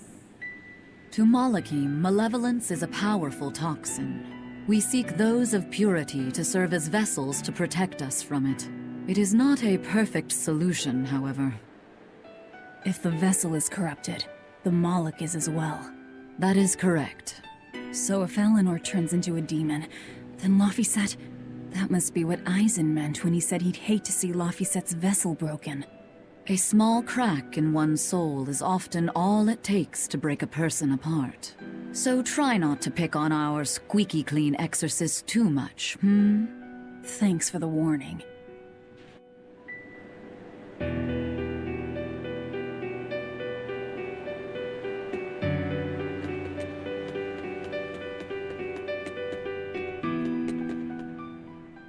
So I rescued this poacher who'd run away from one of those Class 4 islands, right? She mentioned something about being hired by some chef to go hunt a rare wolf on the island. But she didn't see a single blasted critter on that island, let alone any rare wolf. Place was empty. Then why did she run away? Even though she never saw nothing, she kept hearing some beast howling round the island. Freaked her right out, I tell ya. When she got back to her boat, her food had been pilfered, and her ship was scratched up to hell. She got out of there as quick as she could, but her ship sunk soon as she hit open water. Sounds like whatever's there is as smart and manipulative as it is vicious. Sounds like. Later I heard some talk about how several exorcists had gotten killed on that island. If you plan on going, you'd best be very cautious.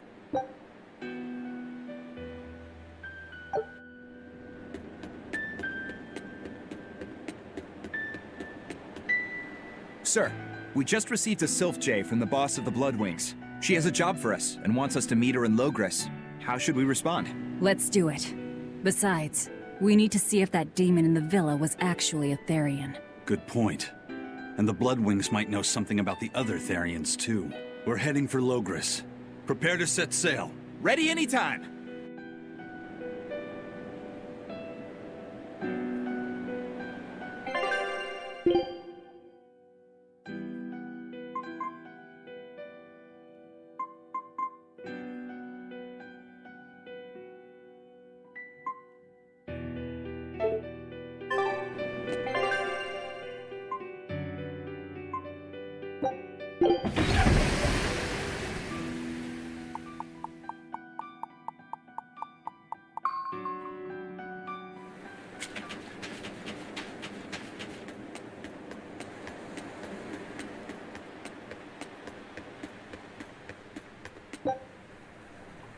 I'll show you the beauty of my camera!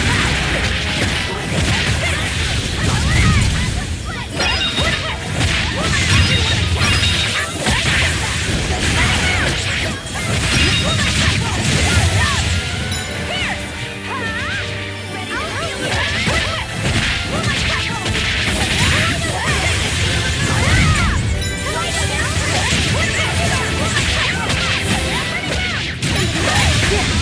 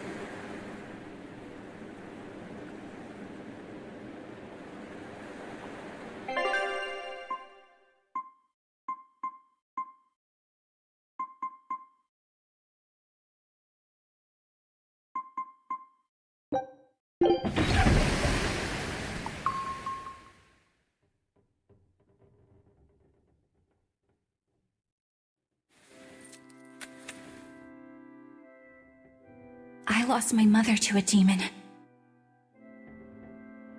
Yet that girl's a Therian. I don't even know what I want anymore. Hey, that's pretty! You like to look at that thing, don't you? Yes, my mother... Someone very important to me gave me this. I treasure it a lot. Looking at it gives me strength. Do you want to see it? Yeah! Ah! What's wrong? My face! It's scary! I don't want to look like that! I don't want my mommy to hate me! Mommy! Mommy! When I was her age, that's just how I cried. Come, Moana. I want you to see this. That huge owie. What happened? It's big and ugly, isn't it? There are scary things about my body, too. But do you think I'm scary, Kamoana? No, not at all. But are you all right? Does that hurt? Thanks, sweetie. I'm all right, I promise. What about me? Do you think I'm scary? You're such a sweetheart, Kamoana. Nobody could ever be scared of you. Not me, not your mother, not Laphicet. You don't have to cry anymore. It'll be okay. I promise. Okay. That scar, was it from a demon? Yeah. They attacked my village when I was a girl. I was so hurt I couldn't move. But my mother lured them away from me so I could survive. What happened to her?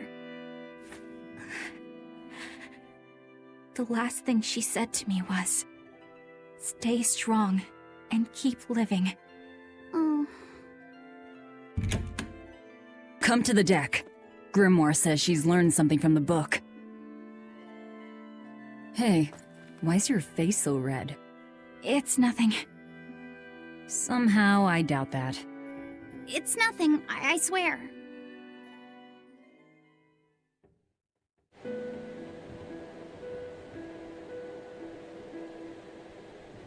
Do you all remember the second verse of that song Laphicet read earlier?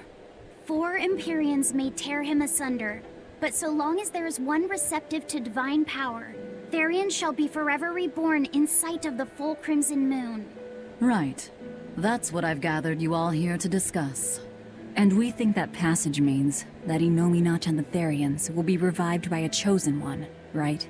Yes, but the shall be forever reborn part kept bothering me. I've reconsidered my analysis. Suppose that instead of someone being chosen by Innominat to create Therians, the song means that Innominat chooses who becomes Therians. But so long as there is one receptive to divine power, Therians shall be forever reborn. What do you think that could mean? That someone receptive to Innominat's power will be reborn as a Therian. Like Kamoana. Which is to say that the Abbey figured out how to turn people into Therians, and then got right to work. That's... Are you really that surprised? Artorias has always been one to prioritize the many over the individual, as I well know. Another thing to consider is this wording about Therians being forever reborn. This could mean that one Therian will be reborn again and again, or it could mean that different Therians will be born to take their place. Meaning that even if you kill one, there are more waiting in line. They can't be wiped out. Looks like prioritizing the one over the many was the right call this time, eh, Velvet? I never said I wouldn't kill her, if it would prevent Innominat's reawakening. But Therians can't be killed. Not truly. So, in a nutshell, if you kill one, Another person who's receptive to Inominat's power will be reborn as one. Right. But the song says that 7 mouths feed the body. So there's only so many around. If you don't kill them, the next ones won't be born. Exactly. So we remove the 7 Therians from their Earth Pulse points instead. But then, we also have to protect them so the Abbey doesn't steal them back. Or kill them. Sounds tricky. We've got to protect my bug, too. Yeah, you take real good care of that thing now. Got it? You bet I will. In that case, we should probably work on securing a proper hideout for ourselves. You got a secret base or anything, Eisen? It's every man's fantasy, but sadly, I don't. We need a hard-to-find spot. One where we can guarantee a steady supply of malevolence for the Therians. Somewhere devoid of people but full of malevolence. Real poser you got there. With the Abbey in control of the entire continent, finding a place like that will be easier said than done. Meanwhile, Inominat's reawakening draws ever closer. We'll have to keep collecting our Therians while we search for a hideout. For now, let's just get to Logris.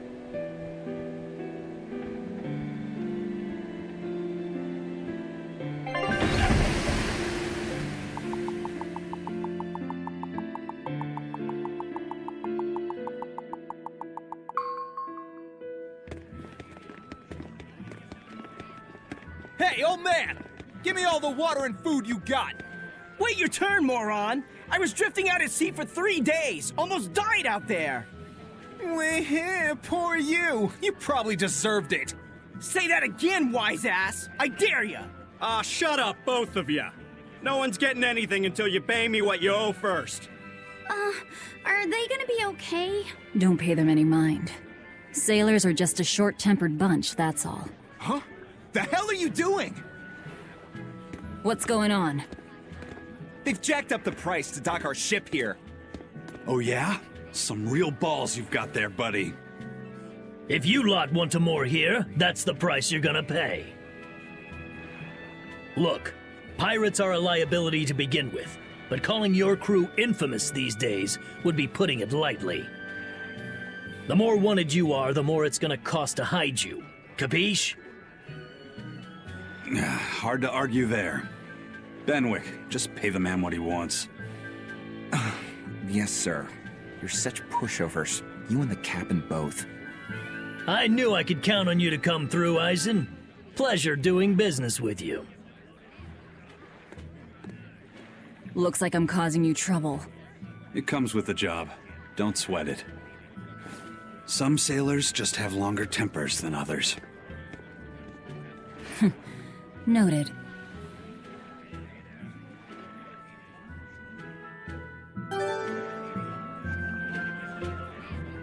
The map's getting filled in little by little. There's still a long way to go. It's a big world out there. Yeah, that's true. And a lot can happen on the waves. The far seas are unexplored territory for a reason. I'd imagine so. The seasons and the weather can change the sea completely. Oh. Do I sense a budding interest in the sea? Think you're feeling less apathetic about it now? I wouldn't say that. I was just reminded of something someone once said to me.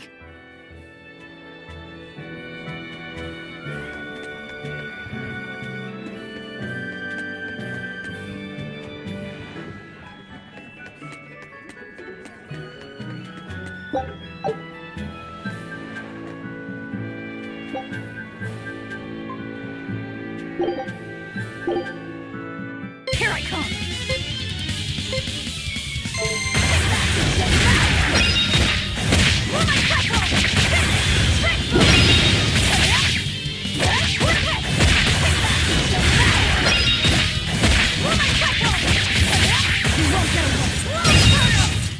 Come on, really?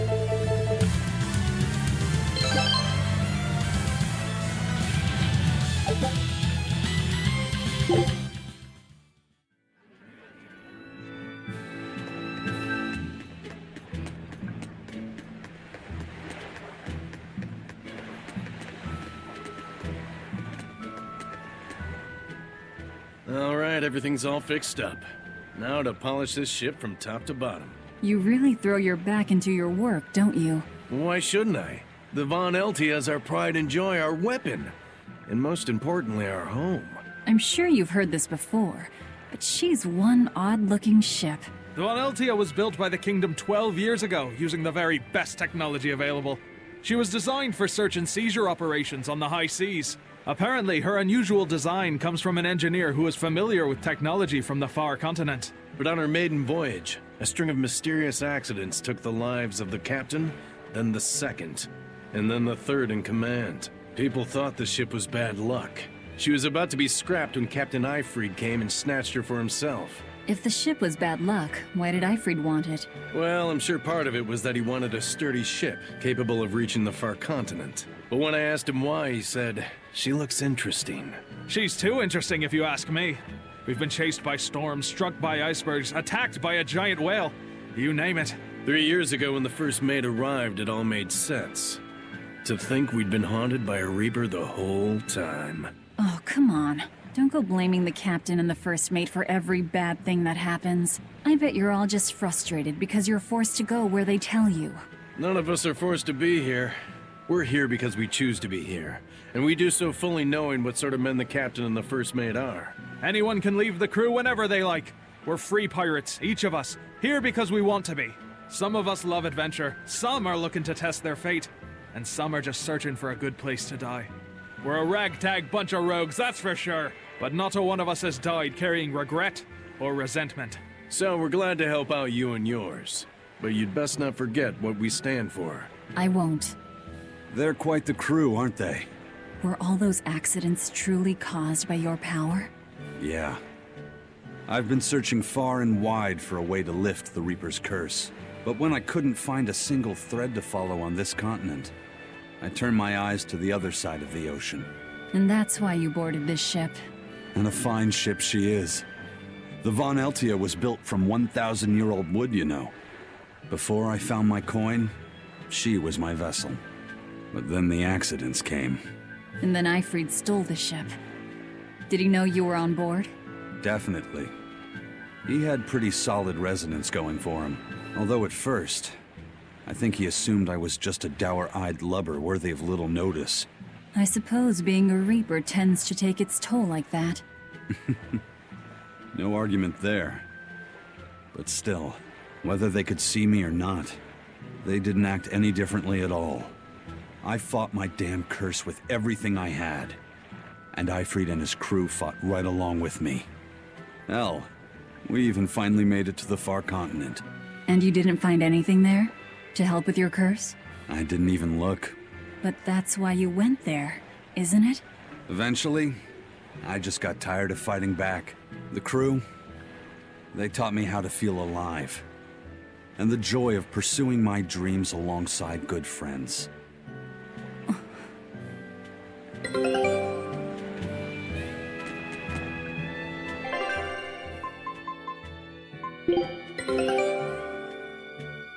I knew this would be big. What a Scout ships.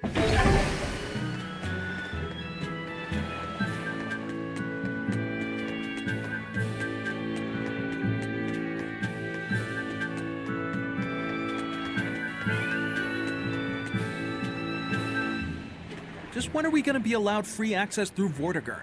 Having to go all the way around it every time is far too inconvenient. If they insist on building a big gate over the sea, the least they can do is let honest folk through it. I get why you're upset, but maybe they just haven't been able to devote the resources to fix it after those savage demons wrecked the place. Look, those demons who attacked Helavis are still on the loose, aren't they?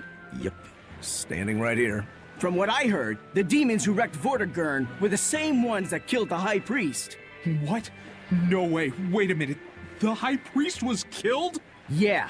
The official story is that he's injured or sick or something, but I heard differently. Then no wonder they haven't had time for Vortigern. I hope the Abbey finds those demons quick. Those monsters need to pay for what they did. Looks like our infamy is growing by the day. Maybe they've even put a bounty on us by now. They keep embellishing our escapades, though. I'm honestly a little hurt they're calling us monsters. The more they embellish, the easier it is for us to get around. Confusion and panic will only help us.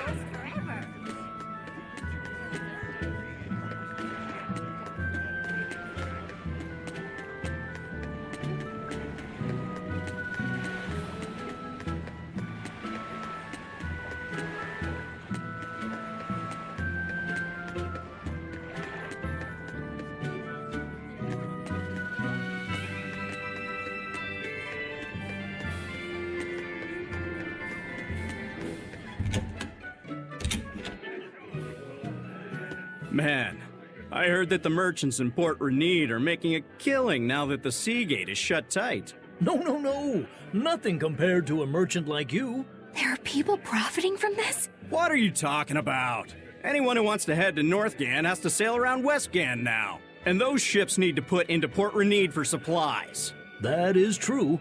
Still, it's only until Vortigern is repaired. Your friends in Renede wouldn't happen to be paying off the Abbey to delay repairs, would they? You think that'd work on the Abbey? They're not as lax as the church was. So that's it. You're in cahoots with the church. Hey, relax. I'm just saying, there's a lot of nasty rumors circulating about those priests. So not everyone's been hurt by Vortigern's closure. Interesting. There's a front and back to every coin. Except your coin only ever turns up tails.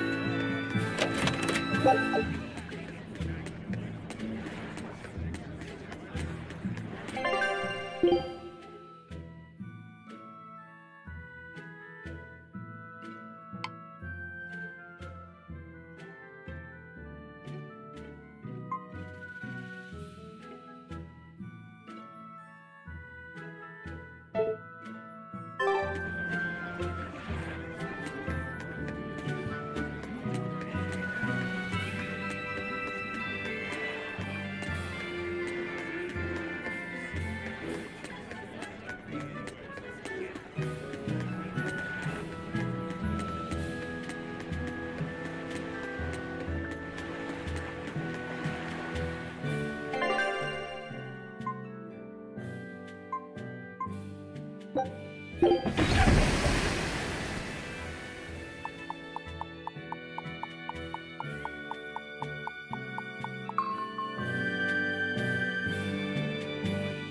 Bloodwing butterflies operate in the Empire's shadows.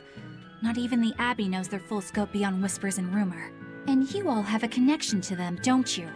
Dark and interconnected is the underworld. We've heard voices in the shadows, glimpsed faces behind paper-thin masks. The attack on High Priest Gideon. Was that at their behest? Yeah, the Bloodwings asked us to take him out. We did it in exchange for information that could lead us to Artorias. Information? You would assassinate a man for mere information? Yes. Information on the shepherd who rules the world. Not a bad deal if you ask me. We just work with them when our interests align. Nothing more. That's the kind of thin justification I'd expect to hear from them, too. But the Bloodwings were acting upon knowledge that the High Priest was harming the people of the city. You're right. The incident with the nectar was the Church's failing. And it seems that the Bloodwing Butterfly Network goes further and deeper than we had thought. They knew about the barrier at the throne, too. And Velvet's expertise at dove mimicry. Would you stop bringing that up? Dove mimicry? What does that mean? I have no idea. There was a dove near the dock checkpoint. That's all. Huh? Right! It was a black, full-chested dove, wasn't it? Cuckoo! A black, full-chested dove? Is that some sort of underworld code word?